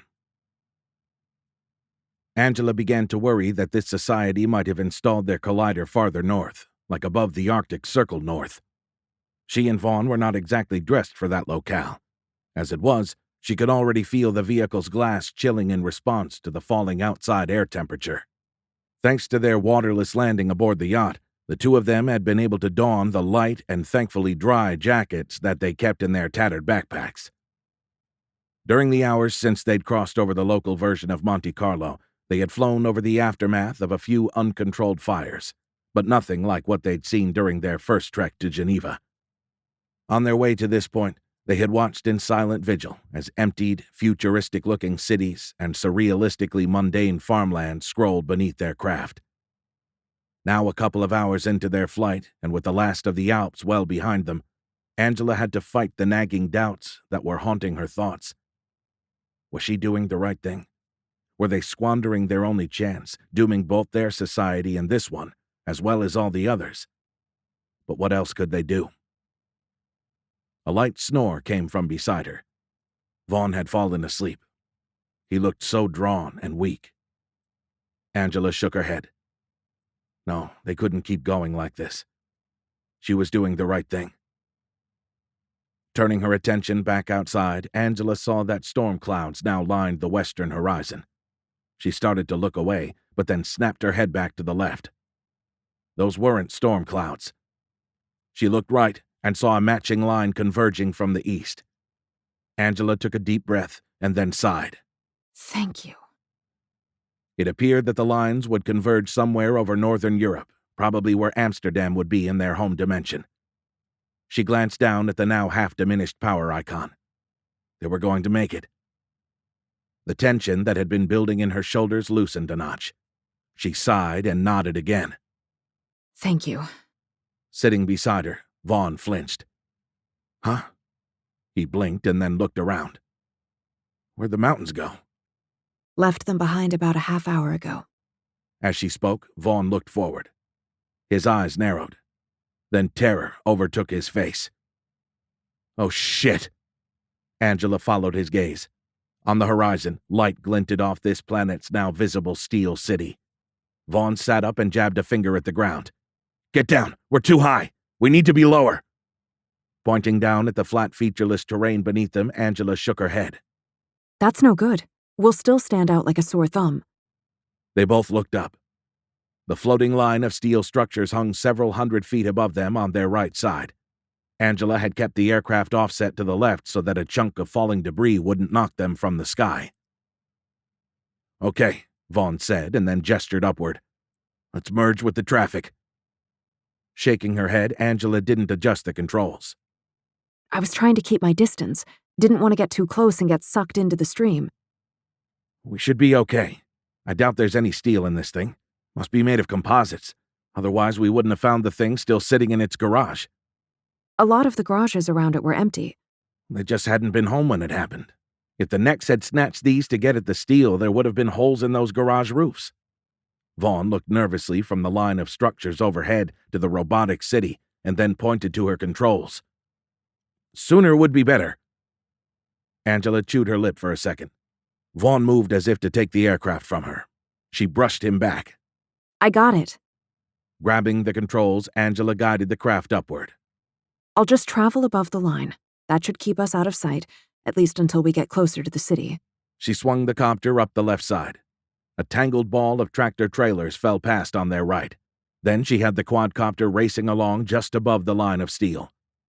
Multiple structures slid beneath them as they flew toward the city at a significantly higher speed than that of the line. Angela watched as a slowly undulating steel bridge passed below them, followed shortly by a massive ship. As with many of the vessels, this one's curving organic lines made it look like a cruise ship right out of a science fiction movie. Ahead of their craft, the line tapered into the haze distance, coming to a fine point where it dead-ended into the towering steel city that dwarfed all else. Vaughn pointed at it. "Have you given any thought as to how in the hell we're going to get in there? It didn't exactly go smoothly last time." Angela's hands tightened on the controls. Yeah, I have. She gave Vaughn a sideward glance.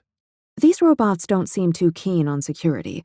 Based on how easily we got in last time, I think that once they finish wiping a planet, they stop actively searching for life. She pointed ahead. If this steel city is anything like ours was, we should be able to fly right into the heart of it. That doesn't seem like much of a plan, more like a hope and a prayer.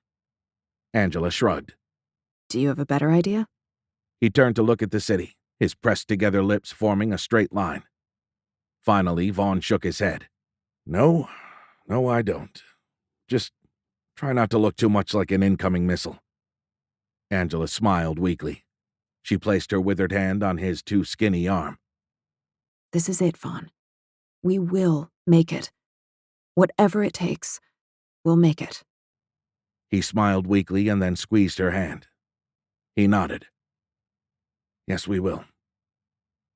After a tense silence, Angela gestured ahead.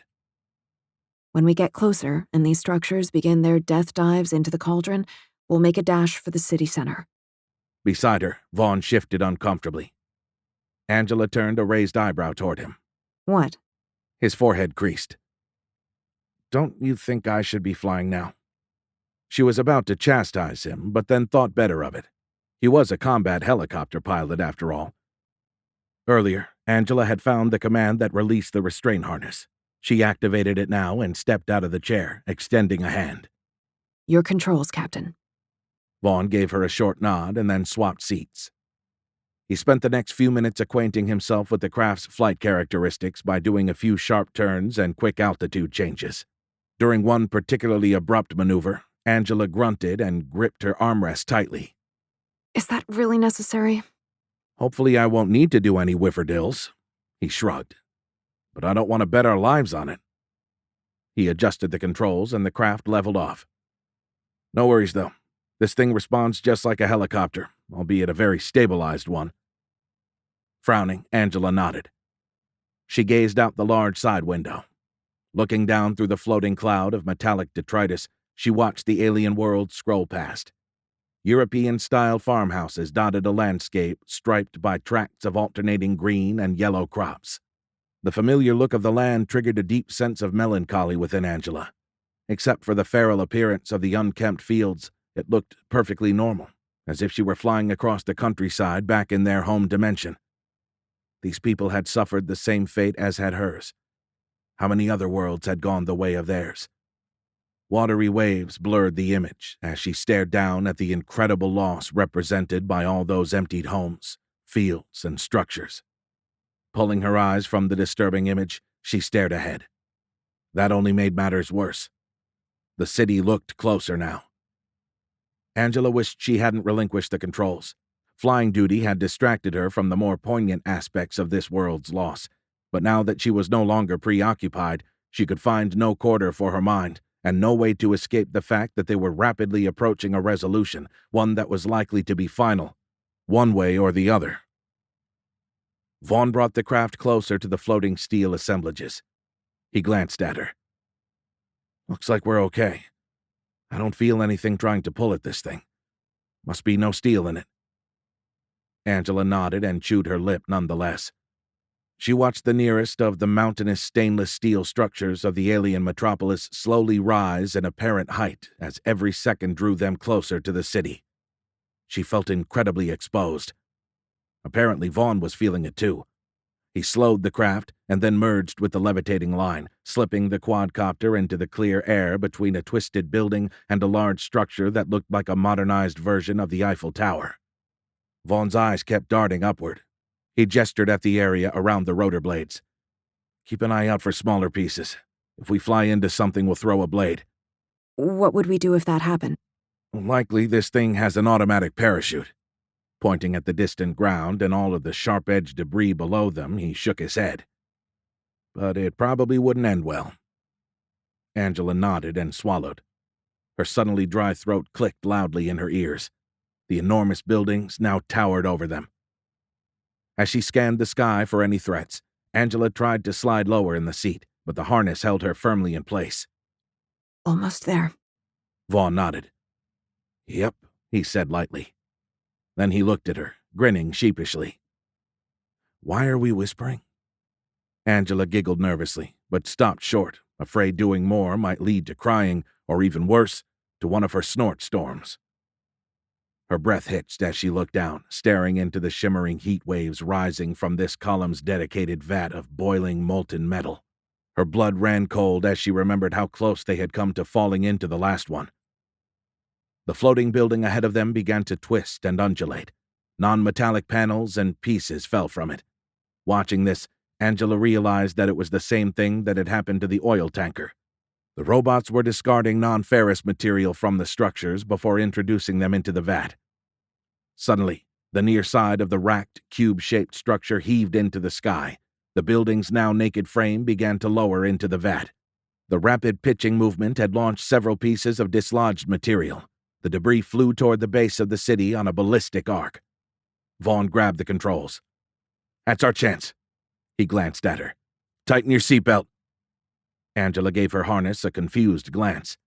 Vaughn wrenched the controls and the copter rocketed forward, rising on a path that followed the flying debris. She grabbed the sides of her seat and tightened her abs against the coming weightlessness as the quad reached the apex of the ballistic arc. Vaughn adjusted the controls to follow the flying debris as it began to fall toward the outskirts of the robot city. Both of their backpacks floated up off the floor. Ahead, the building's thrown-off panels and broken concrete began to rain down, launching dust and rocks into the air. Angela screamed as the ground rushed up to greet them. At the last moment, Vaughn pulled back on the controls. The ship skimmed over the piles and then began a rapid climb. They were heading toward a narrow gap between the nearest buildings. The quadcopter was climbing fast, but the structures were too high to clear. Angela glanced at the wide path cut by the rotor blades that extended from each corner of the copter and then back at the rapidly approaching alleyway. Her eyes went wide. It's too narrow. We won't fit. Vaughn glanced at her and grinned. "Hang on to something." What? He yanked one control to the right and twisted the other. Angela screamed again as the quadcopter snap-rolled 90 degrees onto its right side and then passed between the buildings. Wide-eyed, she looked up through the quad's glass roof. For a surreal moment, she stared at the reflection of her horrified face in the polished side of the building. The image wavered under the spinning rotor blades as they whirled mere inches from the shiny surface. The upward momentum that had carried the craft deep into the crevice began to wane. Without the lift usually generated by the now sideways rotor blades, the quad reached the zenith of its trajectory and then began to fall earthward. Angela dragged her eyes from her reflection and watched the ground start to rush up at them. Vaughn! "I know." His voice was maddeningly calm. Angela felt something in the seat's armrest break under her death grip. Oh, God! Suddenly, the buildings that were hemming in the copter passed out of sight. Vaughn shoved the controls to the left. The craft snapped level. Its landing gear kissed the ground. Then the quadcopter bounced back into the air. Flying a couple of feet above the ground, the craft now screamed down a blessedly wide expanse of roadway. Vaughn gave Angela a crooked grin and raised an eyebrow. I think they don't even know we're here. Both of them flinched as something slammed into the front of the quadcopter with a tremendous report. The noise left Angela's ears ringing. The force of the blow rocked the craft, throwing them forward into their seatbelts. Angela saw a plastic-covered white arm fly through the air. As they continued to rocket down the street, she and Vaughn watched the disembodied arm arc toward the building on their right. It flew through the air as if in slow motion. Then the robotic appendage ricocheted off the wall's gleaming surface and burst into pieces. Another impact, followed by several additional ones, knocked the vessel from side to side. Angela's head snapped to front. She gasped at the sight of dozens of the no-neck robots bouncing off the nose of the quadcopter. Beside her, Vaughn struggled to rein in the violently bucking aircraft. A moment later, he managed to coax it higher. They began to gain altitude, but not before plowing through 3 more robots. As the copter raced upward, Angela gave Vaughn a sidelong glance and raised an eyebrow. They know now. Vaughn scoffed. Screw 'em. That felt good. Angela guffawed. Yeah, it did. She leaned forward and looked up through the top of the windscreen.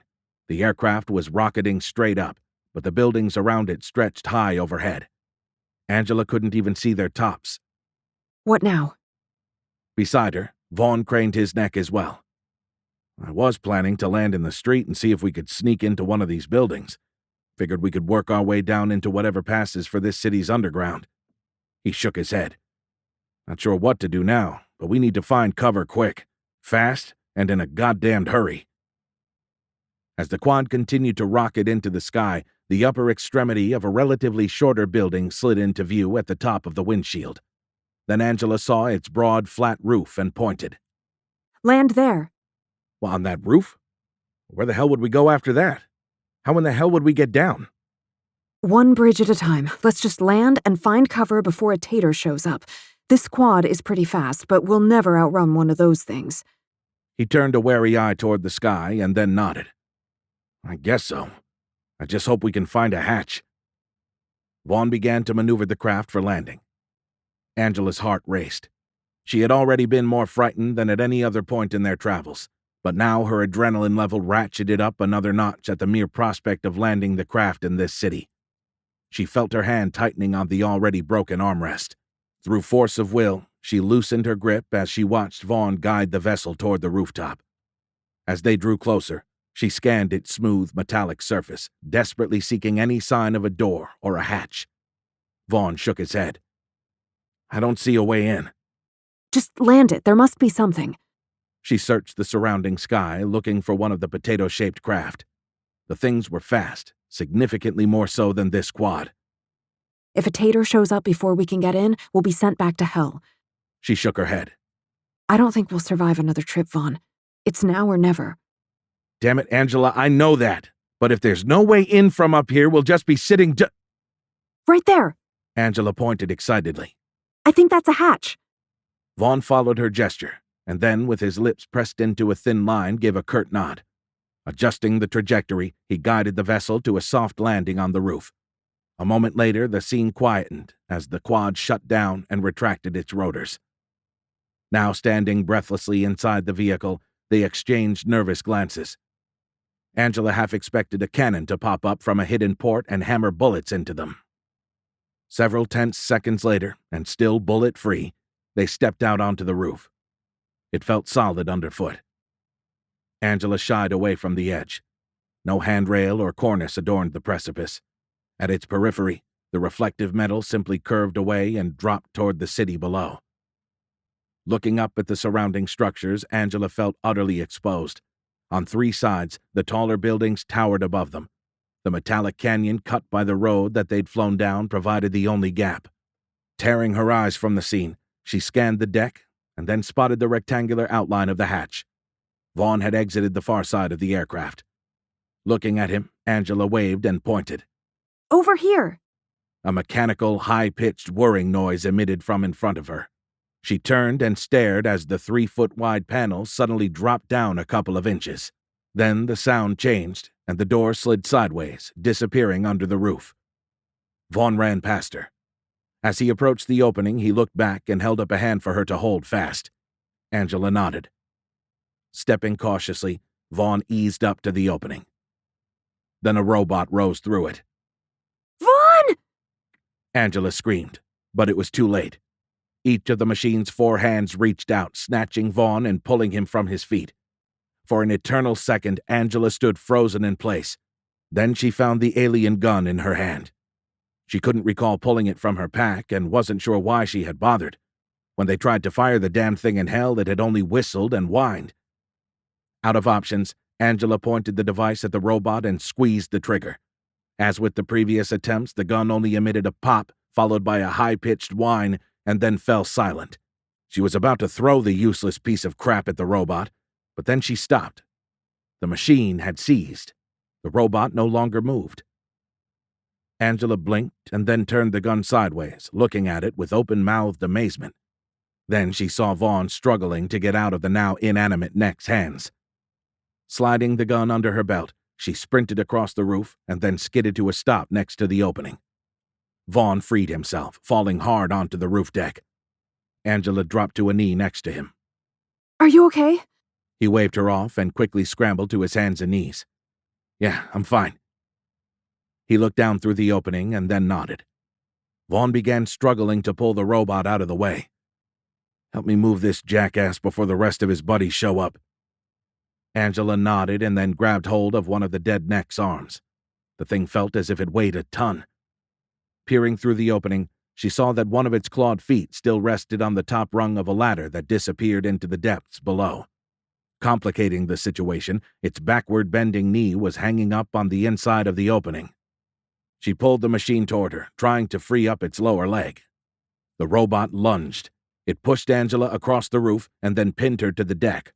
She screamed and kicked at the neck's white torso, but the worn soles of her old hiking boots found no purchase. Vaughn shouted something at her, but Angela screamed over him. Get it off me!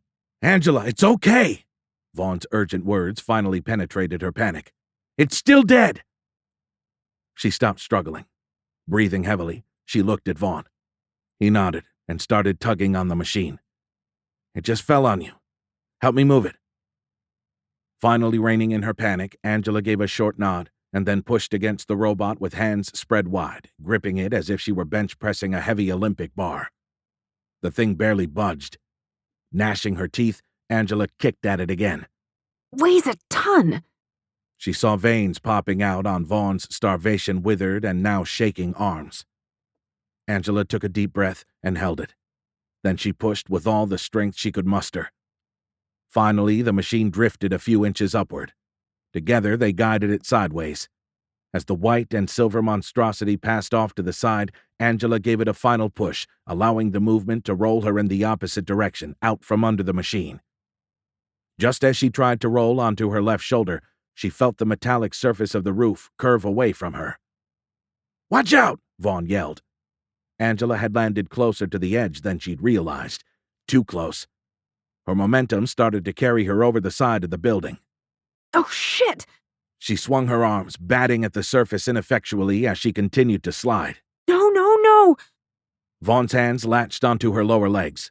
The rolling motion had carried Angela onto her stomach. Her hands clawed at the curved precipice, desperately seeking purchase. "I got you," Vaughn said, his voice straining under the effort. "Now please, stop struggling so I can pull you back." Angela swallowed hard and then forced herself to stop flailing. Vaughn grunted with the effort as he slowly pulled her back from the ledge an inch at a time. Safely back on the roof, Angela rolled onto her back, her head tilting as it rested on the edge's sloping transition. A new sound rose above her raspy breaths. Where's that noise coming from? Vaughn plopped down next to her, panting heavily and staring up at the sky. "It's your toy gun. That's the same noise it made after we test-fired it back in hell." She drew the weapon out from under her and held it up in front of the two of them. The thing looked like a ray gun out of a science fiction movie. She had pulled the trigger more out of desperation than a belief that it would work. Guess it's not a toy after all. Beside her, Vaughn shook his head. Nope. The high-pitched squeal continued ramping up. She knew that soon it would fall silent as it had before. The thing's matching vibrations made her fingers tingle. Angela wrinkled her nose. Do you smell that? Yeah, smells like ozone. He pointed at the dead robot. It's coming from that. I think your gun fried its electronics. Angela nodded. She opened her mouth to respond, but then a new, all-too-familiar noise rose from behind them. Oh, shit! They both shouted as they rolled over. Peering down over the edge of the building, they saw a white craft rising toward them. It was a goddamn tater. Angela extended her arms over the precipice and aimed the gun down, pointing it at the rapidly rising machine. Not wanting to pull the trigger until assured of hitting her target, she waited excruciatingly long moments while the egg-shaped craft drew closer. Not that Angela had an inkling of the weapon's range. Even now she could hear and feel the gun's rising whine. Finally, the tater filled the weapon's small sights. Angela squeezed the trigger. Click. No snap or crackle, no squeal. Eyes widening, she glanced at the uncooperative gun and then beyond it at the onrushing tater. Angela squeezed the trigger again and again with no effect. Shit! Suddenly, Vaughn was yanking on Angela's backpack and dragging her away from the edge. Come on, the gun hasn't finished charging, we gotta go! She nodded and scrambled to her feet. Vaughn had released her and was already halfway to the still-open roof hatch. Reaching the opening, he dropped through the hole and fell out of sight. Angela slid to a stop beside the open hatch. Just then, the tater climbed above the lip of the roof and started moving toward her. As it did, it rose overhead, positioning itself to banish them to hell. Still staring at the white craft, Angela shouted down into the hole. Vaughn? His voice rose from it. Jump! Hurry! Having raced up the side of the building, the craft now approached with menacingly slow speed. Angela tore her eyes away from it and looked down into the hole. Vaughn stood on a deck about 10 feet below her, his arms outstretched. Jump! Needing no further motivation, Angela dropped through the opening and into Vaughn's arms. The two of them collapsed into a heap on the metal floor. Untangling from each other, they scrambled back to their feet just as the machine moved to hover above the still open hatchway. Angela saw the probe mounted to its belly start glowing. No, no, no. Vaughn grabbed her arm and pulled. Run! Illuminated by glowing overhead panels, the checkerboard pattern of the wide corridor's floor blurred as the two of them ran down it. Angela glanced back over her shoulder just as a sphere of white light blossomed through the opening and started to chase them down the hallway. She pushed on Vaughn's back, urging him forward. Hurry! The light's coming! They had made it so far. She couldn't let the bastards knock them back now.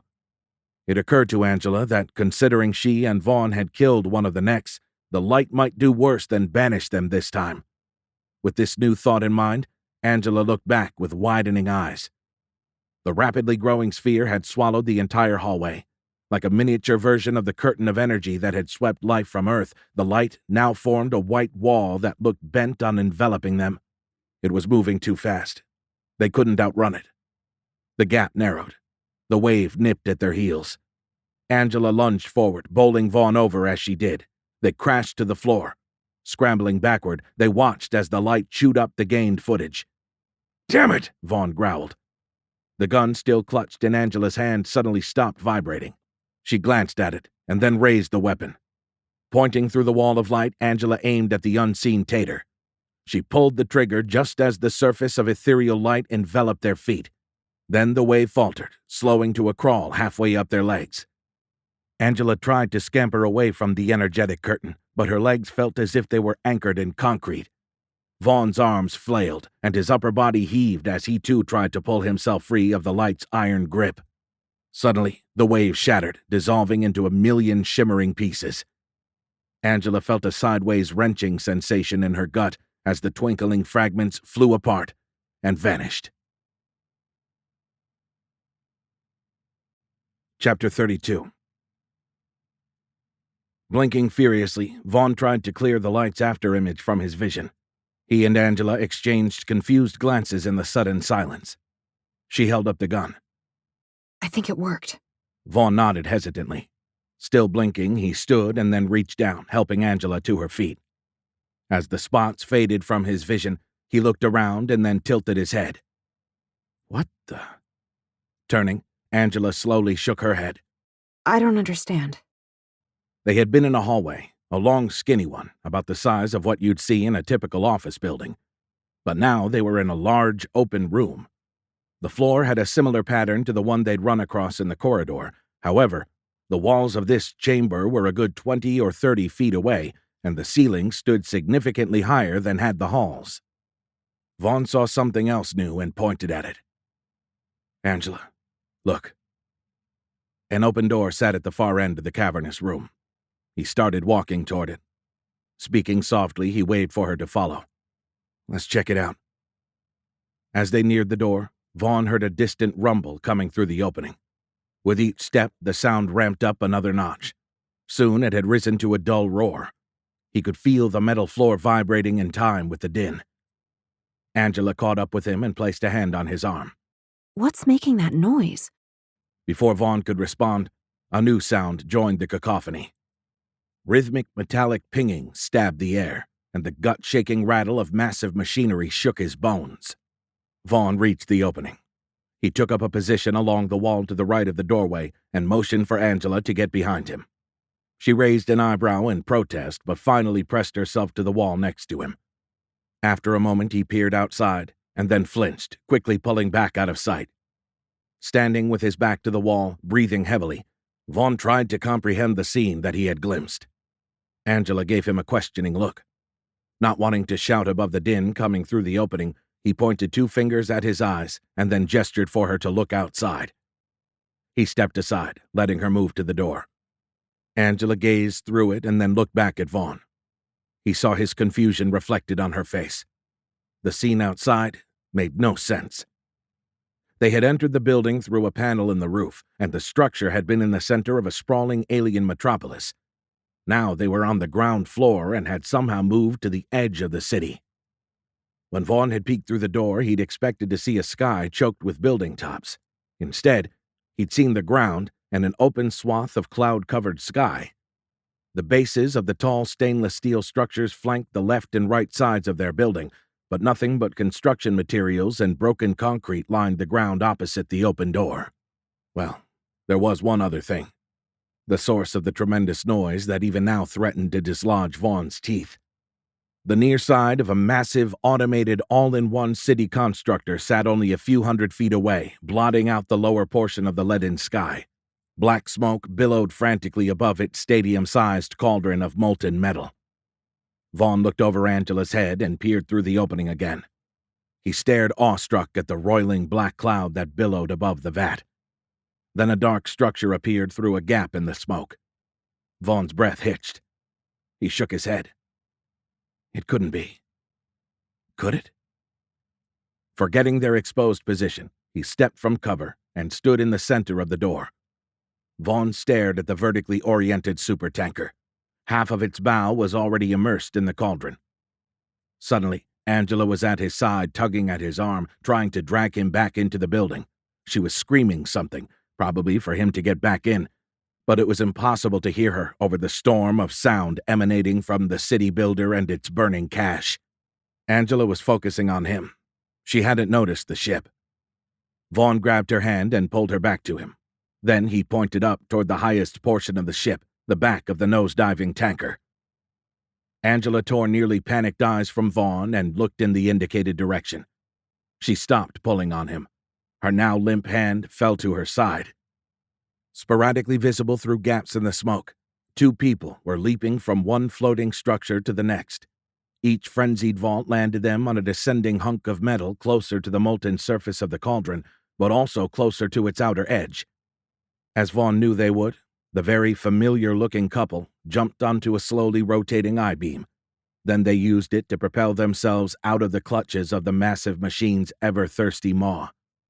Then, the months younger versions of Angela and Vaughn landed on the pulverized remnants of Geneva's destroyed buildings, and rolled out of sight. Chapter 33. Breathing hard, Angela struggled to keep up with Vaughn. They were back in their home dimension, back in their version of Earth, no doubt about it. But as Angela continued to run, one question kept cycling through her mind. How? How had they returned? Vaughn glanced back at her and shouted over his shoulder, "We have to stop them!" Angela nodded. Too winded to speak, she merely waved for him to continue. How in the hell had they returned to their home dimension? And it certainly was home. The timing of the jumps made by the earlier version of herself had removed all doubt. Seeing herself leaping from floating hunks of steel in the exact same manner as she had on that fateful day, Angela had known this was home. She glanced at the sky. Even the shape and spacing of the clouds of smoke matched her memories. But how had they returned? Ahead of her, Vaughn rounded a corner. Angela's legs burned, but she stayed on his heels. She shook her head. Had the EMP gun killed the tater? It must have. That's why the light had collapsed. It had been in the process of beaming them back to hell, but when the light had died, it must have spit them out. Her eyes went round. That's what had caused the gut-wrenching sensation. But it hadn't left the two of them where they'd been. Somehow, the partial application of the light's power had dropped them back into their home dimension. Was it another anchor point? Was their version of Earth a hard stop? It would make sense. She already theorized that a hard stop existed at the beginning of the wormhole's life, at the point in time when it was formed. Angela filed away the knowledge for later. Vaughn looked back at her, his eyebrows raised. Red blotches dotted his too pale face. He looked like she felt. Angela paused for a breath and then waved him on. Keep going. Unlike the city that they had entered today, the streets of this one were fortunately just as empty as the first time they'd visited it. So far, there was no sign that they'd been spotted during their run through the periphery of the metropolis. Another question had occurred to Angela the moment she'd realized they were back. Had they broken the loop? Angela and Vaughn had intuited the answer to that one immediately. The fact that there were currently two versions of themselves running through the streets of post-apocalyptic Geneva pointed to the loop's continued existence. There was another fact that supported the idea. The egg-shaped vessel that always banished them to hell never sent them to a different time of day. Even this aborted dimensional shove hadn't changed it. The thing had simply pushed them back to their homeworld. No, killing the tater might have sent them back to their Earth, but it hadn't broken the loop. That was why she and Vaughn were running. They had to intercept their earlier versions and stop themselves from creating the loop in the first place. Vaughn halted behind the ruined corner of an old building. Panting, he leaned out and scanned the area. Apparently not seeing any robots, he pointed ahead. "Just a few more blocks. Keep an eye out. We should be coming from that direction," he said between breaths. He stepped out from behind the corner and waved for her to follow. "Come on." Trotting to catch up, Angela peered around Vaughn. Then she saw movement followed by a bright bluish-white flash. Seeing the light as well, Vaughn dove for cover behind the jagged edge of a burned-out building. Before they had entered the wrecked streets of Geneva, Angela and Vaughn had seen, and kept well clear of, the automated bulldozers and the insectoid cargo bots that were working the periphery of the metropolis. However, since they'd left the city behind, they had observed no movement, no sign of robots. Until now. Peering around the husk of the ruined structure, Angela and Vaughn stared at a pair of machines rummaging through the rubble. They were shorter than the no-neck bots and stood on 4 stubby legs instead of the 2 sported by the main robots, although they were similarly equipped with 4 hands or graspers. One of them pulled a large chunk of masonry or concrete from a debris pile. A mangled span of rusted steel reinforcement stuck out from it. The robot grasped the ends of the metal. Then, the machine stopped moving, becoming suddenly inanimate. The protruding metal began to glow. Initially, it took on a dark orange hue, but then the light emanating from the rod ramped up to a bright yellow. A loud crack shot out, and the shattered masonry fell to the ground. The bot tossed the now naked piece of glowing metal into the air. Just when it reached the top of its arc and began to fall earthward, the steel rod lurched and then shot sideways, flying toward the vat of molten metal. Vaughn looked at Angela and then whispered harshly, "They must be scavenger bots." She nodded.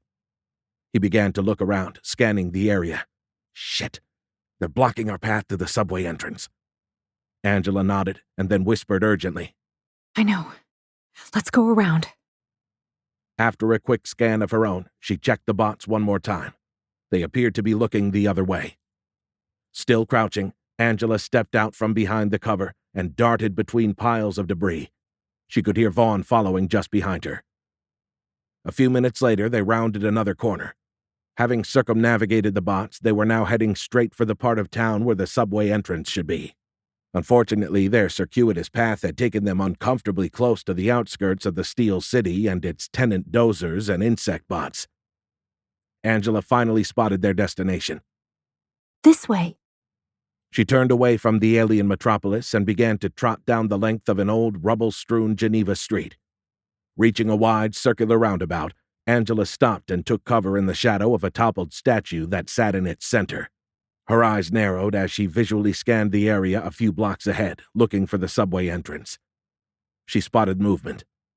Angela pointed. I see them. I mean, us. Vaughn squatted next to her and craned his neck. Where? She opened her mouth to respond, but then saw them drop out of sight, disappearing into the tunnel.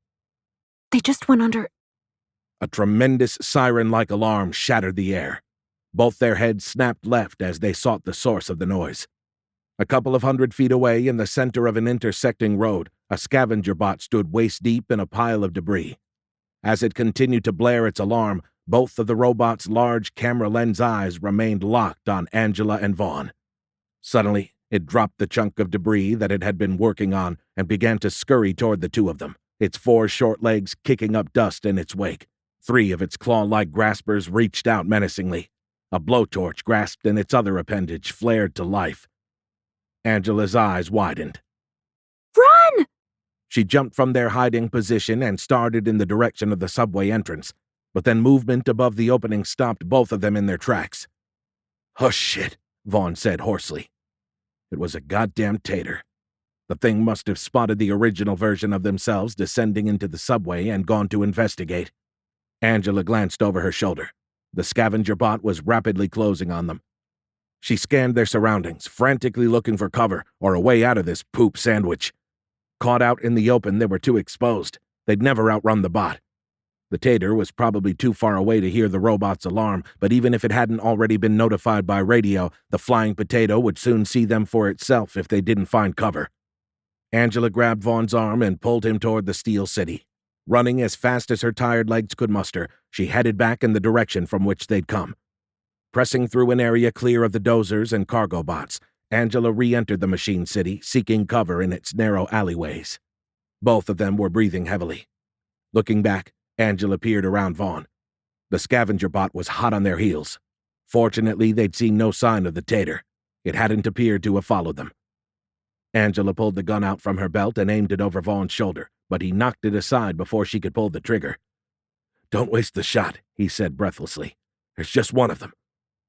Angela nodded curtly and tucked the gun back into the waistline of her pants. Then she darted into a skinny alleyway, one that she hoped was too narrow for the bot.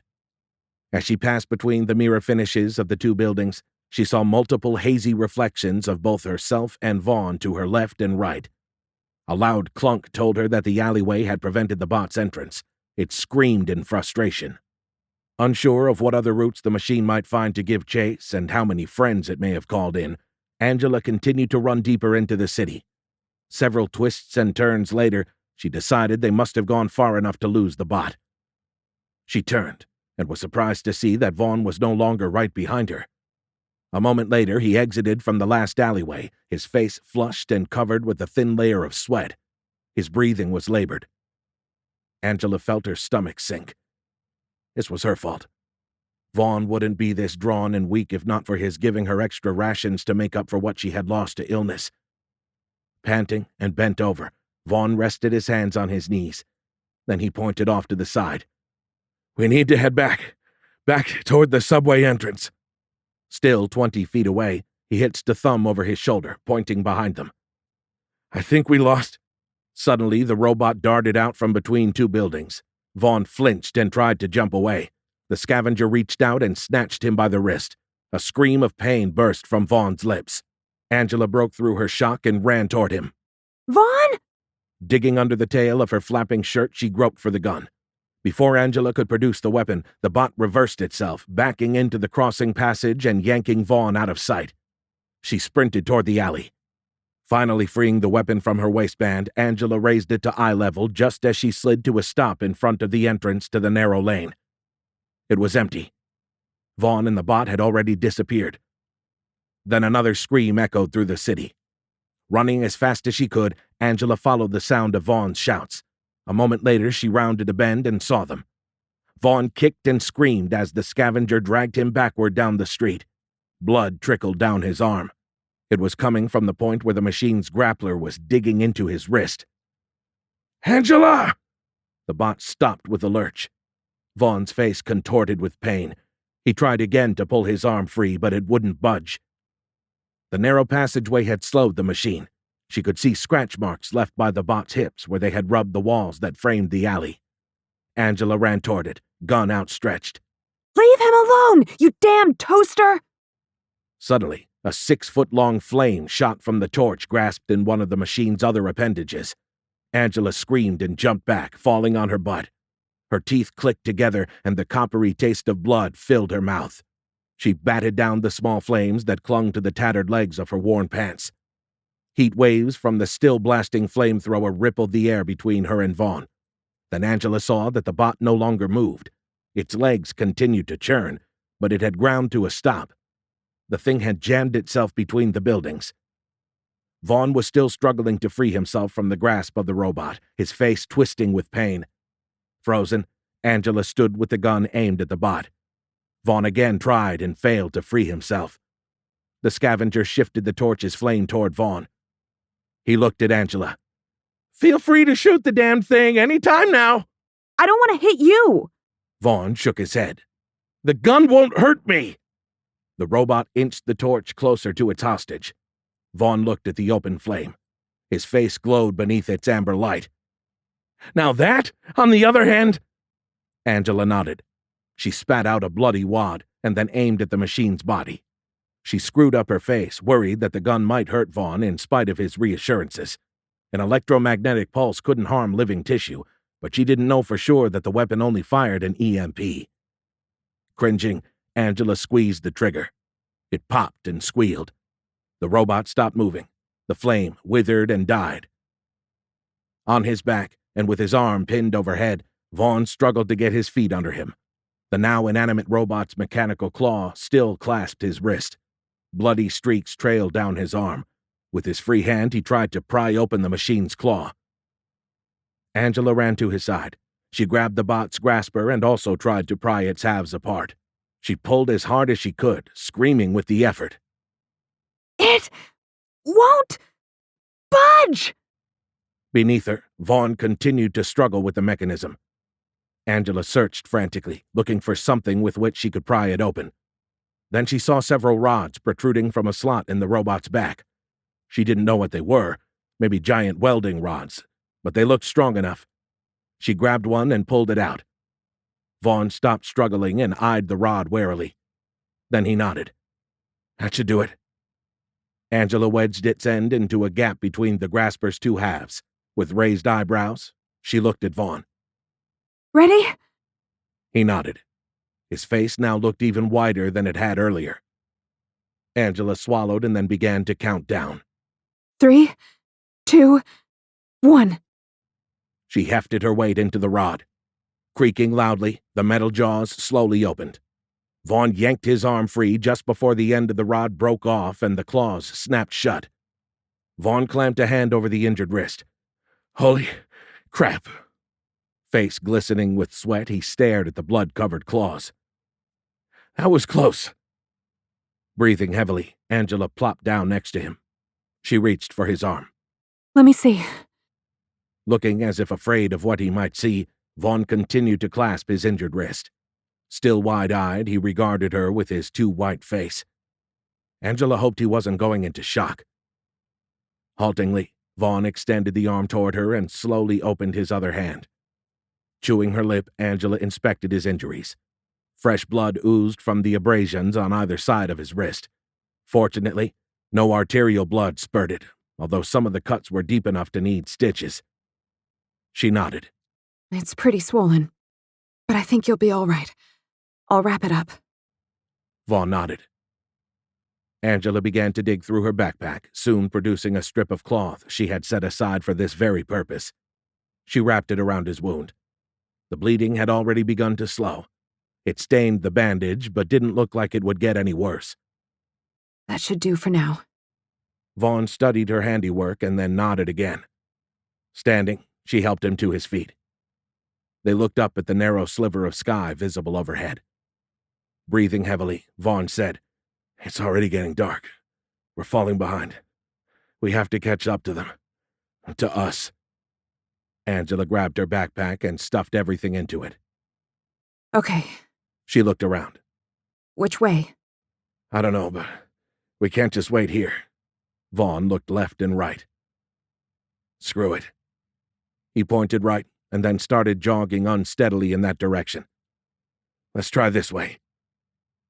Angela glanced down at the gun clasped in her right hand. The grimy, thrumming device still emitted a high-pitched whine. She sure as hell hoped the thing finished charging before they ran into any more robots. It was their only weapon. As she had the thought, Angela saw the metal rod. She bent over and picked it up, and then followed Vaughn. The two of them ran down the zigzagging network of alleys and roads. They didn't run into any other robots. Unfortunately, they didn't find a way out of the Steel City either. As they worked their way through the metropolis, Angela noticed that the surface of the ground alternated between new metal surfaces and periodic stretches of Geneva's original streets. It appeared that the robots had no affinity for dirt, but they didn't mind leaving the existing road surface where it suited them. They rounded another turn only to find another long expanse of steel-lined corridor, but still no sign of the city's perimeter. Vaughn stopped and looked at the sky. Shit. I don't know where in the hell we are." Angela shook her head. Me neither. With so much of the sky blocked by buildings and with no sunlight left, it was impossible to tell which way they were going. Exhausted, she lowered the end of the heavy rod to the ground. It hit with a hollow metallic report. Vaughn suddenly became very animated. "What the heck?" He dropped to a knee at her feet. In the dark, Angela saw his hands sweeping across the ground. "That sounded like a—" He stopped moving and then looked up at her, his smile glowing in the darkness. "It is." She crouched next to him. What is it? "It's a utility access." Kneeling beside Vaughn in the gloomy alley, Angela slid her hands across the surface and soon found the recognizable ridged pattern of concentric rings. He was right. This was another section where the robots had opted to leave the original street surface in place. Angela looked at Vaughn. It is, but so what? She wrinkled her nose. We need to get to the subway, not the sewer. He looked around and then back at her. "You know which way to go?" he whispered. "Because I sure as hell don't." Pointing down for emphasis, he added, "This leads down and probably connects to the subway. If you have a better idea, I'm all ears." A soft breeze shuffled Angela's matted hair. At the same time, she heard a low, hollow-sounding whistle, like air blowing across the top of a soda bottle. She probed the surface of the access cover with her fingers and soon found the source of the sound. Air was blowing out of an inch-wide hole near the edge of the steel disc. She looked up. In the alley's darkness, she could just make out a smile on Vaughn's nodding face. "That's wind from subway movement." Angela shook her head. We don't have a light. How are we going to find our way into the subway? "Just follow the air," Vaughn said, his voice straining with fresh exertion. "If we can get the damn thing open." He grunted again. "Shit! It won't budge." Angela glanced at the dark silhouette of the metal bar in her hand. Reluctantly, she held it in front of her. This should help. "Perfect," Vaughn said too loudly. The word echoed off the surrounding walls, returning to them multiple times, each more twisted and distorted than the previous. Angela winced at the noise. Shh. She looked down and then back at Vaughn. Are you sure about this? Suddenly, the high-pitched screech of an approaching tater split the night. Then it appeared in the narrow gap visible between the buildings. Shit! Angela shoved the bar into Vaughn's hands and whispered urgently, Here, take it. Fortunately, the potato-shaped ship was several blocks from their location. With any luck, it still didn't know exactly where they were. Vaughn took the bar. The grating squall of steel on steel rang out as he slid the unbroken end of the rod into a hole in the cover. Then he grunted as he tried to pry up the cast-iron disc. His ghostly white arms trembled visibly in the dark. Here, let me help. Vaughn shifted, opening a space on the bar for her. She grabbed the end and added her weight to his. The heavy plate refused to budge. Angela feared that it might snap off like it had when she'd pried open the box claws, but fortunately it held. Then, with a loud, echoing squawk, the opposite side of the cover lifted. Angela and Vaughn fell to the pavement, pinning the rod to the surface. Thankfully, the heavy steel disc didn't fall off the end of the bar. She glanced toward the distant tater, and then nodded. I don't think it hurt us. Kneeling now, she placed a hand on top of Vaughn's. Keep holding it down. I got it. In the darkness, she crawled to the far side of the cover. Vaughn's silhouetted head nodded. Knowing that a slip of the bar would cost her dearly, Angela slid fingers under the propped-up lid. After a hard swallow, she grasped the steel disc and pulled with all of the strength she could muster. Sounding like the screech of a steel-throated eagle, the manhole cover slid from the opening. The metallic rasp echoed harshly. Then a terrifying sound rose to replace it. Wide-eyed, Angela and Vaughn looked down the alley. The tater was rushing toward them.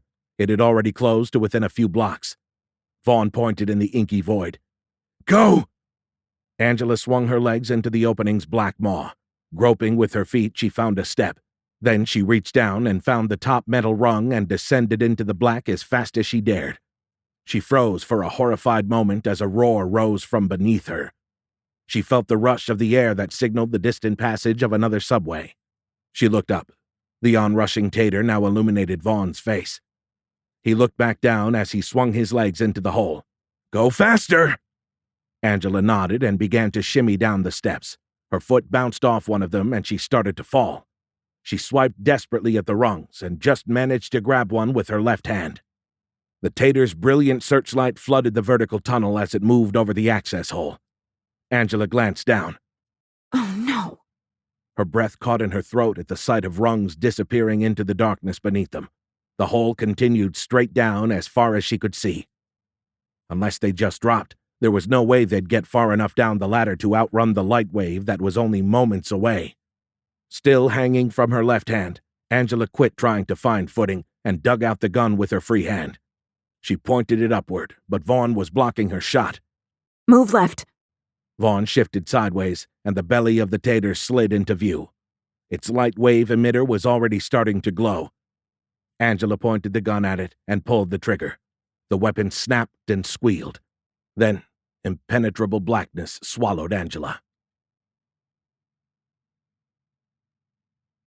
Chapter 34. The entire vertical tunnel rocked, shaking the rungs in Vaughn's hands as the now dead tater fell 10 feet to the surface and landed on top of the manhole. Coughing, he squinted and blinked against the acrid dust that suddenly filled his lungs. Then he heard grunts and coughs coming from beneath him. Angela, are you okay? Yeah. She grunted again. Lost my footing for a moment there. Got some grit in my eyes, too, but I'm fine. What about you? Vaughn glimpsed up, but the tater was invisible in the darkness.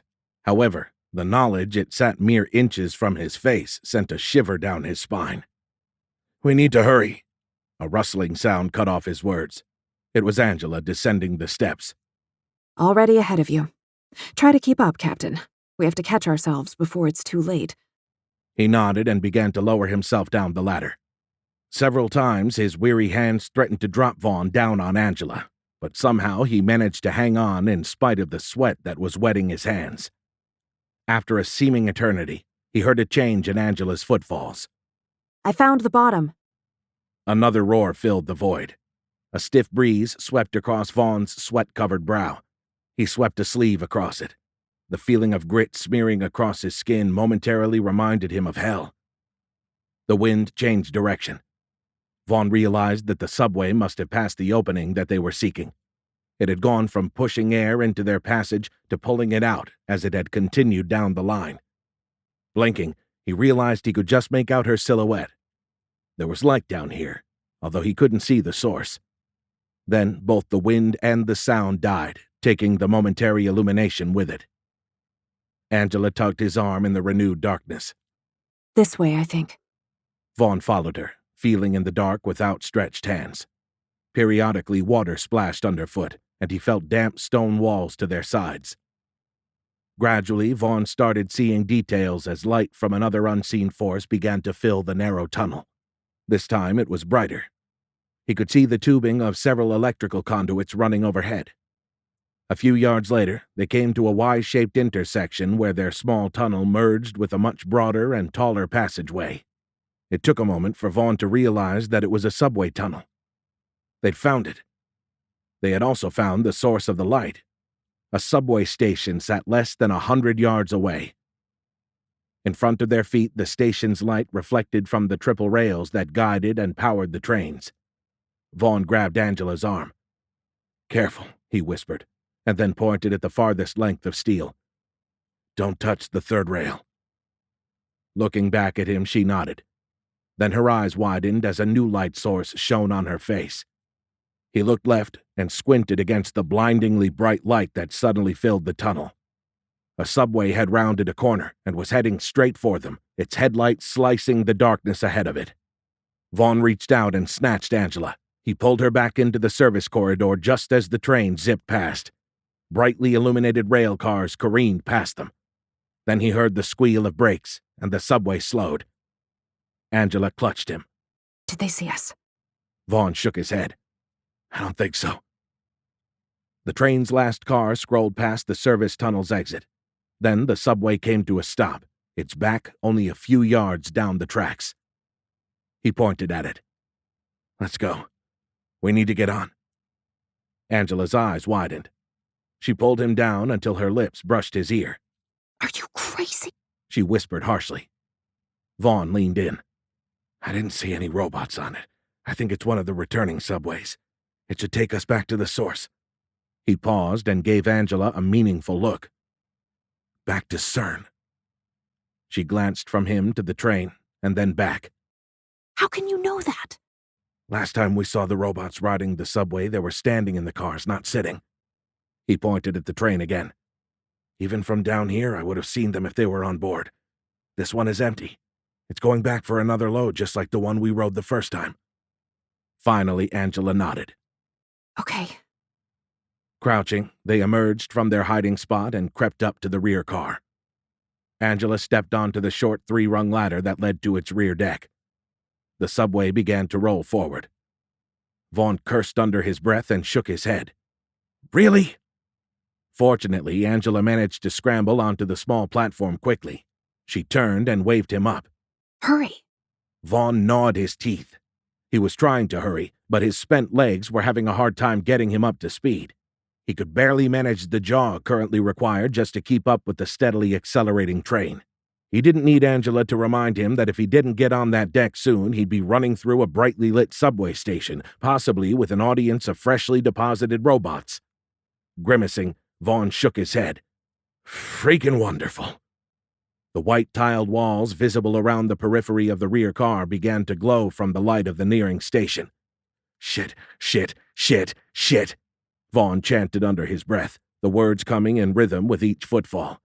And of course, each of those steps was taking him closer and closer to the station. Vaughn achieved his maximum speed just as he caught up to the train. He reached for the top rung of the short ladder, but his hand bounced off it. "Come on!" The accelerating train began to pull away from him. Like a baseball center fielder diving for a hard-hit line drive, Vaughn lunged for the back of the subway and caught it. The train continued to accelerate, dragging Vaughn into the station. He pulled his feet toward the bottom rung. Looking down, he saw his right foot drifting toward the electrified third rail. Oh, hell no! Tapping the last of his reserves, Vaughn drew his knees up and finally climbed onto the 3-foot-wide platform. Angela pulled him to her. Clutching each other desperately, they huddled on the worn steel deck, hiding behind the sheet metal side skirting that ran from the handrails to the floor. The solid panel blocked the pair from view as they passed through the subway station. When they passed into the tunnel at the far side of the station, Vaughn caught a momentary glimpse of a group of robots chatting on the opposite deck. Fortunately, none of them seemed to have noticed the 2 stowaways on the back of the departing train. They just continued their oddly human-like animated discussions. As the subway bore deeper into the tunnel, Vaughn reached over Angela's head and pressed a button next to the car's back door. It slid aside with a burp of compressed air. After a quick scan of the thankfully empty rail car, they crawled into its well-lit interior and collapsed onto the floor, lying next to each other. Breathing heavily, Vaughn rolled his head toward Angela. "That was damned close." She gave him a quick nod. Angela looked around again, and then regarded Vaughn with raised eyebrows. This might be the train. "What do you mean?" This might be the same subway we rode to CERN. Vaughn paused. Then he shook his head. "Can't be. We lost too much time running from that damn scavenger bot." No. Remember? It took us a while to get on the train. He considered her words. How long had they wandered around down there that day? It had been evening the first time they had entered the subway station, but once they'd descended below ground level, he had lost all track of time. Vaughn raised his empty wrist. Looking at the faded tan line left by the discarded watch, he had no better grasp on the time of day now than he'd had back then. Vaughn looked at Angela. "Maybe." He gestured forward. "Let's go find ourselves." She smiled weakly and nodded. They climbed to their feet. Staying crouched, the pair searched from cabin to cabin, peering over the lower lip of each car's back window before opening its door. Twice they dropped to the floor, hiding as a brightening of the tunnel announced their arrival at the next station. As they passed into the second station, they sat on the floor again to stay out of sight. Then Angela tapped Vaughn's shoulder. She pointed excitedly at the name placarded on the station's white tiled wall. We passed through here last time. We are on the right train. Vaughn nodded. "Let's keep working our way forward. Maybe we can catch up to ourselves and end this now." The subway started moving. A moment later, darkness engulfed the train again as it passed back out of the station. They exchanged nervous glances and then rose to their feet. Still crouching, they advanced to the next car. Several nerve-wracking searches later, they reached the forwardmost rail car. Angela looked dejected. It's empty. She plopped onto her butt. Vaughn dropped to the floor next to her. "Crap." He leaned back against the door they'd just come through. He resisted the urge to look at his wrist. We are probably already in CERN." She nodded but didn't say anything. Pointing to his empty wrist, Vaughn looked at Angela. "We have to get there before we start this whole loop again." Nodding, Angela stared through the car's windows. Outside, the tunnel walls began to brighten. Then she flinched as the disembodied French voice announced, "Conseil européen pour la recherche nucléaire." Unlike his first trip down this subway line, Vaughn knew the announcement signaled their arrival at CERN. Angela confirmed the fact. This is it. "Let's not end up low-crawling the last 20 feet this time." She nodded again. As soon as the door opens, we head for the exit. The train rolled to a stop. Vaughn spotted the station's name. CERN. Bent at the waist, the two of them scrambled through the parting doors. They ran across the platform and darted into the waiting hallway beyond. Behind them, the subway's doors closed with a burp of compressed air. Then a breeze ruffled Vaughn's hair as the train rushed out of the station, pulling a shaft of atmosphere with it. Unlike their previous exit, they had already passed out of the opposite platform's line of sight before the subway departed. Angela hesitated. Vaughn still remembered the path they had taken. He placed a hand on her elbow, urging her forward. She relented, although her eyes still had a far-off look to them. Angela appeared distracted. "What is it?" Vaughn said as they jogged down the long corridor. She shook her head. Not sure. About what? He said, already winded. We have to stop ourselves. Before... He pointed to the tattered remains of their weathered and worn clothing. Before this shit happens again.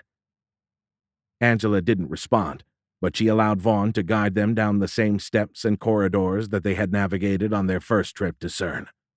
This time they didn't have to peek around each corner. Vaughn knew where they had encountered the line of robots, knew that all of the other passageways were clear. He urged Angela down another corridor. When they were halfway down its long expanse, Vaughn pulled up short. Oh shit. He looked around, slowly scanning the walls. Unfamiliar signs and portraits covered both sides. I think I took a wrong turn. Angela's eyes cleared, focus chasing away her distant gaze. She looked around and then nodded. I know where we are. Turning slowly, she pointed to a door about 20 feet farther down the hall. Go in there. Needing no further prodding, Vaughn ran toward the glass door. He threw it open and started to step through, Angela at his side. Suddenly, she froze. Vaughn stopped mid-step. What? A door across from them flew open. Just as Vaughn saw the earlier version of himself step into the opening, Angela suddenly yanked him backward. Crouching again, she pulled him back down the hallway. Angela whispered urgently in his ear. Get down. They can't see us again. Vaughn looked at her incredulously. Again? He shook his head and tried to pry her fingers from his arm. What are you doing? We have to stop them. Angela's head shot left and right. No. She pointed back down the hallway. We have to run. Vaughn stopped trying to peel off her hands. Squatting, he grabbed her shoulders and turned her to face him. You're not making sense, Angela. We have to stop ourselves from creating the loop, otherwise we'll just end up going through all of this again. With infectious dread, Angela looked over his shoulder and then stared hard into Vaughn's eyes. She pointed toward the adjacent room.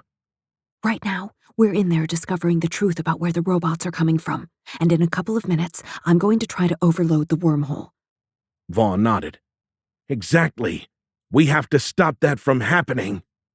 Angela shook her head again. No. She pointed at the floor.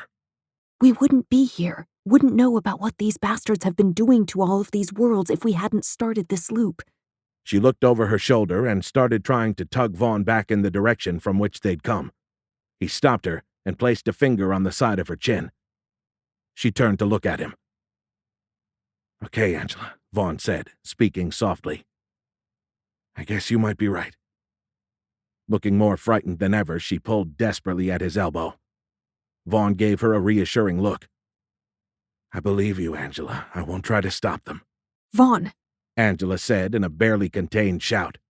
She pulled at him. if we're caught in the light She shook her head. When the earlier me overloads the wormhole, we'll be sucked into. Vaughn's blood ran cold. He froze for a horrifyingly wasted moment. Misreading his hesitation, Angela continued. We'll be wiped from existence. Finally, Vaughn broke his paralysis and jumped to his feet. He pointed past Angela. Run! Chapter 35. As they jumped to their feet and started running down the hallway, Vaughn could already hear the ramping up, high-pitched whine of Angela's previous manipulations. Placing a hand on her back, he urged her forward. Hurry, you've already started. Angela nodded. Her tangled mat of hair bobbed up and down with emotion. Reaching the end of the empty corridor, she jammed both hands against the latching bar and shoved. It didn't give. The door stayed shut. Angela simply bounced off it, ricocheting backward into Vaughn. Recovering quickly, she bent over the keypad and punched in her code, but just as she was about to press the last key, the lights flickered, and the pad's display blinked out as it lost power. No! Angela fruitlessly pressed several additional keys, but they no longer beeped, and when she finished entering her code, nothing happened. Vaughn pulled her aside. Then he kicked at the bar as hard as he could. Still, the door didn't budge. Behind them, the crescendoing squeal of the collider's increasing power output rose to painful levels. Vaughn exchanged a frightened glance with Angela. Then they turned to look back down the hall. Shaking his head, Vaughn grabbed Angela's hand and started to run down the passageway, intent on backtracking to another exit. Suddenly, the leading edge of the quivering mercurial mass of the expanding wormhole appeared. In an instant, it swallowed the far end of the corridor and rushed toward the two of them as they skidded to a stop. Reversing directions, Angela and Vaughn ran back toward the locked door. As they neared it, Vaughn leaped into the air, leading with the sole of his right hiking boot. It slammed painfully into the lock bar. Still it refused to yield. Vaughn kicked 2 more times in rapid succession. Nothing. The damned thing wouldn't open. Angela tugged at his sleeve. Vaughn! He turned and then pressed his back to the door as he watched the mercurial wall's oddly rippling surface. Its now slowing advance swallowed the corridor foot by foot. For a brief, surreal moment, Vaughn stared at their growing reflection in its undulating surface. No, not like this, Angela said weakly. She leaned into Vaughn, pressing the side of her face into his chest. Please don't let it end like this. Vaughn wrapped his arms around her. Together, they watched as the silvery wall continued to advance, steadily swallowing the corridor. Then it began to slow. At first, Vaughn thought it was wishful thinking, but then he saw that its advance was indeed slowing. The squealing, grating whine of the collider's power source plateaued, and its painful, tooth-rattling frequency held unchanged. At the same moment, the mercurial wall ground to a stop mere inches from Angela and Vaughn's faces. Staring at their wavering reflections, Vaughn had to resist the urge to reach out and touch the undulating silvery surface. The shape of the slowly traversing waves shifted. Then a pattern began to emerge. The surface directly across from Vaughn, the portion reflecting his and Angela's faces, began to protrude, bulging outward as if something inside it were reaching out for them. Angela pressed harder into Vaughn as she started to scream. They both flinched as the head and shoulders of one of the no-neck-having bastards suddenly emerged from the mass with a wet pop. The thing stared across the narrow void, first at Angela. Then it turned its glass eyes on Vaughn. It was impossible to see emotion in that mechanical face, but Vaughn thought he could feel malevolent intent pouring from its lifeless eyes. 4 hands suddenly emerged from the surface. Flexing and grasping, they reached for Vaughn and Angela. Yep, malevolent, all right. The bastard certainly didn't have rainbows and kittens on its mind.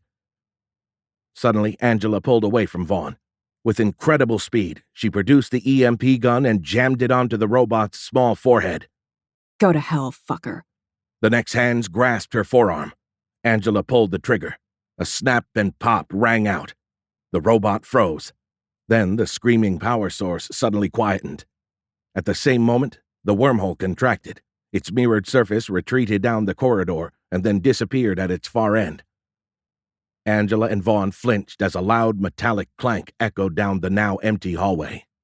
Vaughn looked down to see the severed remnants of the robot's upper body and hands rocking on the floor at their feet. Angela pointed the now whining EMP gun at it. She balled her other hand into a fist and then stomped the robot's head, crunching its glass eyes under the sole of her boot. Die, you son of a bitch! Vaughn touched her arm lightly. Angela. She didn't respond, just continued stomping on the bot's head and hands. Angela growled. It was a primal sound that ended with a scream. It carried months of pent-up frustration. Angela. What? It's dead. He released her arm and pointed toward the exit. We need to get out of here. Panting, Angela looked around as if remembering where she was. She raised her hands and stared at them and the gun. We're still here. Angela. Vaughn looked around nervously. We need to get moving. She looked at him and smiled. Don't you understand? We're out. Vaughn shook his head. No, we are still very much in. He looked around again. And if we don't get the hell out of here, we won't be alone much longer. No, Vaughn, not out of here. We're out of the loop. We broke it. Vaughn had been looking back at the door that had blocked their exit. Eyes widening, he turned back to Angela. He started to glance at his empty wrist. The watch was long gone, but he didn't need it to know that the time was past midnight.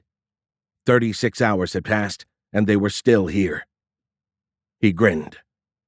Holy crap, you're right. We're out. Angela's smile grew. We are. Both of their grins faltered as a rustling noise broke the relative silence left in the wake of the power source's collapse. Vaughn tilted his head.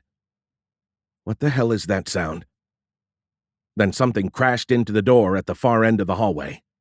After exchanging horrified glances, they turned to the locked door at their backs, the one that had blocked their egress. Angela glanced at the now steady overhead lights. I hope that keypad works now. Behind them, the opposite exit rattled in its frame again. The rustling had grown into a steady rumble, as if an avalanche of boulders were heading their way. Vaughn shuddered. I don't like that sound. Angela shook her head. Me neither. She punched in her code. A click rang out when she pressed the pound key. Angela shoved the lock bar. The door opened. She stepped forward. Come on. A neck on the door's far side yanked it fully open. Angela stumbled backward, running into Vaughn's chest. She dug behind her and produced the gun. Pointing it at the advancing robot, she pulled the trigger. Click. Nothing happened. The neck just kept coming. Vaughn grabbed Angela and shoved her behind him. He felt her jump as another loud crash rocked the door at the opposite end of the corridor. It sounded as if an entire army of the necks were trying to get in from that direction. He glanced around the advancing bot.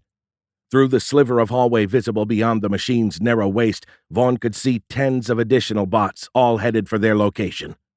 Ah, shit. Vaughn? He looked over his shoulder and saw Angela standing in the side door that led back to the Atlas detector's control room. Holding it open, she waved frantically. Hurry! Vaughn spun away from the robot just as it reached out for him. One of its hands clutched his jacket. The material started to tear, but to his horror, the tattered garment held, stopping him dead in his tracks. Then the powerful machine yanked Vaughn backward. He threw his arms behind him. Wriggling, Vaughn freed himself from the jacket and the robot's grasp, and then ran toward Angela. Beyond her, the far door suddenly flew open as another group of robots burst into the hallway's opposite end. Vaughn ran into the control room. Angela slammed the door closed just as the two groups of robots converged on it. She punched 911 into a keypad next to the latch, and the light above the door cycled red. That should keep them out. The door rattled in its frame. One of the necks glared at them through its foot-wide window. The robot shifted sideways, and then one of its arms reared back. Its three-fingered hand curled into a fist. The arm blurred as it pistoned forward and punched the glass. The entire door shook in its frame, but the glass didn't yield. Angela leaned in and glared at the neck. Then she held up her middle finger. It's bulletproof, asshole. The robot inspected the glass. Seeing it unaffected, it stepped sideways again. Angela and Vaughn jerked as the neck's arm pistoned rapidly, its fist pounding the glass like a jackhammer. Then a tremendous crash erupted from behind the two of them. They turned. Vaughn's shoulders slumped. Crap. Really? Several additional reports rang out as he and Angela stared through the Atlas control room's wide window. Robots were crashing through every visible door and hatch. A sea of the necks was flooding into the Atlas detector's cavernous facility. Converging from multiple points, all of them were sprinting straight at Angela and Vaughn. The wormhole still hung suspended at the center of the Atlas facility. In spite of Angela's earlier efforts, the mercurial sphere had returned to its original size and state, although no robots were coming through it at the moment. Small favors, Vaughn thought. He pointed at the advancing bots. I thought you said they couldn't see through the glass. Angela shrugged and sat down at the console. It was the same one she'd used last time. I think our secret's out. She looked up at Vaughn and pointed at the approaching horde. We should be okay for a moment. This window is 30 or 40 feet above the floor. Nodding, Vaughn glanced over his shoulder. The neck-turned jackhammer had pulverized the door's bulletproof window. The glass was still in its frame, but it was beginning to bow inward. He looked at Angela. Whatever you're planning to do, you'd better do it fast. Ahead, the first wave of charging bots had disappeared beneath the frame of the observation window, but dozens more still streamed into the facility, coming in from every direction. Suddenly, several robots leaped into view. It was the first wave. Angela? Not looking up, she continued to punch commands into the computer terminal. Kinda busy here. The necks flew through the air on ballistic arcs aimed at the control room window. Angela! What? She looked up, and her eyes went round. Oh, shit! Having jumped 40 feet into the air, the clutch of robots crashed into the control room's glass wall. The floor shook with the force of the impact. In the window, Angela and Vaughn's reflections quaked crazily, but the glass held. The necks fell out of sight, but then another wave of the bastards flew into view. They slammed into the glass. Cracks radiated out from the point of impact, and then those robots fell out of sight as well. Angela bent over the console again.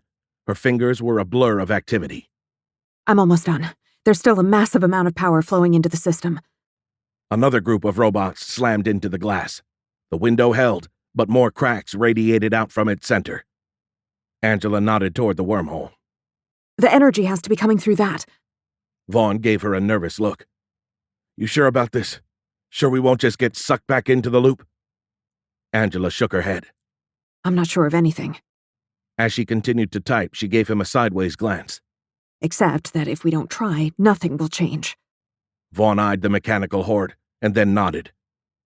Okay, what do we do? We don't do anything. I'm going to do what I should have the first time. I'll divert the power they're pumping through the wormhole. If I feed all of it into the collider's magnetic coils, it should blow the whole thing. Vaughn dragged his gaze from the ant-like swarm of robots and looked at Angela. Didn't you say something about that causing an explosion? One that would kill us? Angela turned glistening eyes toward him. It will. Vaughn stared at her, unable to speak for a moment. Then he shook his head. I thought this was supposed to reset the entire timeline, send us back to the beginning. I'm hoping it will. She pointed at the computer terminal. But I don't think we'll survive this reset. What? Another wave of necks slammed into the glass. It bowed inward. Angela held up her emaciated arm. We've carried every scratch and condition with us from loop to loop. Like I said before, I think it's over if we die. What then? Vaughn said, shaking his head. What happens to our previous selves? We just disappear from the timeline? Yes. No. Maybe. I don't know, Vaughn. I don't have all the answers. Standing on the piled masses beneath them, dozens of necks were now pounding their clenched fists into the glass wall. Something clattered behind Vaughn. He turned to see the jackhammer neck sticking one of its arms through the door's now deserted window. Angela looked up from it to Vaughn. All I know is that if we don't do something now, we won't be able to do anything soon. Looking from the computer and then at the swarming robots, Vaughn swallowed and then nodded. He pulled a chair over and sat next to Angela. Is there anything I can do to help? Angela leaned in and then kissed him with salty, tear-dampened lips. Vaughn returned the kiss. After a moment, she pulled back and placed a hand on his cheek. I got this. She turned back to the computer terminal. Her fingers blurred as they whizzed across its keyboard. As if detecting Angela's intent, the robots suddenly redoubled their efforts. The ground itself began to tremble as the walls and glass panels shook violently. All the safeties are still bypassed. That's how I was able to ramp up the power as much as I did last time. Is there enough electricity to do what you need? Angela glanced at him and then nodded grimly. Vaughn thought of the amount of energy that it would take to power the massive cauldrons of boiling, molten metal that ringed the machine city. Yeah, that should be more than enough to blow the place 3 times over. He returned her nod. Angela spoke as she continued entering commands. There's still a chance that this changes something. If the loop completely resets the timeline, maybe it'll break the robot's connection to our dimension. Pressing a final key, Angela looked at the wall of pounding robots. She lifted her 2 skinny arms toward them, and then extended her middle finger. She grinned menacingly. Either way, you bastards are toast. Vaughn heard the whine of ramping electrical power rising above the cacophony of the invading robots. He glanced at the computer and swallowed again. Is that it? Angela pointed at the keyboard. Just have to hit the enter key when the power peaks. She looked at him. A tear rolled down her right cheek. Vaughn hugged her tightly. We've done the best we can. Angela flinched as the robotic assault reached thunderous heights. Then she reached hesitantly for the computer's enter key. Her hand hovered shakily above its plastic surface. She looked at Vaughn again and nodded toward the robots that were still streaming into the facility. With all of the extra power they're pumping in, every one of the collider's superconducting magnets should blow, all 17 miles of them, but the worst of it will be right here. What will happen to us? Angela shivered in his arms. Her hand still hovered above the keyboard. It should be quick. This was it, Vaughn realized. This is where it was all going to end. Glaring, he gestured at the mass of machines fighting to enter the control room. At least we'll take these assholes with us. Angela smiled wryly. Yes. Yes, we will. He rested his hand on the one she had hovering over the keyboard. Angela, The very earth shuddered under the escalating robotic onslaught. Angela leaned into him. She kissed his cheek and then rested her head on his shoulder. I know, Vaughn. Me too. The control room glass collapsed inward. Dozens of robots streamed through the opening. The incredible roar of ramping electrical energy peaked with bone-grinding intensity. Vaughn closed his eyes. Now? Angela's head bobbed. Yes. They pressed the key. Instantly, all noise seemed to die. Vaughn opened his eyes. Every robot he could see stood frozen in place, seized up. The necks had stopped right in the middle of their attack. Several were still standing with their arms raised like statues of protesters. The floor heaved, nearly throwing both Vaughn and Angela to the ground. Several of the inanimate bots toppled. Looking above the piled necks, Vaughn stared through the open frame of the control room window. He watched in horrified amazement as a jet of white-hot plasma exploded into the far side of the Atlas facility. The blossoming flames shot out from the central point where the collider's massive ring deposited its 17-mile-long run of pipes and conduits into the Atlas experiment. Expanding rapidly, the exploding gases raced out of the center of the detector and flew toward the back of the still hovering spherical wormhole. As it burned through the facility, the fireball obliterated the paralyzed swarm of invading robots.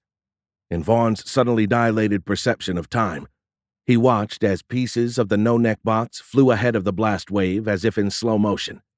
At the same moment, hundreds of brilliant bolts of electricity arced through the air.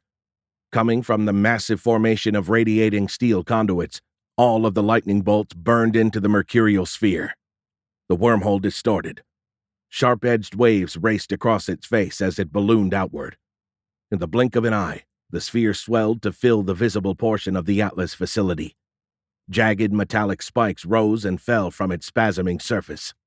Then it swallowed the front half of the control room. Horrified, entranced, expecting to die at any moment, Vaughn stared at the wormhole's violently quaking surface. He and Angela exchanged confused glances.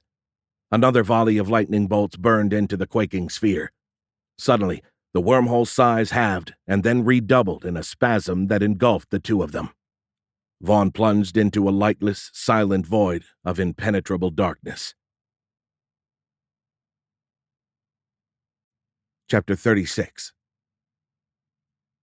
Vaughn floated in an ocean of nothing. He couldn't feel his body. Neither light nor sound penetrated his perceptions. It was as if he'd become a disembodied intellect stuck in a perfect sensory deprivation tank. Was this death? Heaven? Or was it hell? Not the smelly and dusty one, but the one with pitchforks and fires. Light suddenly banished the all-consuming black. Then he was falling. Shit! It was the loop all over again. Vaughn didn't know whether to laugh or... Air burst from his lungs as he slammed face first into a hard surface. He gasped, fighting to draw a breath. Son of a bitch, that hurt! Blinking, still lying prone, he stared at the surface that hung in the air a couple of inches from his nose. Was that concrete? Oh, that was graceful, Captain. Vaughn blinked. That hadn't been Angela. The speaker was male. Are you going to lie there all day? He knew that voice. Vaughn froze. He didn't even breathe for fear that anything he did or said might shatter the illusion. "Vaughn, are you okay?" He released the held breath, his view of the pavement hazed. No, not hazed. Fogged. Fog on the inside of a visor. "Mark?" Vaughn said hesitantly. "Is that you?" "No, it's the Tooth Fairy," Mark chuckled. "Of course it's me. Were you expecting someone else?" Tears began to cloud Vaughn's vision. In the corner of his eye, he saw Mark's booted foot step up next to him. Then the man dropped to a knee and placed a hand on Vaughn's shoulder. "Don't worry about the fall. Happens all the time, especially to people new to these things. As long as you didn't break anything, we'll be okay." Mark started to bend down. Vaughn reached for the top of his own helmet. He had more than tears to hide from Mark. Looking down, he could see his beard on his cheeks. Finding the lever for the helmet's mirrored visor, Vaughn slid it down, obscuring his too thin face and its furry surface. Myriad thoughts raced through his mind. Had he died? Was this a flashback? No. Everything was too real, too solid. Then what? Had they created another loop? No. Well, maybe, but now Vaughn understood. This was Angela's full reset. He remembered how the ramping up power had rattled his teeth. He shuddered at the image, still fresh in his mind's eye, of the wall of fire racing at them, blowing apart the suddenly inanimate necks. Then he remembered the wormhole swallowing it all, including him and Angela, just as it had the first time they'd screwed with the thing. However, he now knew that Angela's first attempt had been a fart in a hurricane compared to the ferocity of this reset. Another realization pounded home. If Mark was alive again, so was the rest of the world. Or were they? Had they stopped the damned robots altogether, broken their link to this dimension, to this Earth? Maybe. What if they hadn't stopped anything? Could he save more people? Could Vaughn get more of them into the vacuum chamber? How? No one would believe him. In the 2 or 3 seconds that all of these epiphanies blazed through his mind, one realization reigned roughshod over all else. If Vaughn didn't get his ass up right freaking now, he risked changing something about this morning's test of the Q drive. If he changed anything, the timing of that test might change. That would doom them all. If Angela's efforts hadn't broken the link permanently, and the robots had already opened the wormhole, he and Mark would only survive if they were hovering inside the vacuum chamber at the moment the light reached them. Where was Angela? Had she returned to the space station? He shook his head. "You can figure that out later. Move it, Captain." He scrambled to his feet. Turning to Mark, he pointed at his helmet's now mirrored visor. "It's too bright out here. Couldn't see my feet." Mark smiled. "The sun isn't the problem, friend." He pointed to Vaughn's abdomen. "It's your belly." As Mark glanced down at Vaughn's midsection, his words faltered, and he did a double take. "What the hell?"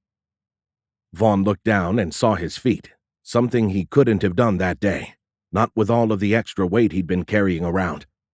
The spacesuits they had used for the vacuum chamber didn't have the hard-shelled torso of Angela's EVA suit, so the change in his body was perceptible.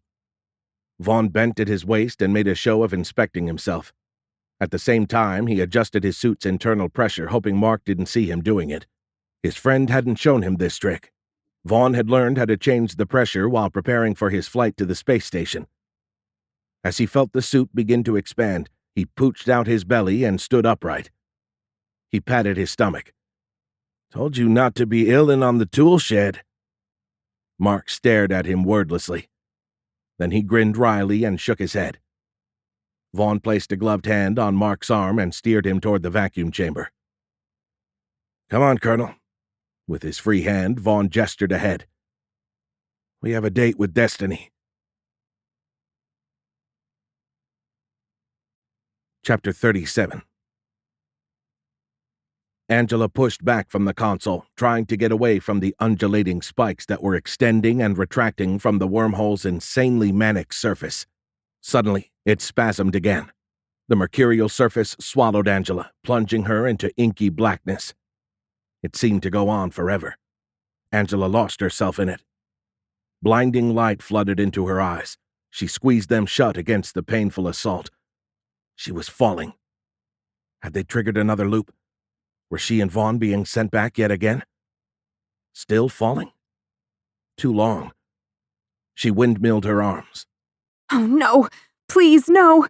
She was going to slam into the ocean, the boat, or whatever the hell was beneath them this time. No, no! A male voice cut her off. Angela, what's wrong? Vaughn? Silence greeted her question. No, not Vaughn. Who had that been? She knew that voice. Her body went rigid as she tensed with the realization that she was still falling. Angela tried to open her eyes, but each attempt drove a spike of pain into her brain. All she could see was a spot of brilliant light hovering in front of her. We passed out of the shadow, the disembodied voice said. The man's voice sounded reedy, as if coming through a speaker? Angela stopped spasming. She canted her head. Bill? Is that you? Yeah. Unless someone else joined us out here, Major Bill Peterson said with a light laugh. You'll be all right. Just lower your visor, and you'll be able to see again. Angela brought up her hands, but before they could touch her face, they ran into a hard surface. She heard a click, like two pieces of hard plastic colliding. Something bumped into the back of her. Here, let me help. I'm right behind you. An arm wrapped around her right side, coming over her shoulder. A click. The sound of sliding plastic. The pain in her eyes halved. A moment later, it faded completely. Angela's lids fluttered open. A blurry mess of white shapes backdropped by a field of black filled her vision. Finally, Angela blinked the image into focus. The space station. She was back in space? Better? Angela flinched. Then she found Bill's arm and spun herself around to look at him. The astronaut's visor blocked his face from view, but Angela saw his name tag. Bill! She threw her arms around him. Major Peterson grunted as her sudden movement dislodged him from his perch. They started a slow tumble. Oops, Angela said with a giggle. Then something yanked her feet. She pulled back from Bill and looked toward her boots. They were latched into the station's manipulator arm. Angela looked up with widening eyes. She scanned their immediate surroundings. The pair of astronauts were floating across from each other. Major Peterson waved for her attention. What? What's wrong? A new voice joined them. Yo, Commando! What's going on out there? You okay? Angela looked over to the cupola. you're alive! You're both alive! Angela managed between sobs. Major Peterson paused and then cleared his throat. He reached over and cycled a switch on the sleeve of her spacesuit. Sorry, just wanted to make sure you weren't transmitting. What the hell is wrong with you, Commander? He asked sharply. His tone snapped Angela out of her reverie. Is your mixture screwed up?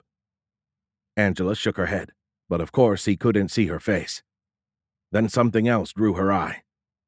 Between Bill and Angela lay the same stubborn electrical connector that had given them so much trouble that day. This day. Oh no. No, no. Angela whispered. They were floating beneath the port end of the space station's 300-foot-long solar array truss structure, exactly as they had been when... Oh shit! Angela toggled her radio. Control, this is Commander Brown, come in. Go ahead, Commander, this is Control. Is everything all right? No, definitely not. Angela's head was spinning. It had worked. The reset had sent them all the way back to the beginning. Commander Brown? Everyone was back. The whole world. But would the robots find them again? Angela's eyes widened. Control! She said in a shout. Call CERN! Tell them to shut it down! Shut it down now! The radio remained deathly quiet for a long moment. Angela was about to key the mic again, but then a new, very familiar voice came over the speakers in her helmet. Angela, are you okay? Director McCree, this is extremely urgent. I need you to call Dr. Hans Garfield at CERN. Tell him... Sorry to interrupt you, Angela, McCree said. Well, I have to admit I'm sorely confused as to why you'd need me to contact someone in Europe, especially considering the request I was about to make, Oh, God. Angela said in a hoarse whisper. I'm too late. Sorry, Commander, I didn't catch that. Your radio was weak and unreadable, but hold that thought. I have something I need you to take a look at. Angela shook her head vigorously. No, Director McCree, I have something I need to show you. She pointed to the quest module. It sat 150 feet away. Bill, start making your way to the airlock. After turning to follow her gesture, Bill's suit turned back toward Angela. Commander? Now, goddammit! After a short hesitation, he turned and started to work his way toward the center of the station. Commander Brown, Director McCree said, raising his voice. What are you doing? Sir, I need you to head to your office and stand by for a video conference. I'll call you back from inside the station. Damn it, Commander, I have something of the utmost importance. Something I need you to take a look at. Angela guided the manipulator arm so that she followed close behind Major Peterson. I already know what it is, Randall, and I can tell you that it is not an aurora. There's more that I need to tell you, but it'll have to wait until we're inside. A long silence greeted her proclamation. When the director's voice returned, he sounded thoroughly confused. Well, okay. I'll be standing by. Make it fast, please. Angela nodded. Will do, sir. She hated losing any time, but without proof, there was no way the director or anyone else was going to believe what she was about to tell them. A few minutes later, Angela and Bill completed the airlock cycle. They floated into the spacious lower half of the quest module. Major Peterson had already doffed his suit, but Angela still had hers on. She'd also left her mirrored visor down. Teddy! Where are you? She had to yell to be heard through the suit's still-closed helmet. The cosmonaut floated into the module. Right here, Commando. Angela pointed her gloved finger at the device in his hand. Is that thing on?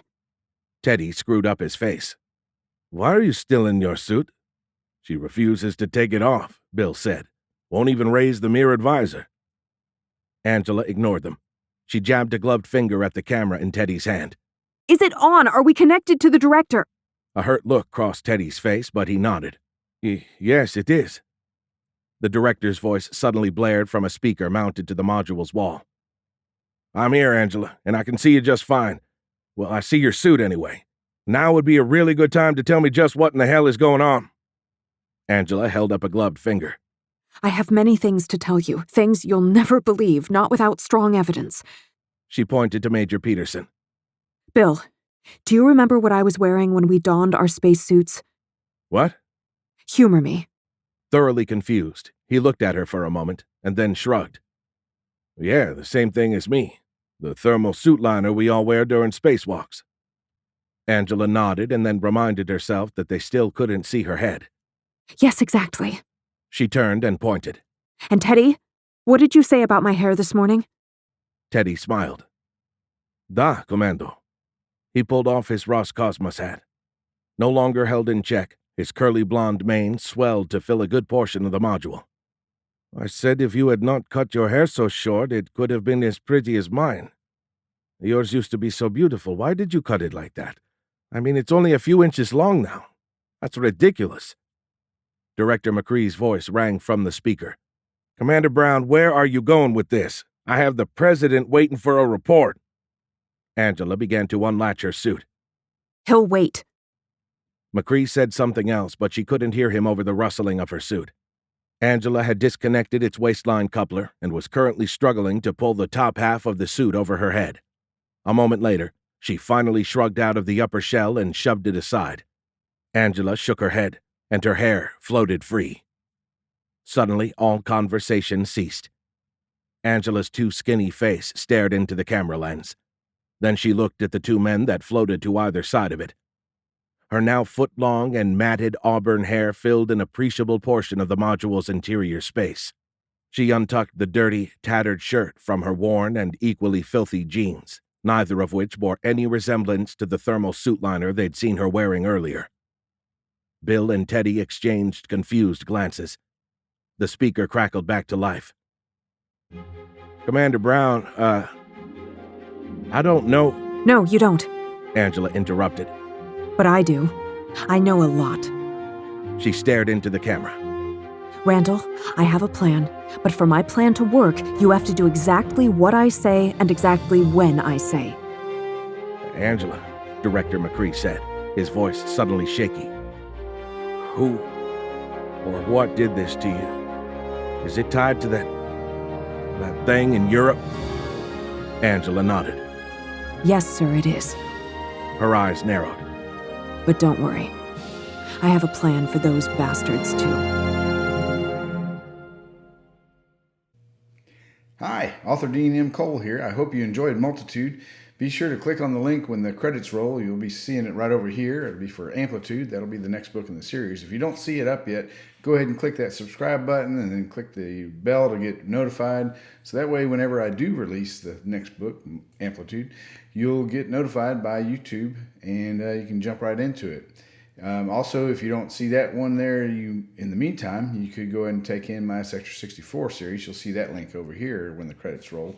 And that's you can start with either First Contact or Ambush. First Contact's a prequel novella for the series, and Ambush is book one of the series. It's the first novel in the series. Anyway, thanks for coming and visiting my channel. Thanks for listening to my audiobooks. I hope you really like them. Be sure to share your thoughts in the comments. And don't forget to continue on to Amplitude. Thanks, guys. Have a great day. Bye.